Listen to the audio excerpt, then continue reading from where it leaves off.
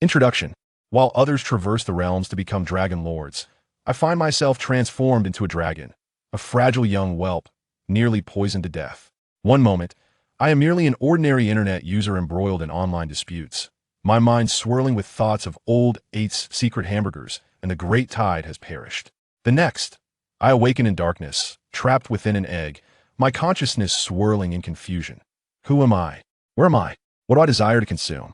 As I break free from my shell, I emerge as the first newborn dragon of the Targaryen dynasty in a century, regarded by the king as the last hope for the revival of his family. I possess a system, yet I cannot level up. I can sign in, but merely to acquire a breath of magical air to prolong my existence. This world has long ceased to be a sanctuary for dragons, and I am the sole aberration surviving through the system. Initially, I yearned for a life of ease, only to discover that the meat I craved was tainted. Alas, I was poisoned by the servants of my own father just after my birth. I cannot endure another moment in this wretched court. The instant I spread my wings and soared away from the Red Keep, it became clear to me that in this world, where magic has withered and human hearts are colder than dragon fire, I do not wish to be the child of destiny. I simply desire to live and breathe freely. Chapter 1. Birth. He sensed an eerie silence enveloping him, trapped within an unknown entity. He yearned for thought, and though he could think, the effort was exhausting. His consciousness felt shackled, as if bound by iron chains. He sought something within his mind, yet what purpose did that thing serve? Did it truly exist within his consciousness? Uncertain, his mind remained in disarray, with at least half of it choosing to surrender, sinking into eternal silence. Please, watch my life with me, my go. Stir it up, stir it up. You have brought about the demise of the great tide. I merely joined you in this game. No, not these thoughts. Old Eight's secret hamburgers. Tribute is a sophisticated form of alliance. You are a dragon, more dragon than I. None of these were right, wait. Dragon? Yes, a dragon. In a storeroom of the Red Keep in King's Landing, a pure white hatchling struggled to emerge from its egg with a piercing cry. King Aegon III, devoid of dragons, had witnessed the decline of the Targaryen legacy upon ascending the Iron Throne. The dragons, whether those that survived the Dance of Dragons or those born thereafter, all perished at ages they should not have. The last dragon of the Targaryens was a misshapen, frail creature that died in the year 153 AC. Following the extinction of dragons, Aegon sought tirelessly for a means to resurrect them, but to no avail. He met countless individuals claiming the ability to awaken dragons from their eggs, but each was proven either mad or deceitful. Yet today, it seemed the seven were truly moved by Aegon's persistence and effort. Your Grace, I can hardly believe my eyes. I genuinely thought I would never see a dragon again. Aegon gazed intently at the hatchling before him, as if nothing else could occupy his thoughts. By the seven, Your Majesty, I suggest you promptly announce to the seven kingdoms that the blood of Targaryen still courses through our veins to instill fear in the hearts of the treacherous. The king's guard beside Aegon, clad in white, felt the same excitement, yet his training as a royal guard restrained his exuberance. No rush, no rush. Let him grow a bit more before we speak of it, Aegon replied, carefully observing the young dragon. The servants of the Red Keep had already fed the newborn meat from lamb and chicken, and now the hatchling curled up in slumber. Seeing the hatchling so robust, a stark contrast to the frailty of the last dragon, Aegon sighed in relief. Straightening his posture, he reclaimed the dignity of a king and quietly addressed the king's guard beside him.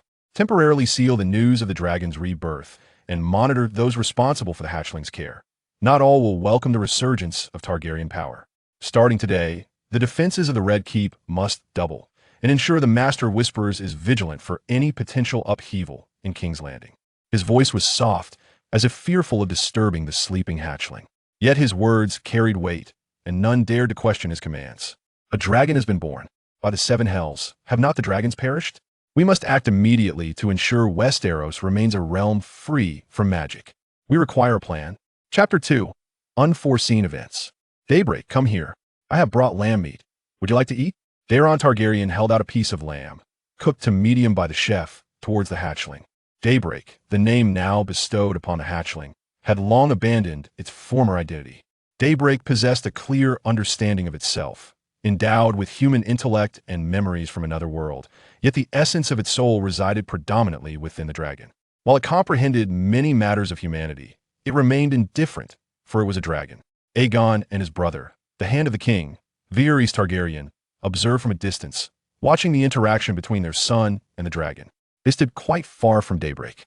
Daybreak appears to be in excellent health, yet perhaps too robust, Aegon III remarked, his tone somber and cold, a stark contrast to his initial reaction upon witnessing Daybreak. Its growth rate far exceeds that of any dragon we have previously encountered. Look at its current form. Who could guess it has been less than a month since its birth? Your Grace, it is said that the Black Dread grew at 10 times the rate of other dragons in its first year. Viserys interjected, his voice urgent, as if defending Daybreak. Viserys understood the internal conflict his brother faced. During the Dance of Dragons, Aegon had witnessed their mother, Rhaenyra, consumed by the great dragon, leaving him with a lingering fear and resentment towards dragons. Nevertheless, the Targaryens were a house of dragons, their lineage forever intertwined with the beasts. As king of the Iron Throne, Aegon had to ensure that the Targaryen bloodline continued to dance with dragons. With this in mind, Viserys added reassuringly, Daybreak is gentle and amiable. It is the most good-natured dragon I have ever encountered. Aegon did not contradict his brother's words, but continued to observe the hatchling from a distance. His other son, Baelor, stood nearby, appearing somewhat shy, merely gazing at the dragon without taking any further action. Lest apart, Viserys, we have yet to complete today's state matters, Aegon said, turning away from his brother. The internal conflict within him remained unresolved. Yet regardless, his son's affinity with dragons was a positive sign for the family. Daybreak lay languidly by a fountain in the garden, gazing at the translucent text before him. Name, Daybreak. Personality, gluttonous, cautious, affable. Traits, child of destiny, moderate health enhancement, growth rate x10 in the first year. Skills, none. Daybreak quickly diverted its gaze, for the system panel held little of interest, seemingly limited to displaying its attributes without further functionality. What truly concerned Daybreak was another aspect of the system. It attempted to take a deep breath, but the sensation of suffocation did not relent. The dragon is a mystical being, composed not merely of flesh and blood, but also of essential elements such as ether and mana. Yet, the suffocating sensation of the day constantly reminds it of an unyielding truth. The air it breathes is devoid of these vital substances. This is the true reason for the dragon's decline. This world has become inhospitable for its kind. Nevertheless, the day endures, at least for now, thriving with the aid of the system it possesses. Energy points acquired, daily sign-in 1. Energy points expended, daily magic subscription 1. Within the system's marketplace, the day can procure the necessary magic through daily sign-ins, although it remains uncertain if there are alternative means to acquire these energy points apart from this routine. The day chose to dismiss such trivial thoughts and rose from beside the fountain, having caught the scent of fresh meat. The previous feeding game with the 2 juvenile humans had merely served as a midday snack. It was now in a growth phase and would not be easily satiated. With an air of leisurely confidence, the day approached a servant wheeling a cart laden with a bounty of fresh meat.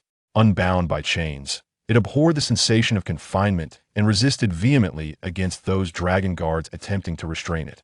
The guards found themselves powerless until the king intervened, commanding that the day be allowed to roam freely within the courtyard of the Red Keep. The king feared that binding would adversely affect the young dragon's health, noting that dragons raised in the natural caverns of Dragonstone and wild dragons were far healthier and sturdier than those confined within the dragon pit of King's Landing. The day voraciously devoured the portioned lamb, but soon felt an unsettling reaction. A physiological response urged it to retch, and the system panel updated. Status update, poison mild. What on earth? Is there poison in the meat? Someone is attempting to harm me. This place is no longer safe. I had thought it was a place of luxury, yet they dare to poison me. In a frenzy, the day expelled everything it had ingested and, with a flap of its wings, soared out of the pale red castle. Chapter 3. The Turn of Events, Part 2. King Aegon III sat impassively upon the Iron Throne, his countenance frigid, devoid of movement. Yet his cold gaze fixated upon the lords gathered below. Those familiar with him understood the gravity of the moment. He was incensed, furiously so. The wrath of the awakened dragon could only be quelled by blood and slaughter. Aegon's eyes swept over his council, ultimately resting on the Minister of Justice. Upon sensing the king's scrutiny, the Minister of Justice steeled himself and hastily responded. After the dragon departed the Red Keep, Sir Renard Dreshkin, the captain of the King's Guard, and I swiftly secured the fortress, prohibiting any ingress or egress. According to the scholar's analysis, the food provided to Sunfire was laced with deadly poison. We interrogated everyone present in the courtyard at that time and uncovered several clues and pieces of evidence, though further verification is required. We have tentatively identified a few suspects, some of whom have connections to the Green Party, the former Regent Council, and even the Church and the Citadel. Thanks to the Minister of Justice's initiative, the King's counselors, including his brother, Ser Viserys Targaryen, the current hand of the king, reported their findings regarding the incident to King Aegon III. While a wealth of information had emerged, the valuable insights were limited, and some were even contradictory.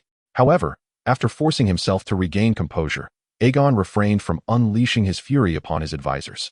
Fully aware that uncovering this much in less than a day was already a feat, Your Majesty, time is on our side. Since the rebels have revealed themselves, we will eventually ensnare them all. Yet, we must exercise patience and caution to avoid a repeat of the tragedy that befell Count Sidiros Loent. Sir Renard Dreshkin, the captain of the King's Guard, advised the king. The tragedy of Count Sidiros Loent occurred during Aegon III's regency, involving a coup in which the then Prime Minister was imprisoned on charges of treason and ultimately tortured to the brink of madness. Had it not been for Viserys' timely intervention in detecting his unusual behavior, the conspirators' plot might have succeeded. The king on the Iron Throne remained silent for a moment before responding. Thank you for your counsel, sir. However, since it will take time to unearth the venomous serpent lurking in the shadows, let us turn our attention to a more pressing matter: how we shall address the situation concerning Sunfire. According to my spies, a significant portion of the populace in King's Landing claims to have witnessed the young dragon flying south from the Red Keep. The Master of Whispers interjected. Those common folk hardly have the leisure to gaze at the sky all day. Such rumors are likely mere drunken boasts and idle chatter from taverns. The Minister of Finance countered. Indeed, my lord. Yet, it is undeniable that news of the dragon's departure from the Red Keep has become common knowledge, and I suspect many are growing restless. The Master of Whispers continued. Father, allow me to retrieve Sunfire. I am certain I can succeed. The dragon is fond of me. It has tasted the meat I personally fed it. Before the king and his council could reach a conclusion, the grand doors of the throne room swung open, and Prince Daemon Targaryen strode purposefully towards the Iron Throne, addressing his father. I have heard that Sunfire has fled to the southern woods. I wish to lead a party to retrieve it. Nonsense. Sunfire was once amiable, but who can say how its temperament may have changed since the poisoning? Though it is scarcely a month old, its current size could easily prove lethal to you. When I was 10, I tamed Vhagar, the oldest and most fearsome dragon in existence. Now at 14, I assure you, Sunfire's size pales in comparison to Vhagar's maw. Daemon sought to persuade his father. You have set a poor example for yourself, Daemon. At the mention of Aemon's name, King Aegon III's expression darkened further. Aemon had lost an eye to the dragons. He was a kinslayer who perished at the age of 20 by the shores of the God's Eye. Forgive me, father. I invoke this example solely to illustrate my capability to bring Sunfire back. It is the only dragon left, and the Targaryens cannot afford to lose it. Daemon bowed in apology, but remained resolute in his conviction. Aegon gazed at his son, who met his father's gaze with determination and confidence. He has truly grown. Aegon thought to himself, I shall dispatch the King's Guard and my personal guards to accompany you, but I command you to remain within their protection. After a prolonged silence, the king finally consented to the prince's venture and waved his hand, signaling for others to depart, leaving only Viserys behind. Brother, is there something amiss? Viserys softly inquired once the throne room had cleared. Have the dragon eggs shown any signs of life since Sunfire's hatching? Aegon had ordered the previously reclaimed dragon eggs to be redistributed among the Targaryen family, hoping for more dragons to be born. There has been no movement, Daemon replied. His interest in the eggs limited as he yearned to become Sunfire's rider. Baelor devoted considerable time each day praying over the eggs. Cough, cough. Aegon's vigorous coughing interrupted Viserys' words, prompting him to instinctively approach his brother to check on his condition. Do not come near me, Aegon sternly admonished. It is tuberculosis. What do the maesters say? They claim they will do their utmost to treat it, yet they also mention that tuberculosis is difficult to cure, and they can only hope for the best. Sunfire had temporarily taken refuge in a secluded part of the southern woods near the castle where it once resided as a human. In its previous life, it could not discern the cardinal directions, yet now, as a dragon, it instinctively recognized north and south, suggesting that dragons may possess organs akin to migratory birds for navigation. Sunfire decided to settle in this forest for the time being, as the food appeared plentiful. It had just feasted on a wild boar as its main course. The wild boar, upon discovering him, did not immediately choose to flee. likely driven by the instinct to protect its litter of young. However, the disparity between the wild boar and the dragon is not something that courage or maternal love can bridge. Unsurprisingly, the creature was charred to a near-cooked state by Daylight's dragon fire, and its offspring were reduced to mere snacks for Daylight. He sought refuge in a relatively concealed cave, intending to rest for the night, with the matters of the morrow to be contemplated at dawn. Have you heard? A dragon has flown out from the Red Keep over King's Landing. Many have witnessed it. I was already aware, having gleaned from a traveling merchant from Storm's End that the dragon ultimately soared into the Kingswood. My dear brother, I believe we can take a gamble. Brother, what are you saying? I don't understand. We shall tame a dragon, do you not remember? Just look at our silver hair. We are of the bloodline of Aegon II, as Mother has often reminded us. But no buts.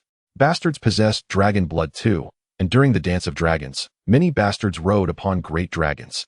Do you wish to languish in this flea-ridden den for the rest of your days, merely waiting to die? Chapter 4. 3 parties. It has been several days since Daylight settled in this forest, and during these days, he has lived quite leisurely, indulging in food and slumber at will. No prey could withstand a creature that flies, possesses fangs and claws, and can breathe fire. Daylight has grown too weary to count the number of stags, wild boars, and coyotes that have succumbed to his appetite.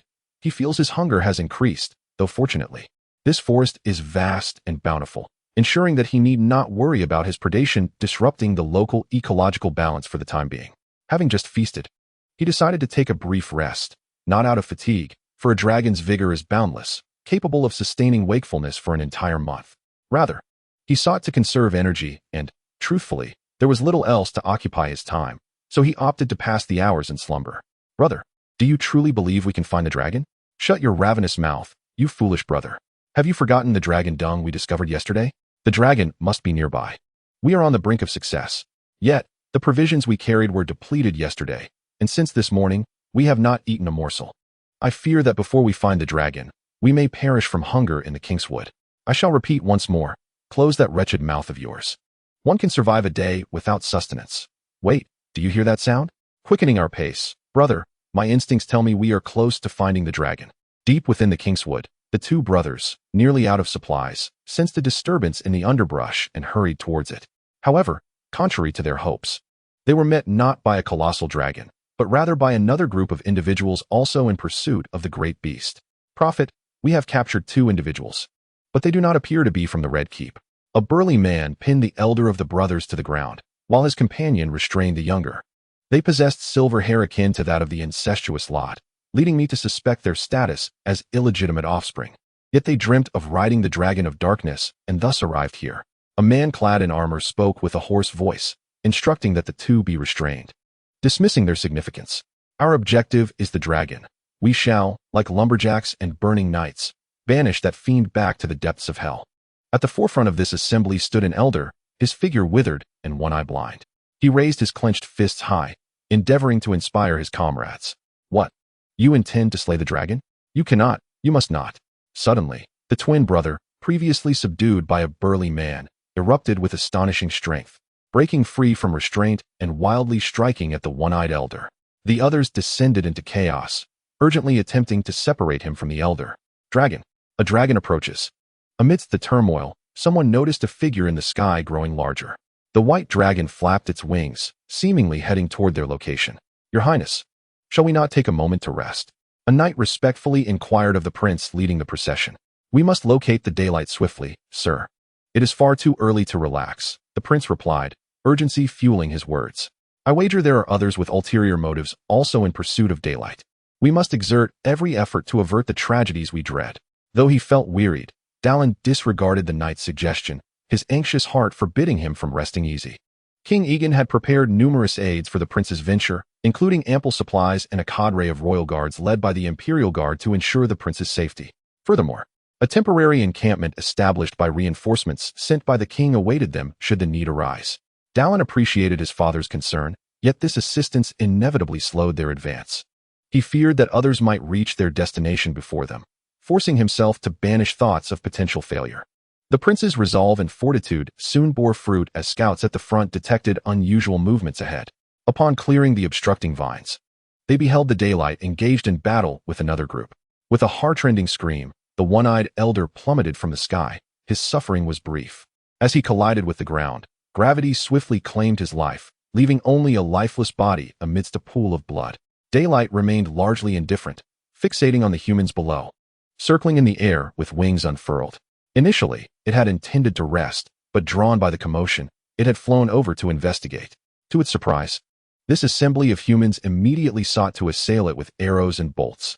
Though devoid of malice towards humanity, Daylight was not one to refrain from retaliating against foes, especially when these intruders reminded it of the poisonous offerings from before. A band of miscreants seeks to harm me, Daylight quickly concluded. If they were foes, then since it had arrived, it might as well leave its life behind as well. The clash between dragon and man was not particularly fierce, at least not from Daylight's perspective. He is not a fool, nor does he engage in a futile struggle with those on the ground. Instead, he utilizes his aerial advantage, soaring above as he breathes fire upon the earth below. From time to time, he seizes individuals of apparent significance, lifting them into the air before casting them down. The people below frantically launch arrows and hurl weapons at him, but such assaults scarcely inflict harm. He merely needs to exercise caution in protecting his vital areas. Admittedly, this cautious approach to combat yields a low efficiency in slaying foes, yet he remains unhurried, for the initiative of the battle lies entirely with him. Even if those wretches sought to flee, he could easily pursue them, and should he desire to disengage, he could take flight at any moment. However, the dynamics of the battlefield swiftly altered as another group, evidently better equipped, entered the fray. Damn it, someone is attacking Daybreak. We must assist him. Prince Dallin called to the guards beside him. Your Highness, Daybreak appears to hold the advantage, one guard cautioned, attempting to dissuade the prince from his reckless venture. Better to risk 1,000 than to face the one chance of failure. Dragons have fallen to mobs and stray arrows before, Dallin retorted, dismissing the guard as counsel. Moreover, this may present a splendid opportunity to extend our goodwill toward Daybreak. We must prove our intentions are sincere, especially after he was poisoned. With that, Dallin unsheathed his sword, commanding the troops to advance. The prince's gambit bore little peril. The dragon hunters had already been battered into near despair by the dragon's onslaught, and their weaponry was far inferior to that of the prince's forces. The only remaining combatant, a warrior clad in armor, charged at the prince, attempting to turn the tide. Yet, the white-robed imperial guard beside the prince would not allow such a thing to transpire. The swords clashed. Yet the armored warrior's skill paled in comparison to that of the white-robed knight, who, seizing the opportunity in the third round of their duel, pierced the warrior's throat with a single thrust. The battle concluded swiftly, with the surviving dragon hunters subdued by the prince's men. Dallin sheathed his sword and gazed up at the white dragon still circling above. Daybreak, too, regarded the young human before him. He recognized him, not long ago. Within the castle where he resided, there were several white-haired humans with particularly pleasant scents, and this one was his favorite to interact with. Daybreak did not harbor a dislike for that place, provided they did not attempt to chain him. Yet, it was unavoidable, as someone had poisoned him there. Daybreak, I bear no malice. The entire Targaryen family harbors no ill will toward you, the prince called out to the white dragon in High Valyrian, a language believed to stem from the roars of dragons, thus comprehensible to them. We shall uncover those who sought to harm you and deliver justice on your behalf. Trust me, allow me to be your companion, and let us soar together through the skies. Daybreak descended onto the grass before Dallin, understanding the essence of the human's words. His instincts informed him that dragons could forge a magical bond with certain humans, yet he hesitated, for his instincts also warned him that such a connection was not to be taken lightly. As the day lingered, a notification regarding a rider application emerged before Baijo's eyes, interrupting his moment of hesitation. It was crucial to note that qualified riders could provide the host with a daily influx of energy points, while unqualified riders would impose additional daily energy point expenditures. Is that so? It appears that selecting a rider indeed requires careful consideration. I only accumulate a meager amount of energy points through daily check-ins, which I must use to procure magical resources. Should I choose an unfit rider, I might very well suffocate from a lack of magic. With such thoughts, Baijo continued to peruse the subsequent details of the system. Applicant, Daeron Targaryen rider qualification. Excellent, then it is settled. You shall be the one. Having made up his mind, Baijo approached Daeron, gently resting his head against Daeron's chest and allowing the latter's hand to caress him. Observing Baijo's display of friendliness, Daeron was overcome with joy, realizing that Baijo had acknowledged his abilities. He had succeeded. A voice, frenzied and desperate, cried out, "The dragon came because of me. I should be the one to ride it." However, this proclamation was swiftly silenced by a guard who covered the speaker's mouth with a cloth. Chapter 5. A Father's Love, Your Highness. We have conducted a preliminary interrogation of the captured prisoners. Most of them are merely the so-called prophets inciting the rabble to slay dragons, yet a few remain tight-lipped. The royal guard reported to Prince Daeron. Having regained his composure from the exhilaration of Baijo's endorsement, Daeron attentively listened to the post-battle report. Additionally, we have apprehended 2 individuals claiming to be the bastards of Aegon II, who attempted to tame Baijo. The elder has spouted a great deal of nonsensical and offensive remarks, which I am reluctant to repeat. The royal guard glanced at the pair of bastards. The elder's mouth was still stuffed with a rag, while the younger one sat in silence, his face ashen. Do not concern yourself with the delusions of those dishonorable bastards. Take them back to King's Landing for the legal minister to handle. As for the audacious rabble, ensure they are kept under strict surveillance and escorted back for discussion with my father and the small council. I am deeply suspicious that these individuals are linked to the previous poisoning incident. We may extract valuable intelligence from them. After considering the royal guard's report, Daeron made his decision. The prince's retinue swiftly tidied the battlefield, escorting the prisoners back to the temporary camp to rest before returning to King's Landing. However, just as Daeron had taken a sip of hot soup and prepared to sit down for a moment of respite, the sound of urgent hooves reverberated nearby. A mounted messenger arrived at the camp, breathless and eager. Is there news from King's Landing? Daeron inquired, rising immediately as the messenger dismounted. The messenger hesitated, casting a glance at the numerous guards surrounding the prince. Understanding the unspoken request, Daeron waved his hand, signaling for all but the royal guard to disperse. Once the crowd had retreated, he turned his attention back to the now breathless messenger. A grave incident has transpired at the Red Keep. The particulars I cannot disclose, but a letter has been pinned to you by the hand of the king, which will elucidate matters upon your perusal. As he spoke, the messenger produced a letter from within his garments and presented it to Daeron. Hastily, Daeron tore open the envelope, and as he absorbed the contents, the earlier joy and relaxation he experienced from successfully reclaiming the daylight were swiftly overshadowed by a wave of concern. My lord, summon everyone at once. We must return to King's Landing without delay, he instructed the king's guard at his side. Meanwhile, King Aegon III lay feebly upon his bed, attended only by the necessary care of scholars and servants, as he sought to avoid the risk of his tuberculosis infecting others. The Grand Maester, Orveth, had exhausted all remedies, and the herbal concoctions offered little solace for Aegon's affliction. He was administered a dose of poppy milk, which provided some relief. Yet his lungs continued to rack him with coughs. The king, having assessed his own health, had come to the despairing realization that his time was fleeting. Nevertheless, the weight of his responsibilities sustained him. He could not succumb yet, as he remained deeply troubled about the fate of his eldest son, Daeron Targaryen, the heir to the throne. How was Daeron faring amidst the king's guard? Was he in peril? And what of the daylight? Could the sole surviving dragon of House Targaryen truly be reclaimed by his son, or would it, like the grayscale, become a wild beast? He yearned for answers, and his brother, Viserys, had already dispatched a messenger to summon Daeron home. Aegon prayed to the Seven for a little more time, to bid his son a final farewell. Daeron was his most cherished child. Baelor and Rhaenyra were devout in their faith, while Dina and Elena were spirited and willful. And Aegon believed they could fend for themselves. Yet Daeron was different. He was brave, resolute, and unafraid of danger. Such qualities were virtues in nobles and knights. Yet they posed a double-edged sword for a king. Father, I have returned. The door to the chamber swung open with a crash, interrupting Aegon's musings. His son Daeron had arrived. Do not approach me too closely, Daeron. Be wary of my illness infecting you, Aegon cautioned, halting Daeron's advance. He wished to sound more authoritative, but his frail state rendered his voice weak. Father, you will recover. I bring good news.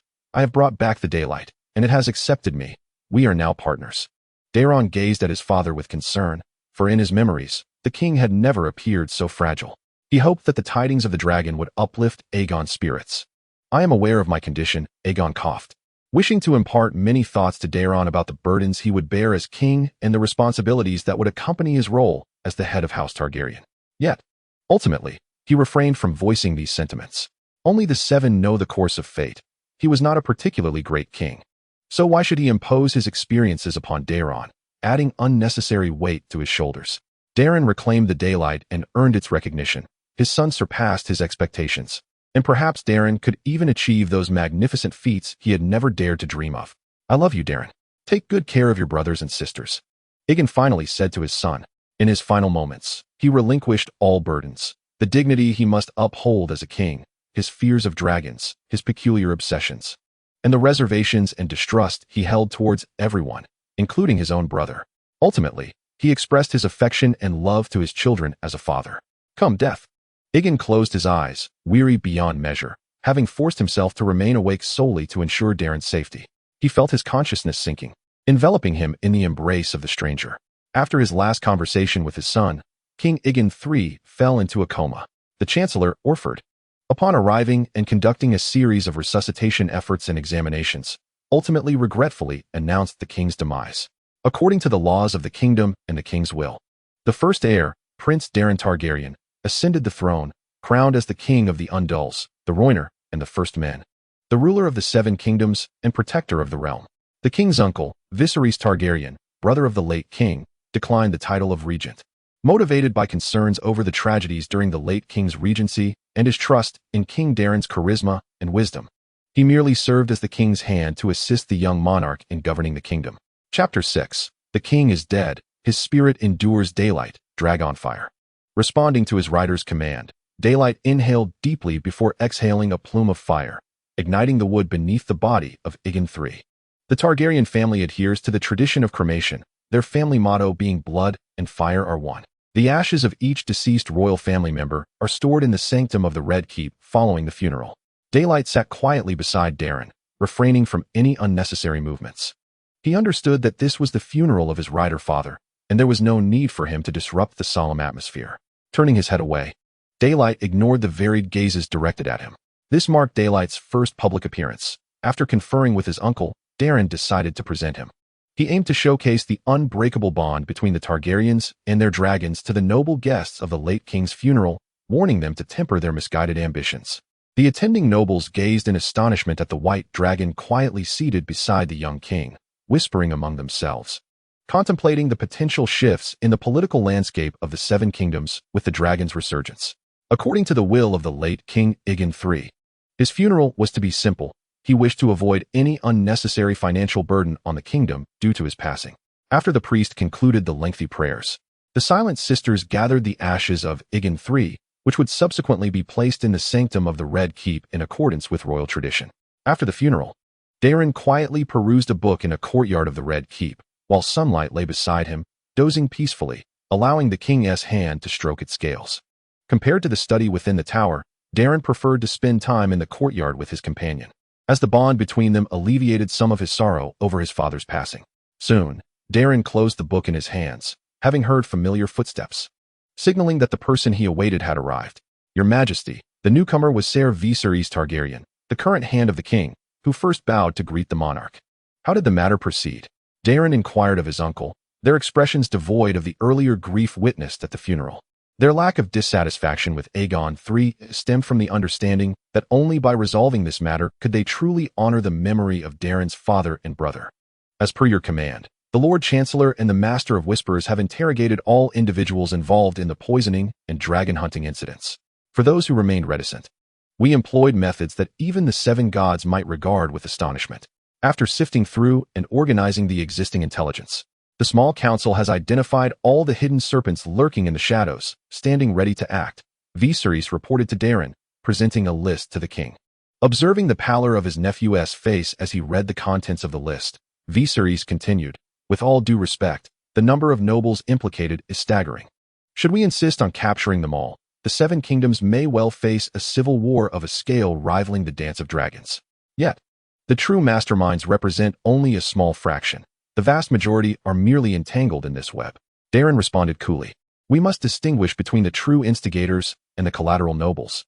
We shall inform those who are merely caught in the fray that, should they sever ties with the kingdom's traitors, the Iron Throne may grant them a pardon for past transgressions.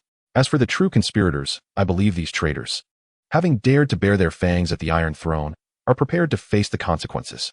The king rose, igniting the list in his hand with a candle from the courtyard, declaring, the nobles of the Seven Kingdoms may have forgotten the repercussions of awakening the wrath of the Targaryen dragons, but that is of little concern. I shall remind them. Upon hearing the king's resolution, Viserys turned to depart, uttering no further words, as he acknowledged the king's approach to the traitors. Now, he needed to prepare for the ensuing events. Sunlight had already risen from the ground. Sensing the determination of its companion, and unleashed a plume of fire into the sky, illuminating the night to demonstrate its support for Dorne. The following day, countless ravens emerged from the Red Keep, soaring across the Seven Kingdoms to announce the results of the investigation into the conspiracy against the great dragons during the reign of the late king. Accompanied by a list bearing the names of the traitors, the king has rendered his judgment against the traitors, and he shall personally lead a grand army from King's Landing to eradicate those who conspired to harm the dragons. The king has declared that he will accept no surrender nor grant mercy to any traitor. Their only escape lies in self-destruction or death at the hands of the king's soldiers. Simultaneously, the king has warned the nobles who might be implicated by the traitors that he shall not hold them accountable, provided they sever all ties with the traitors. In the ensuing months, the king's forces will capture the strongholds of each traitor one by one, though the traitors contemplated a counterattack. None of the ravens they dispatched to their familial allies returned with a response. Despairing, they resorted to the ostrich-like pretense of isolation, pretending that nothing was amiss until the king's soldiers breached their fortresses and captured them for execution. Count Hightower of Old Town, upon receiving news of the king's unbroken victories, swiftly apprehended several scholars and clergy whose names had been inscribed on the list of traitors. He severed their heads and presented them before the king, dispatching a messenger to articulate House Hightower's unwavering loyalty to the Iron Throne. When the king returned triumphantly to King's Landing, a grand celebration enveloped the realm in joy. However, the daylight appeared less than pleased. This campaign against the traitors had devolved into a mere exhibition of Daeron's extraordinary military prowess, and fearing for his own safety, Daeron relegated Daylight to the role of a morale-boosting mascot, ultimately rendering him ineffective. Nevertheless, Daylight's time was not entirely devoid of gains. He had managed to amass a considerable amount of energy points thanks to a rider deemed exceptional by the system, despite having engaged in no activities. He planned to indulge in the system's marketplace that night, contemplating what treasures he might acquire, as he savored roasted lamb. Chapter 7. Daeron I. Too expensive, exceedingly so. Initially brimming with confidence at the prospect of his substantial wealth, Daylight was swiftly brought back to reality upon glimpsing the prices within the system's marketplace. It was hardly his fault, for anyone would instinctively assume that the daily magical order, prominently featured at a mere 1 energy point, would not be costly. Yet, as Daylight perused the offerings, he realized the extent of his error. Sorting the system's marketplace by ascending prices, he found that the first item remained the magical order at 1 energy point, but the second item soared into the 4-digit range. Daylight attempted to scroll to the bottom of the list, but quickly turned away, unwilling to count the number of zeros in the staggering figures. I apologize. I was too presumptuous just now. However, reflecting on it, if one could accumulate enough energy points for extravagant spending within mere months, then with the dragon's lengthy lifespan, Daylight might deplete the entire inventory of the system's marketplace before even reaching the midpoint of his existence. However, glancing at his current energy points, it seemed barely sufficient to select from the most economical tier. After much deliberation, Baijiu ultimately acquired a skill known as Guardian Rider. Guardian Rider reduces the risk of death and injury for the rider. Of course, reality cannot emulate the mechanics of a game, where one is granted an instantaneous boost in evasion attributes, rendering an opponent's point-blank shotgun shot futile. The true essence of this skill lies in enhancing Baijiu's awareness of the potential dangers his rider might encounter, particularly when their proximity is sufficiently close. Look at how considerate I am, fearing that you might suddenly perish. You must live long and prosper, and reward me generously with energy points, enabling me to attain the freedom of energy points at the earliest opportunity. Baijiu cast a glance at Dailuan, who was still toasting the soldiers at the victory banquet, leaving the latter somewhat perplexed, mistakenly believing Baijiu was dissatisfied with the aroma of roasted lamb. A week after the banquet, King Dailuan convened a routine meeting in the throne room with his counselors. Once the meeting concluded, the king dismissed the other ministers, retaining the prime minister for a private discussion. Your Majesty, may I inquire what matters weigh on your mind? Viserys asked Dailuan, puzzled.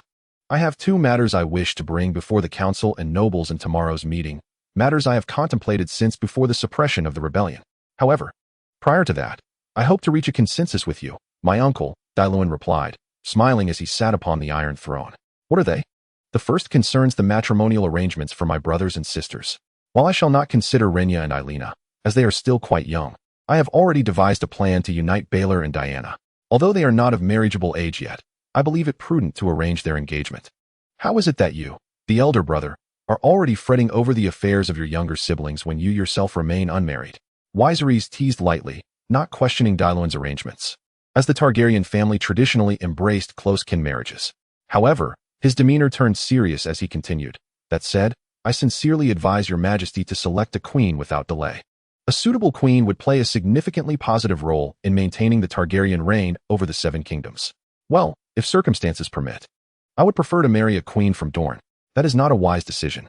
Although your title includes that of the King of the Rhoynar, Dorne is, in fact, not under the Iron Throne's dominion. The royal family marrying a foreign bride could encounter numerous complications. Laerylar is a prime example. I do not lament my marriage. I love my wife dearly, but the reality remains, and Laerylar is not even a queen. I am well aware of these challenges. Marrying a foreign wife as queen indeed poses many difficulties. Dailuan remained unfazed by Viserys' objections. But what if, hypothetically, Dorne were to be integrated into the Iron Throne's rule? This is not a matter to be taken lightly, your majesty. I sincerely hope that you have not been intoxicated by previous victories and the might of dragons. The hand of the king spoke gravely, reminding us that Dorne is not merely a collection of isolated rebels. It is an independent kingdom that has stood against the Iron Throne for centuries at the southernmost edge of Westeros. Even the conqueror Aegon, with his 3 mighty dragons, could not subjugate Dorne. His sister, one of his queens, Rhaenys, along with her dragon Meraxes, met their demise at the hands of the Dornish during the war. As for Sunfire, it has merely grown to the extent that it can barely lift you into the air. I do not believe it can be relied upon to conquer Dorne. Noticing his uncle's stern demeanor, Daemon reined in his smile and adopted a similarly serious expression as he explained to Viserys, "Rest assured, my uncle, I have not succumbed to delusions of grandeur. In truth, I do not intend to overly depend on the power of Sunfire. It is still too young, and I would not wish for a tragedy akin to that of Vhagar to befall it. What I truly rely upon is a military strategy, a plan that I discussed with Lord Valerion even during my princely days. We have engaged in numerous war games, and I can confidently assert that the strategy one envision is both practical and viable. With that, what exactly is your majesty's plan? In simple terms, we shall divide our forces into 3 simultaneous assaults. 3 forces? The only viable routes for an army to advance into Dorne are the Prince's Pass and the Boneway. Where do you derive these 3 assaults? Indeed, this is the most brilliant aspect of the entire strategy. The royal fleet will embark from the sea, aiming to capture Sunspear, and thereafter, march up the Greenblood River to sever the Dornish east-west connections. The kingdom has just emerged from quelling a rebellion. To immediately ignite a new war cannot be deemed wise. Moreover, regarding your plan, I believe there are numerous details that warrant further discussion. Of course, my dear uncle. Daemon once again flashed a smile at Viserys. There is still ample time to deliberate on this matter until one of us persuades the other. On the following day, at a council summoned by the king, Daemon Targaryen I announced his arrangements for the marriages of his brothers and sisters, as well as the plans for the conquest of Dorne. The councillors engaged in vigorous debate regarding the latter topic, but under the insistence of the king and Lord Valerion. Along with the silence of the hand of the king, who neither supported nor opposed, the councillors ultimately chose to acquiesce to the king's will. Chapter 8. The Conquest of Dorne. So, the Iron Throne has officially declared war upon us, has it? In the courtyard of Sunspear, Prince Marwyn Martell inquired of the gathered advisors and nobles before him. He then patted his heir, Princess Myrria, who had been playfully seated on his lap, signaling her to rise. The princess stuck her tongue out at her father before following her attending maid to play elsewhere in the gardens. Dorne possesses unique traditions distinct from other regions of Westeros, having integrated numerous customs of the Rhoynar, designating their supreme ruler as a prince, and adopting a system of equal inheritance for both genders. Indeed, our scouts have reported that the armies of the Stormlands and the Reach have begun to gather at Prince's Pass. I believe we should immediately dispatch ravens to ensure that all the nobles of Dorne are prepared for war, one of the advisors said with concern. Our focus cannot be solely on Prince's Pass. The security of the Stone Road is equally paramount. We must alert the Earl of White Harbor and the Earl of Ironwood to remain vigilant, lest the enemy employ a ruse to strike while our forces are concentrated at Prince's Pass. Another advisor aptly reminded. And what of the dragons? Should we be wary of their presence? I have heard that a dragon appeared at the funeral of Aegon III not long ago. The Targaryen dragons are not as extinct as we previously believed, the Earl of God's Grace remarked anxiously. Having come to pay homage to his liege lord, and thus joining the discourse concerning the war against the Iron Throne. Do not fret. I have already sent scouts to investigate, and that dragon should not be long hatched. Its current size is barely sufficient for a person to ride. Far from being deemed a great dragon, Prince Maelon stated calmly. Indeed, the people of Dorne have never feared those flying fire lizards. Even in the past, Aegon, with his 3 dragons, could not compel our submission. Barely grown enough for a person to ride. That would mean it is at most the size of Malay's head. Even Malays could be slain by our Dornish warriors, let alone such a small creature? Perhaps we shall see the rise of another dragon-slaying hero from Dorne. Let us hope that this champion does not lament that the dragon's size is too diminutive to present a challenge. Hold on a moment, everyone. Prince Maelon gestured to conclude the jesting about the dragon. Let us not dwell on that creature. Our foremost task is to determine how many troops to send to confront the forces of the Iron Throne at Prince's Pass, while retaining sufficient strength on the Stone Road to guard against any potential ambush. My lord, our forces have completed the encirclement of the king's grave, but the Manwoody family refuses to surrender, a guard reported to Leonor Tyrell. Have the men hasten to set up the camp, and additionally dispatch enough scouts to survey the surroundings to prevent a possible night raid, the Duke of the Stormlands commanded. Noting the dimming light outside the tent. My lord, forgive my candor, but I do not understand why Highgarden has mobilized such a considerable number of troops for King's Landing without immediate departure, he expressed after a moment of internal struggle. That is not for you to ponder. The king and I have our deliberations. You have worked all day. Promptly relay the orders to the various commanders, and then take your rest. Leonor interrupted his subordinate's speech, signaling for him to withdraw.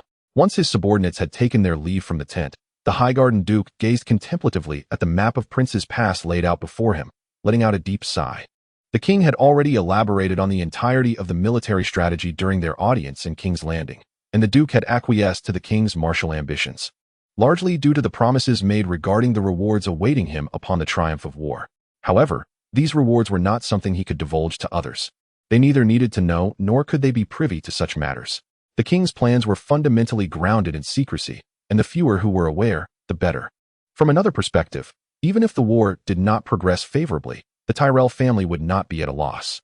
Before Aegon the Conqueror, the Tyrells were merely stewards to the royal gardeners of the Reach, elevated to dukedom under Aegon's direct decree following the obliteration of the Gardner line in the wake of the flames of war. Yet, many of the Reach's nobility were reluctant to submit to Tyrell dominion, even under the duress of Targaryen pressure. They begrudgingly accepted the Tyrells as their liege lords while often flouting commands from Highgarden. Thus, the opportunity for a commanding figure over the armies of the Reach, Stormlands, and Westerlands, one who could wield the Emperor's authority, would undoubtedly enhance the Tyrell family's standing among the nobility. Leonor shook his head, forcing himself to refocus on the map before him. He needed to exert sufficient pressure on Dorne at Prince's Pass, a task assigned to him by the king and one of the prerequisites for ensuring the success of their war plans. Daylight soared through the sky, cloaked by clouds to evade detection, while it meticulously surveyed the towers and sentinels below. The dragon possessed the keen sight of a falcon, capable of discerning its targets even from thousands of meters above. Daeron had long noticed that his companion was far more intelligent than the dragons chronicled in the annals. It could comprehend relatively complex commands and accomplish numerous tasks autonomously, without the need for its rider's guidance. Given that Daylight had previously expressed dissatisfaction regarding its ineffectiveness during the past pacification campaign, Daeron had assigned it this reconnaissance mission. To be honest, it took considerable effort for Daeron to fathom why Daylight had been in low spirits during the celebration feast, and he was astonished by the depth of emotion exhibited by his companion. Once the reconnaissance was complete, Daylight continued to conceal its form, descending into a hidden encampment, the very base from which Daeron would lead an assault on Dorne via the Bone Road. The Crimson Mountains severed Dorne from the rest of Westeros, allowing only 2 routes for the army's passage, one through Prince's Pass and the other along the Bone or Stone Road, the differing names reflecting the respective terminologies of the peoples of the Stormlands and Dorne. Your Majesty, Daylight has returned, called out a sentry as he hurried toward the king's war tent. Chapter 9, The Conquest of Dorne, Part 2. In the open space outside the tent, Daeron stood holding a map of the Bone Road in one hand, while the other deftly maneuvered a quill across its surface, sketching and annotating. Is the watchtower of the Dornish roughly located here? Daeron inquired, as he pointed to a hill on the map, addressing none other than the ever-watchful Daybreak, who stood beside him, scrutinizing the same map. Daybreak emitted a low growl from his throat, a sound that Daeron had come to recognize as an indication of disagreement. Through the nuances of Daybreak's vocalizations, he was able to ascertain meanings, yes or no, agreement or refusal, and it was by this means that he sought to confirm the whereabouts of the Dornish scouting forces. Is it here? Daeron then directed his pen towards a cliff opposite the previously indicated hill. Daybreak let out another growl, albeit with a different tone this time. Dairon circled the cliff on the map, having discerned that Daybreak's last growl conveyed correctness. Over the past few days, Dairon had relied on Daybreak's aerial reconnaissance to avoid the Dornish watchtowers and scouts positioned along the Bone Road. His initial strategy had been to conceal his army's movements along the treacherous paths of the Blood Mountains. However, it now appeared that such subterfuge was no longer necessary. With Daybreak's assistance, the pace of Dairon's advance had significantly accelerated, while also circumventing many potential non-combat losses that had been anticipated in the original plan. As night descended, Dairon's forces stealthily approached the city of Vale, the ancestral home of House Vale, situated along the Bone Road within Dornish territory. The Vale family had long been embroiled in strife and conflict with the nobility of Storm's End, representing a formidable force against the Iron Throne in the region, and a thorn that Dairon needed to remove along his march. Daybreak, I require you to incinerate the ravenry of that castle, ensuring that not a single raven escapes to tell the tale. Dairon instructed Daybreak from the shadows, where the sentinels of the castle could not see. Ravens, unique to Westeros, were employed for the transmission of messages. If they could be eliminated before the castle's guards could dispatch them for aid, Vale would find itself isolated and without support, thereby concealing Dairon's army's movements from the enemy. Once Daybreak signaled his agreement, Dairon gestured for him to take flight and act swiftly. He refrained from mounting Daybreak. Despite the creature's capacity for carrying a passenger, he believed that the added weight could hinder Daybreak's agility in the forthcoming operations, and thus he set aside that notion. Subsequently, Dairon leaned closer to a nearby guard and quietly inquired, "Are the ladders and siege equipment prepared?" "The army is well rested, Your Majesty.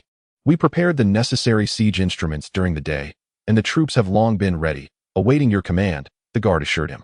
"Very well, inform them immediately.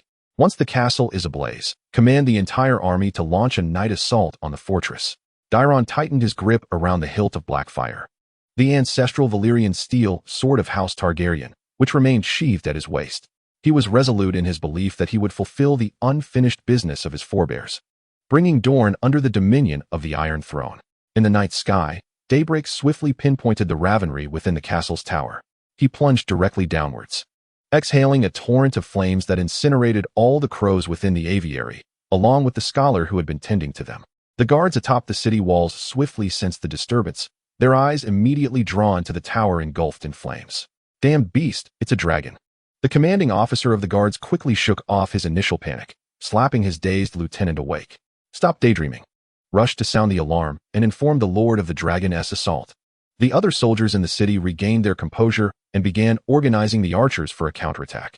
After all, the Dornish possessed extensive experience in confronting dragons, particularly those residing near the Crimson Mountains, often serving as the vanguard against the Iron Throne. Take the current situation in Vale City, for instance. This fortress boasted a comprehensive system of underground passages, designed specifically to allow soldiers to retreat underground and shield themselves from the threat of dragonfire. Sensing the soldiers' movements, the dragon, Daylight, swiftly vacated the tower, adjusting its position in the air to retaliate with its flames. The arrows and bolts wielded by the soldiers were insufficient to penetrate its scales and inflict harm. The true threat lay in the mechanically operated ballistae. However, these ballistae were prohibitively expensive to produce and maintain, and the wealth of House Vale could not support the widespread arming of such weaponry, leaving only a few strategically vital locations equipped with a handful of them. Noticing the nearby ballistae aiming at it, Daylight repositioned itself, unleashing a torrent of fire that obliterated both the ballistae and the soldiers operating them. As the archers realized their arrows posed little threat to the dragon, they turned their attention to the dragon riders atop its back. Based on past experience, slaying the rider would render the dragon difficult to command, diminishing its combat effectiveness. However, these archers soon discovered that there was no rider upon Daylight's back. "By the Seven, this dragon has no rider. Is it a wild dragon?" one of the crossbowmen exclaimed in despair. The tower it had previously incinerated appeared to be the crow's dwelling. "We have no means to call for aid elsewhere." "Wait, did you hear that sound? I think there's movement over there," one soldier suddenly remarked, just as an arrow pierced his throat before he could finish. "An attack.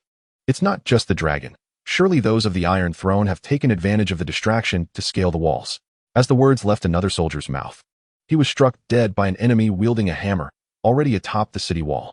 The battle raged on until the dawn of the following day, when the forces led by Daelin effortlessly seized control of Vale City. Daelin's strategy of avoiding watchtowers and scouts ensured that the Dornish were oblivious to his approach. and the sudden night assault caught the unprepared defenders of Vale City off guard, rendering them incapable of mounting an effective defense.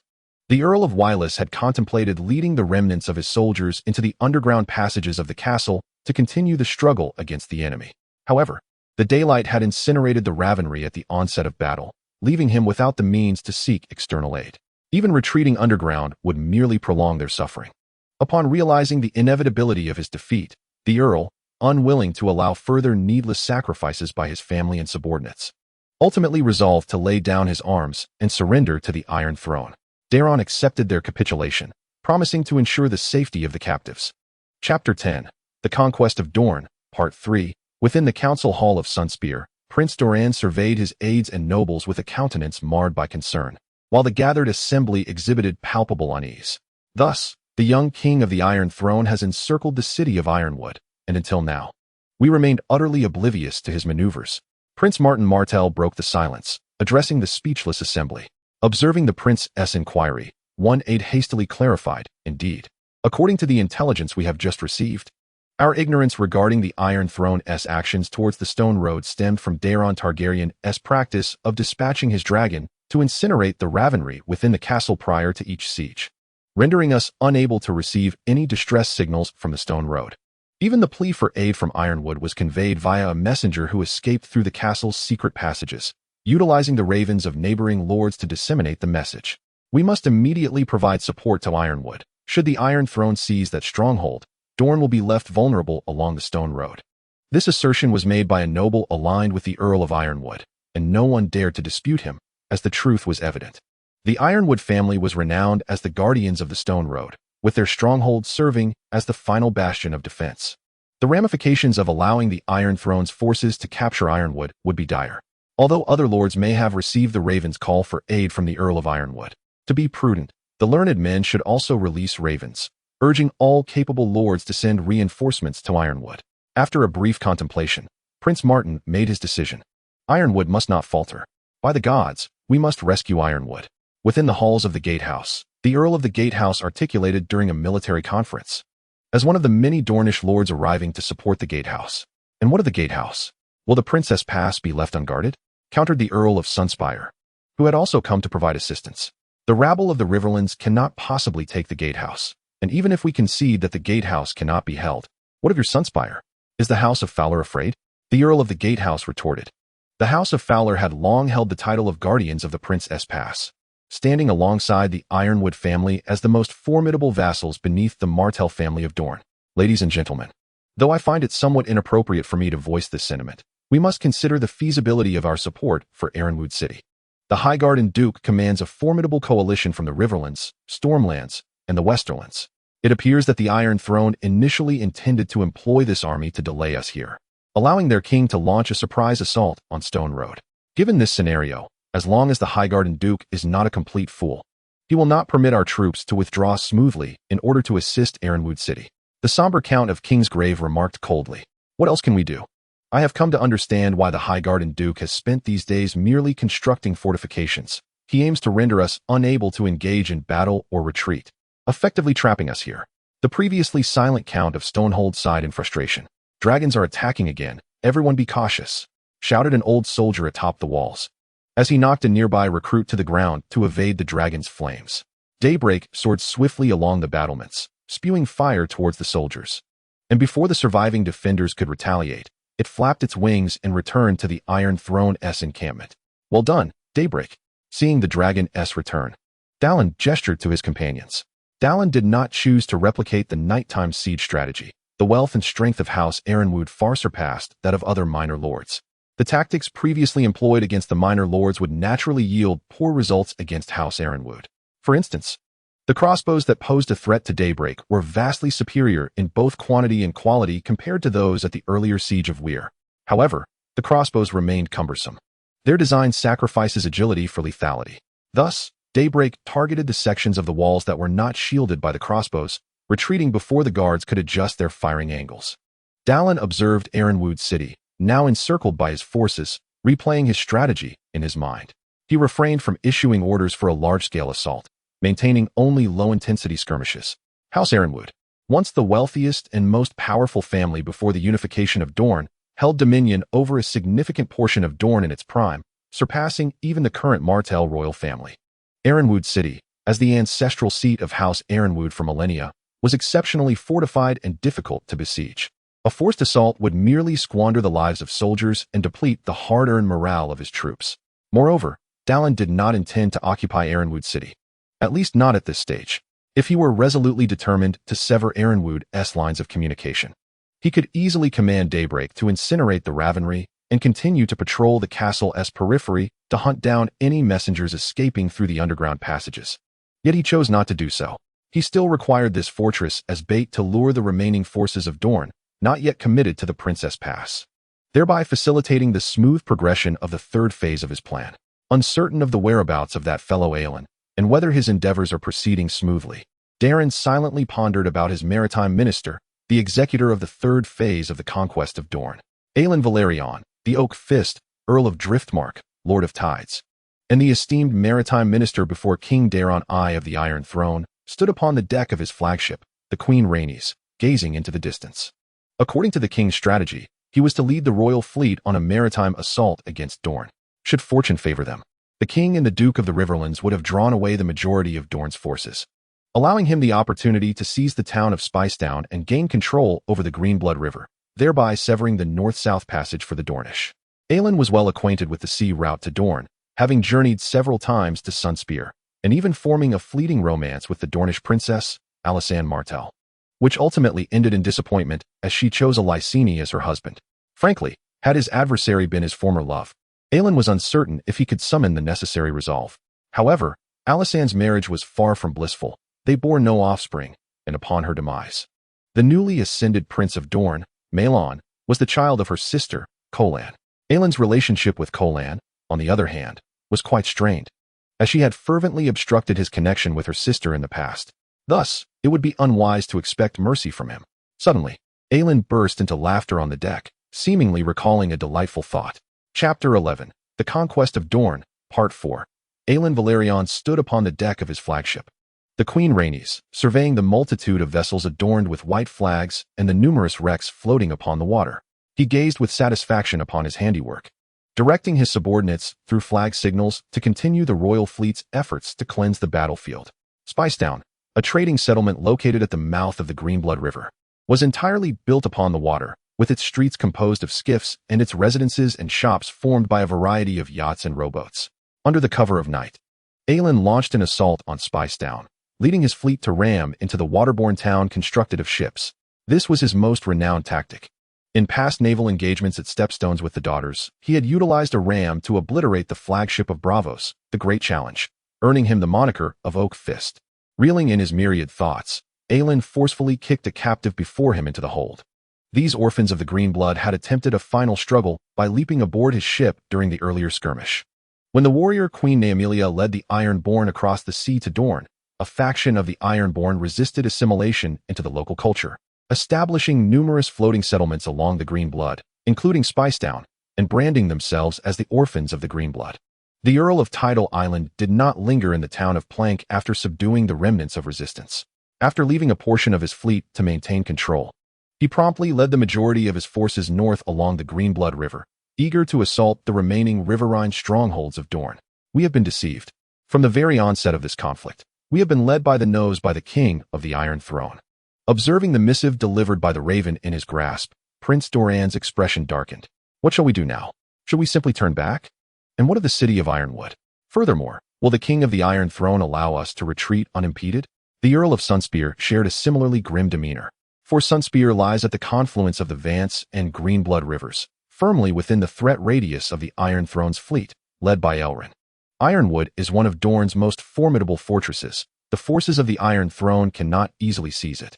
In recent days, King Daeron I has refrained from launching a large-scale siege, opting instead to construct encampments, evidently seeking to replicate the tactics employed at Prince's Pass, aiming to delay us here while his fleet advances north along the Greenblood to capture more territory. The Earl of Vance analyzed the current predicament, acknowledging that his family stronghold, Vance, faces a similar threat from the Iron Throne's armada. If we are truly resolved to abandon Ironwood, withdrawing our troops would not pose a significant challenge, remarked the Earl of Solhill. The terrain of Ironwood is no match for Prince's Pass, The fortifications erected by the Iron Throne cannot entirely obstruct our retreat. However, should we choose to withdraw, it is highly probable that the enemy will temporarily cease their siege of Ironwood and instead pursue our main force relentlessly. Given this, we must engage in a field battle prior to our retreat, temporarily repelling the forces of the Iron Throne. Only then can we retreat with composure. Returning to support the Greenblood River, suggested the Earl of Lemonwood, albeit reluctantly. Yet, this would necessitate relinquishing the defensive advantage of the castle, engaging the Iron Throne in a genuine confrontation beyond its walls. Does anyone have a more advantageous proposal? If so, now is the time to voice it. Prince Malus surveyed the assembly with a keen eye, and upon confirming that no further words would be spoken, declared, "Very well. Then, let us return and rest." Preparing diligently for tomorrow's field battle against the Iron Throne. With a wave of his hand, Prince Malus signaled the conclusion of the meeting, allowing the assembly to disperse. A foreboding sensation gripped him. Every move he had made since the onset of war seemed to have been anticipated by that young king of the Iron Throne. What fate awaited them in the impending battle? He gazed up at the ceiling of the conference room and sighed deeply, yet battle was inevitable on the morrow. For now, he could only place his faith in the fierce sun and spear of Dorne to ultimately triumph over the dragons and armies of the Iron Throne. At noon, standing atop the watchtower, Daeron watched with excitement as Dorne's forces departed from Ironwood. The march appeared slow, with soldiers gripping their spears. Clearly wary of a potential ambush by the Iron Throne's army, he discerned the arrangements of the Dornish at a glance. Setting forth at the zenith of the sun's searing heat, with the army steadfastly facing him, compelling him to make a choice, whether to permit the Dornish forces to depart unimpeded or to engage in a forced field battle under the adverse climatic conditions. The sigil of House Martell, adorned with the sun and spear, represented the two most formidable weapons of the Dornish. Among them, the sun proved to be the more lethal. A sudden thought flickered in Dallin's mind, yet he soon found himself chuckling, for while the Dornish strategy bore no flaw, they remained oblivious to the disparity in their strengths. "Lord Rickon, do you believe the warriors of the north will submit to the scorching sun of Dorne?" Dallin inquired, turning to Rickon Stark, his ally at his side. Rickon Stark, the eldest son of the Warden of the North, had recently arrived with the northern forces to lend support to Dallin. The Dornish had miscalculated Dallin's military might after besieging Illinwood. The Iron Throne's armies from the north, the Riverlands, and the Vale began to converge under Dallin's banner along the King's Road and through the Boneway. The fortifications Dallin had tirelessly constructed were not intended to block the Dornish retreat like the actions of Lionel Tyrell at Princess Pass. Rather, their true purpose was to obscure the number of reinforcements on his side. Until now, he had maintained a low-intensity conflict solely with the troops he commanded, to conceal the actual strength of his forces, thereby enticing the Dornish into a field engagement. "Rest assured, Your Majesty, while I cannot ascertain how many Northerners would prefer to remain in Dorne, as it is rather too warm for those accustomed to the frost and snow, should the Dornish think to rely on the sun to sap the fighting spirit of the Northmen, we shall demonstrate through our actions that such a notion is sheer folly," Rickon declared, thumping his chest with conviction. All right, the battle is about to commence. Quickly, don your armor," Dallin chuckled, patting Rickon on the shoulder, who had stripped to the waist in an attempt to cope with the heat. "At your command, Your Majesty," Rickon replied with a grin, turning to depart the watchtower. He needed to hasten to rouse the northern soldiers who were currently seeking shade, urging those rough-hewn men back into formation. He could hardly wait to witness the expressions on the Dornish faces when confronted by the unexpected valor of the northern warriors. Chapter 12, The Conquest of Dorne, End. Within Sunspear, Prince Marina Martell gazed bitterly at the young king of the Iron Throne before him, while Dallin, seated upon the throne in the hall, regarded Marina in kind. The royal hall of Sunspear featured two nearly identical thrones atop a dais. One bore the golden spear emblem of House Martell, while the other displayed the sunburst of House Loyner. Dallin occupied the throne emblazoned with the Loyner sigil, a place that had recently belonged solely to him, while the dragon named Daybreak coiled at the foot of the Iron Throne, casting a malevolent gaze upon him. He reflected on every decision he had made since the onset of the war, pondering where he had erred. Was it the order to amass troops at Prince's Pass to confront the Duke of Riverbend's forces? Or was it the swift mobilization to rescue the besieged city of Elanwood? Perhaps it was the ill-fated skirmish following the assault on the Greenblood River, which was intended to facilitate the retreat of his beleaguered army.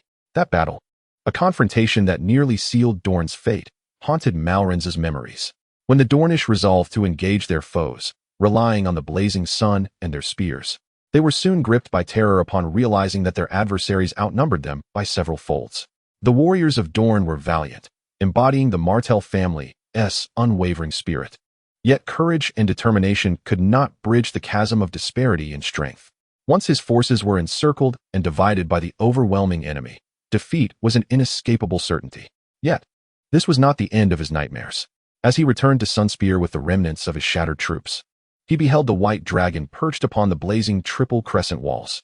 These walls, which encircled Sunspear, twisted and turned in such a way that even the mightiest of foes could lose their way.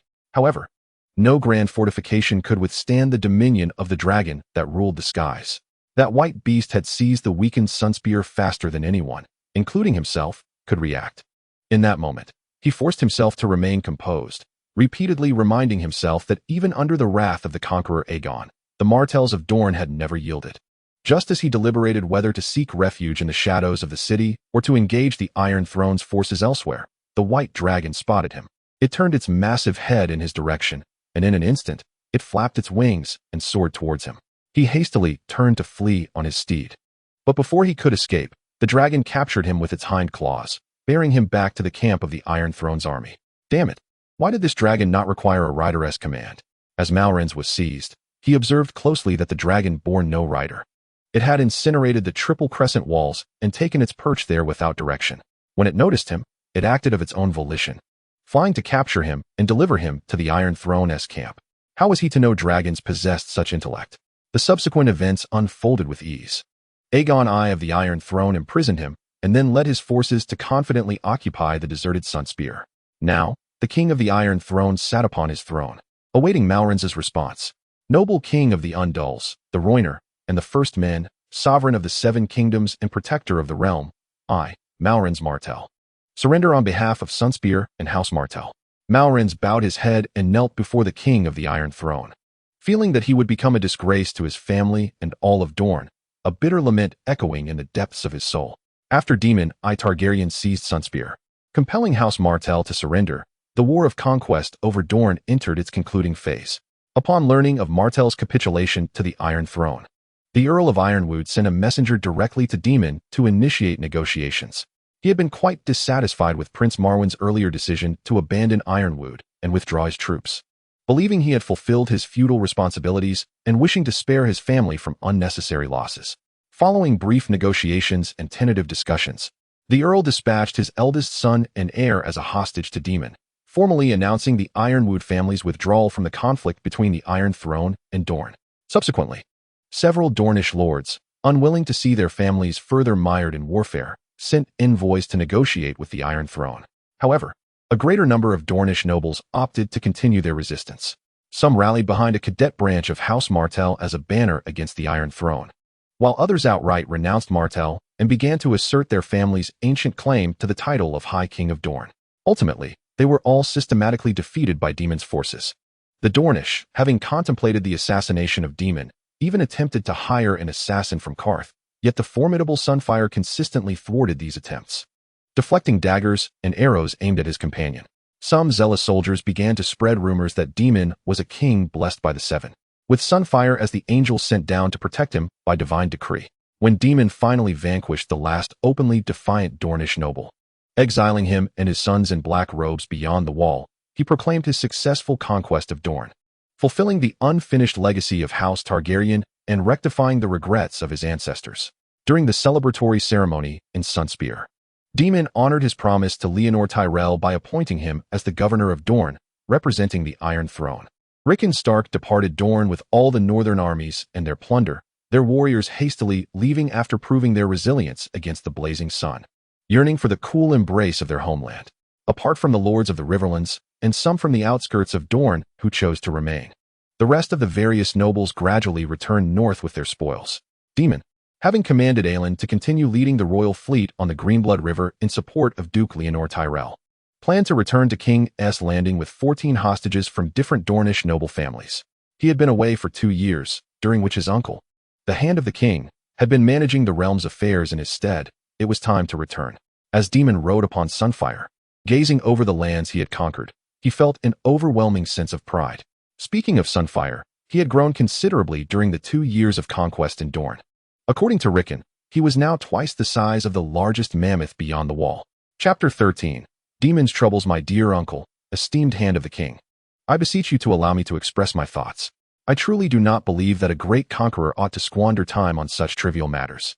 Within the confines of the Red Keep's Maegor's Holdfast, Demon gazed at the mountain of documents piled upon the table before him, casting a somewhat imploring glance at his uncle. Viserys, you are of age now, my dear nephew, the great king of the Iron Throne and conqueror of Dorne. I believe it is time to return the governance of the Seven Kingdoms to you, Viserys stated with an impassive expression. The hand of the king's duty is to assist the monarch in managing the burdensome affairs of state. As king, I now command you to attend to these matters on my behalf. Seeing his uncle disregard his plea, Demon straightened his posture, adopting the demeanor of a king, hoping to extricate himself from the overwhelming stack of documents. Since you have ascended to that Iron Throne, you must learn to manage these affairs that you deem tedious. As a king, you cannot solely focus on conquest without understanding how to govern a realm, Viserys remarked, sighing as he regarded his sovereign. But I fail to comprehend why a king must concern himself with matters of sewage, Demon replied, extracting a document from the pile and unfolding it. The construction of sewage systems directly impacts a city's sanitation, particularly when King's Landing is in such disarray in this regard. You may choose to ignore these issues, provided you are willing to endure ruling the Seven Kingdoms from a cesspool that spreads pestilence. Viserys patiently accepted the document, explaining, I shall assist you in managing these affairs, but you must pay attention and learn diligently. Subsequently, Viserys guided Demon through the accumulated documents, instructing him on the specifics of managing the myriad issues facing the Seven Kingdoms.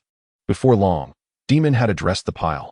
Although it appeared substantial, most matters were handled by the lords and ministers, requiring only the king's signature after a cursory review. Once these affairs were concluded, Viserys turned to Demon and said, Your Majesty, I believe you should contemplate your matrimonial prospects. It is my steadfast opinion that a king ought never to be without a queen. I remain resolute in my previous sentiment. I sincerely wish for the Lady Miriam Martell to become my wife.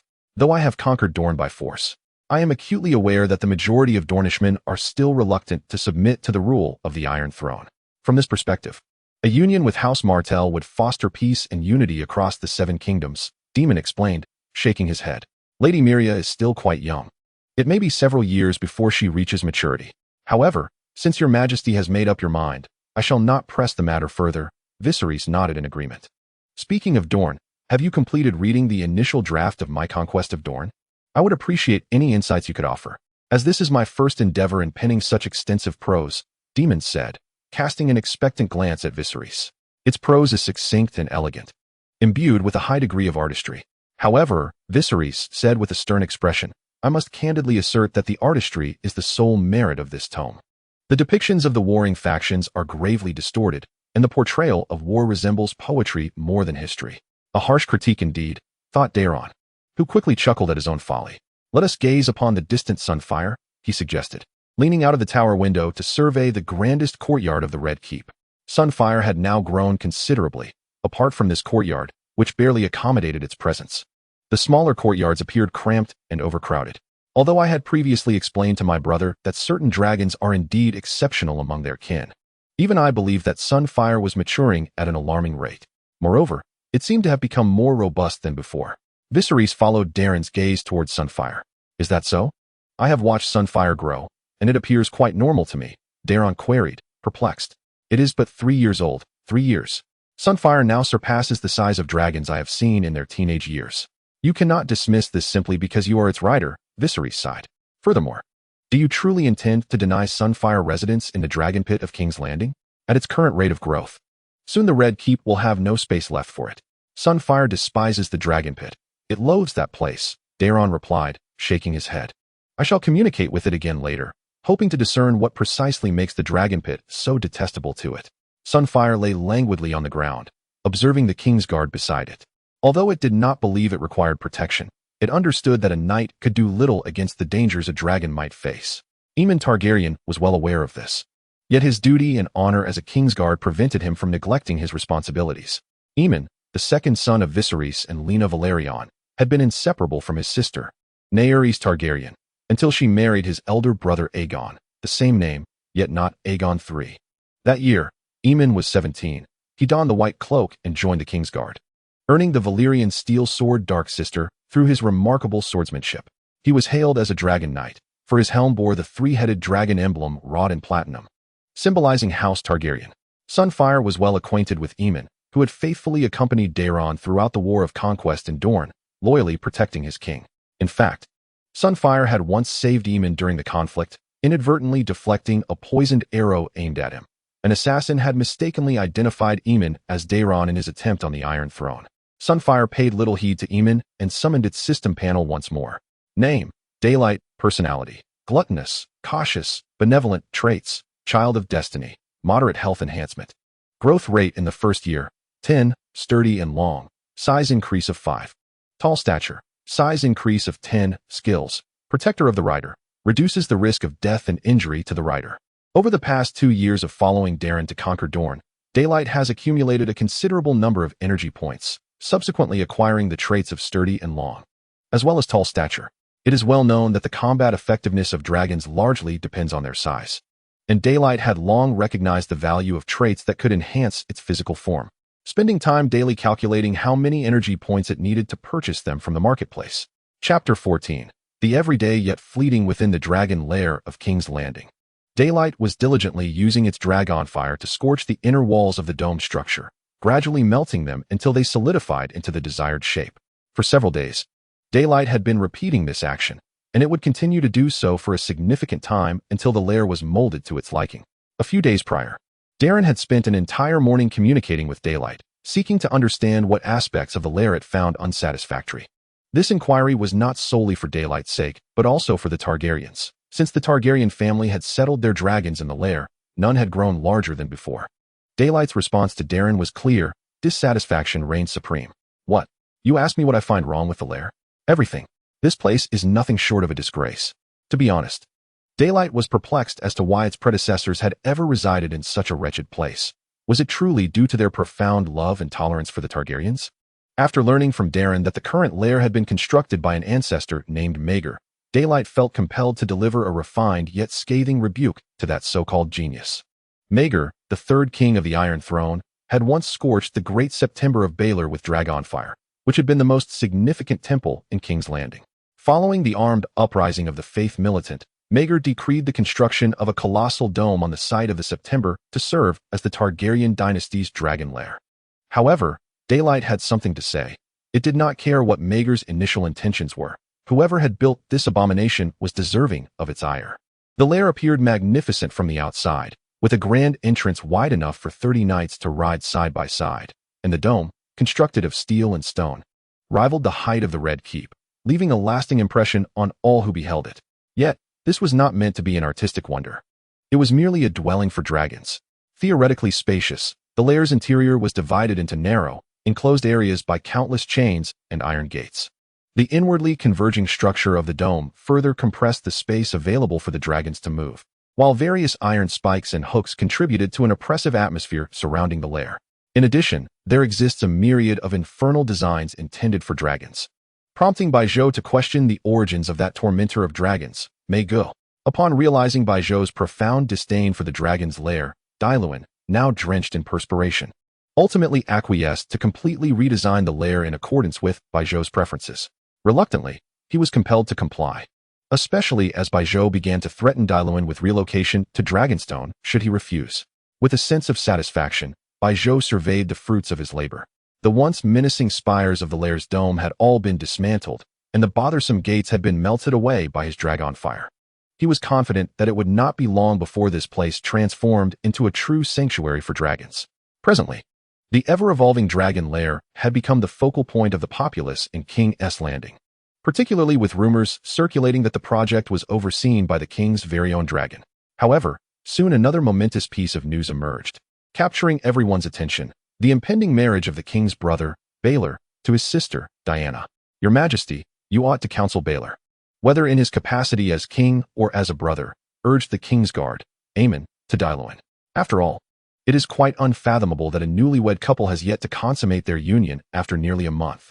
I had already advised him, and so had Viserys, Dailuan replied, shaking his head in the confines of his study. Yet, Baelor remains obstinately devoted to the faith of the Seven, clinging to his aspirations of becoming a monk. Since the day of their wedding, Diana had donned an all-white attire, making a vow to wear no other garments until the marriage was consummated, intending to humiliate Baelor, ironically. He found her purity in white quite endearing. Truth be told, I nearly laughed out of frustration upon learning of this, Dylewin remarked. And what of your majesty's other two sisters? Do you have any plans for them? Aemon, sensing Dylewin's exasperated smile, deftly shifted the topic. I have not yet deliberated, as Baelor's predicament has led me to question my suitability for matchmaking. I previously discussed these matters with Rhaenyra and Olenna, promising to honor their wishes as much as possible regarding marriage. However, Diana has been furious with me for granting the power to decide marriage to my two younger sisters while excluding her. Dylewin chuckled, exasperated. Haha, Aemon chuckled along, sharing in his king's plight. What a troublesome joy it is. Meanwhile, reclining upon a heavy velvet bed, Leonot Tiller contemplated his burdens. He adjusted the pillow beneath his shoulder for greater comfort. After all, the weight he bore was exceedingly heavy. Consider his titles: the Duke of Highgarden, Guardian of the Borderlands, Supreme Commander of the Riverlands, Protector of the South, and Warden of Dorne. 2/7 of the Iron Throne's dominion demanded his direct governance. The Dornish had been anything but compliant, their rebellions surging and receding in relentless waves. Yet frequency does not equate to quality. These chaotic usurpers, bereft of equipment, supplies, and nearly all essentials, could hardly stir any waves. Instead, it afforded him the opportunity to continually command the armies of the Stormlands to quell uprisings, thus enabling him to perpetually fortify the Tyrell family's prestige among the nobility. Under his leadership, the Tyrell family was destined to truly rise, Leonor mused to himself, subsequently tugging at the ribbons of his pillow to summon a handmaiden. The Highgarden Duke never resided in tents. Throughout his travels in Dorne during the insurrection, he would expel the lords of each castle from their chambers to accommodate himself. His advisors and subordinates urged him against such actions, considering both safety and the need to placate the Dornish nobility, not to mention rumors suggesting that many of Dorne's nobles were secretly conspiring to rebel. However, Leonor dismissed their counsel. In his eyes, the backbone of the Dornish nobility had already been shattered by King Daeron and his dragon, known as Sunfire. Those who still dared to rebel were merely ignorant commoners who had not witnessed the great dragon. This thought even provoked a laugh from Leonor, though it was short-lived. Suddenly, the canopy of his chamber unfurled, and countless scorpions rained down upon him. Caught off guard, Leonor soon succumbed to a painful struggle. The following day, a raven en route to King's Landing bore grim tidings. Nearly half of Dorne's nobility had united to raise arms in rebellion, placing the Iron Throne's dominion over Dorne in peril. Chapter 15. War and Peace. In a fit of rage, Daeron convened an urgent council to deliberate on Dorne's affairs. Upon hearing of the death of his appointed Warden of Dorne, Duke Leonor Tyrell, he swiftly mounted Sunfire alongside Aemon and hastened to Dorne to quell the rebellion. The campaign to subdue the Dornish insurrection progressed remarkably well. The forces remaining in Dorne did not disband following the Highgarden Duke's demise. The Earl of Dorne, Talib, swiftly assumed command of the troops upon learning of his lord's death, calmly confronting the Dornish while awaiting the king's support. Most of the Dornish nobles, including the Earl of Ironwood, who had surrendered hostages to the Iron Throne, refrained from joining the rebellion, maintaining a cautious neutrality during the conflict, permitting the Iron Throne's forces to traverse their lands without providing supplies. Daeron and Aemon, riding Sunfire, directly joined forces with the troops of the Stormlands, while the Iron Throne's reinforcements divided into naval and land routes. The Minister of Shipping, Earl Ellen, once again led a fleet against the Greenblood River, while the land contingent was commanded by the Kingsguard known as Ser Olivar Oakhart, who advanced from Boneway into Dorne. The three armies soon converged, and coupled with the roaring flames of Sunfire, the Dornish were swiftly routed by the Iron Throne's forces, bringing an abrupt conclusion to what had seemed a grand insurrection in Dorne.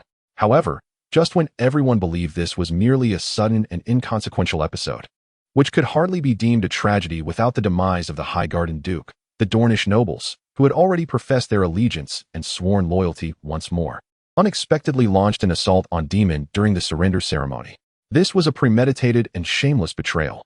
Countless archers, lying in ambush, unleashed a flurry of arrows upon Daemon's location. Fortunately, the dragon, sensing the malevolent gazes converging from all directions, had already protected Daemon with its wings. Yet, the others were not so fortunate. Aemon was struck in the abdomen by an arrow, narrowly escaping death, while Ser Olivar Oakhart and 3 other Kingsguard were instantly turned into a porcupine of arrows, perishing on the spot. As Daemon quickly roused from his shock, engulfed by fury, he commanded the dragon to incinerate all Dornish present, before entrusting the army to Lord Tyrell and Lord Arryn, and hastily departing with Aemon on the dragon back to King's Landing. Daemon feared that remaining in Dorne would only exacerbate the wrath of his sleeping dragon. Your Majesty, I implore you to execute that Dornish wench, Miriam Martell, without delay. Among all the Dornish nobles who surrendered hostages to the Iron Throne, only the Martell family participated in this treachery.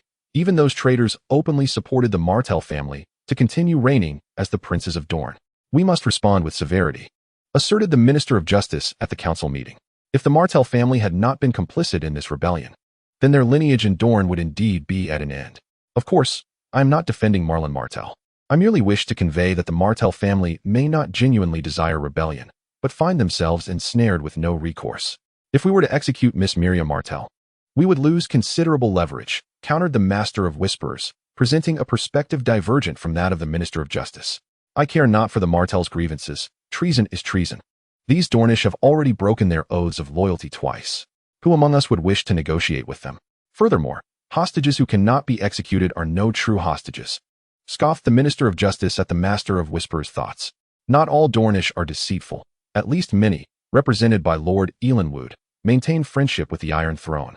The Master of Whisperers added, I do not believe that so-called neutrality can be considered friendship. They are merely biding their time, waiting for the situation to clarify before they place their bets, the Minister of Justice retorted.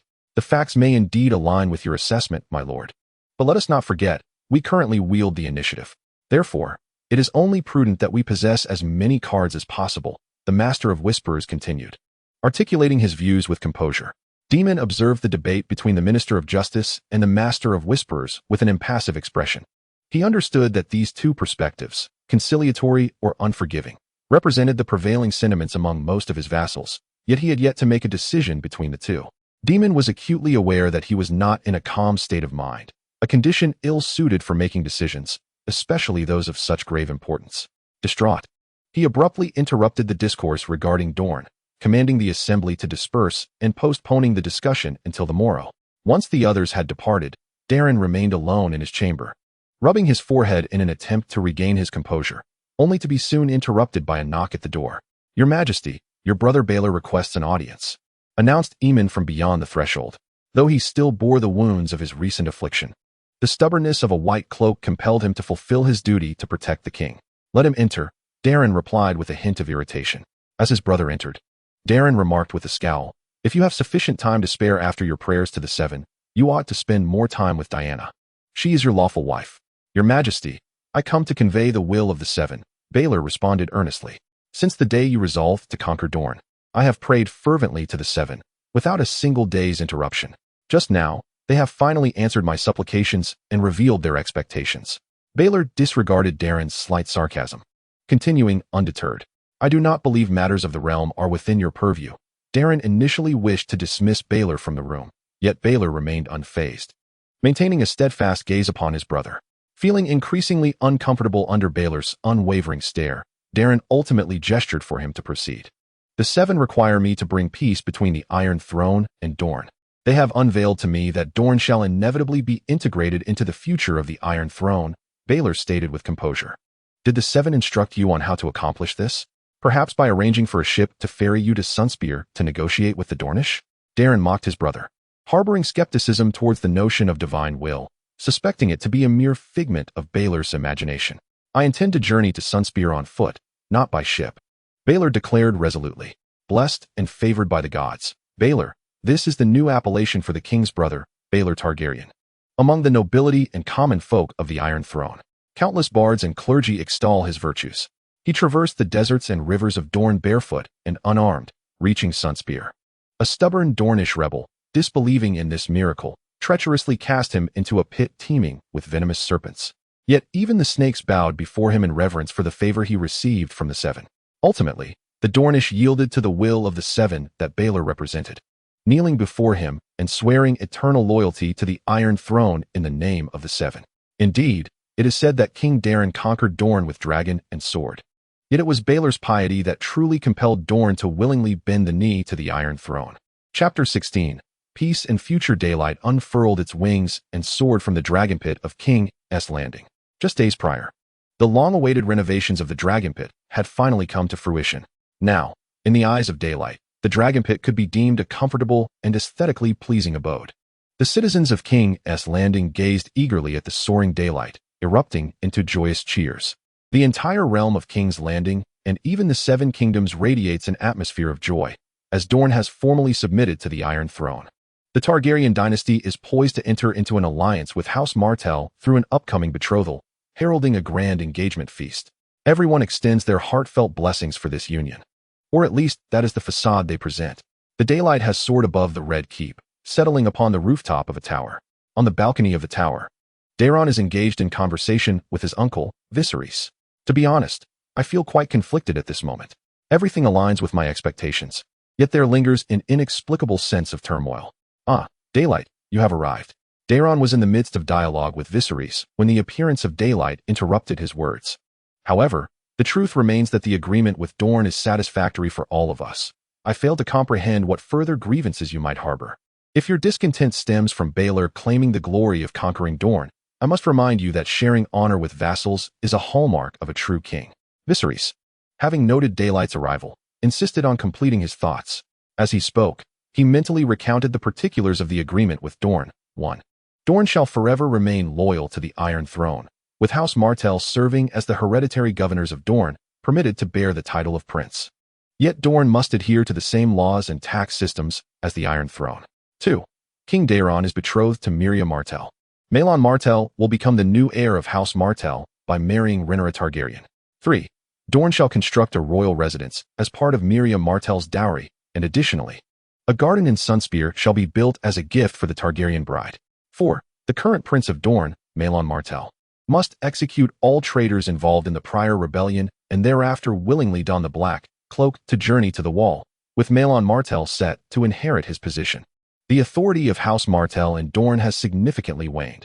If they wish to maintain their status and avoid falling into the plight of Tyrell or Tully, they must rely steadfastly on the strength of the Iron Throne. The dual betrothal is intended to demonstrate the Iron Throne's commitment to House Martell and the other nobles of the Seven Kingdoms, while also ensuring that once Martell regains its footing, they continue to support the Targaryen cause through familial ties. Viserys continued to elaborate for Daeron. All right, Uncle Viserys, I understand. Daeron awkwardly concluded the topic, as Viserys had indeed struck a chord.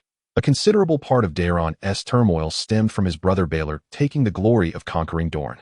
Daeron then beckoned Daylight to lower himself so that he could mount his back. Daylight, just in time for a ride. Let us take to the skies. Daylight, albeit reluctantly, acquiesced to Daeron's request, as he had merely ventured out for a leisurely flight, and accommodating his rider was of little concern. Soaring through the heavens on Daylight, Daeron reveled in the rush of the winds against him, contemplating the myriad events that have recently transpired. Firstly, concerning Baelor. The serpents in Dorne's pit of venom did not exhibit the reverence towards him as rumored. In fact, Baelor endured the sting of these snakes approximately 40 to 50 times until Prince Maelon discovered him trapped within the abyss. Fearing that Baelor might perish in Sunspear, Prince Maelon hastily dispatched men to extricate Baelor and arranged for a learned scholar to tend to him with utmost care. Nevertheless, Baelor's actions undeniably instilled profound trepidation among the Dornish, granting the Iron Throne's negotiating envoy, arriving by ship to Sunspear, considerable leverage. However, upon the conclusion of the negotiations, Baelor declined to return to King's Landing alongside the delegation, opting instead to traverse the sands of Dorne barefoot once more. Baelor's miraculous journeys across Dorne sent the faithful of the Seven into a frenzy throughout the realm, compelling even the Iron Throne to acquiesce. Despite Daeron's reluctance, he was compelled to annul the marriage between Baelor and Dina, permitting Baelor's aspiration to become a monk. Next is Daeron's sister, Rhaena. Quite frankly, Daeron found himself in a rather awkward predicament, for he had recently vowed to respect his sister's choices regarding marriage, only to turn around and arrange her betrothal to Prince Maelon Martell, the heir of Dorne. Fortunately, Rhaena proved to be exceptionally understanding. She proactively approached Daeron, expressing her willingness to act as a bridge between the Iron Throne and Dorne for reconciliation. There were also various minor matters, yet none were of significant consequence, prompting Daeron to dismiss them from his mind and begin relishing the joy of soaring through the skies in daylight. Regardless of what the future may hold, at least I am content at this moment, Daeron mused, carefree. Am I meant to be happy now? Will I find happiness in the future? Miriam Martell thought with a hint of pessimism, adorned in splendid attire, her neck and wrists bedecked with exquisite jewelry. Yet, she found little joy in such adornments. For she was to take center stage as the principal figure in the forthcoming engagement banquet. Engagements in Westeros are rather uncommon. Typically, they merely signify a pact between two families, with grand celebrations reserved for formal weddings. Unfortunately, the two unions between the Iron Throne and Dorne were postponed due to the brides not yet reaching the appropriate age for marriage. Nonetheless, the Targaryens and Martells required a grand ceremony to demonstrate their reconciliation and solid friendship to the Seven Kingdoms, thus necessitating a focus on the engagement banquet. Her father, Prince Maelon, awaited her just outside the door, poised to represent the bride's family and jointly convey heartfelt blessings for the engagement alongside the Targaryen representative. However, Miriya felt averse to seeing her father at that moment. She understood that he was compelled by circumstance. As the head of House Martell, he had to contemplate the family's future. Had he not participated in the recent rebellion, House Martell would have been forever branded as traitors to Dorne, placing Prince Maelon in a position of choosing between his family and his daughter. Yet, regardless of the circumstances, at that moment when Miriya, still a hostage within the Red Keep, transformed from a noble guest from Dorne into a mere Dornish wench, facing the imminent threat of execution, she found herself at a loss for words to convey the tumult of emotions that engulfed her. She recognized that she might never again face her father with the same unburdened heart as before, even unto death. The inevitable had come to pass. The descendants of Queen Naemilia should not cower in fear. Thus, she resolved to push open the door to her chamber, steeling herself to confront her father, her future husband, and the uncertain path that lay ahead. Chapter 17. The wedding. Prince Marlon composed a letter to his father from the Red Keep. Although Sunspear and the Wall were separated by nearly the entirety of the Seven Kingdoms, Prince Marlon often maintained correspondence with his father, who had donned the Black Cloak, discussing the political landscape of the realm or simply inquiring about his father's well-being at the Wall. The journey by ship from Sunspear to King's Landing was not without its challenges. Marlon's vessel encountered turbulent waters as it passed through Blackwater Bay. Fortunately, the captain, a seasoned mariner, deftly navigated the ship to safety, anchoring in the spice town of Driftmark, once a flourishing municipality within the domain of House Velaryon. Spicetown's docks had once been teeming with ships from free trade city-states and other regions. Sadly, during the Dance of the Dragons, it had been ravaged and laid to waste by the fleet of the Kingdom of the Three Daughters. However, the current Earl of Driftmark, Ellen Velaryon, with the king's support, had undertaken the reconstruction of the town. Though it had yet to regain its former splendor, the fundamental infrastructure had been restored. After a brief respite on Driftmark, waiting for the winds to calm, Prince Marlon continued his voyage to King's Landing. He and his wife, Rhaenyra, were assigned to the finest guest chambers within the Red Keep. 3 years prior, in Sunspear, Marlon had fulfilled his marriage vows with Rhaenyra, presenting her with the beautiful garden named the Waterside Garden as a wedding gift. A new wedding was on the horizon, which was precisely the reason for their presence in King's Landing. His sister Miriya had recently celebrated her first menstruation, and King Daeron had announced to the Seven Kingdoms that a grand wedding would be held on Miriya's 16th name day, for she was to become his betrothed. Upon arriving in King's Landing, Prince Marlon first sought out his sister, whom he had not seen in years and who had resided in the Red Keep for the past several years. Their reunion felt somewhat awkward, a testament to the years apart, and perhaps compounded by Miriya's lingering resentment over the Martell family's abandonment of her. After visiting his sister, the Dornish couple was received by the king, sharing a meal with him and engaging in discussions about familial matters and the recent changes in the realm. Following the banquet, Marlon, guided by his wife Rhaenyra, took a brief tour of the Red Keep, noting that the room she had once occupied remained preserved, as per the king's decree. Time has brought Marlon and his wife back to their chamber, where he encourages his somewhat weary spouse to retire for the night while he continues to compose a letter to his father. In his correspondence, he reflects on the remarkable growth of the dragon, known as Daybreak, which he learned had hatched from an egg in the year of King Aegon III's passing. A mere 8 years ago. 8 years. What significance does this age hold? Throughout the Seven Kingdoms, those knowledgeable about dragons have recognized Daybreak's astonishing growth rate. His current size is one that typically requires a dragon to be 2 to 3 times older. Speculation abounds regarding Daybreak's unique attributes, with the most popular theory positing that he is an angel sent by the Seven to protect House Targaryen. While some malicious slanders exist, few dare to propagate them widely, lest they wish to experience the taste of dragon fire or invite the dragon to sample their own essence. Finally laying down his pen, Marlon gazes at the densely filled pages of his letter, which not only chronicles the dragon's affairs, but also recounts his recent observations in Driftmark and King's Landing, along with updates on Dorne. In recent years, Dorne has enjoyed relative peace, bolstered by the Martell family's century-long reign and the intimidation of the Iron Throne. The authority of Sunspear is gradually being restored under his command. After sealing the letter in an envelope, Marlon reclines in bed, gently embracing his slumbering wife. Sleep eludes him, primarily due to his anticipation for the impending wedding, which will intertwine the bloodlines of House Martell with the Iron Throne and unite Sunspear's authority with that of House Targaryen. Once, the Rhoynar and Valyrians were bitter enemies, and the warrior Queen Nymeria sought refuge in Dorne from the incursion of the Valyrian Empire. Yet soon, the descendants of the warrior queen will forge a matrimonial alliance with the last royal family of Valyria. Reflecting on this, Marlon marvels at how fate can be so inscrutable. Daybreak, rare in his tranquility, perches atop the Red Keep's tower, observing the jubilant festivities below. He understands that this is Daeron's wedding, which explains why he has allowed the flower girl to fashion a large floral crown atop his head. Initially, Daeron had intended for Daybreak to partake in the ceremony. But the dragon has grown too large. No hall in King's Landing could accommodate both the dragon and the wedding. Thus, Daybreak happily assumes the role of a backdrop, contributing to the atmosphere. These past few years have brought a remarkable peace to Westeros, with the Iron Throne's conquest of Dorne establishing a reputation so formidable that even the pirates of the Iron Islands have become more subdued, choosing instead to raid distant Essos or the Summer Isles. Following the war in Dorne, Daeron truly grasped the gravity of conflict, regardless of the minstrel's grandiose ballads. The brutality of war remains unchanged.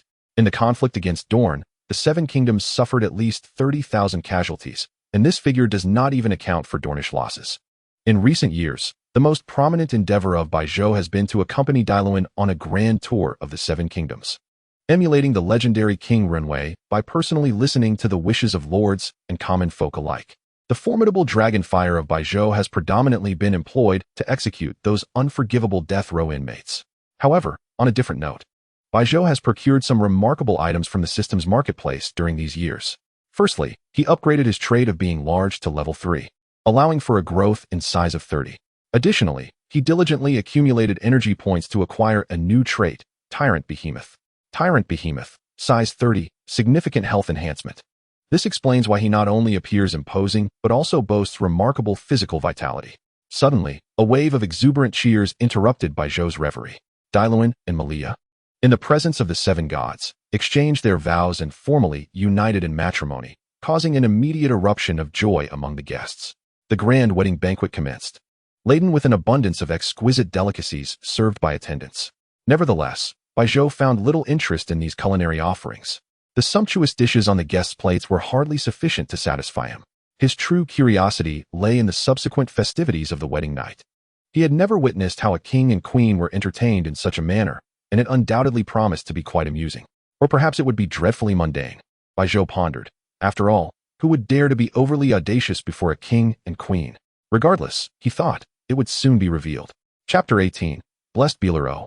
Iman, what mischief is Beeler concocting now? Dailuin, sporting a burgeoning beard, reclined in a rocking chair on the balcony of the Midsummer Hall, posing the question to his royal guard. Dailuin took great pleasure in the palace constructed by Dorne for him, nestled within the royal estate in Stormlands. The surroundings were splendid, the climate delightful, and most importantly, there was a vast expanse of land for Baijo to roam freely. In King's Landing, aside from the dragon's lair, the only place Baijo could reside was atop the tower of the Red Keep, but here, he could comfortably extend his head to greet Dailuin from the second-floor balcony. Dailuin relished the experience of basking in the sun while feeling the warm breath of his companion, which brought him a sense of comfort. Yet, sensory pleasure could not alter the pressing realities, and Dailuin sighed, reflecting on the troubles posed by his troublesome brother. Since becoming a monk, Beeler had grown increasingly fervent, or perhaps mad. Even their uncle, Viserys, had bluntly speculated during a private conversation whether Balor's mind had been muddled by the venom of serpents in Sunspear. After taking the monastic vow, Beeler embarked on numerous audacious adventures, such as personally washing the feet of lepers and even kissing them.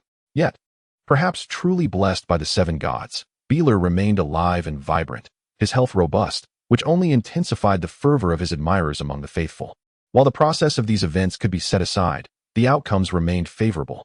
However, some of Balor's actions were indeed a source of both amusement and exasperation. For instance, Baelor had previously made several personal visits to the castles of the nobles across the Seven Kingdoms. endeavoring to persuade the local lords to utilize doves instead of ravens for their correspondence. Most lords politely declined Baelor's suggestion, while a minority, having been swayed, ultimately reverted to using ravens after experiencing the folly of his proposal. Your Majesty, Baelor has proposed the construction of a temple in the Visenya Hills of King's Landing to the Iron Throne. Aemon's words jolted Daeron back to reality. He deemed it unreasonable for King's Landing, as the capital of the Seven Kingdoms, to lack a temple of commensurate grandeur. Did Baelor utter anything further?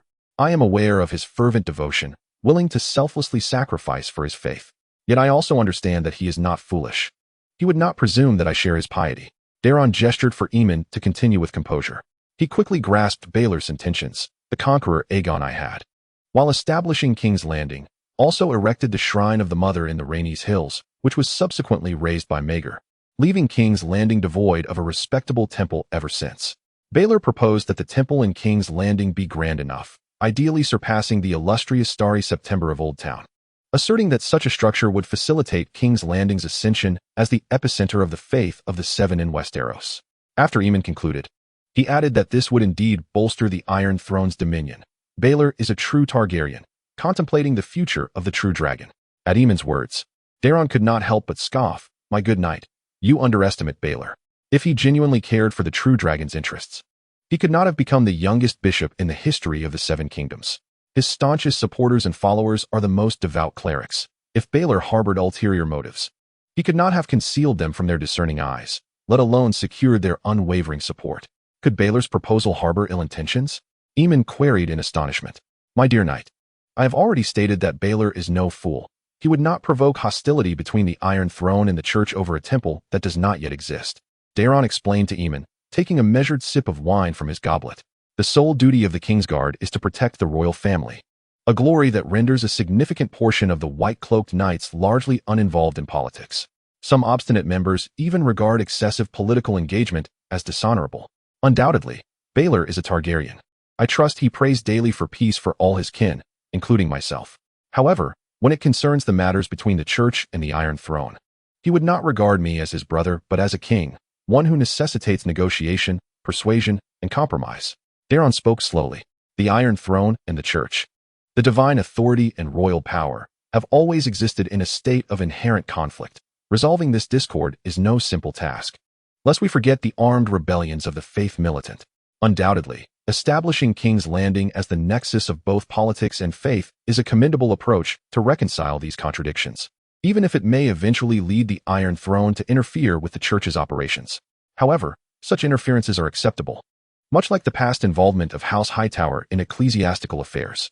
Your Majesty, Aemon hesitantly inquired, his expression somewhat dazed. Are you suggesting that Lord Baelor has thoroughly conceived all of this? Impossible, Daeron replied with a chuckle. I have acknowledged that Baelor is not foolish, yet I would not characterize him as exceptionally wise either. His mind, already filled with faith, is incapable of formulating such intricate matters. The subjects I just mentioned were previously deliberated by the current High Septon and Uncle Viserys. Daeron continued, laughing heartily at Aemon's astonished demeanor before shifting the conversation back to his brother. By the way, did Baelor not recently conclude his prayers for the dragon egg? Indeed, Your Majesty, Baelor has prayed for his dragon egg for a full 6 months, but the Seven did not respond to his supplications this time. Dawn remains the sole dragon of House Targaryen. Upon hearing the anticipated response, Daeron sighed. Baelor has long believed that the difficulty in hatching dragons was a punishment from the Seven for the family's many transgressions during the Dance of the Dragons, while Uncle Viserys contended that the calamity caused the family's knowledge of hatching dragon eggs to be lost. However, Dawn revealed to me that the true reason lies in the fact that the world has become unsuitable for dragons, resulting in their reluctance to leave their eggs. I once confided this to Jaehaerys, and now that lad ponders this matter daily. Jaehaerys is the sole son of Daeron and Miriah, who had previously borne several offspring, all of whom met untimely ends. Miriah, having suffered the loss of child after child, nearly fell into paranoia, insisting on bearing another child despite the maester's warnings concerning her health. That pregnancy was fraught with peril, particularly during labor when Miriah nearly succumbed to death due to complications. Yet, fortunately, the stranger was not in haste to claim the souls of mother and child.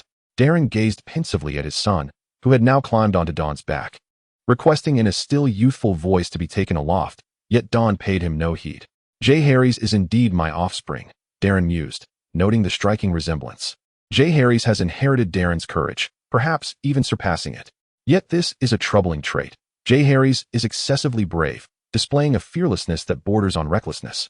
Even in the face of death. Just 2 years prior, he witnessed Jaehaerys attempting to crawl into a still-burning hearth, reasoning that, as one who has inherited the blood of true dragons, he ought to be fireproof, thus intending to test his theory. Had it not been for a servant's timely intervention, he would have succeeded.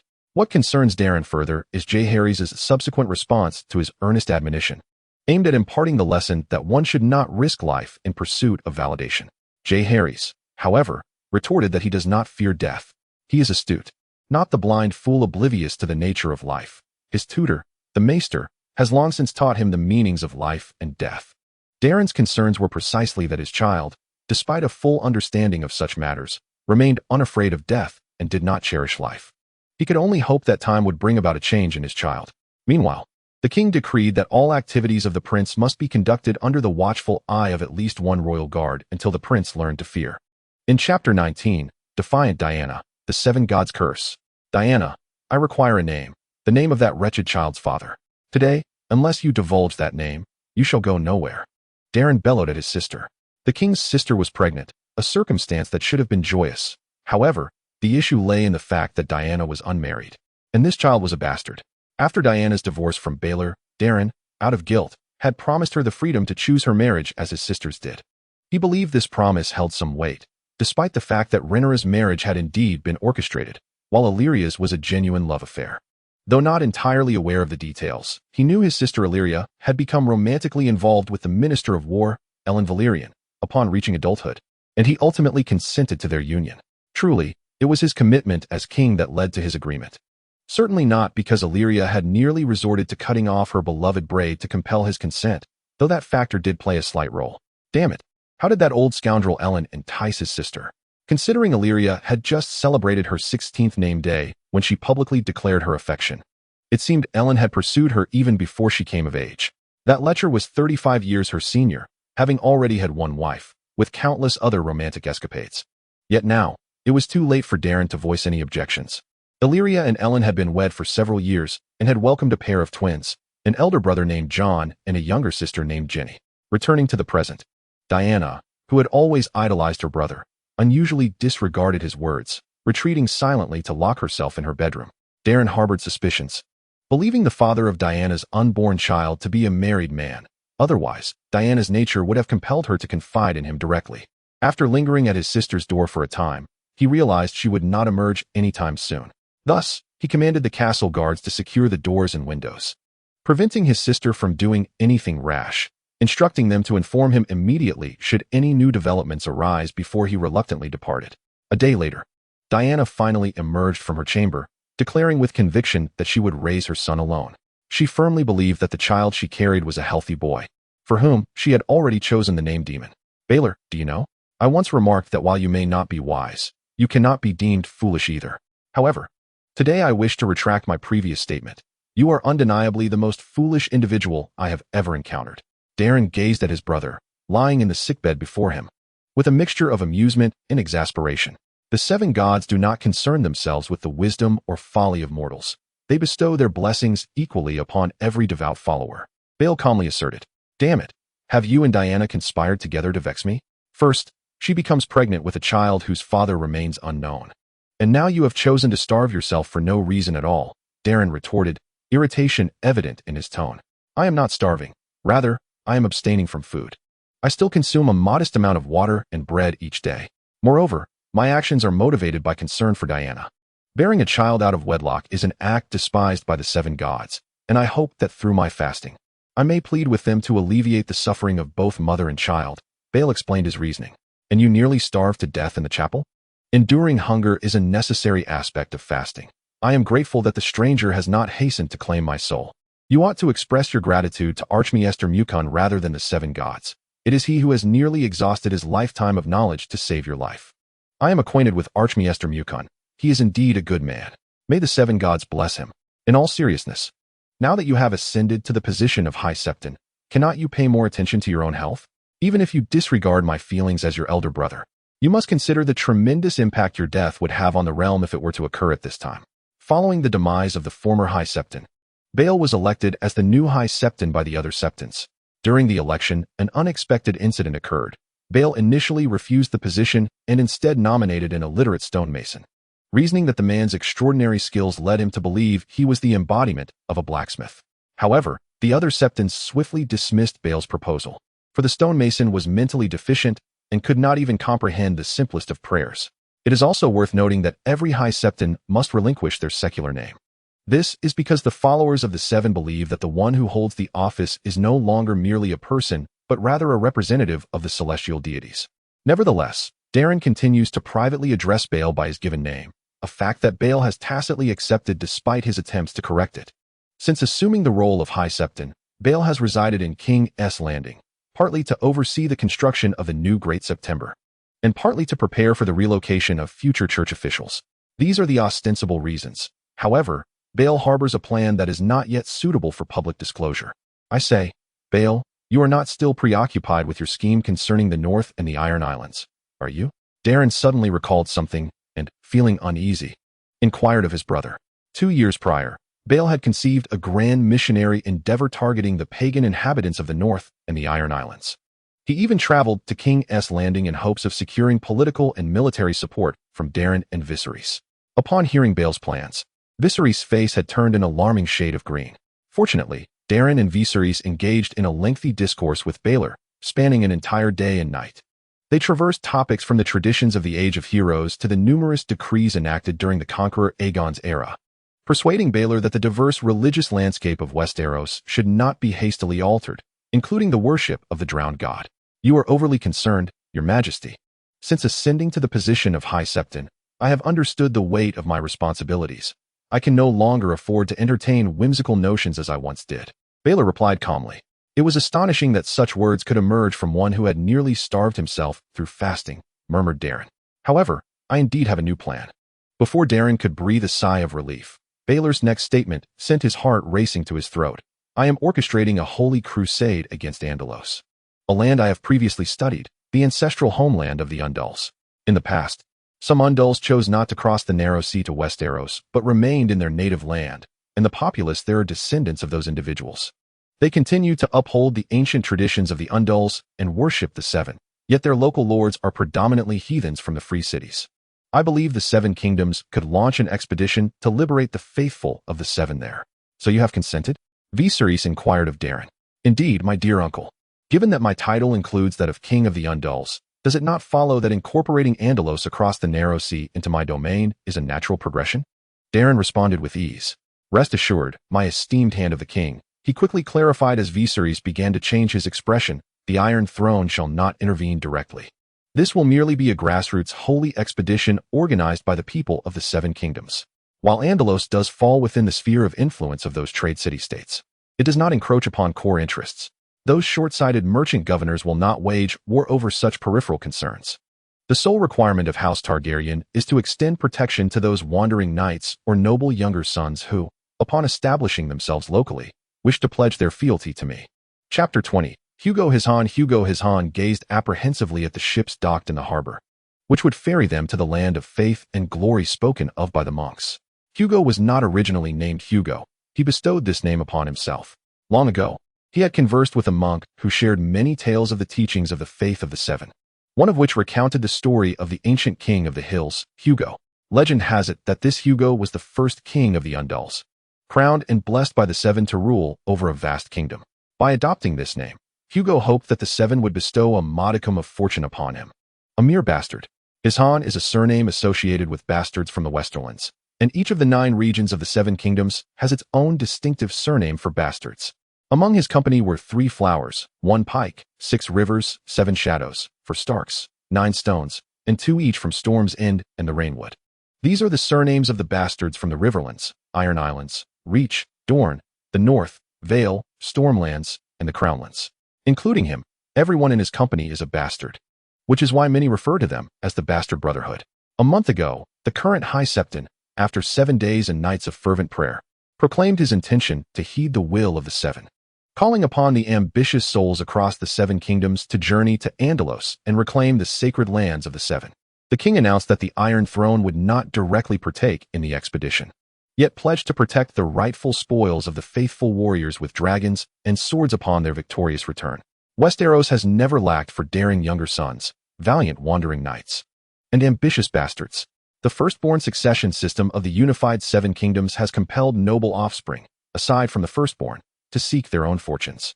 Thus, when news of the expedition spread throughout the Seven Kingdoms, many were eager to join, including the younger sons of great houses.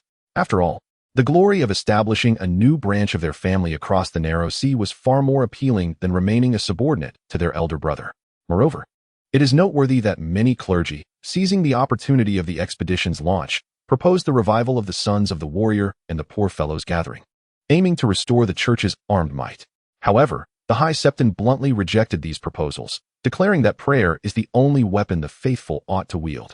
Consequently, throughout the expedition, the church would merely serve as an organizer and provide logistical support, refraining from direct involvement in battles against the infidels. As Hugo watched the ships securely dock at the harbor, he ceased his musings and beckoned his companions to form a line for boarding. Today, or perhaps in the days, months, or even years to come, countless dreamers and ambitious souls across the Seven Kingdoms, much like Hugo his Han, would embark on vessels that would carry them across the narrow sea, whether in response to the church's call or for other reasons. May the Seven bless me.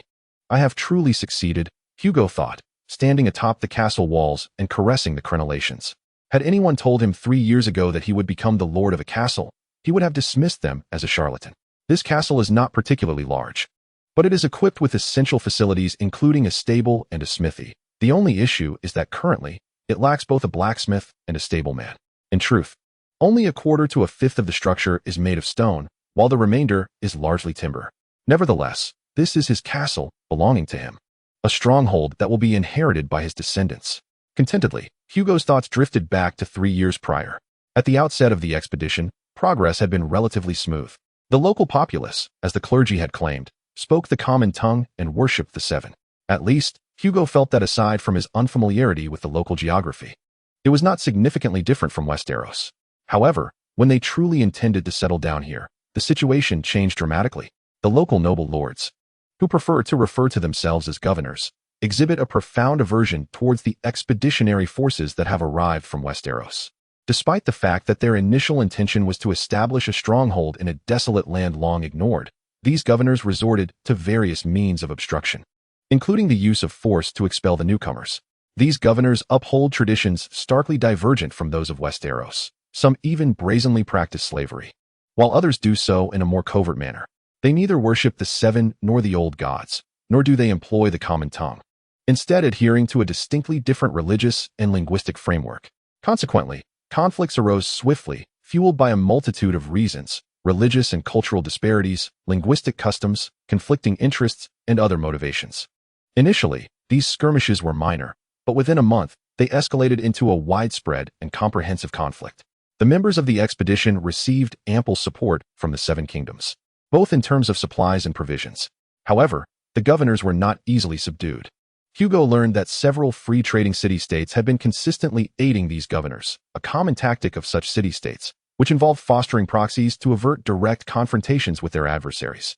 War is invariably brutal, reminiscent of his former bastard brotherhood, which had lost 8 members in the first year of the expedition, one of whom had been executed by Hugo himself for betraying his comrades. Now, only one companion remained by his side, John Waters, who, like Hugo, had endured the arduous initial 2 years and, in this 3rd year, together seized this castle. This stronghold, perched upon a hill near the River Lorne, had once belonged to a corpulent governor. Seizing the opportunity while the governor was out hunting, Hugo and John, accompanied by 500 men, launched a surprise assault on the castle, aided by guards they had previously bribed to discreetly open the gates. They lay in ambush within the castle, waiting for the unsuspecting governor to return before launching their attack.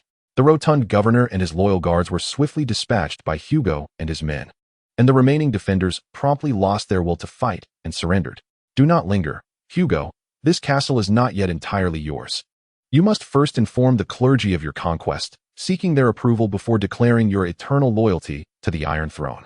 Only once the king acknowledges your oath of fealty and sends a maester with a commission and title to serve you, may you truly consider yourself a lord. John Waters admonished him. That seems rather cumbersome, Hugo sighed, his thoughts interrupted. Of course, you could avoid such complications entirely, should you choose to forego the protection of the Iron Throne. But without the Targaryen dragons and armies as a deterrent and support, do you truly believe you will survive until the day you can bequeath this castle to your descendants? Jon retorted, frustration evident in his voice. Chapter 21. The unconventional Jaehaerys, the dragon pit of King's Landing, the colossal edifice specifically designed for dragons, officially announced the successful completion of its renovation yesterday. In truth, the fundamental renovations were largely completed several years ago. However, the meticulous attention to detail has persisted until today. It is unavoidable that the earlier version, although sufficient for a dragon like Daylight, still bears the marks of destruction. The melted and resolidified stone, along with the remnants of walls left in disarray after the removal of jagged spires, evoke a sense of desolation, suggesting that this is not a structure in use, but rather a ruin laid waste by dragons. At least at that time, the inhabitants of King's Landing frequently lamented how the dragon's lair reminded them of Harrenhal, which was deemed ominous. Harrenhal, constructed by the Lord of the Iron Islands and the Riverlands, the malevolent Heron, was a monument to his vanity. He labored for a full 40 years, exhausting countless captives from foreign lands, to erect the largest castle in Westeros history. King Heron boasted of his castle's impregnable nature, yet he overlooked the might of Aegon the Conqueror and his dragons. During the conquest, the Hightower family refused to submit to Aegon, and ultimately, Heron was incinerated alive in the highest tower of his castle, which thereafter became known as the Tower of the Burning King. This castle, charred and melted by dragon fire, is shunned by the vast majority of the Seven Kingdoms, with legends claiming that every noble house that has possessed it has met with a tragic fate. Thus, at the council of his advisors, Daeron commenced a significant refurbishment of the dragon's lair, focusing on its exterior appearance. Now, the dragon's lair bears little resemblance to its former self. The remaining walls have been entirely dismantled, and the outer facade has been meticulously restored and adorned. Many merchants and travelers who have ventured to the shores of the Narrow Sea unanimously agree that the current appearance of the dragon's lair resembles that of the fighting pits of Slaver's Bay, which, while still an unfortunate comparison, is certainly preferable to Harrenhal. Presently, Daylight rests in the open space of the lair, listening to Jaehaerys speak before him. Although numerous rumors suggest that the Free Cities are exceedingly sensitive to external influences and will do everything in their power to oppose changes that might disrupt the regional balance of power. His father scoffs at such notions. When the Dothraki annihilated Essos, they fought amongst themselves, each seeking to gain at the expense of the others. It took a century of expansion for New Valyria to compel the other city-states to set aside their disputes, and when the Kingdom of the Three Daughters was established, they did little beyond verbal opposition. In his father's own words, unless these profit-driven merchants are cornered, they would never dare to wage war against the Iron Throne. Jaehaerys, leaning against Daylight, rambles on, while Daylight allows him to rest his weight. Listening with only half an ear to his analysis of Daeron's perspective on the situation across the Narrow Sea. Jaehaerys is here at Daeron's behest. One reason being that Daeron wishes for his son to establish a rapport with Daylight, so that when his time comes, Jaehaerys may seamlessly ascend as Daylight's new rider. Though Daylight often finds little interest in human affairs, he is content to listen as long as one is willing to speak, passing the time in amiable silence.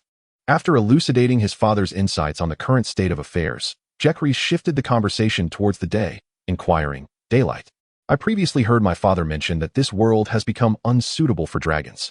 Could you elaborate on this matter? He paused, recalling, oh, forgive me. I forgot that you can only respond with a yes or no during our exchanges. Daylight looked at the youth before him, bowing in apology, and felt an unusual aura emanating from the boy, even as a dragon. Earlier, Daelin had lamented to Daylight about his exceptionally intelligent, yet profoundly ignorant son. Daelin had sought various tutors for the boy, encompassing disciplines such as martial arts, literature, music, and general knowledge. All these educators unanimously regarded the prince as astutely perceptive, capable of mastering subjects with ease.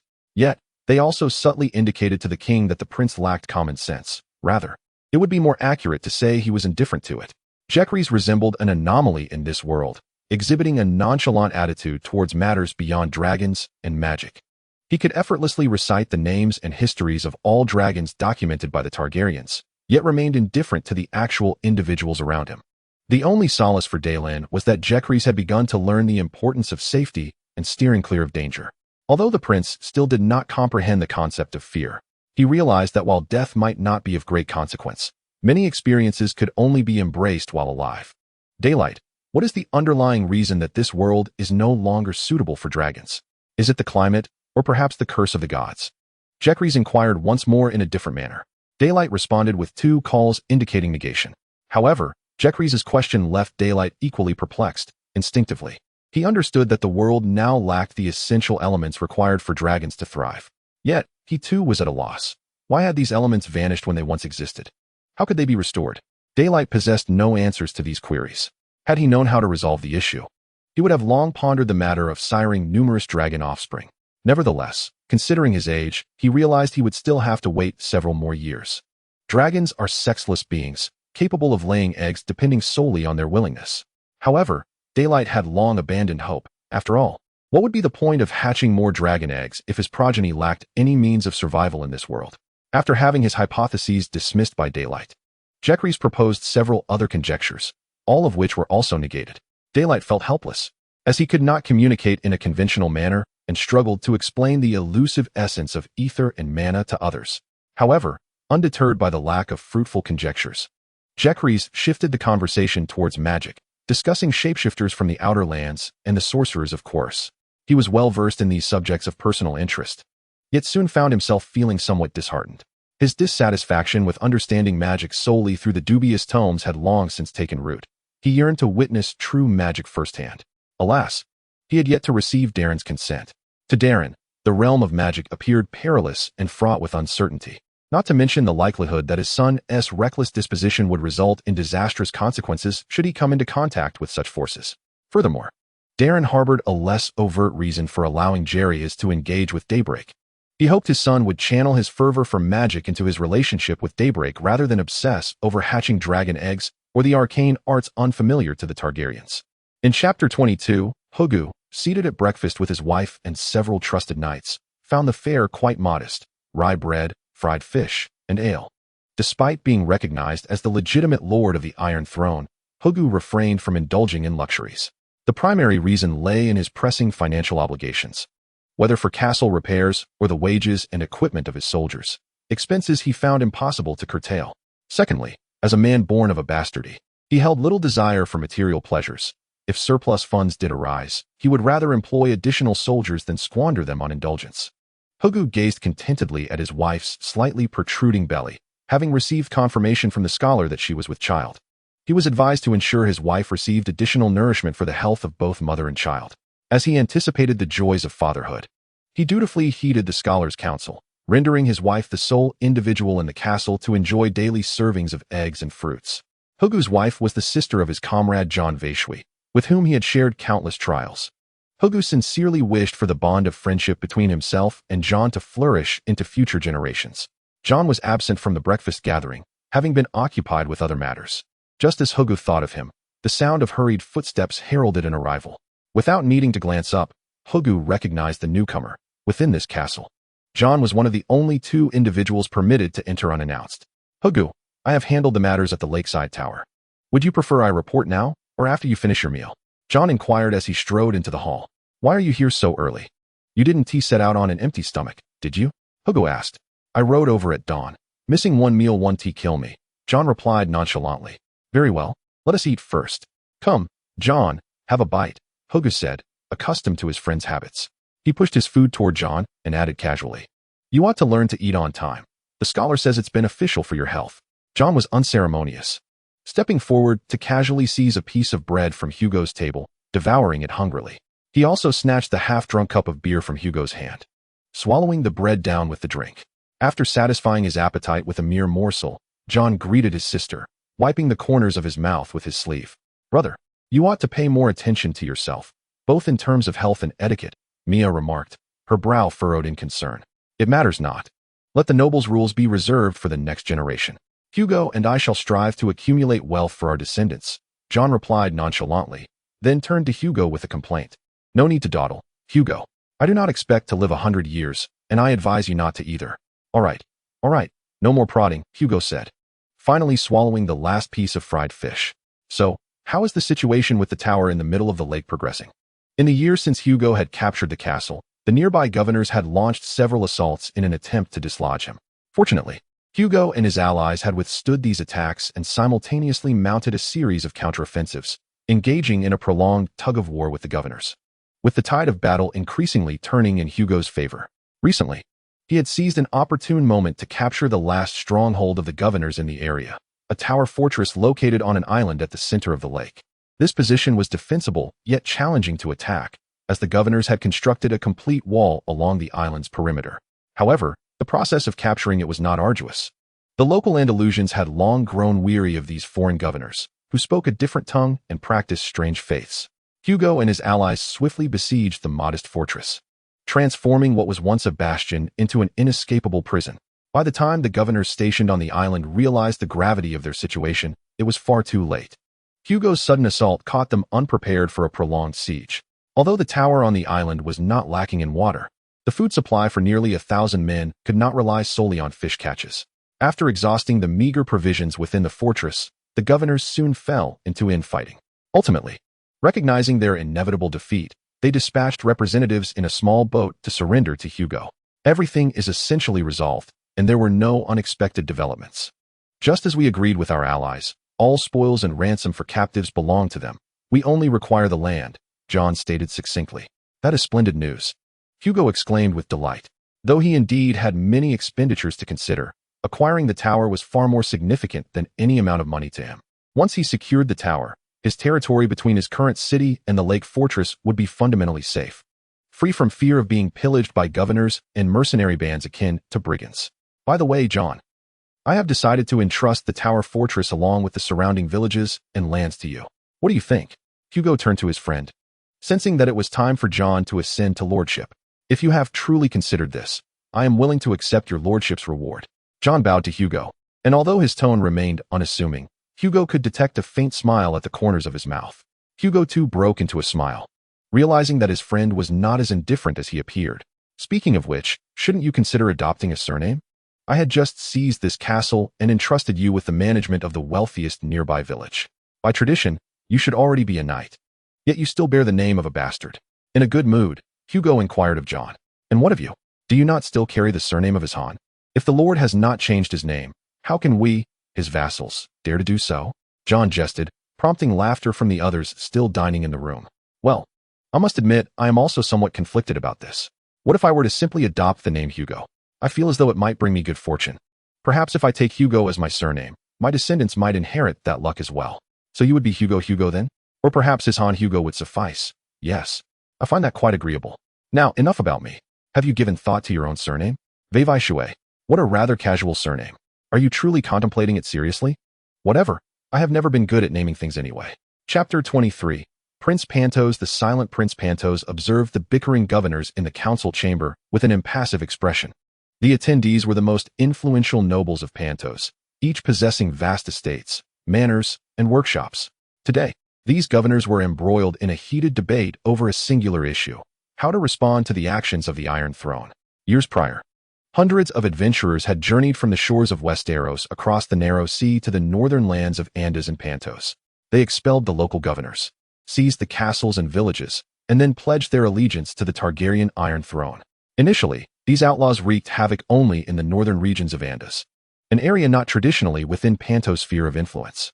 The local governors maintained a nominal subservience to Pantos while simultaneously engaging in covert dealings with Bravos, seeking to preserve their de facto independence. Pantos turned a blind eye to the duplicitous behavior of these governors, viewing the region as a buffer against Bravos. Thus, when the governors lost their castles and territories, fleeing to Pantos for aid, the noble class of Pantos felt nothing but schadenfreude. However, the situation had now changed. As the outlaws thoroughly partitioned the northern lands of Andaz, these avaricious individuals, rather than expressing gratitude, shamelessly began to expand towards the southern regions of Andaz. The situation there diverged significantly. Unlike the unruly north, the governors of the south were largely beholden to Pantos. The aristocracy of Pantos possessed considerable real estate and estates in the area, maintaining familial ties with the local governors. Thus, when the Iron Throne extended its grasp towards southern Andaz, Pantos could no longer remain passive. The prince silently observed the noblemen below engage in heated debates, their rhetoric grandiose, yet their minds consumed with mercantile calculations. But what concern was it of his? The prince bitterly smiled at his own plight, recognizing himself merely as a scapegoat. According to Pantos' custom, The prince is selected from the adult males of 40 noble bloodlines, yet he holds no political power, serving merely as a precious talisman during significant meetings and festive celebrations. More horrifying, however, is that in times of adversity, such as losing a war or facing a failed harvest, the prince may be executed as a sacrifice to appease the gods, only for a new prince to be chosen from the same 40 families. Have Bravos and Norvos offered any response? Andis shares borders with them. Why must we confront the Iron Throne alone? A spirited young nobleman inquired loudly. The diplomatic envoy had been dispatched earlier, yet Norvos had not replied, akin to a group of playing possum. However, the Sea Lord of Bravos did receive the envoy, expressing his willingness to provide us with assistance within their means. A balding middle-aged nobleman interjected. What does assistance within their means entail? Surely it does not encompass everything except tangible aid, interjected a sharp-tongued voice, belonging to a gray-haired elder with an aquiline nose.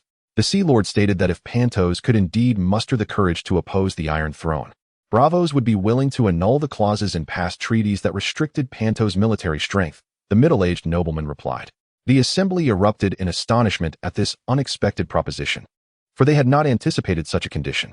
Pantos and Bravos had previously engaged in several wars, during which Pantos had sacrificed 4 princes in a single year amidst the fiercest conflicts. Ultimately, Pantos was compelled to seek peace with Bravos, leading to a humiliating treaty that forbade Pantos from possessing more than 20 warships, entering contracts with mercenary bands, or maintaining any military forces beyond the city guard. This treaty rendered Pantos one of the weakest entities among the free city-states. Esteemed colleagues, this is a once-in-a-lifetime opportunity to liberate Pantos from the shackles that bind us, the young nobleman exclaimed, filled with fervor. Yet, this implies that we must face the Iron Throne alone. Is that not too perilous? Some of the nobles remained hesitant. This is no time for stinginess. We must now deploy our resources to forge our victory. We shall employ every mercenary available to us, even those bound by contracts for which we would gladly pay the penalties. The naval power will be represented by pirates, whether from the Stone Steps Islands or the Serpent's Isle, as long as the price is agreeable. Furthermore, victory is not essential once the treaty is annulled. What would prevent us from negotiating with the Iron Throne at once? The prince gazed at the assembled nobles, silently praying for the impending war to unfold as smoothly as they had claimed, hoping he would not be sacrificed to the gods too soon. When Pantos officially declared war on the Iron Throne, openly intervening in the affairs of Andalos, the Targaryen throne was compelled to respond with firmness. The daylight loomed over Blackwater Bay, beneath which lay the assembled fleet. The royal fleet, along with the forces from the Greenway of the Riverlands, the Vale, the Westerlands, Dorne, and even the Iron Islands, congregated at the port. The arrival of the Ironborn was driven by both the prestige of Daemon and their hopes to plunder Pantos. The nobles of Pantos proclaimed they would hire endless mercenaries and warships to overwhelm the Iron Throne, to which Daemon could only scoff. However, he did not underestimate them. The command to summon vassals was swiftly relayed via ravens from King S. Landing throughout the 7 kingdoms. Now, Daemon sat astride daylight, surveying the fleet that embodied the finest of Westeros. Some of these ships would escort the kingdom's soldiers to the shores of the Narrow Sea, while the remainder would engage in naval battles against Pantos and the hired pirates.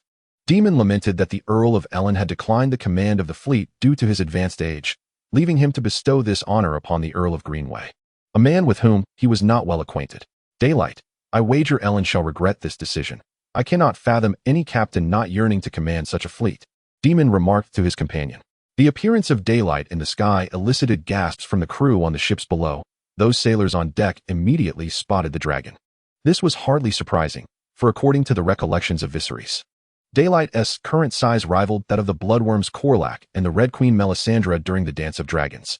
These dragons had once belonged to Prince Daemon and Princess Rhaenys. Daemon commanded Daylight to land on the flagship of the Earl of Greenway, where they discussed the forthcoming strategic deployments. Meanwhile, Daylight distractedly watched the frothy waves and seagulls, reflecting that this marked its first participation in war as a primary force. Chapter 24. The White Reaper. The novice toiled to clean the deck of the warship, one of only 20 vessels in Pantos' fleet. Each ship boasted an exaggerated tonnage, a desperate measure by the nobles to compensate for their numerical inferiority. This predicament is lamentable for the novice. According to the first mate's orders, he must thoroughly scrub the entire deck before he is permitted to dine. After reluctantly accepting the command, the novice had no choice but to compel himself to exert greater effort. Otherwise, he would face a hunger pang that night. Fully aware of the nature of the seasoned crew, If he were to falter even slightly, he would be left with naught but scraps. The novice is a free slave, possessing no distinction from a slave except in name.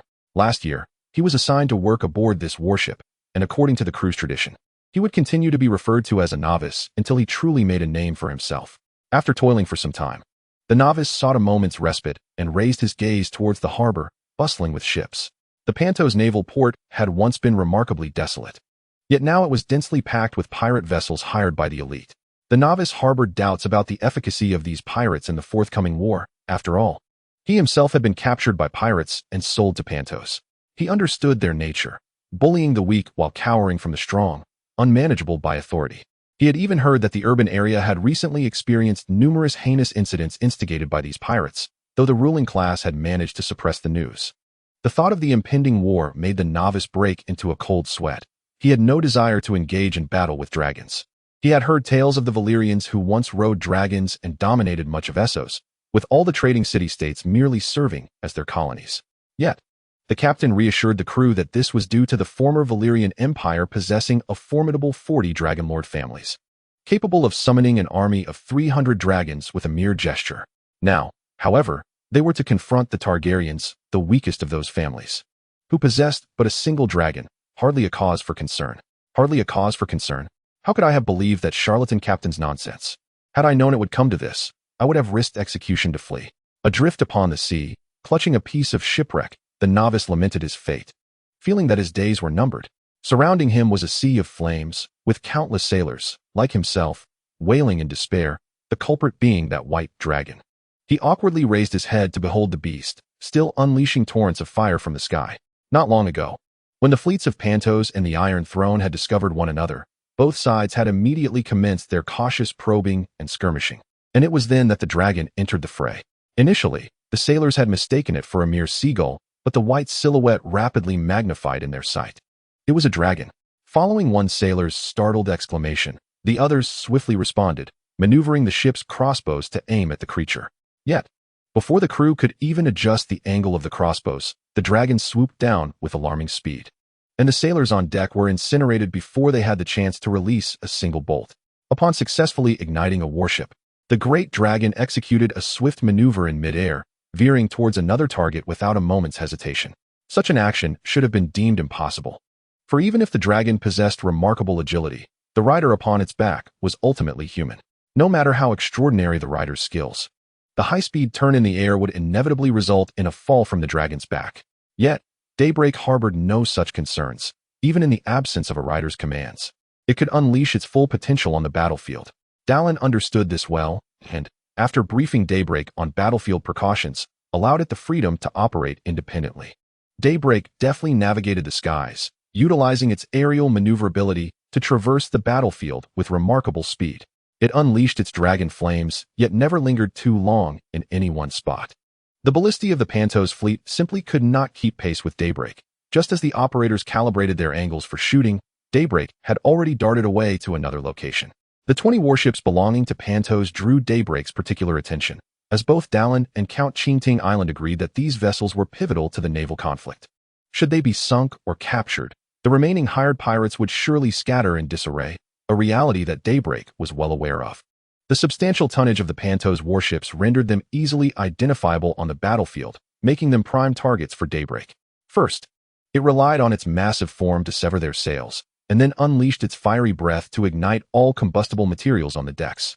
The once mighty tonnage of the warships became a burden without their sails, and mere or power proved insufficient to propel such cumbersome vessels, rendering them as mere targets for Daybreak. Crew members on the decks desperately endeavored to extinguish the flames and halt their spread, but ultimately their efforts were in vain.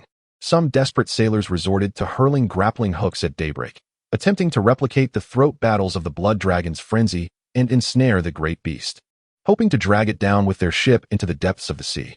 Alas, Daybreak's agile form afforded them no opportunity for success.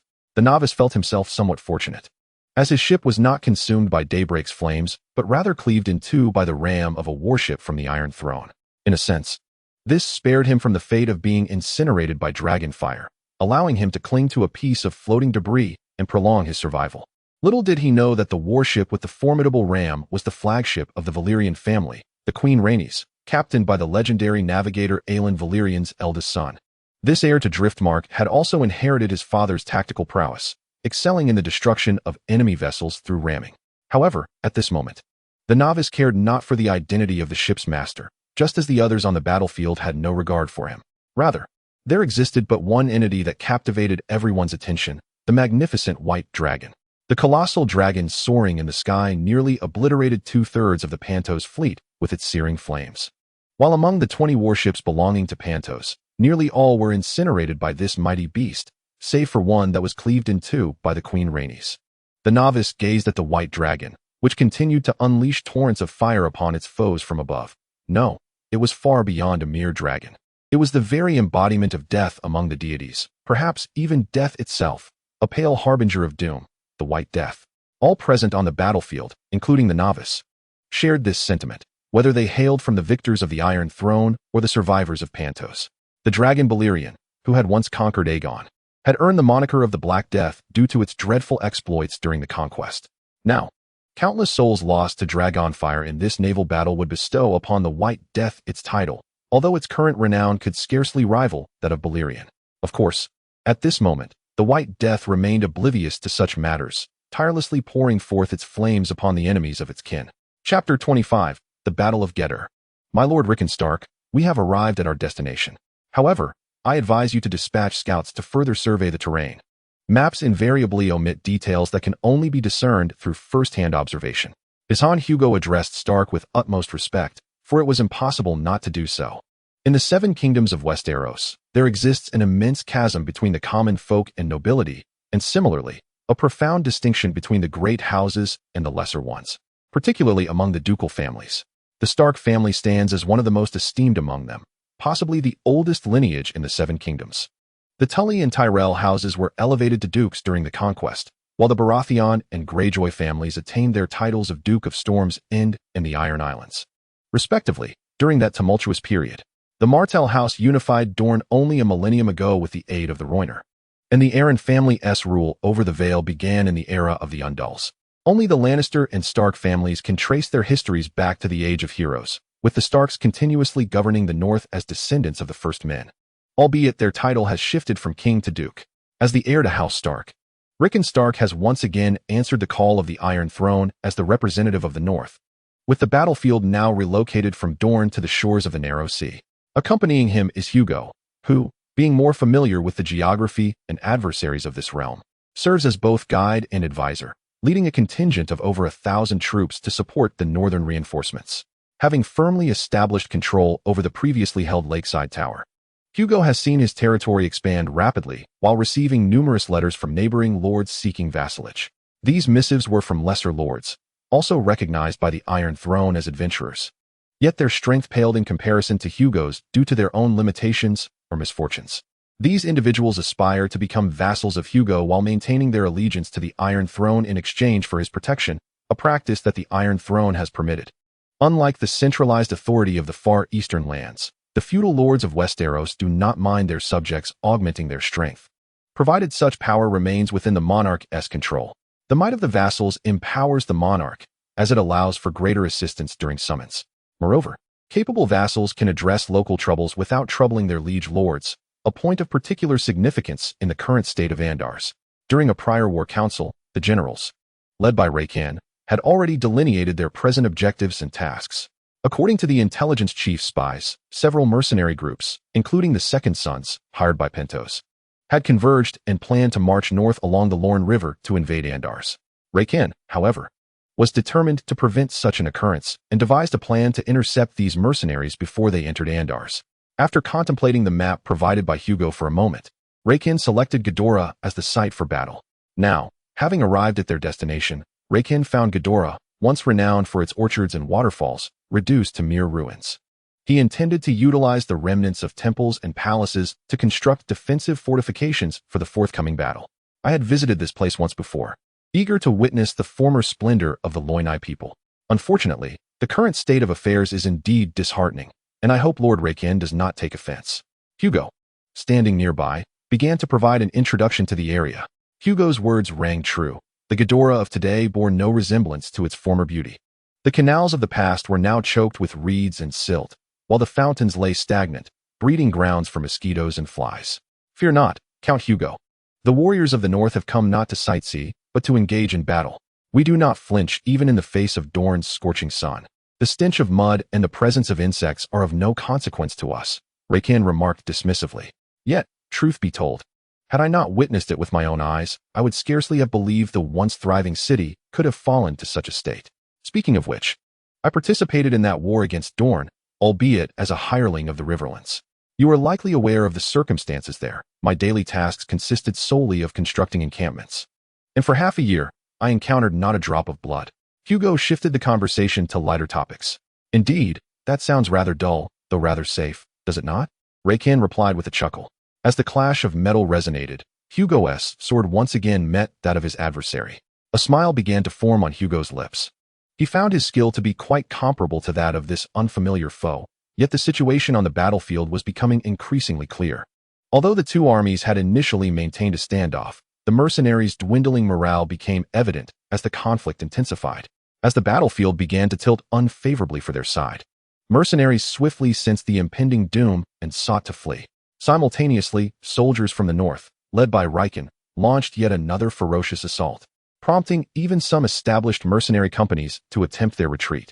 The Second Sons, one of the most venerable mercenary groups in Essos, bore a banner depicting a broken sword, accompanied by a ledger chronicling the names of all its members, their dates of enlistment, battle locations, times of joining, and details of their demise. Throughout history, numerous illustrious figures have graced the ranks of the Second Sons, including Halwyn Harlaw, the first king of the Iron Islands and the Riverlands.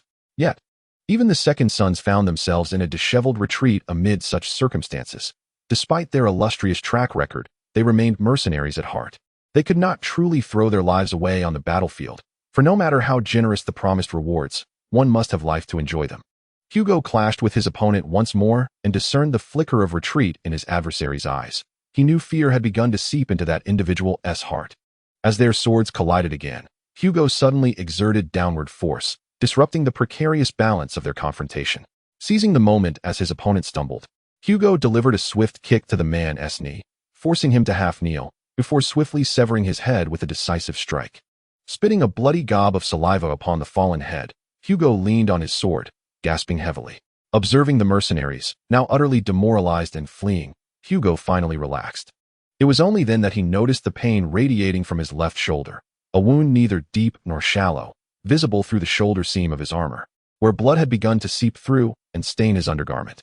He thought to himself that he needed to find a physician quickly, lest the wound become infected. Chapter 26. Good news and bad news, damn it. What do we do now? Lamented a portly nobleman in the council chamber of Pantos, burying his head in his hands. All 20 of our warships have been obliterated by the Iron Throne, and the remaining pirates are utterly unreliable. Those mercenary scoundrels even plundered our ports before fleeing back to their homes. This is not the only grim news, interjected an elder nobleman, his face ashen. According to reports from scouts along the front lines, our progress in the battles west of Andes has been exceedingly unfavorable. Worse still, the conflict to the east has seen all mercenaries abandon the battlefield. Damn it, aren't those mercenary companies always boasting about their bravery? Exclaimed another, especially the Second Sons, who pride themselves on their storied history and remarkable exploits. In truth, they are but a pack of cowardly hyenas. The Second Sons have long touted their heroism in defending Coer against the Dothraki, yet, in reality, they fled at the first sign of trouble. I say we should rely on the Unsullied. Coer triumphed over the Dothraki thanks to 3,000 Unsullied. The Unsullied are slave soldiers hailing from Astapor, subjected from a tender age to castration and the most brutal training. These slaves face execution if they fail even a single aspect of their rigorous training, with only 1/3 typically surviving to the end. Ultimately, these soldiers are stripped of their individuality and emotions, transformed into mere war machines that obey the commands of their masters. The most renowned battle of the Unsullied was the Battle of Coer, where merely 3,000 Unsullied withstood the onslaught of over 50,000 Dothraki. Following this, the Unsullied's reputation soared, and the city guard of Coer was entirely composed of them. Have we not long since placed an order for a considerable number of Unsullied from Astapor? Perhaps we can rely on these slave soldiers to turn the tide in our favor? Inquired a gaunt nobleman. The news of the Unsullied's impending arrival somewhat brightened the countenance of the assembled nobles, as their undeniable prowess instilled confidence to confront the Iron Throne once more. Suddenly, A servant, hastily dressed in the garb of a squire, burst into the council chamber, disregarding decorum as he rushed to whisper urgently beside a noble adorned in rouge. Gentlemen, it appears we can no longer place our hopes on the Unsullied. The rouged noble's expression shifted dramatically, and he despondently reported, according to the latest news, the fleet transporting the Unsullied was ambushed by the Iron Throne's dragon shortly after crossing the Stepstones. The entire fleet has been annihilated, and the Unsullied we ordered have sunk into the depths of the sea along with their vessels. What shall we do now? The nobles, who had only just regained their composure, were thrown into a state of panic once more.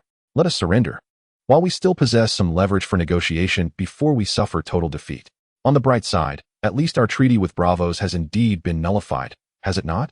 We must swiftly choose a new prince. The previous one was executed following our naval defeat. We need to offer up another prince as a sacrifice to the public after seeking peace with the Iron Throne.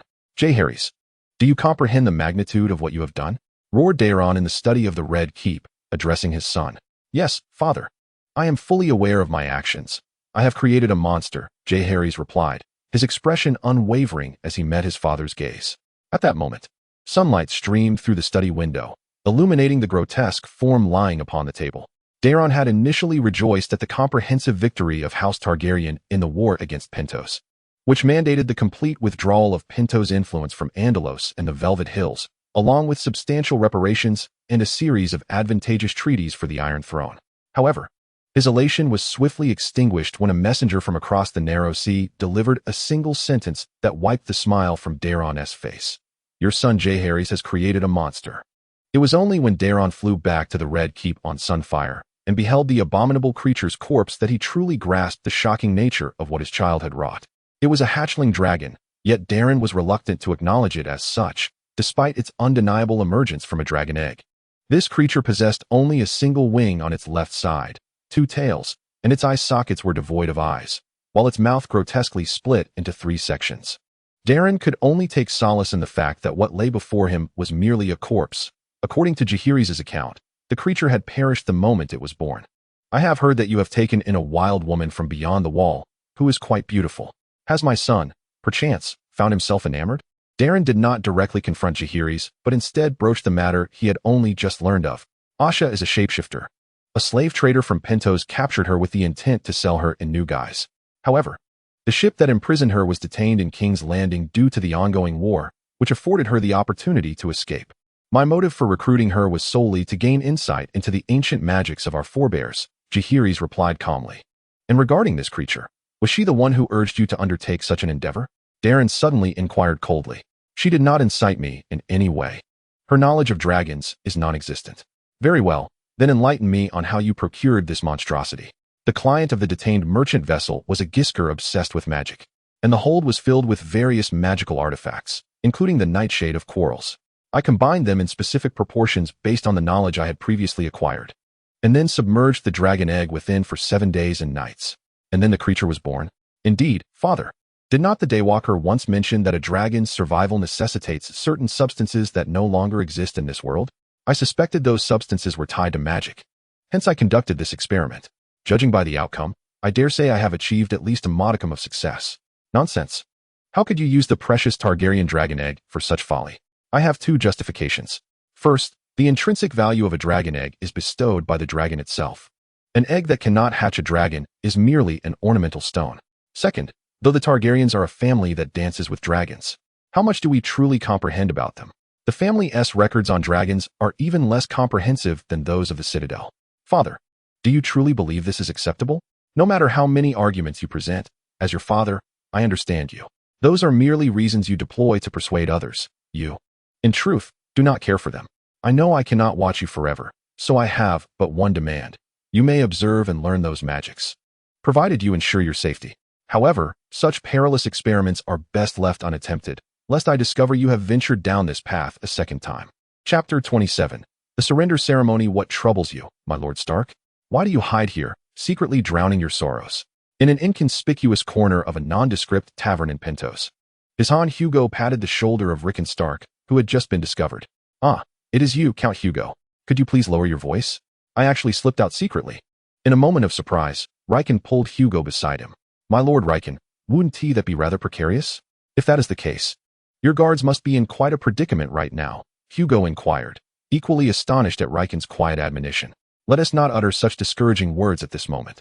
Here, allow me to treat you to this drink. Rikon requested a glass of wine from the bartender and handed it to Hugo, continuing. Count Lade is a serious and earnest individual. Hailing from Nexi, he is more austere than anyone I have ever met, which is precisely why my father appointed him as my adjutant. Yet, he is truly dreary, can you imagine? As a northerner, he abstains from all alcohol. That is indeed quite extraordinary. I have a few friends from the north myself, and I cannot fathom what they would be like if they were to give up drinking.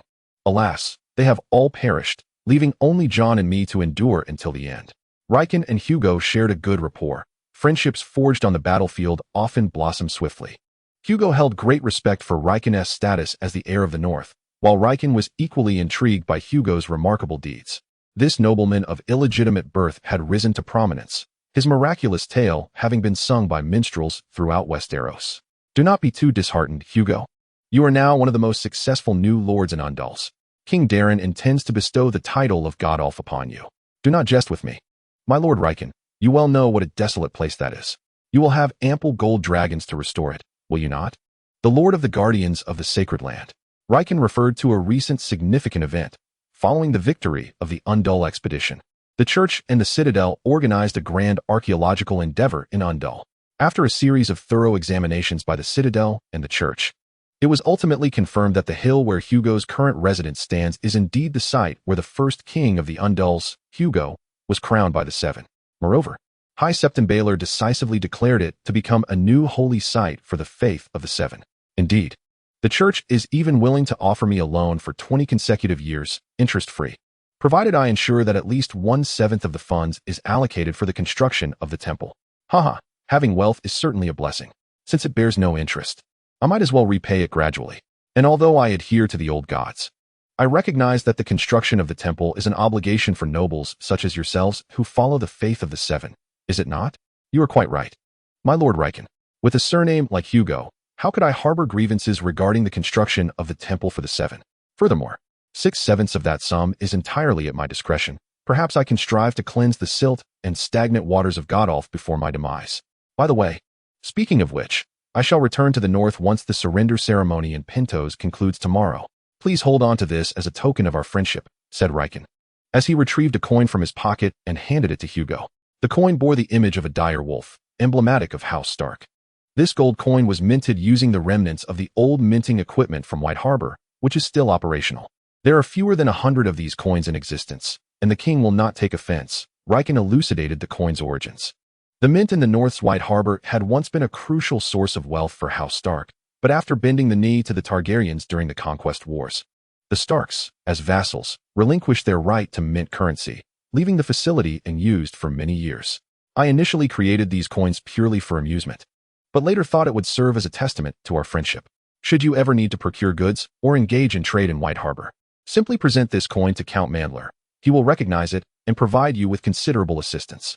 You aim to repair the September and rebuild Godolph, do you not? Consider this my modest support as a northern lord for my friend. Thank you immensely, Lord Rikon. I swear, if the Hugo family ever succeeds in restoring Godolph, a splendid orchard shall forever belong to House Stark. Hugo responded, stowing the coin away before finishing the remaining beer in his mug and bowing deeply to Rikon. Do not be so formal, Hugo. Are we not friends? Such distance is unnecessary, Rikon replied. Daylight, seated beside Daylan, cast a fierce glare at the Pantosian standing before Daylan. His hostility was not directed at the Pantosian himself. Rather, it was a fade intended to intimidate, as one who could already instill fear in the hearts of Pantosians. Merely standing there was enough for Daylight to deter most of them. This was his primary objective, to assist Daylan in intimidating the Pantosians, preventing any untoward thoughts or sudden disruptions. His secondary mission was to ensure that, should any Pantosian act rashly, he could promptly protect Daylan. Ever since the last close call in Dorne, Daylan had become quite vigilant regarding his safety. Fortunately, the entire surrender ceremony proceeded without incident, under Daylight's unwavering gaze. The representative from Pantos trembled as he signed and sealed the treaty, not daring to utter a single word throughout the process. The onlookers in the square exhibited a range of expressions. Those loyal to the Iron Throne cheered jubilantly, while the Pantosians appeared dejected. A few spectators from other city-states remained silent, seemingly lost in contemplation. Just a week prior in this very spot, the Pantosians had been celebrating the beheading of a man. The day after news of the peace negotiations broke, the local nobility had paraded their newly elected prince before the masses, sacrificing him to quell the public's fury. Given the current state of affairs in Pantos, it seemed likely that they would have to select another prince to execute before the matter could be considered resolved. The Daylight observed everything with an unruffled heart. His soul, already assimilated by the dragon, felt no ripple of remorse for the countless Pantosians he had slain. At this moment, his thoughts were consumed by another matter. His juvenile phase had officially concluded. Dragons experience their most rapid growth during the first 10 years of life. Thereafter, their growth rate gradually diminishes over the subsequent years, ultimately stabilizing at one-third of the pace observed in their formative decade. Henceforth, dragons will continue to grow at this rate annually until they approach the end of their lives. Naturally, Daylight's growth would still surpass that of ordinary dragons significantly, as the traits acquired from the marketplace would proportionately enhance his growth rate. Chapter 28. Cleaned and delivered to bed. Aegon Targaryen IV believed himself to be the king chosen by the seven gods. However, at present, he was neither king nor entitled to call himself Aegon IV. Yet, he felt that the Iron Throne was destined for him, and often privately referred to himself as Aegon IV.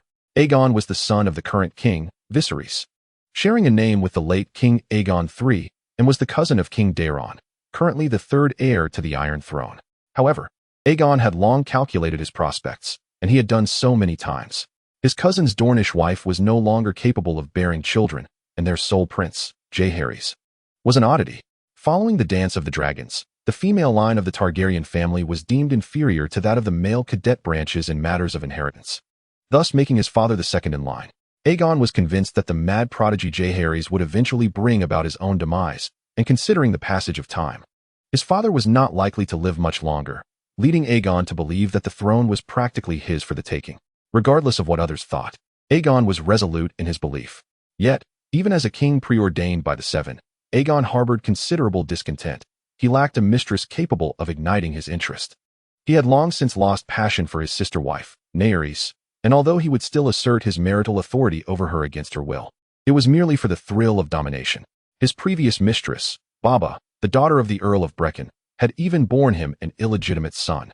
Not long ago, Naerys had nearly succumbed to complications during childbirth, prompting the Earl of Brecon to announce his intention to wed Baba. To Aegon's disappointment, Naerys did not perish as he had anticipated. Instead, she recovered. Consequently, under the counsel of his brother, the Kingsguard Ser Aemon, King Daeron ordered Baba Brecon to leave King's Landing.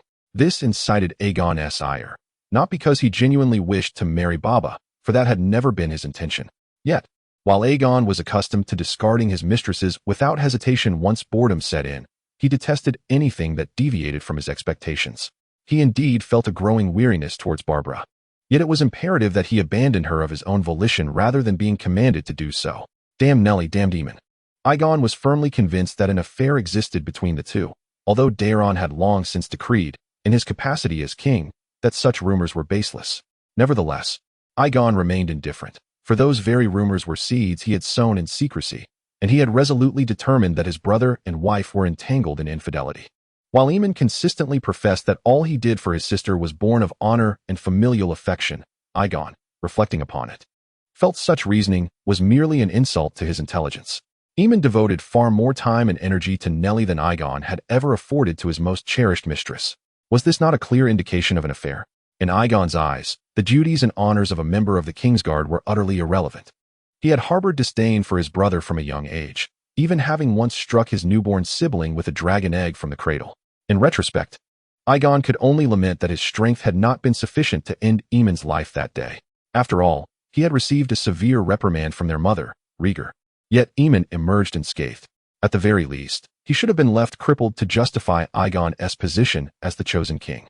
Aegon even suspected that his son Daeron might not be his biological offspring. The more he observed that wretched boy, the more he believed him to be Aemon's progeny. Consequently, he had been contemplating how to publicly reveal this matter and annul that bastard's claim to inheritance. However, if there was one recent event that brought Aegon great joy, it was Daeron's gift of the Valyrian steel sword, Blackfire, a symbol of Targaryen sovereignty.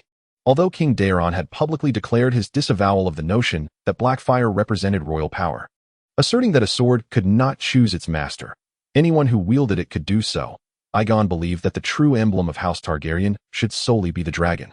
For only a dragon selects its rider.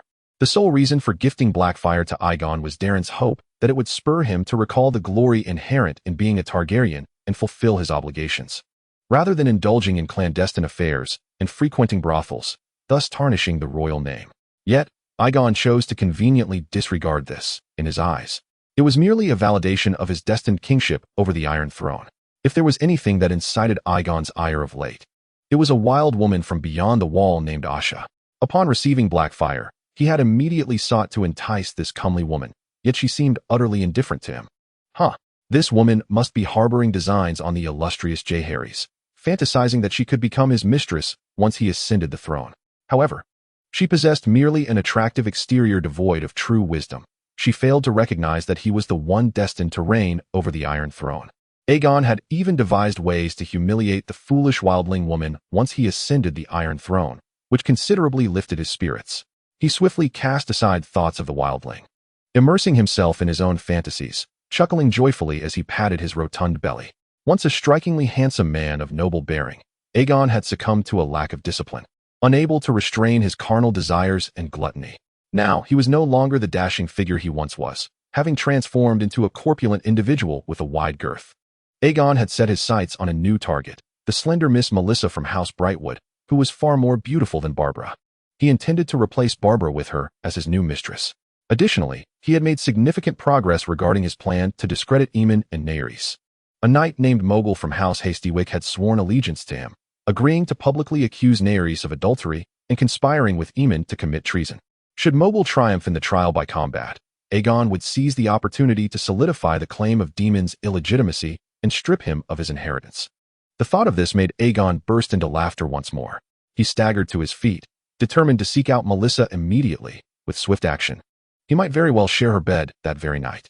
The Targaryen motto is fire and blood, yet Aegon had his own adage, clean and deliver to bed. Chapter 29. Daemon Waters was a bastard, though unlike other bastards in Westeros, he was a royal bastard of House Targaryen. His mother was the current king's sister, the defiant Diana. He had never met his father and remained unaware of his name, having been raised in the Red Keep by his mother. Compared to other bastards, Daemon was undoubtedly among the most fortunate. His mother loved him dearly, even defying the king for his sake. Daemon vividly recalled the fierce argument his mother had with his uncle, the king, when he was 6 years old. The details of the quarrel had faded from his memory, but the cause remained etched in his mind. Uncle Daemon had sought to persuade his mother to remarry, but she vehemently opposed the notion. In that moment, she held him close and declared that she needed only one child, and that child was Daemon himself. The argument lingered in Daemon's memory for a long time. He seemed to recall that the young boy had fallen asleep as the night wore on, while his mother and uncle continued their dispute. It wasn't until the next day that Daemon learned his uncle had ultimately relented, agreeing to his mother's demand to remain unmarried for life and taking Daemon on as his squire. Although Daemon had yet to be legitimized, his mother never revealing his father's name, his Targaryen bloodline from her was indeed acknowledged. He possessed the deep violet eyes and silver gold hair characteristic of the noble Valyrian lineage. In Daemon's childhood, he was never subjected to bullying. His mother, Diana, equally despised anyone who attempted to insult him by exploiting his status as a bastard, and after his uncle, King Daemon, took him on as a squire, no one dared to do so again. The Targaryen royal family, related by blood to Daemon, treated him decently, although the hand of the king, Viserys, and the Kingsguard, Aemon, maintained a distant relationship with Daemon due to his illegitimacy. They had never condoned any insults directed at him. His cousin, Naerys, and his brother, Daeron, were particularly unconcerned with his bastardy, and they even became friends. Daemon was currently quite content with his life, protected by a loving mother, and he vowed to one day protect her as she had protected him. He had also made many friends within the Red Keep, with his closest companion being Aegon Valerion, the illegitimate son of his uncle Aegon and Baelor Bracken. Their friendship originated from an incident of bullying. The Red Keep was not devoid of those who enjoyed tormenting the weak. While they dared not trouble Daemon, they targeted Aegon, who was also a bastard. At that moment, Daemon had just finished his sword training when he stumbled upon the scene. Having long been displeased with such bullies, he swiftly took up a wooden sword and taught them a lesson they would not soon forget. Daemon possessed striking good looks, yet what he prided himself on even more was his exceptional talent in swordsmanship. His uncle's appointed sword instructor often praised Daemon's unparalleled aptitude for the art of combat. The bullies surrounding Aegon, in Daemon's eyes, were nothing more than pitiful creatures, easily dispatched with a few deft moves. It was only when Daemon compelled them to apologize to Aegon that he truly met him for the first time. Aegon, direct and forthright, asked why Daemon would assist a stranger like him, to which Daemon replied without hesitation, "I do not believe that protecting the weak and the innocent requires justification. It is, after all, a knight's duty as decreed by the Seven. Though I am not yet a knight, that does not preclude me from holding myself to such standards. If you seek an explanation, it is my sympathy for bastards like myself and the warmth I felt upon first laying eyes on you." Following his words, Daemon helped Aegon to his feet, marking the beginning of their friendship. Regrettably for Daemon, Aegon and his mother, Baelor, had been sent back to the ancestral home of House Bracken in Stonehenge, leaving Daemon to maintain contact through letters, sharing their respective experiences in King's Landing and the Riverlands. Daemon rapped his finger against his brow, concluding his reverie. He needed to hurry to the training grounds.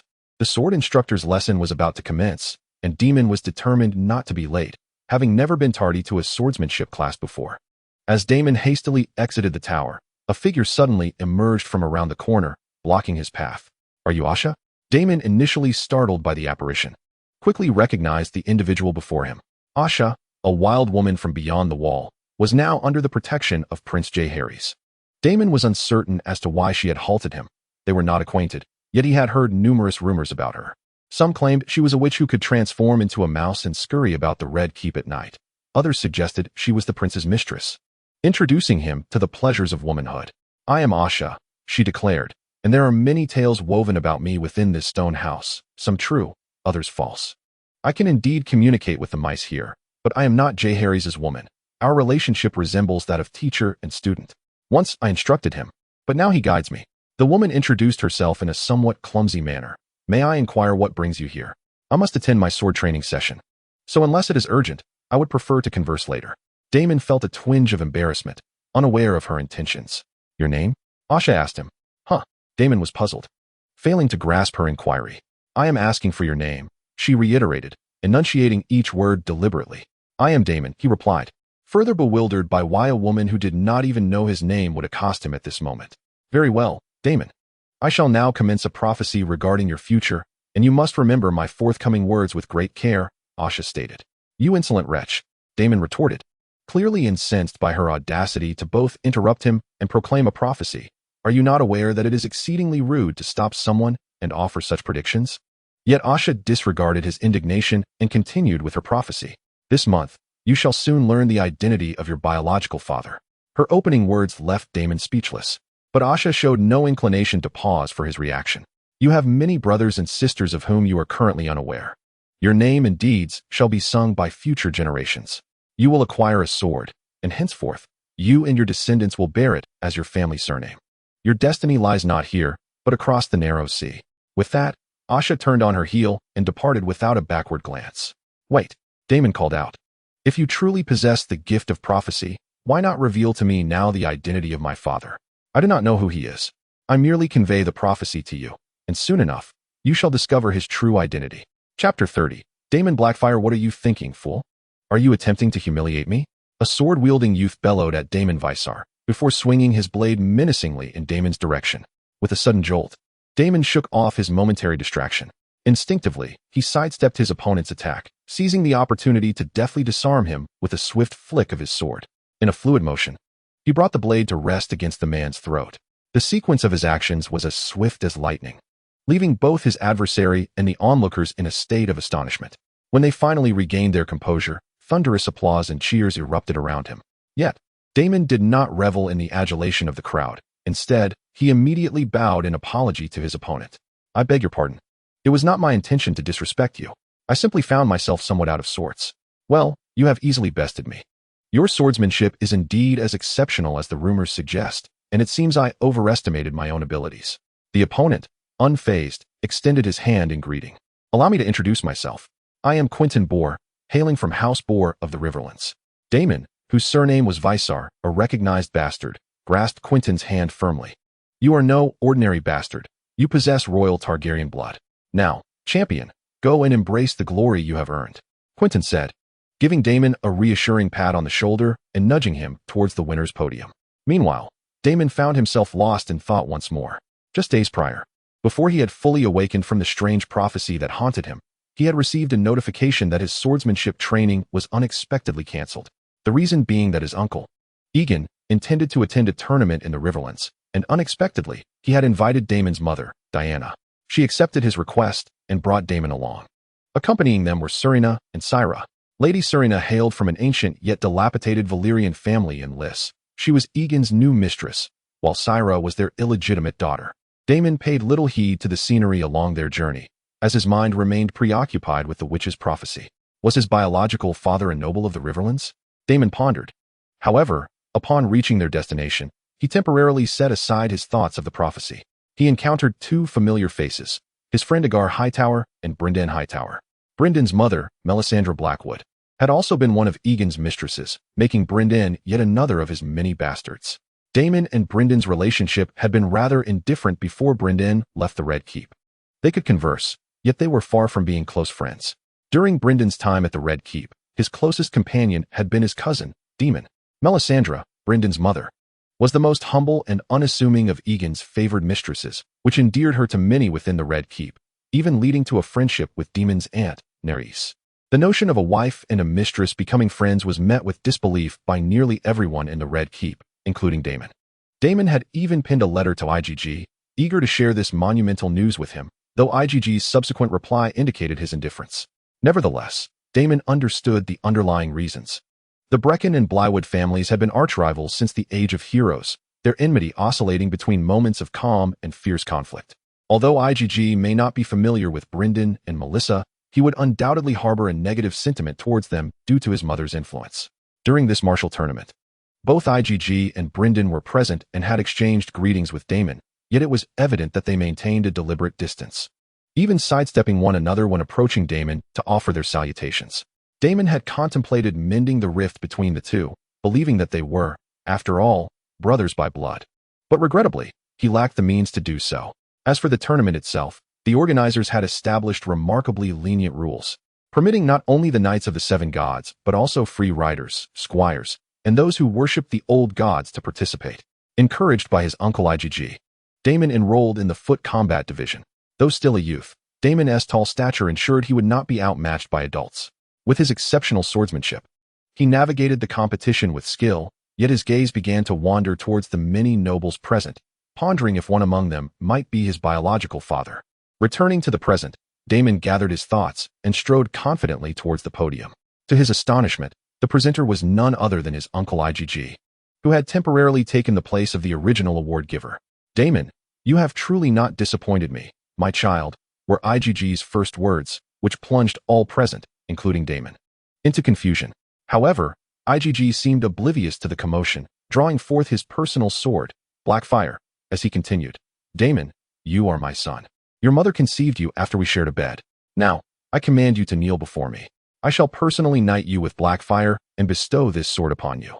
Henceforth, you shall abandon your illegitimate surname and adopt the name of this sword as your new lineage." IgG laughed heartily, riding across the open fields, casually shooting an arrow at a nearby hare. Following the conclusion of the tournament, the local lord, as the organizer, arranged a grand hunting event for all participants and guests to serve as a fitting finale. IgG was in high spirits, having publicly acknowledged Daemon as his son and entrusted him with Blackfire. He was fond of the boy and believed he could serve as his heir, not as a replacement for Daeron. No, Daeron was not his son at all. He was merely the offspring of Aemon and Nerys. Daeron was a parasite, usurping a position that was never rightfully his. Aegon observed that his arrow had completely missed its mark, veering off course while the rabbit remained undisturbed in its lair. In former times, he would never have shot so poorly. However, the current Aegon had long neglected his training. Now, with a rotund belly, even the act of drawing his bow felt laborious. His previously buoyant spirits were instantly dampened by this disheartening scene, prompting him to angrily cast his bow to the ground. This incident conjured memories of past failures, particularly the disappointment brought by the inept mogul who had betrayed his trust. During the trial by combat, Aemon had effortlessly dispatched him in a mere 3 rounds. Feeling increasingly despondent, Aegon kicked his steed in a fit of frustration, hoping that galloping might alleviate his vexation. Yet, in that moment, the horse, which had been accelerating, stumbled into a muddy pit. Aegon hastily attempted to rein in the horse, but his weight caused it to topple over. His left foot became ensnared in the stirrup, and the reins tightened around his neck during the fall. Due to inertia, Aegon found himself pinned beneath his mount. By the time he was finally extricated, he was already on the brink of unconsciousness. In his delirium, he began to refer to himself as Aegon IV, declaring all his illegitimate offspring legitimate in the name of the king. However, no one took his words seriously, for the legitimization of bastards was a privilege reserved for the king, and those present dismissed it as the ramblings of a dying man. Chapter 31. 3 Johns. By the way, John, have you heard the latest news from Westeros? At noon, Hugo, reclining in the shade of a tent, addressed John, who was likewise resting within. What momentous event has transpired? I've not been paying much attention to that side of things, John replied, puzzled. It concerns Aegon, the eldest son of Hand of the King, Viserys, Hugo said, his tone laced with intrigue. I have no interest in that boorish swine and the mischief he has wrought upon some poor maiden, John remarked, closing his eyes in disinterest. Hold on. I'm not finished. What I mean to say is that Aegon has died, and before his demise, he publicly acknowledged that the child of the king's sister, Diana, is his own, Hugo hurriedly divulged. As a result, the unfortunate little Daeron gained yet another half-brother. Well, if there's nothing else, let us just rest. I've been busy all morning, John said, turning to find a more comfortable position. Little Daeron referred to the son of Aegon and Nerys, sharing his name with the king, which is why he was commonly known throughout the Seven Kingdoms as Little Daeron. John had been residing in Dohar, while Hugo had only just arrived the day before to assess the construction efforts.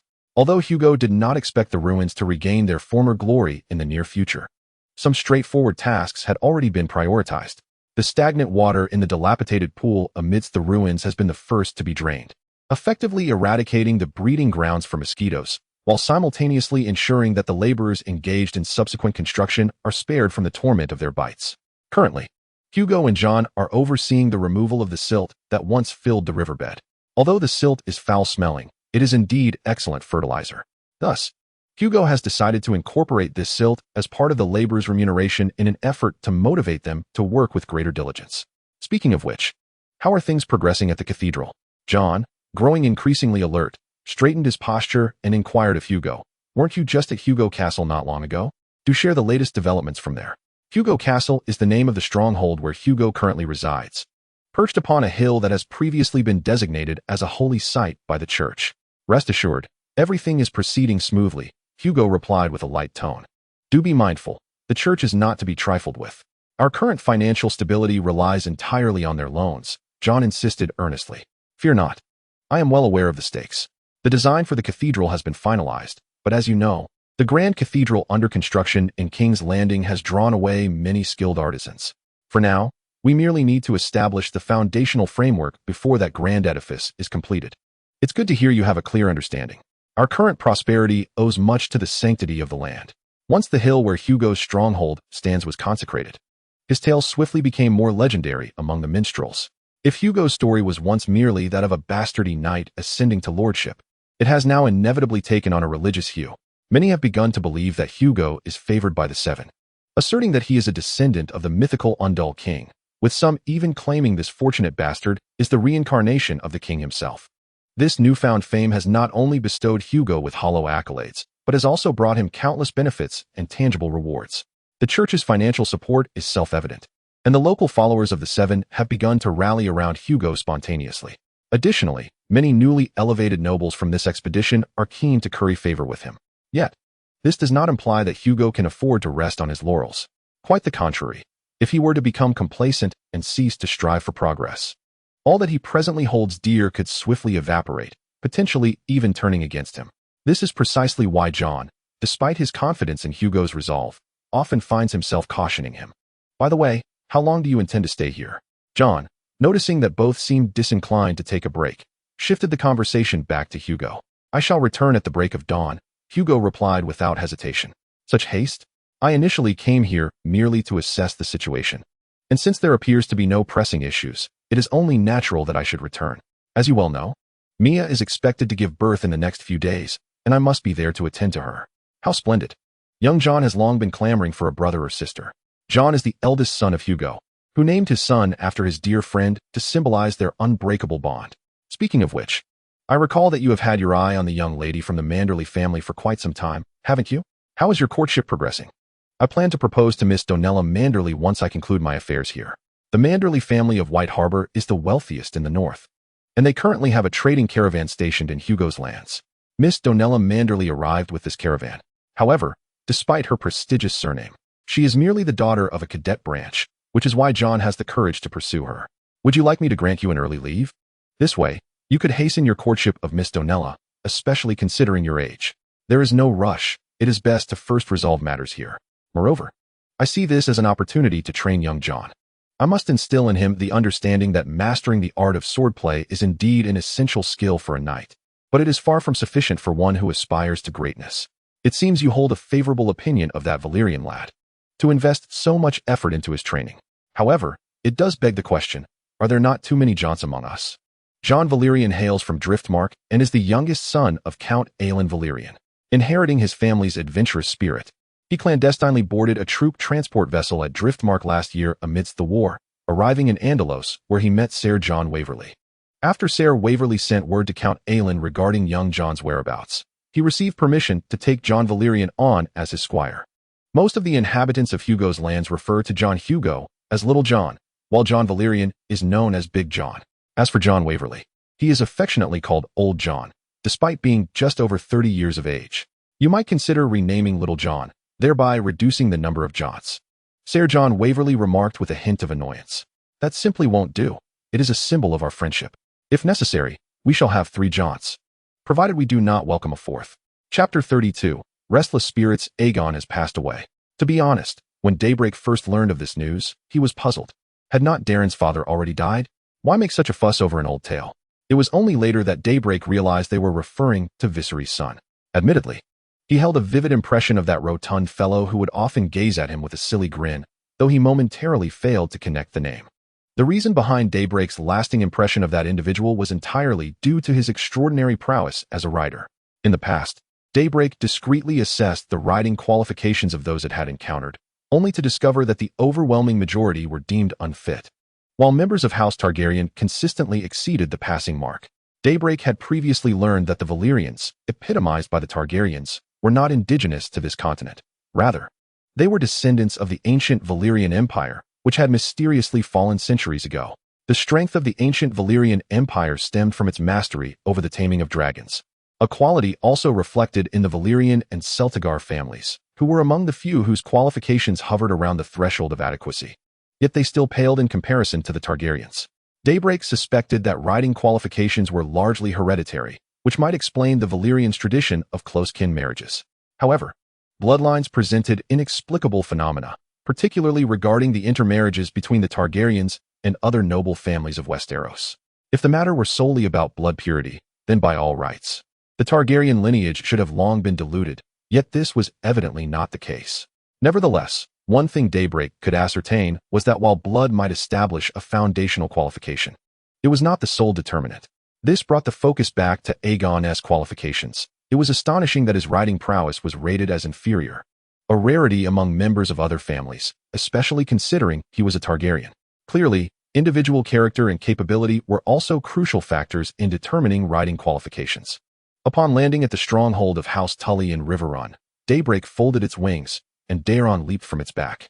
Your Majesty, House Tully welcomes your arrival. We have prepared a feast and a place for you to rest, said Edmure Tully, the current head of the family, who had been waiting and instructed a servant to present salt and bread to Daeron. Daeron casually tore a piece of bread, dipped it in salt, and after a few chews, swallowed it before replying, "Thank you, Duke Edmure. However, what I am most eager to comprehend is the matter following the tournament and the hunt. I fear I cannot enjoy the banquet until this issue is resolved." In the wake of Aegon's unexpected demise, the lord who had been responsible for organizing the event was clearly ill-equipped to handle such a crisis. Though wealthy, he was merely a landed knight. And according to the laws of the realm, a landed knight had no authority to administer justice. Consequently, the matter was ultimately entrusted to Duke Edmure, the ruler of the Riverlands. Daeron had flown over on Daybreak after receiving a Raveness letter, not solely out of concern for Aegon. While both Aegon's sudden acknowledgement of Daemon as his illegitimate son and his unexpected death implicated the royal family's reputation, Daeron's attitude towards these matters was one of ambiguous complexity that he himself found difficult to articulate. The issue of the illegitimate son, in fact, hardly qualified as a true problem. The numerous illegitimate offspring spawned by Aegon are countless. And while it was unexpected to discover that Diana was also a victim of his indiscretions, Dallin was not the least bit surprised upon hearing the news. He instinctively questioned in his mind why he had not considered sooner that Daemon could be Aegon's illegitimate son. As for the matter of Aegon's untimely demise, Dallin's heart remained utterly unperturbed. Although he still felt obligated to address the situation with the gravity befitting the royal family, he personally bore no sorrow over the incident. In fact, he felt a sense of relief at Aegon's death, for it signified that Aegon would no longer bring shame upon the royal lineage. However, Dallin's visit had another objective: to mediate the conflict between the Brecon and Blywood families. Both houses boasted ancestral bloodlines, with the Brecon family having long since converted to the faith of the Seven, while the Blywood family continued to revere the old gods, representing the last of the River Lords to uphold such beliefs. A bitter enmity existed between these two powerful lords of the Riverlands. According to the Brecon family, the Blywood family were their vassals who disgracefully betrayed their liege. Conversely, the Blywood family told a contrasting tale. During the reign of the venerable King Jaehaerys I, their animosity had simmered for nearly half a century, but now the feud had been reignited. The catalyst for this discord was none other than Aegon, who had encountered the lovely Bashani Brecon at a recent tournament and fell head over heels for her. That very night, the two shared a bed. Lady Bashani was the younger sister of Aegon's former mistress, Barbara, and the daughter of Count Canas Brecon. Unfortunately, Aegon met an untimely death during the next day's hunt, prompting Seth Blywood, the brother of Aegon's former lover, Melissa, to deride Bashani as a treacherous witch. Coincidentally, Canas happened to overhear this disparaging remark. What began as a mere exchange of words quickly escalated into physical confrontations, ultimately culminating in a brawl. Fortunately, Duke Edmure, who was also present, intervened just in time to prevent the conflict from spiraling further out of control. While the Tully family often lacked the prestige to command the Riverlands, the lingering influence of Duke Edmure's father, the esteemed Lord Cormac Tully, still held sway. In the midst of the bloodshed, Duke Cormac had once led his forces to a decisive victory against the Stormlands army commanded by House Baratheon, earning him the distinction of the most illustrious Tully Duke. At present, the Brecon family, the Blywood family, and Princess Diana remained in temporary residence at Riverrun. The Brecon and Blywood clans awaited the king's judgment, and while Edmure might persuade them, they remained steadfast in their loyalty to the king's will. As for Princess Diana and her entourage, they were simply waiting for Dallin to send someone to escort them back. After gleaning the specifics from Edmure, Dallin issued a direct command for Count Brecon and Count Blywood to come to the keep and meet with him. Upon their arrival, Dallin spared no words and swiftly conveyed his ruling. "Tomorrow, I shall personally preside over a trial by combat for you all, wherein your disputes shall be resolved under the will of the Seven." The two counts were inclined to utter more, yet the piercing gaze of daylight silenced them, reflecting their rigid, albeit fearful, countenances in the dragon's pupils. This was precisely why Daemon summoned them to the keep. It afforded daylight the opportunity to intimidate them. The trial by combat is a customary method in Westeros for resolving disputes, yet for Daemon, its utmost advantage lies in the fact that the outcome is entirely contingent upon the victor of the duel. The discord between House Bracken and House Blackwood had long transcended the realm of reason and evidence, rendering any judgment unsatisfactory to either party. Thus, it seemed more prudent to allow the Seven to discern right from wrong through trial by combat. Chapter 33. Asha and Demon Asha is a shapeshifter. And unlike most of her kin who tend to forge bonds with canines or avians, she possesses an affinity for rodents, particularly mice. Once a shield maiden, a term the wildlings use for female warriors, she is cognizant that the term wildling is a label bestowed upon them by those south of the wall, who prefer to refer to themselves as free folk, distinguishing themselves from those who kneel before lords and kings. Presently, Asha resides in a redstone house, where she finds herself ill at ease due to the multitude of rules imposed by its inhabitants, which constrains her accustomed sense of freedom. However, having partaken of salt and bread, the guest rite has been enacted in the presence of the heart tree and the southern gods, compelling Asha to honor her hostess arrangements before her departure. The tale of how Asha arrived here begins with a fateful raid. On that day, she and her companions embarked in a small boat, aiming to circumvent the wall via Seal Bay to plunder the south. This route proved far safer than directly crossing the wall, and Asha had previously achieved several successful raids. Yet fortune does not always smile upon her. Unexpectedly, Asha's modest vessel collided with a colossal ship of which they had never before laid eyes. The great ship effortlessly obliterated Asha's boat, and her companions were mercilessly struck down by arrows from the ship's crew, leaving Asha as the sole survivor. The ship's master seemed to have discerned her shape-shifting abilities and commanded his men to retrieve her from the sea. These men bore features unlike those of the Southerners or free folk, and they spoke a tongue unfamiliar to Asha. They shackled her in iron chains, seemingly intending to sell her into slavery. Confined within the ship's hold, Asha was utterly oblivious to her whereabouts. Just when despair threatened to engulf her, a turning point emerged. After an indeterminate number of days and nights imprisoned in the hold, a robust man, resembling a Southerner, pushed open the door to her confinement. The robust figure of the man was clad in iron armor and weaponry. Were he in the wilds, he would undoubtedly be a formidable chieftain, having claimed countless women to bear his progeny. Yet, upon surveying the room with a discerning gaze, the man respectfully retreated to the side, allowing a richly adorned youth to enter behind him. The young man, dressed in garments woven from silk and adorned with jewels, appeared remarkably delicate. As though he could not harm a fly, in the wilderness, he would surely be swiftly seized. Yet Asha discerned at a glance that the youth's standing far surpassed that of the burly man. After a brief exchange, Asha learned of the current circumstances. The youth, named Viserys, was the son of a king, the paramount leader of all chieftains in the south. Viserys could grant her freedom, provided that Asha impart to him the knowledge of shapeshifters. Initially, Asha found Viserys' aspirations overly fanciful, for shapeshifters were exceedingly rare among 1,000 ancestors. Only one possessed the potential to become a shapeshifter. Moreover, Asha had never heard of anyone hailing from the far south achieving such a status. However, in the pursuit of freedom, Asha consented to Viserys' proposal. To Asha's astonishment, Viserys' innate talent far exceeded her expectations. Within mere months, he mastered all of Asha's skills and surpassed her abilities. Viserys emerged as a shapeshifter of extraordinary caliber, capable of traversing the consciousness of various animals and effortlessly taming even cats. Such feats were, to Asha's original understanding, nearly unattainable, for cats were notoriously cruel and proud creatures, difficult to control unless compelled. The dynamic between Asha and Viserys had shifted. She could have departed at any moment, yet she chose to remain, eager to learn from him in return. Within the sacred woods of the Red Keep, Asha began to pray to the heart tree, employing the methods Viserys had taught her. Previously, Asha had only established a tenuous connection with the heart tree, but under Viserys' guidance, this bond had grown significantly stronger. Once Asha completed her prayers to the heart tree, a tentative voice inquired, "Lady Asha, I apologize for intruding, but may I request your assistance in interpreting that prophecy once more?" The speaker was Demon Blackfire, who, after being acknowledged by Aegon as his true son, had come to fully believe in Asha's earlier prophecy. Thus, upon returning to the Red Keep, Demon sought out Asha, yearning for a deeper understanding of the prophecy. "The prophecy was something I glimpsed while praying to the heart tree.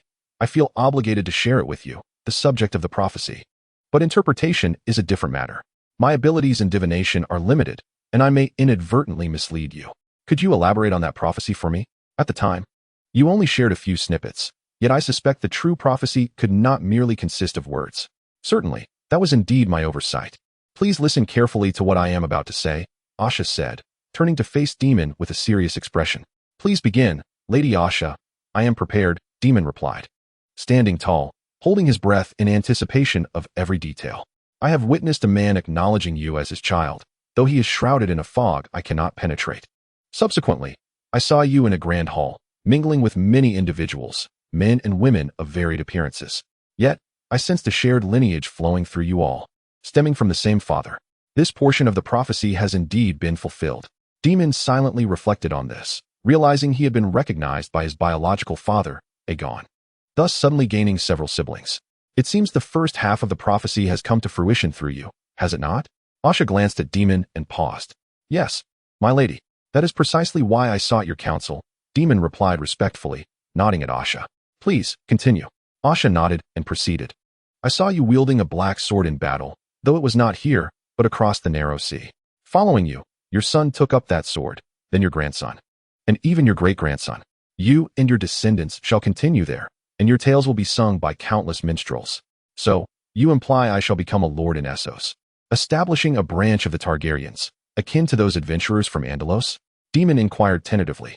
"I do not know. I have already stated that I am not responsible for interpreting prophecies. How you choose to understand them is your own matter," Asha replied flatly, her demeanor unchanged.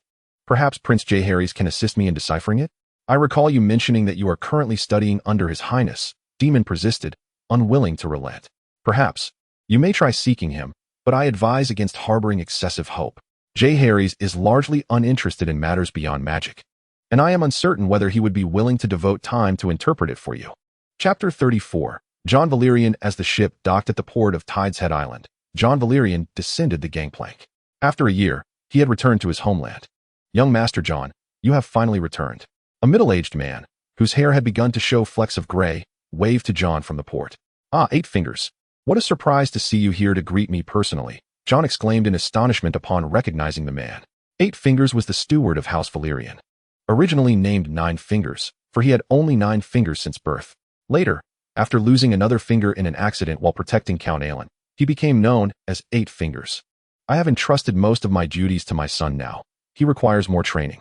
Only in this way can he adequately succeed me when I am no longer able to fulfill my responsibilities, 8 Fingers explained casually. However, I recall that my departure was delayed due to unforeseen circumstances, resulting in my return being several days later than the date I had communicated in my letter. 8 Fingers. You haven't been waiting for me all this time, have you? Jon scratched his head sheepishly. I have been coming to the port to check. Whenever I found a moment of leisure, and fortuitously, I encountered you here today. Is that so? How have father and mother fared during my absence? Are they well? Do not worry. Both the Lord and Lady are in good health. The lady has indeed been somewhat anxious due to your delay, but the Lord has reassured her and alleviated her concerns. Father seems to have great faith in me. Does he not fear that I might encounter misfortune? In the Lord's own words, every Valerian is destined for their own adventures, which cannot be prevented, and since it cannot be averted, excessive worry merely adds to one's troubles. Ha ha. Indeed, father is as magnanimous as ever. Amidst the conversation between Jon and 8 Fingers, they mounted the steeds that had been prepared in advance and made their way back to the ancestral stronghold of House Valerian, Driftmark. Driftmark is a dark and somber castle, perpetually damp and plagued by the tides, its ebony walls marred by salt stains. Jon's great-grandfather, the sea snake Corlys, had constructed a new castle named High Tide to replace the dreary Driftmark. However, during the Dance of the Dragons, High Tide was consumed by flames in the Battle of the God's Eye, prompting Father Aegon to relocate the family's seat back to Driftmark. My dear brother, you have finally deigned to return. As Jon stepped into Driftmark, a hearty voice rang out. He looked up to see his elder brother Corlys greeting him from the second floor. Corlys then descended the staircase with great strides and enveloped Jon in a warm embrace. So, how did you fare in Andalos? Corlys inquired after releasing Jon. Lord Vaemond and Lord Hugo treated me exceedingly well. I thrived there and gleaned much knowledge. Jon replied matter-of-factly after extricating himself from his brother's embrace. Jon, could you not treat me as you do father? Must we not share a bit more sincerity as brothers? Corlys said with a hint of exasperation. What is it? Is there some secret between you two that this father should not know?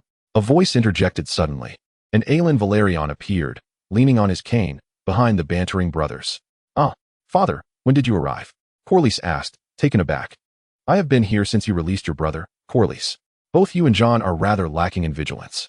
Had this been a skirmish on the deck, I could have claimed your lives at any moment, Aelin stated sternly, tapping his cane against the floor. My apologies, father. Corlys and Jon, in perfect unison, bowed their heads in contrition towards Aelin. It is good that you understand. After Aelin spoke, he turned his gaze towards Jon, his expression softening slightly. Your elder sister, Rhaenys, happens to be here today. She is in the garden with your mother and Jane. You should go to them. Indeed, Rhaenys has been quite worried about you. Fearing that you might be struggling in Andalos, Corlys chimed in with a grin. And what of the matter thereafter? Did Ser Vaewyn successfully propose to Miss Manderly? Jane Valerian inquired, taking a bite of her biscuit and mumbling her question before she could swallow. Jane, you are no longer a child. Always mind your manners. Aelyanna Targaryen gently reminded her daughter, lowering her gaze. Miss Dina Manderly has accepted Lord Jon Vaewyn's proposal, and their wedding is to be held in a month's time. If all goes well, I intend to attend, Jon concluded succinctly regarding the tale of Ser Vaewyn. Does that mean you will be heading back to Andalos afterward? And since you have returned, why not stay a while longer on Driftmark? Jon's sister, Rhaenys Valerian, inquired with a frown. I am still a squire and have much to learn, Jon paused before continuing. Besides, I aspire to earn a piece of land for myself across the narrow sea, just as Lord Hugo and Lord Vaewyn have done. Well said, my son, Ellen applauded Jon's ambition, but you must strive even harder. It would please me to see you achieve your goals before I depart this world. Father, what nonsense are you speaking? Rhaenys reproached her father. Such talk of death is ill-omened. What of it? At my age, the prospect of death is hardly surprising, Ellen replied nonchalantly. By the way, father, I encountered an acquaintance of yours in Andalos, and he asked me to bring you a gift. John hastily shifted the topic before Rhaenys could express her displeasure. An acquaintance? Who? Ellen's interest was piqued. Lord Oscar Tully, the brother of the former Duke of Riverrun, Kermit Tully. As John spoke, he retrieved a dagger from his waist. Its exquisite design, featuring a handle of dragonbone. Him. I can't believe that old fellow is still alive. How is he faring in Essos?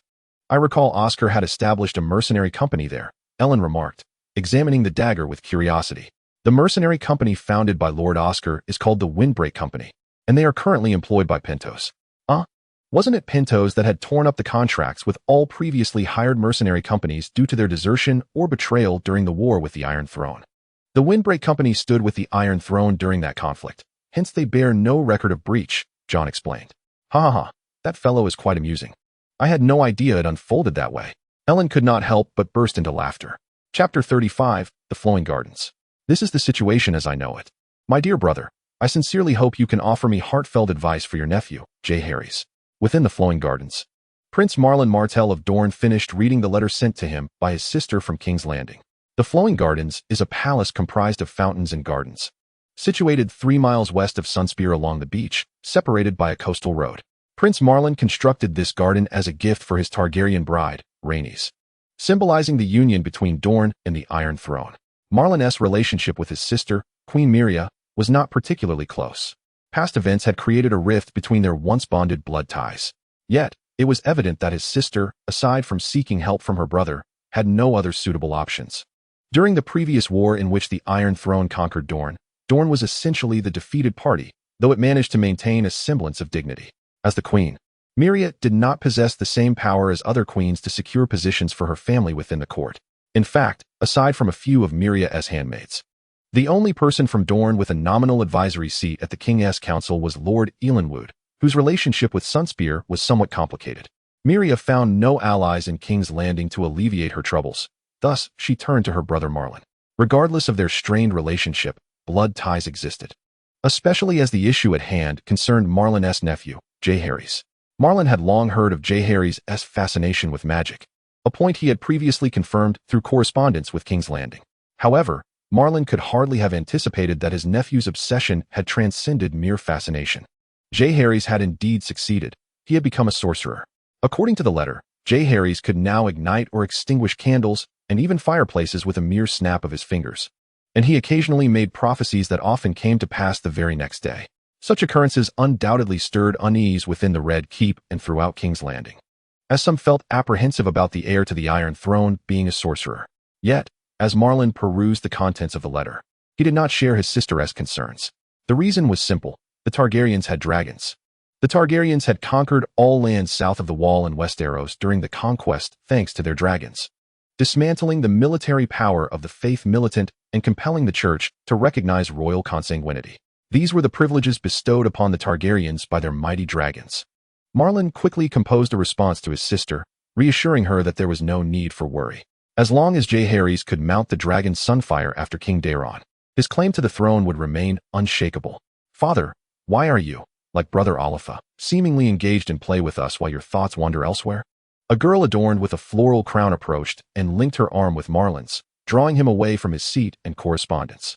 This girl, named Doria, was Marlon's second daughter. She had been frolicking in the garden with her mother, Rhaenyra, and her sister, Yelene, but her father's evident preoccupation with matters of the kingdom had clearly caused her discontent. The brother Olifa she mentioned was Marlon's eldest son, currently under the tutelage of a mentor in the city of Yangji, rendering him unable to join them. In the past, however, Olifa had delighted in playing in the flowing garden, often splashing in the pools with children of his age, regardless of their noble or common lineage. This behavior had been encouraged by his mother, Rhaenyra, who sought to instill in her son, the heir of Yangji, the understanding that both nobles and commoners were subjects of Dorne, worthy of his protection and companionship. Olifa was undoubtedly an exceptional heir, characterized by his kindness, composure in the face of challenges, and rigorous self-discipline. Just as he insisted on prioritizing his studies assigned by his mentor, he had declined the family's invitation to the flowing garden. Marlon believed that once J. Harrys ascended the throne, Olifa would undoubtedly become a steadfast ally to his cousin. Furthermore, The Iron Throne had begun to show ambitions of expansion towards Essos, having already secured Andalos, which sparked further aspirations in Marlin's mind. Although the people of Dorne had once been compelled to leave their homeland due to the threat of dragons, now that House Martell had become vassals of House Targaryen, one could wonder if either he or Alepha might have the opportunity to reclaim the ancestral homeland of the warrior queen, Nas. It was clear that attempting to restore Nas solely through the strength of Dorne was a fanciful notion. Those free trade city-states would never tolerate outsiders establishing roots within their territories. Yet, what if they had the support of dragons? After all, had not the Iron Throne completed its annexation of Andalos by conquering it with the aid of dragons? Of course, such thoughts were premature. Unlike the other 6 kingdoms that submitted to the Iron Throne following the conquest, Dorne's allegiance was still relatively fresh, and many north of the Red Mountains still regarded Dorne as a separate entity. In such circumstances, to expect the Iron Throne to support House Martell in reclaiming Nas was undoubtedly a pipe dream, even in the most favorable conditions. Such an event would only be conceivable after Jaehaerys ascended to the throne. Unconsciously, Marlin found his thoughts drifting to Daylight, the last remaining dragon of the Iron Throne. It was indeed peculiar why no other dragons had been born into House Targaryen after Daylight. Marlin did not know the answer to this question. Perhaps the Targaryens themselves understood, but they would surely not divulge this knowledge to an outsider like him. However, on a more optimistic note, Targaryen still has ample time to address this issue. As a dragon born in the twilight years of Aegon III, Daybreak is remarkably youthful for its kind, even by dragon standards. Yet this dragon, having existed for a mere 20 years, has already garnered a formidable reputation that resonates across the Narrow Sea.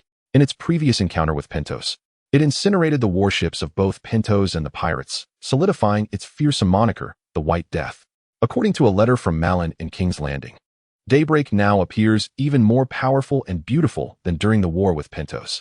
As long as Targaryen can retain possession of Daybreak, Malin cannot fathom who could possibly challenge the Iron Throne. Moreover, according to the records of the Black Death, Vhagar, Daybreak is not expected to reach the end of its life for at least another 2 centuries. Chapter 36. The Windbreak Company, my Lord Oscar. The Myrinese seem to be scouting along the river. I suspect they are still not giving up, said a young horseman, clad in the attire of a messenger, addressing an elder rider of significantly higher status beside him. However, Oscar Tully merely waved his hand dismissively and replied, "Those Myrinese lack the courage. If they had the audacity to launch an assault across the river now, they would not have been so easily driven back earlier. But it is wise to remain cautious. Is it not? We must not give the Myrinese any opportunity," the young man insisted. Upon hearing the youth's words, Oscar pondered in silence for a moment before responding. "You are correct, Banjiro. You shall be responsible for arranging the subsequent watch." As he spoke, Oscar patted his son Banjiro Tully on the shoulder. "Father, you previously mentioned that one should address titles during battle," Banjiro replied, puzzled. "Because my battles have concluded. From here on, you are in charge. Go forth, Deputy Banjiro," Oscar said with a smile as he rode back to the camp. In his youth, Oscar Tully had been known alongside his brother, Duke Kaimet Tully, and Count Banjiro Blythewood as the lads. The 3 served in the Black Party during the Dance of the Dragons, pledging their loyalty to Queen Rhaenyra's son, Aegon Targaryen III. The lads triumphed over the Green Party's forces at the Battle of the King's Road, besieging King's Landing and crowning Aegon, then still a prince, as king. After the Civil War, his brother and Banjiro Blythewood returned to their lands to fulfill their responsibilities as lords, while Oscar ventured across the Narrow Sea to establish a mercenary company known as the Windbreak Company. He fondly reminisced about those war-torn days. Whether it was in founding the mercenary band to fight across Essos or naming his son after a comrade, all in honor of times gone by. Yet now, Oscar had grown old.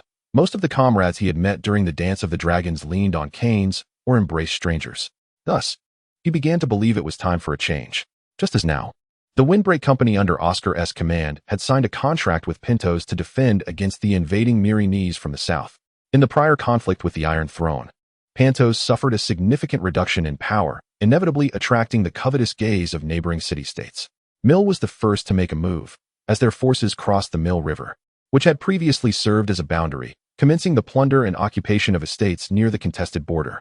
Although Pentos was no longer bound by treaties limiting military armament, the aristocrats found it impossible to place their trust in mercenary groups that had exhibited dismal performance in the recent war, especially since they had just torn up contracts with these very mercenaries.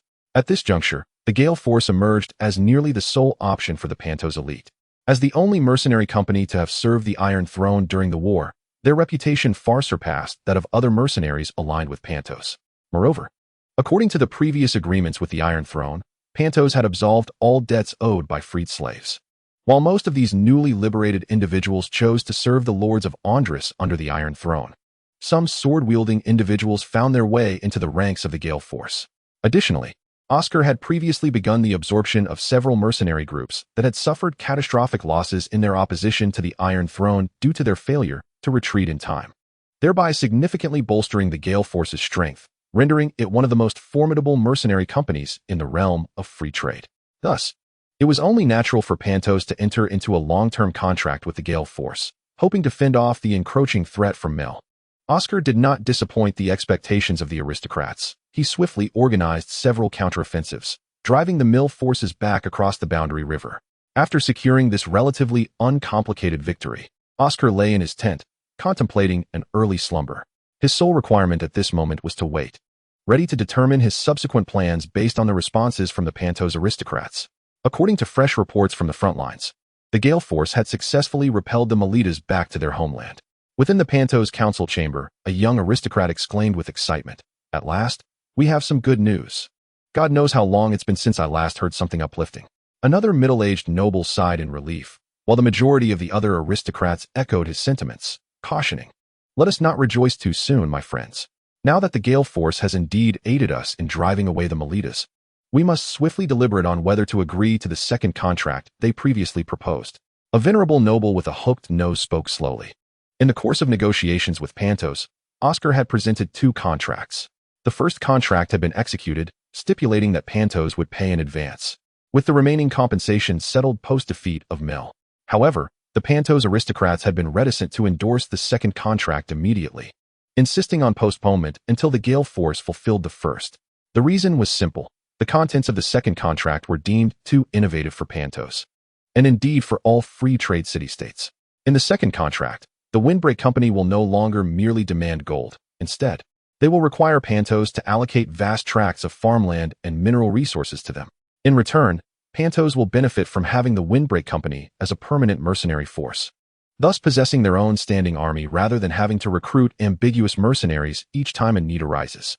While I do not wish to dampen anyone's spirits, it is imperative to clarify that the properties in the plains are merely the bargaining chip to retain the Windbreak Company, and we will still be obligated to pay them military expenses regularly. The hawk-nosed elder continued, "However, the stipulated amount in the contract is not substantial in the long run. It is indeed more economical than repeatedly hiring when the need arises." The middle-aged balding noble analyzed. "Moreover, this approach has the added advantage of ensuring morale and loyalty. As you all witnessed during the previous war against the Iron Throne, temporary mercenary companies are hardly trustworthy." The young noble quickly articulated his perspective. "There is also another matter. The leadership of the Windbreak Company comprises mostly of Westerlanders. This might ease our relations with the Iron Throne, but it also poses the potential risk of the Iron Throne exerting influence over Pantos in the future." A noble adorned with makeup interjected at this opportune moment. "In that case, let us proceed to a vote. Those in favor of signing the second contract with the Windbreak Company, please raise your hands." Chapter 37. The last day of the year by the seven, I, in the name of the Undulls, the Roiner, and the First Men, declare you guilty. In the open square, Daeron Targaryen, seated upon a pre-erected throne, pronounced his judgment upon the kneeling prisoner below. "I contest this verdict. According to the will of the Fish King, as long as one can afford it, sailors may bed any woman," the prisoner said, his head lifted towards Daeron despite being pressed to the ground by the guards. "According to testimony, you have already converted to the seven. Thus, the will of the Fish King no longer applies to you. Furthermore, not even the Fish King has any doctrine that permits you to murder a woman's husband afterward," Daeron retorted firmly, refuting the prisoner's cunning argument. "Then I demand trial by combat. That must surely be permitted by the seven?" The prisoner replied, unwilling to concede. "Denied. The evidence against you is irrefutable, and no trial by combat is necessary. You now have two choices, death or donning the black cloak to become a night's watchman," Daeron interrupted bluntly. The prisoner, initially intent on continuing his struggle, soon felt a surge of intense warmth at his back. Instinctively, he turned to look, only to break into a cold sweat. The king's white dragon had leaned its head within mere feet of him. The warmth he felt was merely the dragon's breath. "I confess, I am willing to don the black cloak," the prisoner blurted, momentarily terrified by the daylight, fearing the king might change his mind and feed him to the dragon. Well done, Daylight. After Darren had concluded all the trials and petitions in the square and dismissed the crowd, he turned to Daylight. However, Daylight was rather indifferent. Since the victory in that naval battle, he had returned to his previous life of eating, sleeping, and instilling fear. If one were to identify any change, it would be that Daylight's passenger air travel business had expanded from Westeros to the shores of Andaz across the narrow sea. According to Darren's plans, Andaz would be designated as a royal domain. Unlike Blackwater Bay, however, the Lord of Andaz would not be directly governed by King's Landing. Darren had previously appointed his Han Hugo, who had excelled during the conquest of Andaz, as the guardian of the Holy Land, serving as the representative and leader of all the lords of Andaz. Yet, unlike the Duke of the Seven Kingdoms, this guardian of the Holy Land did not hold a feudal relationship with the other lords of Andaz. In principle, the guardian merely occupied a leadership position among the lords of Andaz within the administrative framework, and the Iron Throne retained the right to revoke this privilege at any time. Based on prior discussions with his brother Baelor, the church had already planned to construct a grand cathedral on the hill of the Holy Land once the great cathedral of King's Landing was completed. Akin in scale to the Starry Cathedral, Darren had inspected the construction progress of that cathedral yesterday, and the foundational framework was already more than halfway complete. As soon as the great cathedral of King's Landing was officially finished, the artisans could be dispatched to Andaz to commence construction there. The Iron Throne had also provided substantial support for this initiative, as Darren believed that expanding the church's influence in Andaz would benefit the kingdom's control over the opposite shore of the narrow sea. Unlike the Seven and the Old Gods of Westeros, the religious beliefs in Essos were exceedingly complex, especially after absorbing a significant number of free slaves from Pentos. Religious issues began to surface. Just like in the recent trial, a sailor who had converted to the Seven still attempted to invoke the doctrines of the King of Mermaids for his defense. Many people, while professing allegiance to the Seven, simultaneously worshipped other deities, overtly or covertly, undoubtedly increasing the governance costs for the Iron Throne in Andaz. However, these issues were merely temporary. The people here would eventually acclimate to the rule of the Iron Throne. As Darren rode atop Daylight, he contemplated this and subsequently issued a command to return to King's Landing. Daylight began to flap its enormous wings and ascended into the sky, carrying its companion across the narrow sea towards King's Landing. Over the years, apart from acquiring a beautiful trait from the marketplace, Daylight had been accumulating energy points. The reason was simple. There were only so many inexpensive and practical items available, and the few intriguing ones it had its eye on were rather costly.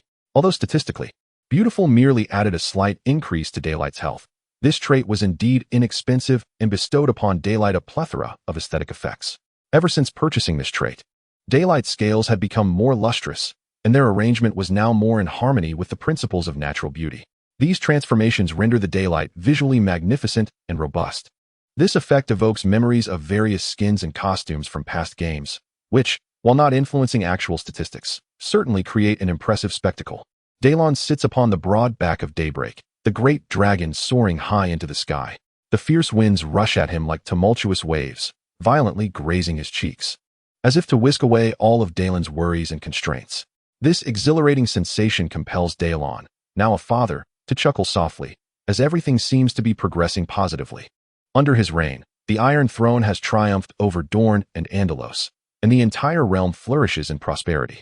His son, Jaehaerys, is gradually improving, although Daelon had not envisioned him becoming a sorcerer. Nevertheless, his son has harnessed that power without succumbing to the self-destructive tendencies Daelon had feared. The only regret lies in the death of his uncle, Viserys, the Hand of the King, who passed away 2 months prior due to illness. Yet Viserys embraced the stranger with a smile, living a life that left little room for regret. As the Chancellor who served both his brother and nephew, Viserys witnessed the Targaryens emerge from the shadows of the blood-soaked dragon dance, flourishing under Daemon's leadership.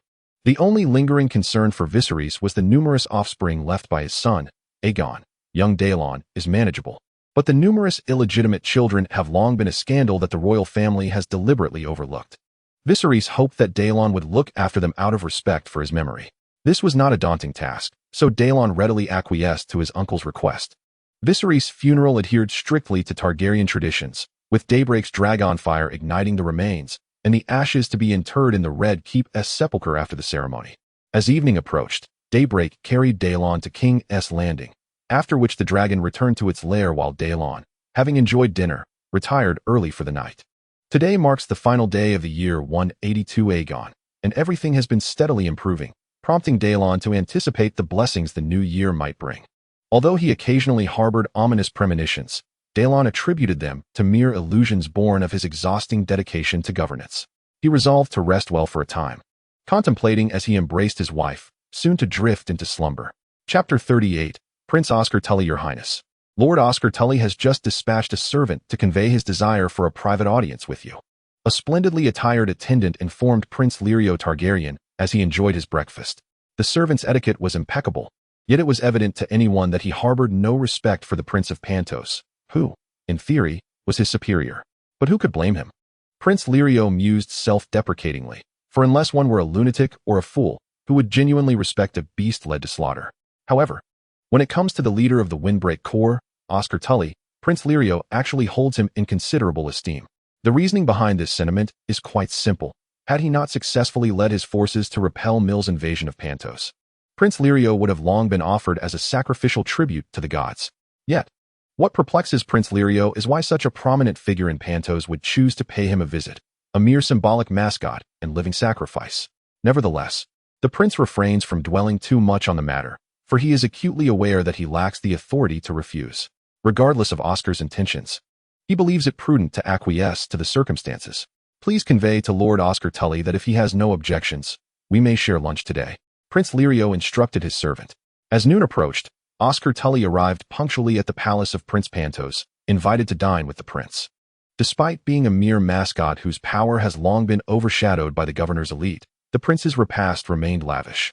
The long table set for the two was adorned with an array of culinary delights, including honeyed quail, roasted lamb chops, foie gras soaked in red wine, and suckling pig accompanied by plum sauce. In Pantos, even the prince's quotidian meals surpassed the opulence of the governoress banquets. For the Pantosians believed that only such richly adorned sacrifices would please the gods when offered. Throughout the entire lunch, Oscar Tully said not a word, continuously savoring the exquisite dishes laid before him. Just when Prince Lirio began to subconsciously suspect that the Windbreak Corps leader might truly be there merely for a free meal, Oscar finally swallowed his roasted lark and spoke. Your Highness, I am immensely grateful for your generous hospitality. However, may I kindly request that you dismiss the remaining attendants? I wish to have a private space for our forthcoming discussion, just the two of us. Oscar's sudden request took Prince Lirio by surprise. Yet after a brief moment of contemplation, he chose to comply, instructing all servants to vacate the dining room. Once the servants had departed, Oscar, adopting a light-hearted tone, inquired. Although this may be somewhat impolite, I am curious whether there are ears behind the walls of your palace, akin to the Red Keep in Westeros, where secrets are seldom kept. Do not jest, Lord Oscar. You cannot be unaware of Prince Pantos's predicament. Who would go to such lengths to surveil a powerless individual whose life hangs by a thread? Prince Lirio replied in a similarly jesting manner. To be honest, I have been fascinated by the history of the Free Trade Castle since childhood, often pestering the scholars of Flowing City to recount its past. Oscar suddenly reined in his smile, his countenance turning grave as he remarked, Prince Lirio, it is a misconception to believe that Pantos' sovereign title was ever merely a powerless sacrificial role. This title once epitomized the pinnacle of Pantos' authority, only to be gradually undermined by the governors in the aftermath of the Blood Era. My Lord Oscar, I fail to comprehend your words, Prince Lirio interjected nervously. Oscar paid no heed to the prince's evasion and continued, I trust you are well aware of what I speak, Your Highness. Though this marks our inaugural formal meeting, I have observed you for quite some time prior. You are still quite youthful, unwilling to resign yourself to being a mere pampered mascot destined to perish without cause one day. Yet, you lack the means to alter your predicament, leaving you to numb yourself in despair. My Lord Oscar, no, esteemed captain of the Gale Brigade, may I inquire the purpose of your visit? I trust it is not merely to mock me. Prince Lirio interrupted, his tone tinged with urgency. I have long wished to broach the subject, yet only now, Your Highness. Have you entered a state conducive to serious discourse? Oscar regarded Prince Lirio's current demeanor with satisfaction, pouring himself a glass of blackberry sweet wine before continuing. I assume you are aware that the Gale Brigade I lead has officially become Pantos' standing military force, tasked with safeguarding the borders and serving as the city guard. Please proceed. My Lord Oscar, Prince Lirio urged, having compelled himself to regain his composure. Of course, It is evident upon reflection that the elite would never allow all military might to be concentrated in my hands alone. The governor's private guards are being re-established, and the newly ordered Unsullied have already set sail from Astapor. Yet today, at this very moment, I, Oscar Tully, am the only individual in Pantos wielding a sword. I possess the capacity to enact any will I desire, including the revival of Pantos' former traditions. With that, Oscar rose to his feet, locking eyes with Prince Lario, who likewise gazed intently back at him. Then, what compels you to seek out a mere powerless mascot such as myself? If you are truly capable of acting as you claim? Prince Lario's throat began to constrict with tension and excitement. Because I am no longer youthful, indeed. I could be deemed aged, and thus I must contemplate the future. I certainly could act recklessly, yet such actions would not yield the desired outcomes. What precisely do you require of me? Or rather, why do you need me? I require you, or rather, the title of Prince of Pantos. I seek a banner named Justice under which I may frame my forthcoming actions, allowing others to begrudgingly accept the eventual outcomes. But what advantage does the restoration of Pantos traditions confer upon you? How can we foster mutual trust? For the Pantosians may tolerate the prince's restoration, yet they will never accept a Westerosi openly assuming the role of their sovereign. The reward I seek is to be bestowed the title of Count of the Plains upon our success, with the entire expanse of the southern plains designated as my hereditary domain. As for the matter of trust, I believe that an alliance through marriage is the most effective means to establish it. You and your 2 unmarried sisters are yet to find spouses. Thus I propose that you wed my daughter while my son marries one of your sisters. Should I now declare our cooperation a pleasant endeavor? Indeed. May our collaboration be fruitful. As night fell, Oscar Tully, having temporarily assumed control of all armed forces in Pantos, brazenly commanded his soldiers to execute the prearranged plan, launching simultaneous assaults on the residences of all governors seated in the Pantos assembly, capturing these influential figures who were still lost in slumber. It was not until the sun rose the following day that the majority of Pantos' populace became aware of the events that transpired during the Night of Long Knives. The princes, who had been sidelined for centuries, regained control of the city-state, although many continued to speculate in hushed tones that this was merely a change of puppeteer. Prince Lurlio's first decree was to fulfill all promises made to Oscar Tully, the grants of lands, titles, and marriages, which Oscar accepted without hesitation. He proclaimed his intention to establish a branch of the Tully family in Essos, distinguishing it with the emblem of a teal trout. While Oscar asserted that the choice of teal was due to its historical popularity in Pantos, many offered alternative interpretations. The most widely discussed theory suggested that the teal hue signified the toxic nature of Oscar's trout. Chapter 39, The Monster Jaehaerys. Daylight hovered over the newly constructed Great September of King's Landing, where its companion, Daeron, resided within the prayer room. Daylight could sense the sorrow enveloping Daeron, who had tragically lost both his brother Baelor and son Jaehaerys within the span of a month. Baelor's demise resulted from an unfortunate accident. After the completion of the Great September, workers began dismantling the scaffolding.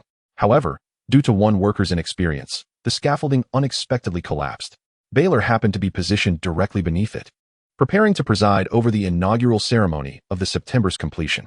He had the opportunity to escape, but chose instead to bear the weight of the collapsing structure to protect the children gathered around him, to whom he was imparting the teachings and legends of the Seven. The danger struck too swiftly for Baelor to evacuate the children in time. In that critical moment, the Archbishop opted to sacrifice himself to shield the children, granting them precious seconds to flee. At that time, Daylight was returning to King's Landing with Daeron after completing a tour of the Riverlands when he sensed the calamity that had befallen the Great September and immediately directed Daylight to hasten to the scene. Then, Daeron witnessed the tragic state of his brother. Baelor remained in a position with his arms raised. Yet his entire spine had been grotesquely contorted by the weight of the collapsed scaffolding. A sharp wooden splinter, having fractured, had pierced through the right side of his chest. There was no need for a scholar to ascertain the truth.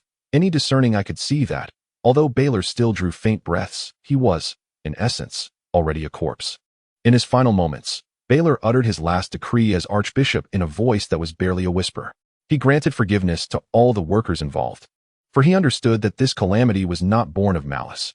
The laborers had toiled tirelessly for the construction of the temple, and their dedication should not be negated by an unintentional error. After delivering his edict, Baelor ceased to breathe, surrendering himself to the embrace of oblivion.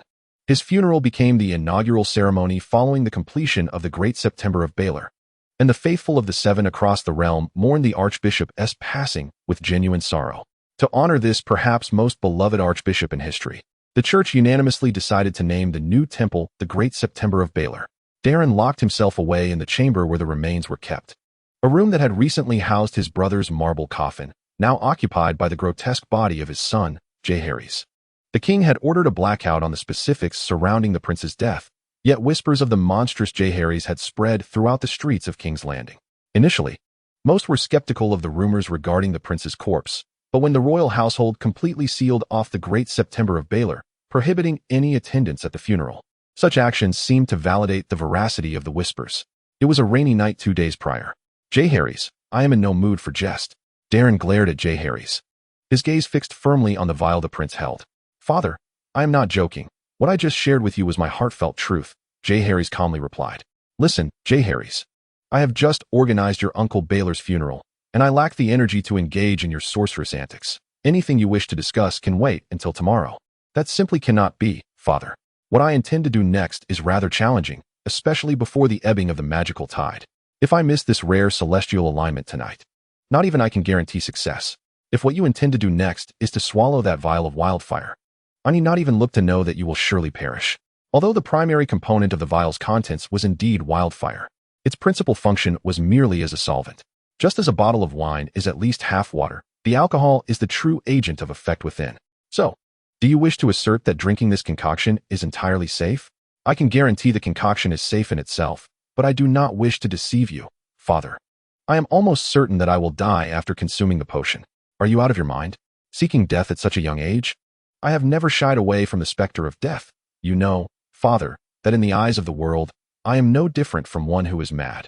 Wait, Jaehaerys, did you not once profess your fondness for magic? Yet, what becomes of your passion should you meet your demise? For I have transcended the need to further delve into the arcane arts. What do you mean by that? I have exhausted every form of magic this world has to offer, from blood to shadow, from flame to frost. Were we still in an era where magic flourished, indeed, I might have advanced further. Yet, the reality is that the tide of magic has receded, and I am destined to remain stagnant. Even if you have reached the pinnacle, why rush towards death? Fearlessness in the face of death and a reckless pursuit of it are two very different matters. I have already documented all my knowledge and insights regarding magic. Father, you may find that tome upon my writing desk in my chamber. However, there remains one final spell.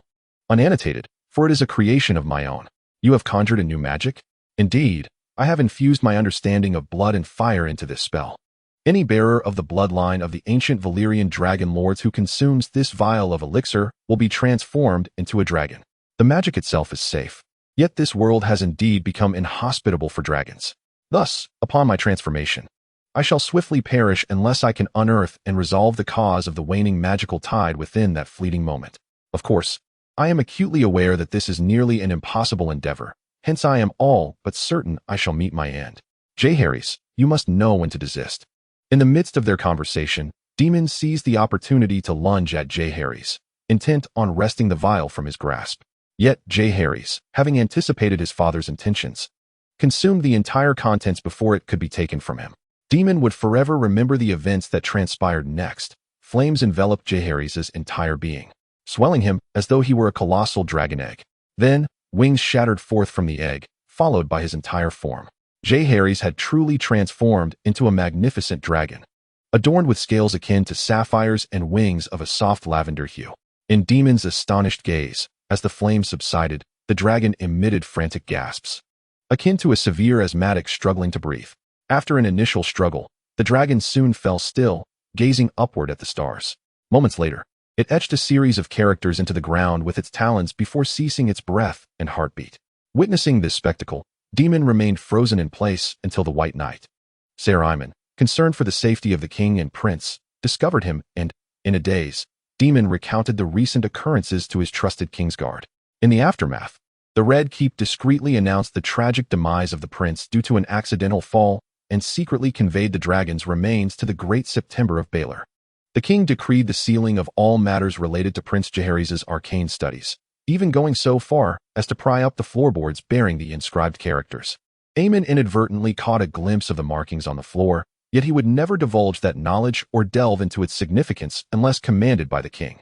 Chapter 40. Young Daeron Targaryen is the nephew of the current king seated upon the Iron Throne. commonly referred to as young Daeron due to sharing a name with the king. He is the legitimate firstborn of Aegon and his sister wife Nerys. Though he has only one full-blooded sister, his father sired numerous illegitimate half-brothers. Young Daeron harbors a particularly fraught relationship with his father Aegon, fully aware that much of the slander directed at him and his mother Nerys originates from Aegon himself. Consequently, Daeron has never shed a tear for his father's demise. Rather, he has found solace in the swift reclamation of his father's soul by the stranger. Until yesterday, Daeron's life ambition was to serve as a loyal vassal to his cousin Jaehaerys, but an unexpected incident altered the course of his existence. Although the Red Keep publicly announced that Prince Jaehaerys' death was the result of an accidental fall, Daeron comprehended the truth. As a member of the royal family, he was entitled to attend his cousin's funeral. The coffin containing Jaehaerys' remains was several times larger than customary, for it housed not merely a human corpse but the remains of a dragon. According to tradition, the prince's ashes would be interred within the sanctum of the Red Keep, while the uncremated dragon bones were sealed deep within the cellar. Daeron knew that Jaehaerys had transformed himself into a dragon through sorcery, only to swiftly lose his breath thereafter. This was the extent of his knowledge, and he had no inclination to probe further, particularly in light of the king's explicit prohibition against investigating the circumstances surrounding the prince's death. Moreover, Daeron now faced a matter far more pressing than magic. He had suddenly become the primary heir to the Iron Throne. Queen Miriya was no longer able to bear children due to health reasons, so unless the king sought a new queen, the succession would have to be drawn from the collateral branches of the family. However, the king had publicly declared he would not replace the queen. This decision is easily comprehensible. The death of Prince Jaehaerys had undoubtedly incited turmoil across the Seven Kingdoms. At such a tumultuous time, opting to replace the queen would only plunge the realm, particularly Dorne, deeper into chaos. Daeron could not assert the merits or drawbacks of the king's actions, for he was indeed the greatest beneficiary of this course of action. Following him in the line of succession were the king's 3 sisters and their legitimate offspring. Though Daemon Blackfyre, acknowledged as an illegitimate son, had not been legitimized. Thus, while Daemon was indeed the progeny of the current second-in-line, Princess Dina, he remained excluded from the line of succession. After the conclusion of Jaehaerys' funeral, young Daeron was informed that the king wished to engage him in a private conversation at the Dragon Pit in King's Landing. Upon arriving at the Dragon Pit, Daeron realized that he was not alone with the king. The last Targaryen dragon, Sunfire, would serve as an impartial observer in their discussion. This revelation surprised Daeron, as the king had intentionally sought to restrict the Targaryen family's interactions with everyone except himself and Jaehaerys. The rationale behind this was quite understandable. Sunfire's unique nature implied that if its next rider were not Jaehaerys, it would undoubtedly cause significant turmoil regarding Jaehaerys' claim to the throne. Daeron swiftly grasped the potential implications of this meeting, suspecting it to be the king's assessment of him as the new heir apparent. Did you know, Daeron? Although your encounters with Sunfire have been few, it seems rather fond of you. Daeron broke the silence, his visage still gaunt. The grief of losing a child weighing heavily upon the king, far more than many could fathom. If that is the case, I am deeply honored. Daeron managed to force a smile. The king, unperturbed by Daeron's strained expression, continued, You should have already discerned that Sunfire is quite unlike its kin. It possesses a remarkable intelligence and unique attributes that allow it to thrive in this waning age of magic. However, what truly sets Sunfire apart is its ability to choose its own rider. It has its own will, and even I can only intervene to a limited extent. Oh, so this is why your majesty has deliberately restricted Sunfire's interactions with Targaryens other than the prince? Daeron inquired at an opportune moment. Indeed, that has been my consideration, Daeron. I believe you have already come to terms with your altered status, so I will henceforth disclose many matters regarding Sunfire to you. And you must ensure that you do not mention them to anyone other than your future heir. Your majesty, you are not advanced in years. You could certainly still sire a new progeny as a successor to the Iron Throne. Do not dwell on that matter. Miriya's health no longer permits her to bear children. I trust you have learned from your mother the burdens of motherhood. Miriya is a good wife, a wonderful queen. Even disregarding Dorne's influence, I have no intention of betraying her. Very well, your majesty. If you have made up your mind, I will arrange your marriage promptly. For I hope you will father many more children. The Targaryen bloodline is already too thin. You are, in fact, the only male heir among the younger generation of the entire family. Daeron chose not to speak further, merely nodding in agreement. He had discerned that this conversation with the king was less of an evaluation and more a conveyance of the king's aspirations and plans for the Iron Throne and the future of the royal family. The tome of Jaehaerys chronicles a multitude of matters, It is both precious and perilous, requiring careful handling. The blood of Targaryen embodies both wisdom and madness. One must tread cautiously with matters of inheritance to avoid repeating my mistakes and to avert the tragic resurgence of the Dance of Dragons. Jaehaerys' demise represents an irrevocable loss for Dorne, yet the relationship between Dorne and the Iron Throne remains overly complex, necessitating a judicious approach to any consolation offered. You possess many bastard siblings, and while you should care for them within reasonable limits, vigilance is paramount. There is also the wildling named Asha, who was previously close to Jaehaerys. I have ordered her to be placed under house arrest, and I shall personally interrogate her regarding her role beside Jaehaerys. The king, appearing as if inebriated, spoke extensively to young Daeron, though no scent of wine lingered upon him. Young Daeron recognized this as an opportunity for the king to unburden the mental strain he had accumulated over time. Daeron's gaze shifted towards Sunfire, who had remained silent throughout the discourse, standing as still as a statue. Unbeknownst to Daeron, Sunfire too was troubled by the sorrow of his companion, hoping that after this outpouring, his ally would find the strength to rise again. Chapter 41. Asha and Jaehaerys. How shall I address you, wild woman from beyond the wall? In the dungeons of the Red Keep, King Daeron spoke through the iron bars to the woman before him. You may call me Asha, your grace, she replied politely, having fully acclimated to the customs of Westeros during her time in the Red Keep. You do not appear to be frightened, not at all resembling a typical prisoner. Daeron remarked with an indifferent demeanor. You have merely confined my freedom. No torment has been inflicted upon me. I would argue that I am still far from the definition of a prisoner, Asha responded with composure. That is because I currently consider you innocent regarding my son's death. However, it would be wise for you to disclose everything you know candidly. Daeron's gaze bore into Asha. Rationality dictated one thought, yet emotionally, he yearned for Asha to bear some culpability for his son's demise, for it might suggest that his son Jaehaerys was not wholly deranged. Yet Asha's expression remained unchanged by Daeron's words. Then, your grace, please proceed with your inquiries. I shall speak freely. Firstly, are you aware that Jaehaerys harbored suicidal intentions? The thoughts of His Royal Highness diverged significantly from those of ordinary men. Indeed, I had heard him lament his unfavorable time, but I could not have anticipated he would choose such a path. I had assumed he would aspire to become a Green Seer. A Green Seer? What is that? Your Majesty may regard the Green Prophet as the leader of the shapeshifters and the children of the forest, capable of merging with trees, thereby extending their lifespans to over tenfold that of mortals. So why did Jaehaerys not make such a choice? Would it not afford him the opportunity to witness the era of magical resurgence? It is because the prince found it beneath him, with his mastery of magic. Extending his life would be an effortless endeavor. Yet, every choice bears a cost. Any magic that prolongs life inevitably alters one's mindset to some degree, a transformation the prince could not abide. Jaehaerys once proclaimed that he had exhausted all magics. Do you concur with this assertion? This merely states a fact, indeed. The prince has delved into every known form of magic across the world, be it from the ancestors or the Rhoynar, spanning from the Summer Isles to the Shadowlands. But how did he accomplish this? Right beneath my very eyes. The shapeshifters, in theory, can enter a person's soul as they would an animal. Although such an undertaking typically entails considerable peril, yet the prince managed it with ease.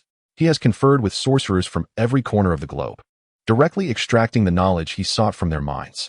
However, much of this knowledge is incomplete, and some even riddled with inconsistencies, necessitating the prince to distill and rectify it himself. But if one merely possesses knowledge, can it truly be said to have been exhausted? This is merely the first step. Thereafter, the prince embarked on a series of experiments to verify the validity of this knowledge. Experiments? Where did he conduct them? Within this castle lie numerous secret passages, of which only a small fraction remain in use today. The prince completed the majority of his experiments in those forgotten corridors.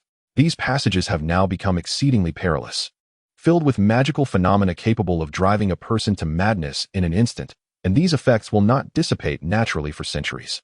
Oh, it appears that the spymaster has discovered the reason for the unexpected disappearance of several agents he had stationed in the Red Keep.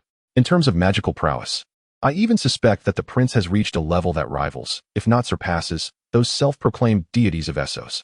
Yet, he still perished, unable to survive after transforming into a dragon, much like other great dragons, save for the daylight. If the prince truly wished to survive, he would have found a way. However, after exhausting magic, he had grown weary of the mortal realm. Before his demise, Jaehaerys left behind a string of characters. How do you interpret this? It appears to be the prince's conjecture regarding the truth of magic's waning.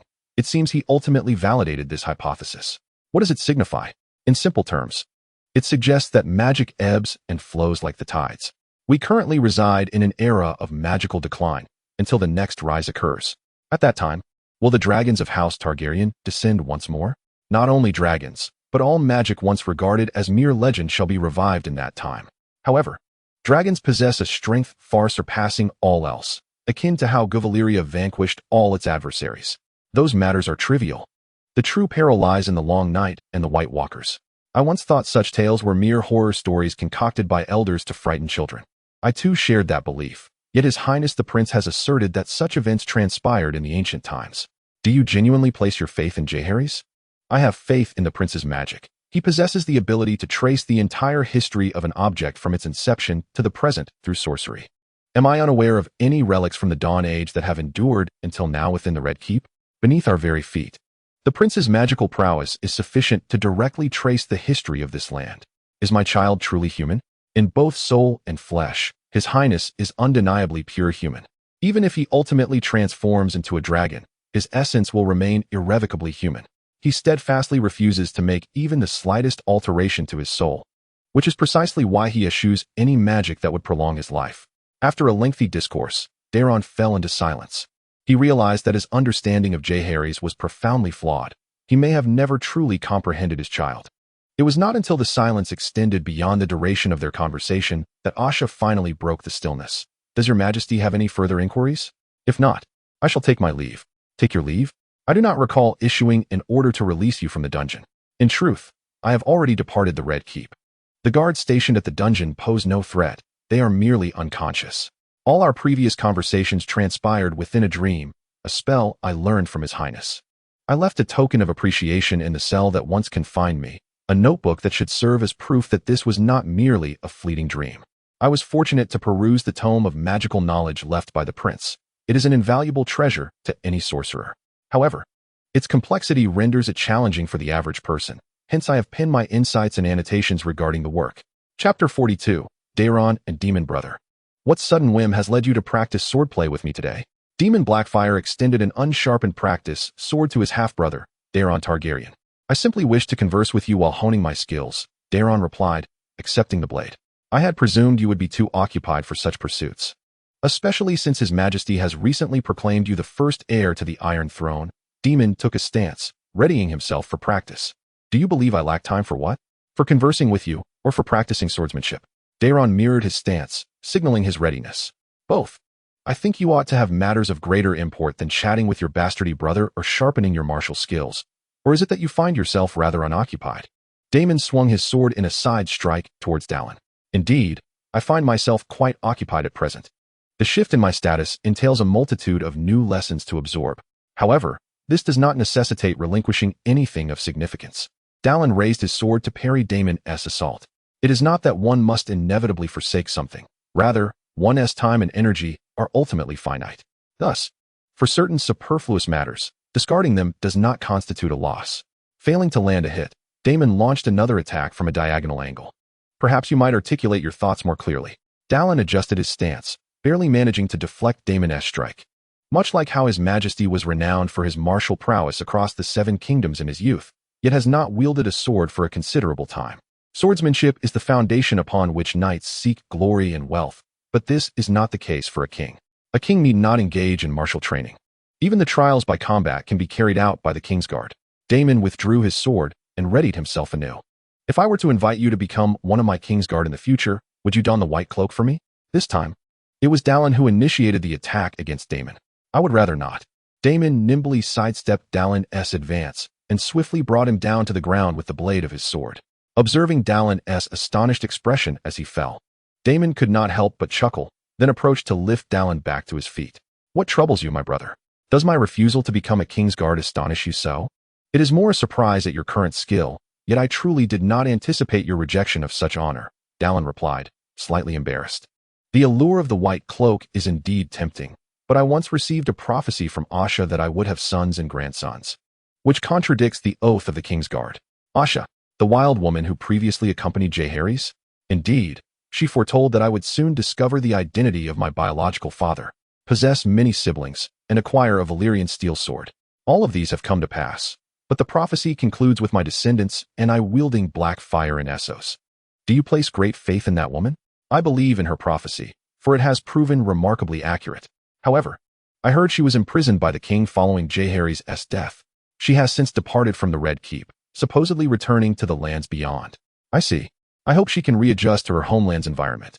Dallin shook his head and withdrew his sword once more. So, are you not continuing after just one exchange? Please, carry on, but my primary intent this time is to engage in a heartfelt conversation. I do not perceive anything in my life to warrant your concern. Though I am referred to as a noble bastard due to my royal lineage, I remain merely a bastard. Even possessing black fire does not alter that truth. Are you deeply aggrieved by this? Not particularly. I have long grown accustomed to my status as a bastard, though it seems I have developed a few more aspirations now. Are you aware that my mother, Diana, is currently the second in line to the throne beneath you? Should she ascend to the position of monarch, she would have the power to legitimize me. It sounds rather as if you are wishing for my swift demise. I previously thought you sought me for this very reason. That is not the case. I merely wish to fulfill my duty as an elder brother. Although I harbor no fondness for our father, blood binds us irrevocably. I bear the obligation to care for my half-siblings, even if you are considered bastards. While I am uncertain of the extent of my father's legacy, I shall endeavor to look after the portion of which he has acknowledged, and that naturally includes you. Is that so? I must say, I feel quite honored. By the way, I wonder if you are aware of the emotional entanglement that has unfolded among your brothers. You refer to the love triangle involving Aegon, Brynden, and Syra. Emotionally, I support Brynden, as our bond is stronger. Haha, to call it a love triangle would be an overstatement of Aegon's situation. It seems you are not yet informed. Syra outright rejected Aegon and took to bed with Brynden. Brynden did not share this fortunate news with me. Perhaps he wished to spare you worry, given that it has only worsened his relationship with Aegon. Alas, I hope their rapport may ease in time. Unless the seven gods descend, I would not hold my breath. However, I once mentioned to Aegon my plans to journey to Essos, to which he expressed his desire to accompany me, one reason being that he could no longer bear to see Brynden's face. In truth, you need not go to Essos. I could persuade the king to permit you to construct a castle near the Blackwater River. What I desire transcends merely a castle. You see, the guardian of the Holy Land across the narrow sea, Hugo, has become the idol of all bastards in Westeros. Presently, every bastard dreams of achieving greatness in Essos, myself included. I do not wish to dampen your spirits. The expedition to claim the Iron Throne has been a resounding success. Nevertheless, as the saying goes, where there is a will, there is a way, much like that Lord of the Plains from Pentos. I firmly believe that opportunities await me in Essos. Thus, I shall wish you swift success. By the way, there is a matter I have not yet disclosed to you. My prowess in swordsmanship far surpasses yours. No sooner had the words left my lips than Demon effortlessly flicked Darren's sword into the air, catching it deftly in his grasp. You were astonished that I bested you in 3 rounds, but that was merely me showing restraint. Should I engage seriously, you would not survive a single blow. However, fret not. As you say, an elder brother must look after his younger sibling, and as your younger brother, I too must learn to show deference to my elder. Thus, should I truly find success in Essos, I will only seek to enhance your Iron Throne with a fine sword rather than usurp it for myself. Thank you, Demon.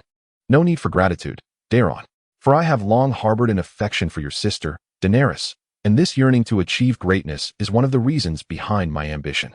A mere noble from a minor house lacks the standing to propose to a princess. I hope this does not anger you. You scoundrel.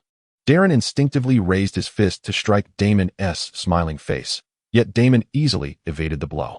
Chapter 43. Asha and Rhaemond emerging from Blackwater Bay at King's Landing in a kayak.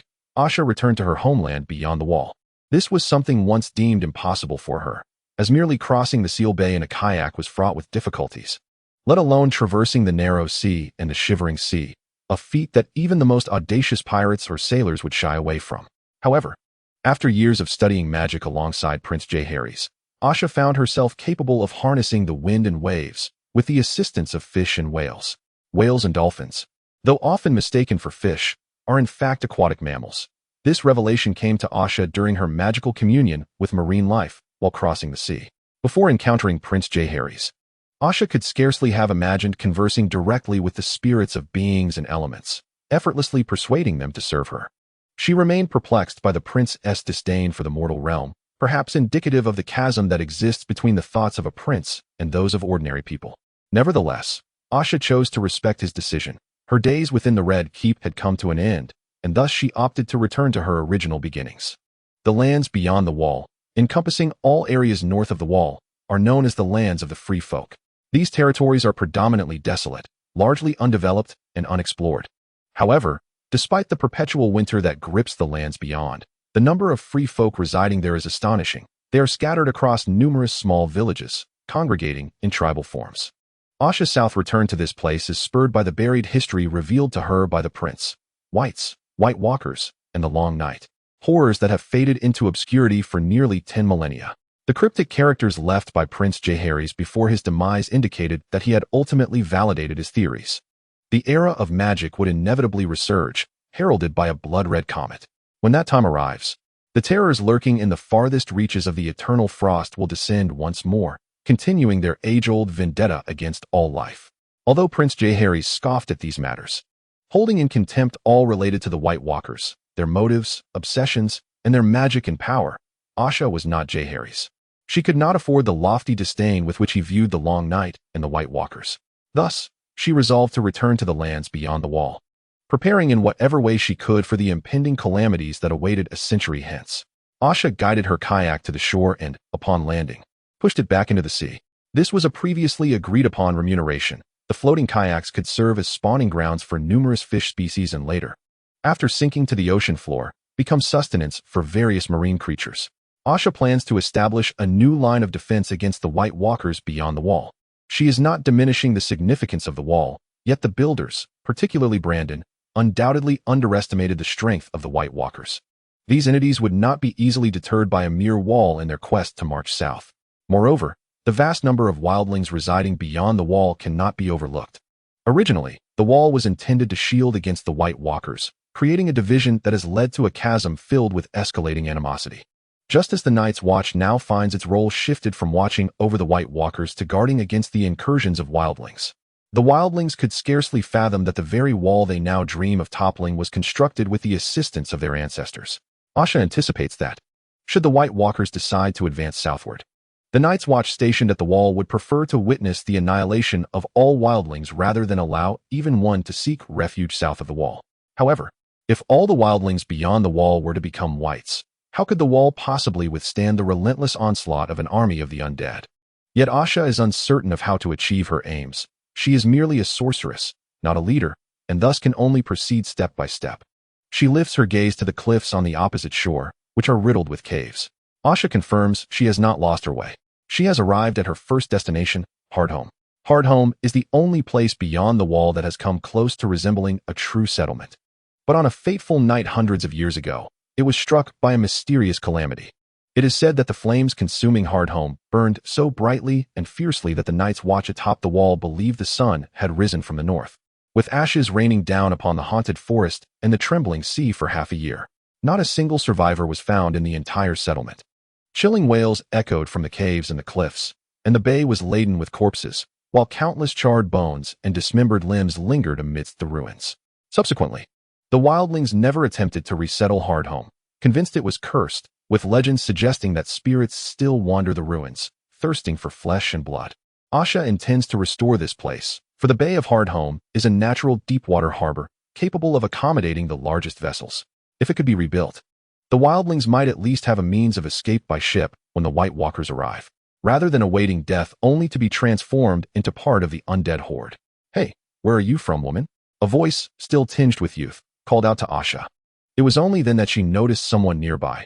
Turning towards the sound, she saw a sturdy young boy with bright red hair shouting at her.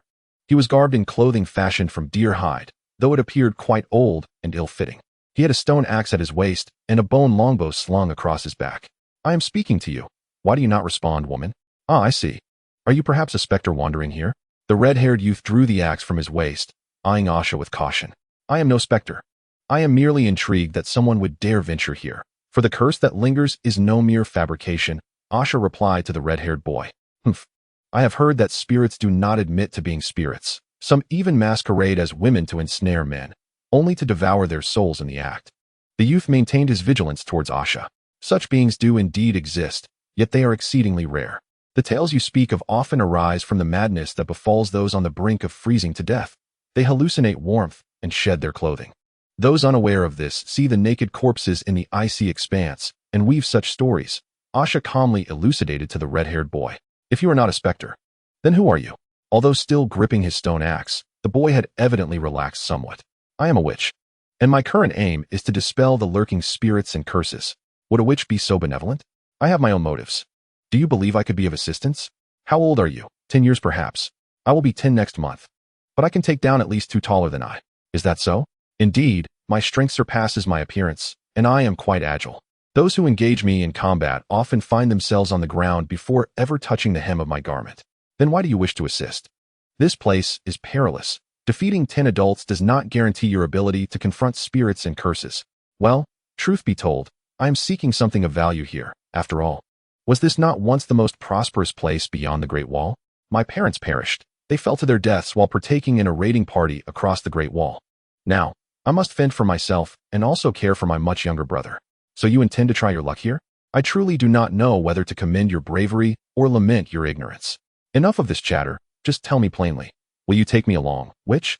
I swear I shall take only what is left to you.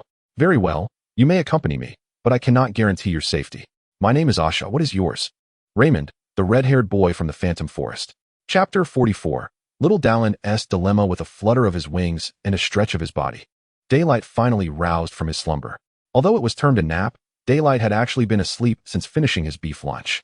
The reason for his awakening was not from restful sleep, but rather the biological clock indicating that it was time for dinner. Since the demise of Jaehaerys, Dawn's companion Daelon has succumbed to a profound melancholy. He frequently retreats into the royal woods for hunting or organizes martial tournaments, delegating most of the kingdom's affairs to his council. Consequently, Dawn's once extensive nationwide tours have been effectively brought to a close, and in recent days, Dawn has adopted a monotonous routine of eating and sleeping. Daelon attempts to numb his grief over the loss of his son through these distractions. Yet Dawn perceives that these efforts yield little solace. Regrettably, Dawn is ill-equipped to offer comfort or counsel, and as a dragon, expecting him to extricate Daelon from his sorrow seems rather fantastical. Nevertheless, sustenance remains a necessity, and Dawn swiftly shifts his focus to the impending dinner, a trait inherent to dragons that allows them to escape the complexities of emotion with relative ease. This instinct has evolved to accommodate their lengthy lifespans, as dragons inevitably encounter countless transient beings throughout their centuries of existence. Even their own kin or offspring, once deemed adversaries, may be ruthlessly slain without hesitation. Dragons are known to switch allegiances for their current riders, much like Vhagar oscillating between the Targaryens and Valerians. As the entrance to the dragon's lair creaked open, the dragon guards prodded several goats forward towards Dawn. To Dawn's surprise, Daelon entered alongside the guards, though this Daelon was not his dear companion, but rather the young Daelon, designated by the king as his successor. As previously noted by his companion, Dawn holds a favorable impression of this young Daelon, primarily due to his exceptional riding aptitude, which matches that of his predecessor. Curiously, despite young Daelon's father, Aegon, possessing a remarkably poor riding aptitude, his offspring exhibit outstanding potential. 3 of them are rated as excellent, while the others are generally regarded as good. This is quite extraordinary, considering Dawn has encountered only 4 riders deemed excellent, excluding his companion Daelon. The remaining 3 are all descendants of Aegon. Is there some peculiar mechanism at play, perhaps a notion of cyclical fortune? Dawn often ponders this, unable to fathom how the lascivious rotund figure could possess such commendable genes. Interestingly, his companion's son Jaehaerys was also a prodigy, with his aptitude proving indefinable by any system. Dawn has never witnessed such an anomaly, yet he comprehends this phenomenon, for the lad is undeniably extraordinary. The last time Dawn beheld Jaehaerys, he instinctively felt a sense of trepidation towards him. This is, by all accounts, quite astonishing, for dragons possess an exceptionally low sensitivity to fear. Even when confronted by adversaries far more formidable than themselves, they seldom falter, much like how Silverwing faced Balerion beneath the gaze of the divine, unflinching in the face of a creature capable of easily ending its existence. Yet, Daylight, cursed as it is, succumbed to fear. Its instincts conveyed that even if it were to evolve into an ultimate form through the system's marketplace, it could at best vanquish Jaehaerys, but never truly extinguish his life. At that moment, Daylight perceived not only fear towards Jaehaerys, but also a profound sense that this individual had reached the end of his journey. This was not merely an awareness that Jaehaerys was nearing death. Rather, it was an unconscious recognition that the man before it had attained the pinnacle of some realm. Jaehaerys exuded the aura of a player who had completed the game, achieving maximum level, collecting every item, and fulfilling all achievements. He could continue playing, yet it would be devoid of meaning. Persisting would merely constitute a waste of time, even if this game were named life itself. Of course, Daylight could only vaguely comprehend Jaehaerys' state, yet it neither accepted nor sought to emulate it. Rather, it felt a twinge of regret for such a monstrous genius. Returning to the present, Daylight's gaze fell upon young Demon. The dragon's stare instinctively froze Demon in place for a fleeting moment. His encounters with Daylight had been far too few, leading him to instinctively feel a modicum of trepidation. Demon's presence in the dragon's lair was partly at the behest of the king, as the first in line to the Iron Throne. It was essential for him to cultivate a favorable relationship with Daylight. Although Daylight's primary criterion for selecting a rider remained the rider's aptitude, the quality of their relationship would undoubtedly influence its choice. Demon was a person who often held himself to a sense of duty. As a son, he felt obligated to uphold his mother's honor, and as an elder brother, he bore the responsibility of caring for his kin as best he could. This was also the root of his deep-seated disdain for his father. Aegon, had failed to fulfill his obligations as a husband, a father, and a member of the royal family. This failure was not due to an inability on his father's part, but rather an utter lack of desire to fulfill those roles. Now, as the heir to the Iron Throne, Demon felt compelled to earn Daylight's recognition with all the effort he could muster. Confronted by the colossal beast before him, Demon instinctively swallowed hard and summoned his courage to approach Daylight. Unlike the king, who embodied bravery and fearlessness, Demon's sense of responsibility indeed enabled him to conquer his fears. However, Demon was perhaps overthinking. Daylight would not easily harbor hostility towards others, especially not towards the heir of its current rider. Thus, Daylight allowed Demon to draw near, even permitting him to touch its scales. However, Daylight would never grant him permission to mount its back. That privilege belonged solely to its rider, and only the rider or those expressly authorized by them held the right to do so. Once the dragon guards had retreated, Darren continued to spend time with Daylight, who was savoring a goat roasted to perfection by dragonfire. Darren felt a sense of joy, for Daylight indeed proved to be as amiable as the king had described. Furthermore, as the king had mentioned, Daylight was an excellent confidant, for one could discern that it comprehended the words spoken, yet would neither refute nor divulge them to others. At present, the matter troubling Darren was, of course, his marriage. The king undoubtedly wished for him to wed swiftly, thereby addressing the dwindling lineage of House Targaryen. However, suitable candidates were remarkably scarce across the Seven Kingdoms. The daughters of the high nobility were either significantly older or already betrothed or married, while Dorne presented a potential match. The recent conquest of that region had left many of the lords from the Stormlands and the Vale harboring considerable animosity toward Dorne. Moreover, given that the royal family had already forged 2 alliances through marriage with Dorne, it would undoubtedly be detrimental to the Iron Throne's authority over the Seven Kingdoms to have the heir, Darren, wed a Dornish woman unless absolutely necessary.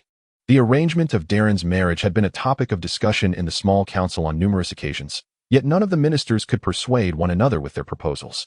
Darren felt a sense of helplessness regarding the situation, but he also understood that his marriage would inevitably be dictated by political considerations rather than love.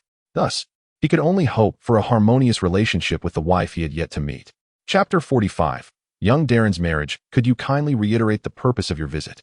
Esteemed envoy from Pentos, Lord Ronapollos, the royal treasurer, inquired with a furrowed brow as he bowed to the representative from Pentos standing before the throne in the Red Keep.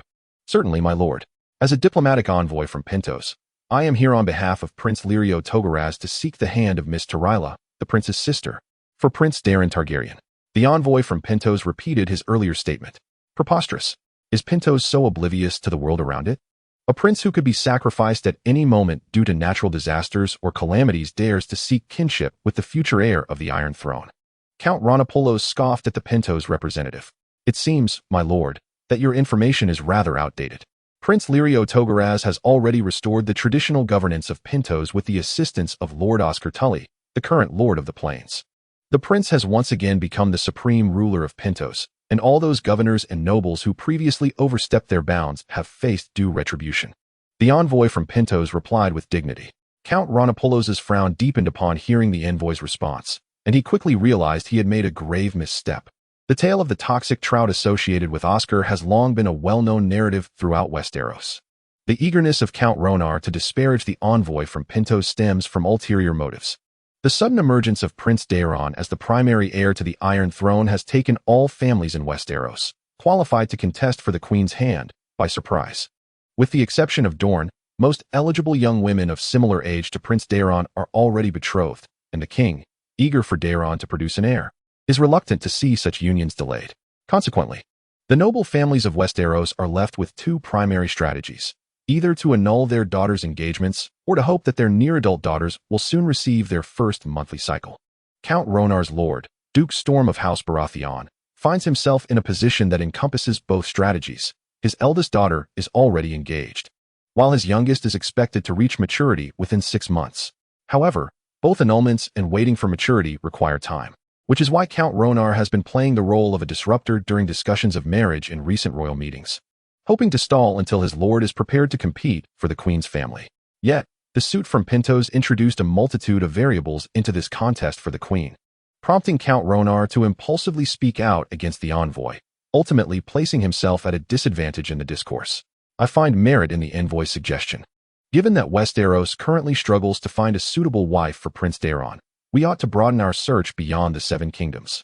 Ambrose Butterwell, seizing the opportunity, expressed his thoughts. Following the demise of the former king, Viserys, he was appointed as the new hand of the king, due to various considerations. The leading nobles of the Riverlands had long since abandoned their aspirations for the Queen's title, making it natural for Ambrose Butterwell to comply with the king's wishes and swiftly seek a suitable wife for the prince. Moreover, the nobility of the Riverlands are aware that the current affairs of Pentos are largely dictated by Lord Oscar Tully, allowing Butterwell to be regarded as a half-Pentos advocate. Nevertheless, marrying a foreign bride undoubtedly presents numerous challenges, particularly with Prince Daeron concurrently holding the title of heir to the Iron Throne. It seems to me that the majority of nobles throughout the Seven Kingdoms would be disinclined to welcome a queen from abroad. Once Count Rhoynar regained his composure, he swiftly launched his counterarguments, asserting that marrying a Pentoshi would indeed be preferable to a Dorne woman, yet this distinction is hardly significant. The nobles of Westeros are likely to prefer a future queen from a lineage they recognize, a widely acknowledged truth that bolsters Count Rhoynar's perspective. However, what he did not anticipate was the smile that appeared on the envoy's face upon hearing his words.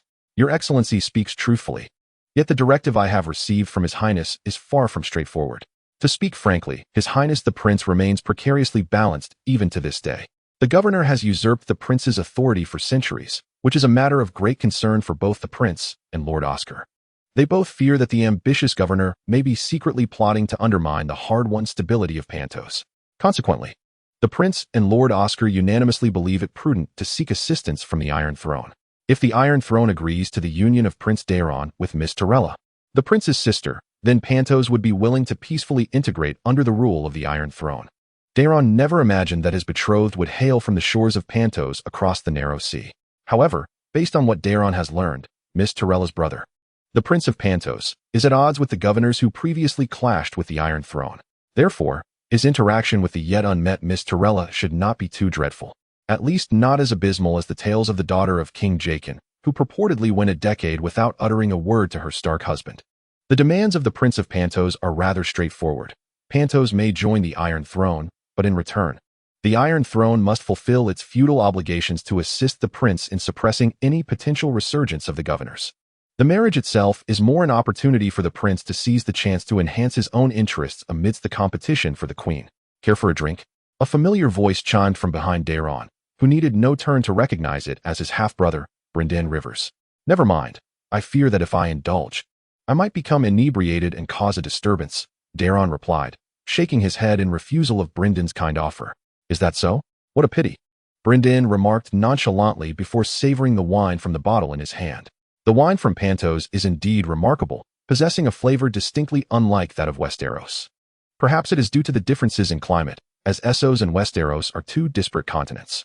Daeron mused absent-mindedly as he conversed with Brynden.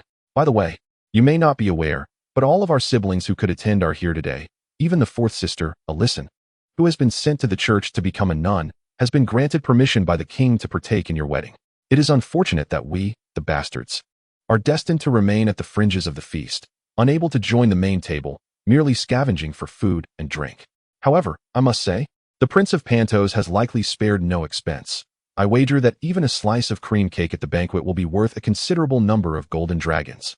Brynden said before downing the remaining wine in the bottle in one gulp. I shall make my rounds to greet each of them. It is indeed a rare occasion when all blood relatives gather, considering my father's lineage spans the seas. Yet you, Brynden, appear to be burdened with thoughts. After all, it is I who is to be wed, Daeron inquired, puzzled by Brynden's demeanor. You misunderstand, Daeron. You, soon to be wed, are incapable of grasping this. Just moments ago, Suri once again declined my proposal, blind and lamented. So your second proposal has once again met with failure? It is the third time, and I had hoped the ambience of the wedding would stir Suri's heart. Alas, regardless, you must persist in your endeavors. You fail to comprehend the gravity of the situation. Daeron, Suri is with child. She is already carrying my offspring. If we do not hasten our union, that child shall be born out of wedlock. At times, I truly cannot fathom Suri. I initially believed she intended to partake in the moon tea. Yet, she is willing to bear my child while refusing to marry me. Never mind.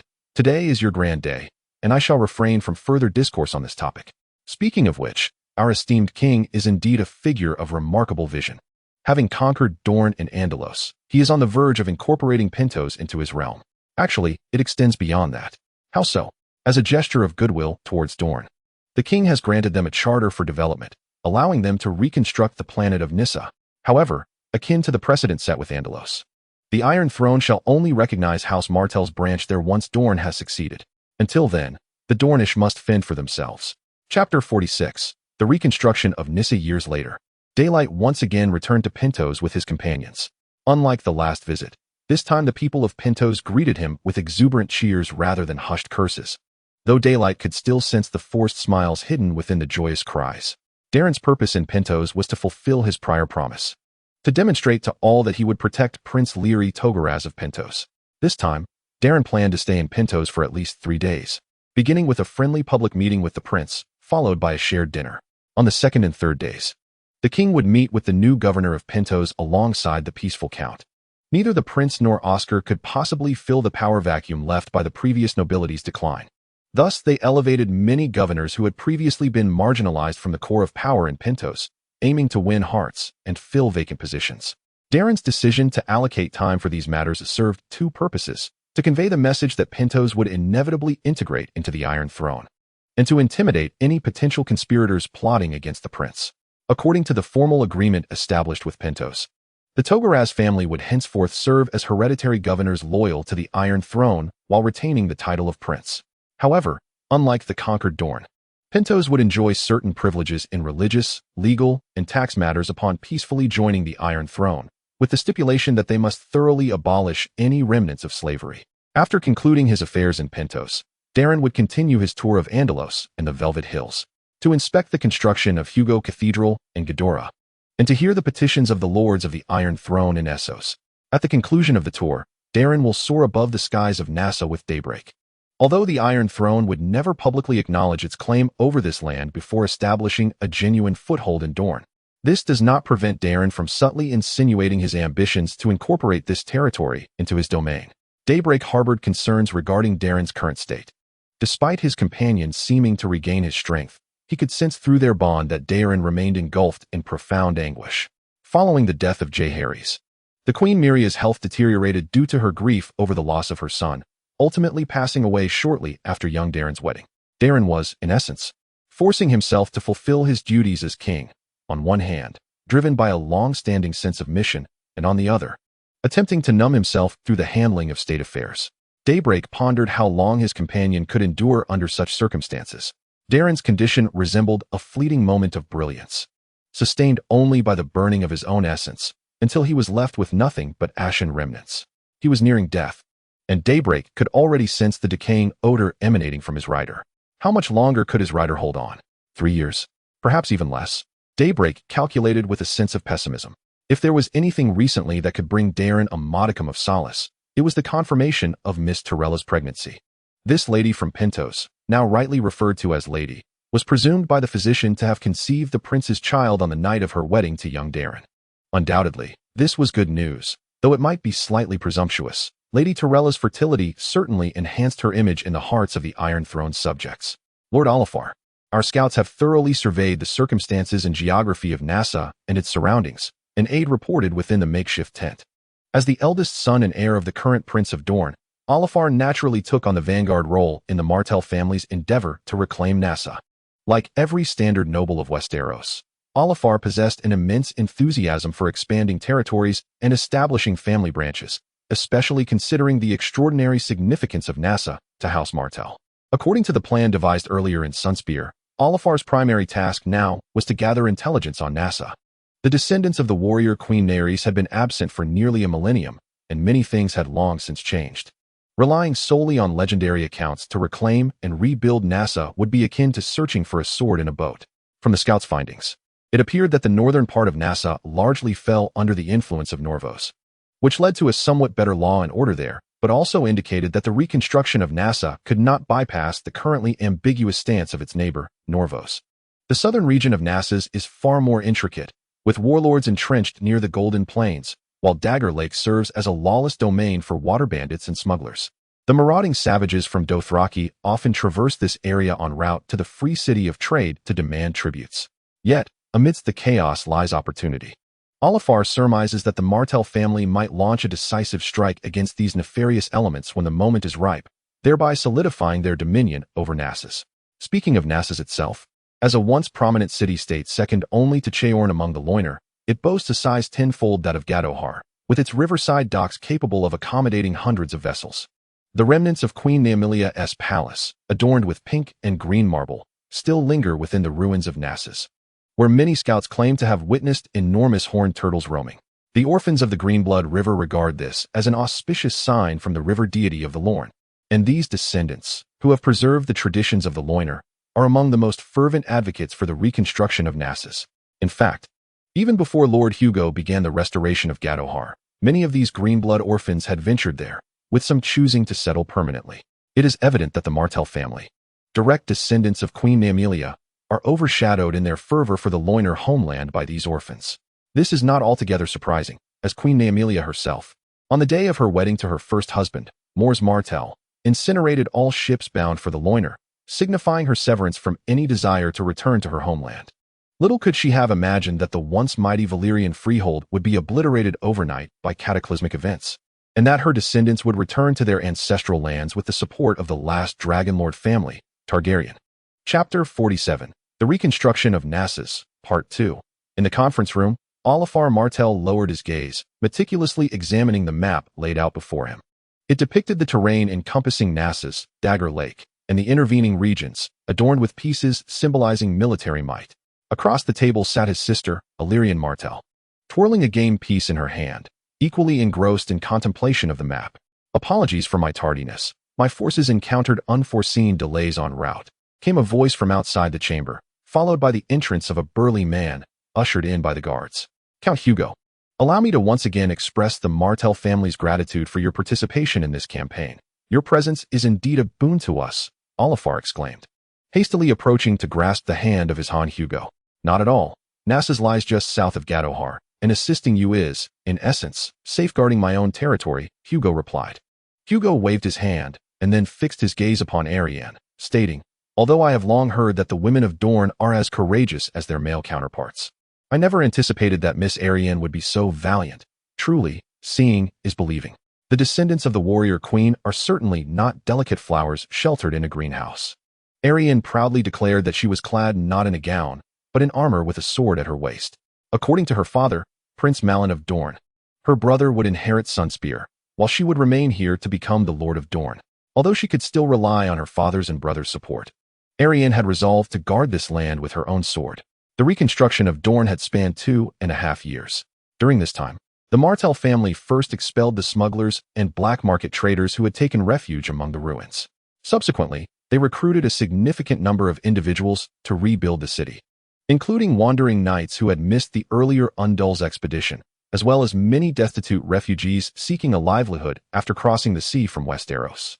The long summers and winters of this world have posed considerable challenges to agricultural activities, especially during the prolonged winters when many impoverished families inevitably faced bankruptcy and became displaced. This phenomenon is particularly severe in the north, which is why the Stark Lords often lead their armies southward in winter to alleviate the population pressure of the north. Undulls have resided in this land since ancient times, and with the addition of freed slaves liberated from Pintos, the population was hardly lacking. However, The region where Dorne is situated had long been a stronghold for lawless individuals, resulting in a severe decline in population, thus creating a pressing need for these refugees to fill the labor void. Upon learning of the situation, Lord Hugo, residing near Dorne, immediately informed his good friend, Rickon Stark, who had recently inherited the title of Lord of Winterfell via Raven. Consequently, Winterfell and Sunspear swiftly reached an agreement, leading to an influx of refugees from the north who departed from White Harbor to settle in Dorne, where the number of northerners now even surpasses that of the Dornish. The continuous influx of populace has breathed life back into a city that had once succumbed to ruin after a millennium. Yet it has also attracted the attention and covetous eyes of those with ill intentions. Fortuitously, thanks to King Daeron's annual passage over Dorne on his dragon, the Ironborn have refrained from excessive mischief out of fear of the dragons, but the bandits and marauders have shown no such restraint. These individuals adhere to the philosophy that fortune favors the bold while the timid perish, believing that unless death is imminent, they will never awaken from their greed and desires. Since last year, these marauders have increasingly harassed Dorne, and the situation has escalated dramatically. Thus, a military campaign against these brigands has become an urgent necessity that cannot be postponed. Our spies have successfully located the stronghold of these scoundrels, a den of iniquity concealed within the depths of the reeds at Dagger Lake. Our objective is to obliterate it with swift and decisive force, annihilating the leaders entrenched therein. As she spoke, Yalyen forcefully slammed her chess piece onto the table, indicating the location of Dagger Lake on the map. Our grand army has already converged at Nassa Star, and according to our strategy, we shall descend the Lorne River with the current, following the annihilation of the enemies along our path. We will encircle the stronghold with utmost speed, leaving no opportunity for the adversaries to escape. At this juncture, Olipha supplemented her sister's words. My forces shall require a night's respite. Barring unforeseen circumstances, the war shall commence on the morrow. Hugo clapped his hands and chuckled. In the name of the warrior, I beseech you to be valiant. In the name of the Father above, I implore you to be just, Jon Valerian declared, resting his long sword upon a soldier's shoulder as he recited the knightly oath of fealty. Jon had been formally knighted by his master, Jon Wyvis, several years prior. Yet he chose to remain in Essos. Just as he had once confided to his father and family, he had resolved to procure a castle for himself here. The knighting ceremony can be simple or elaborate. Jon's knighting was conducted in the most formal manner. He had vigilantly guarded the statues of the 7 gods in the sanctum throughout the night, while a monk anointed him with 7 sacred oils. Of course, the simplest of ceremonies requires merely that a knight rests his sword upon the shoulder of the kneeling candidate, which is precisely what Jon was doing now. The soldier hailed from a family of blacksmiths in the Vale, and as the second son, he was unable to inherit the family trade, prompting his migration to Essos in search of livelihood. He had joined Jon's battalion to combat the water bandits of Dagger Lake, excelling in battle, which was why Jon had resolved to knight him post-conflict. The knighting ceremony concluded swiftly, after which Jon began directing the soldiers in the process of clearing the battlefield. To prevent the spread of plague, the fallen must be buried on site, and the spoils of war require accounting as well. Young Jon, come hither, echoed the voice of Count Hugo from behind Jon. The Count, still accustomed to leading from the front, bore armor stained with the blood of enemies. What is your command, my lord? Jon inquired with curiosity. Plans are subject to change. We must expedite the clearing of the battlefield. Those corpses that cannot be buried in time should be heaped and burned together, and any spoils of little value may be disregarded. Old Jon and I have conferred with the Martell family and decided to cancel the original plan to establish a forward base here. Did we not fare well in this battle, or has something else transpired? The king has perished. Now young Daeron must be addressed as His Majesty, Daeron II. For safety's sake, it is prudent to withdraw the troops for now to avoid any unforeseen incidents. Chapter 48. Daeron II. The news conveyed by the Raven was grave. King Daeron Targaryen I had passed away, and the tidings of his demise spread across the 7 kingdoms and the shores of the narrow sea. King Daeron I hosted a grand feast at the end of the 3rd month of the year 187 in the age of Aegon, only to succumb to severe dysentery that same night, ultimately dying in agony. The Grand Maester, after futile attempts at rescue, regretfully announced that the king had perished from acute gastritis. The king's cousin, bearing the same name as the late monarch, young Daeron, would ascend to the Iron Throne as the first rightful heir, crowned as Daeron Targaryen II, king of the Undulls, the Rhoynar, and the First Men.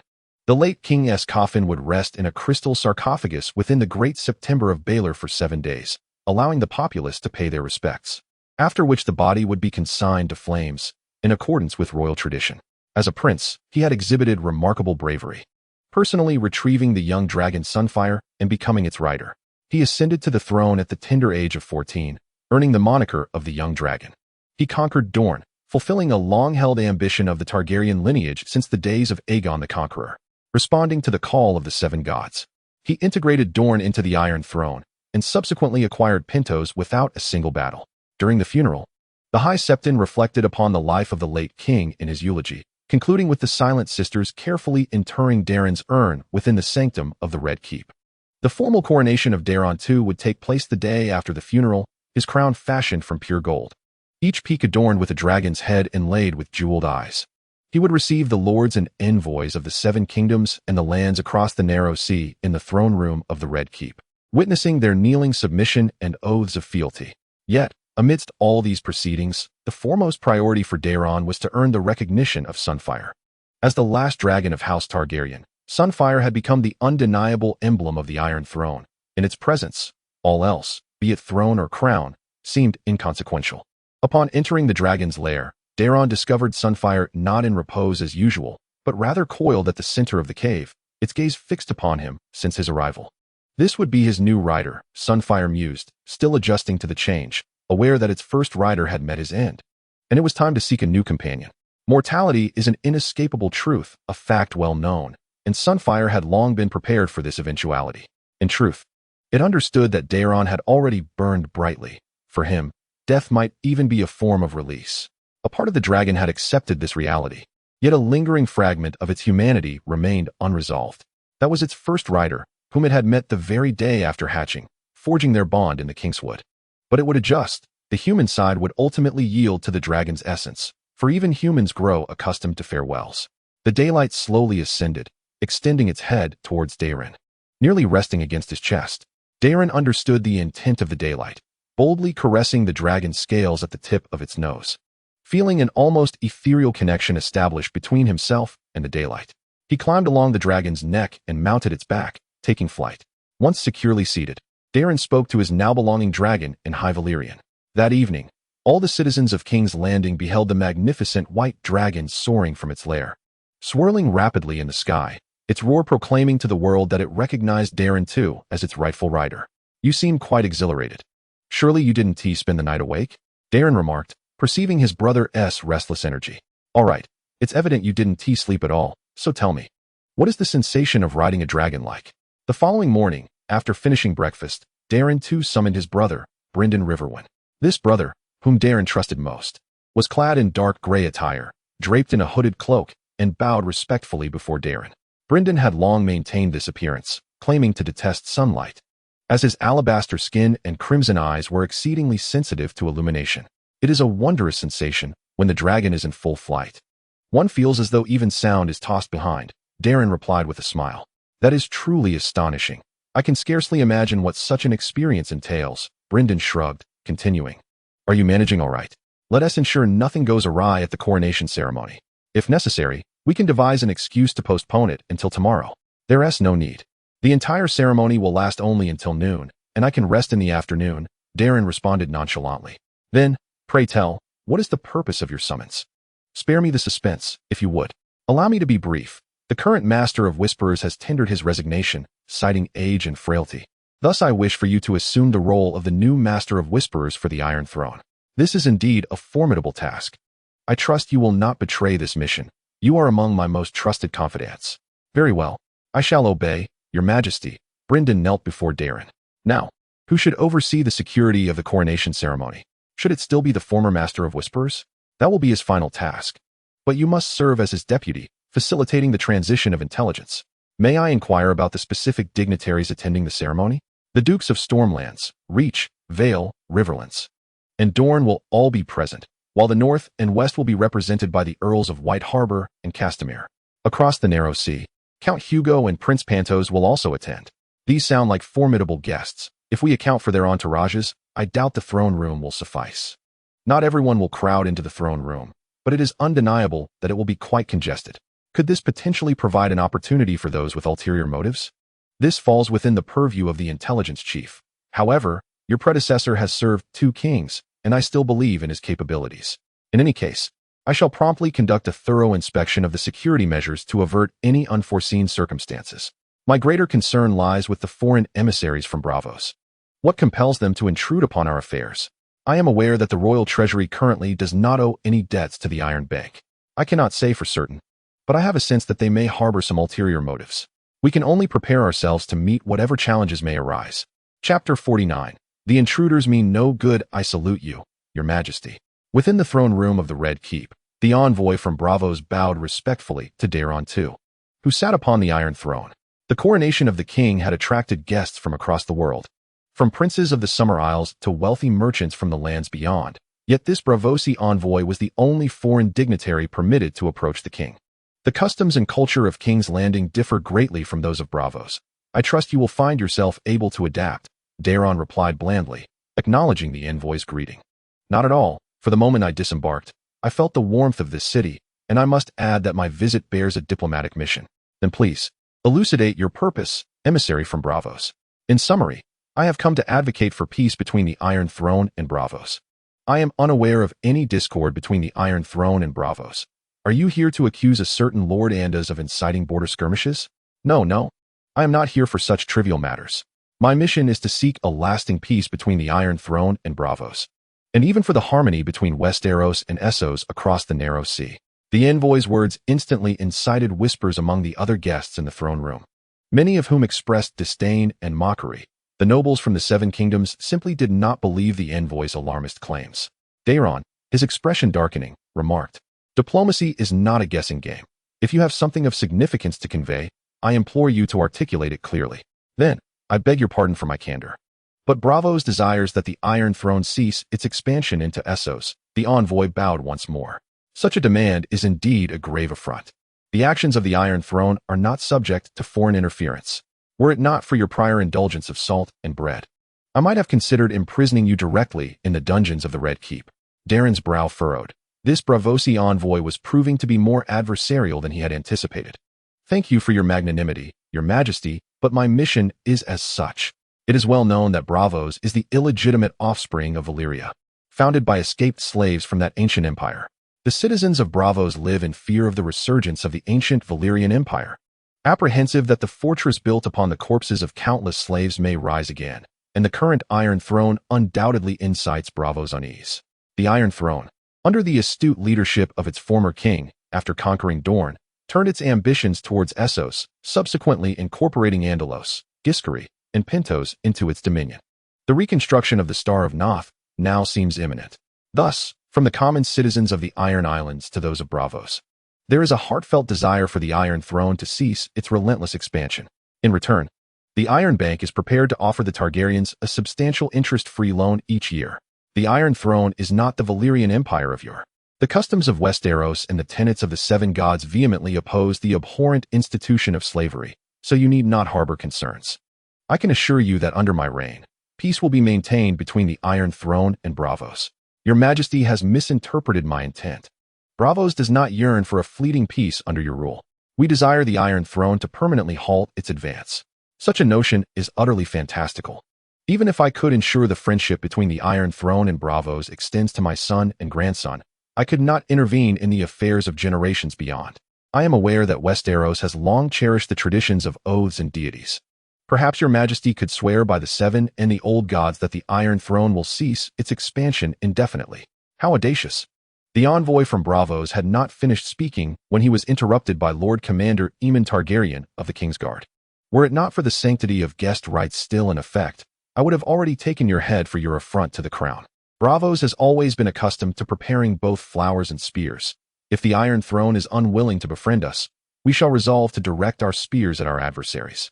Do you dare to threaten me, Braavosi? Daeron's previously relaxed demeanor grew grave once more. Regrettably, I must affirm that yes, Braavos is well prepared. The Sea King has previously dispatched his envoys to all free trade cities. Although Prince of Pentos declined the Sea King's invitation, the remaining city-states accepted the alliance proposed by Braavos. Even the daughter of Valyria is wary of the Iron Throne's relentless expansion.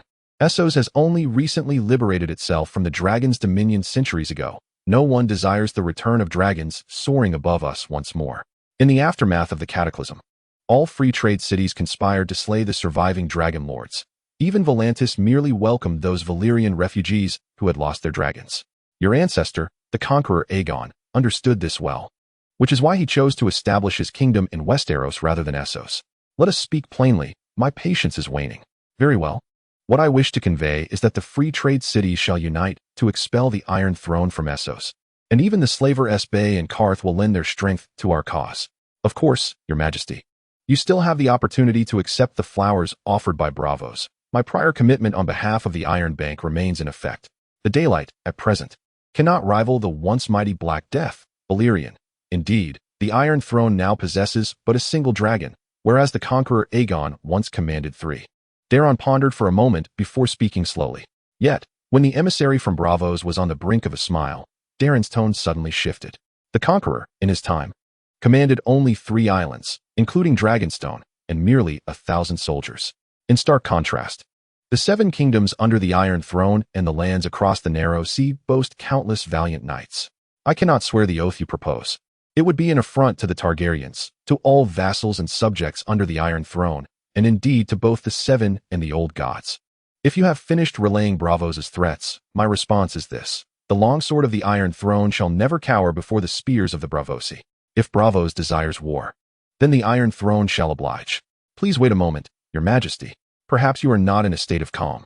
Bravos is willing to allow you to reflect before responding to us. Begone, envoy. While my sleeping dragon's fury remains unkind led, you would do well to depart, lest you find your head severed by my Kingsguard at the very threshold of the Red Keep. Chapter 50. Dragonfire War. War has never changed. The daylight soared above, casting its gaze upon the armies assembling below, and the words echoed in Daeron's mind. When Daeron II received the emissaries from Bravos at his coronation, news of war swiftly traversed the realm via the ravens from the Red Keep. The vast majority held firm confidence in the impending conflict. The Iron Throne had triumphed in a succession of victories under the previous king's leadership, and they believed that Daeron II, now recognized by the daylight, could lead the Iron Throne to further glory, especially among the younger sons of noble families and the wandering knights. There was a deep-seated belief in the tales of the frailty of the free trade city-states across the narrow sea. They had witnessed firsthand how those who ventured to the other side returned in finery or acquired their own castles. Some of these successful figures were even their kin and friends. As Daeron had remarked, even if he could assure that the Iron Throne would not be embroiled in war during his reign, those noble youths already entranced by the glory and wealth from across the narrow sea would undoubtedly incite his descendants to wage war against Essos.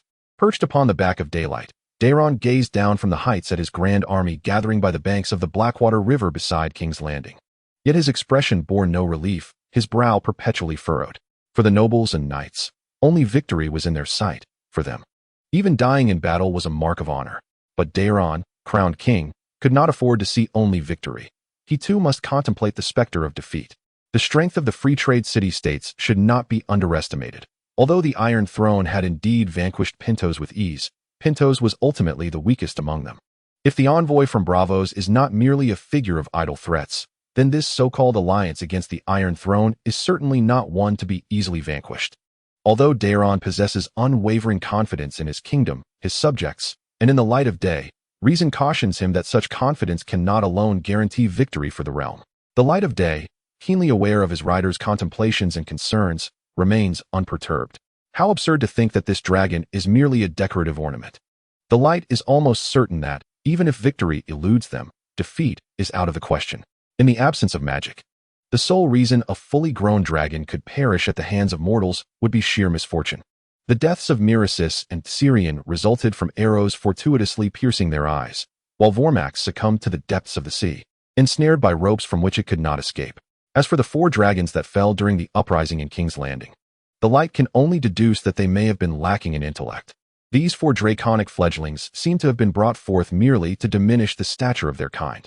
Ultimately, the light believes it is inconceivable to commit such a fundamental error, thus allowing its rider to rest assured.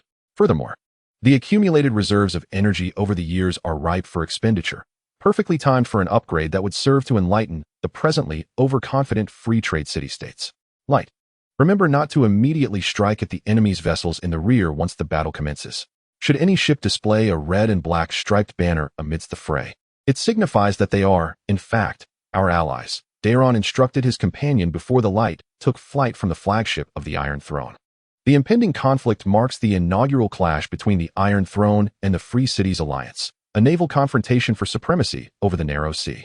The Iron Throne commands a formidable army. However, these soldiers cannot simply swim to the opposite shore of the Narrow Sea.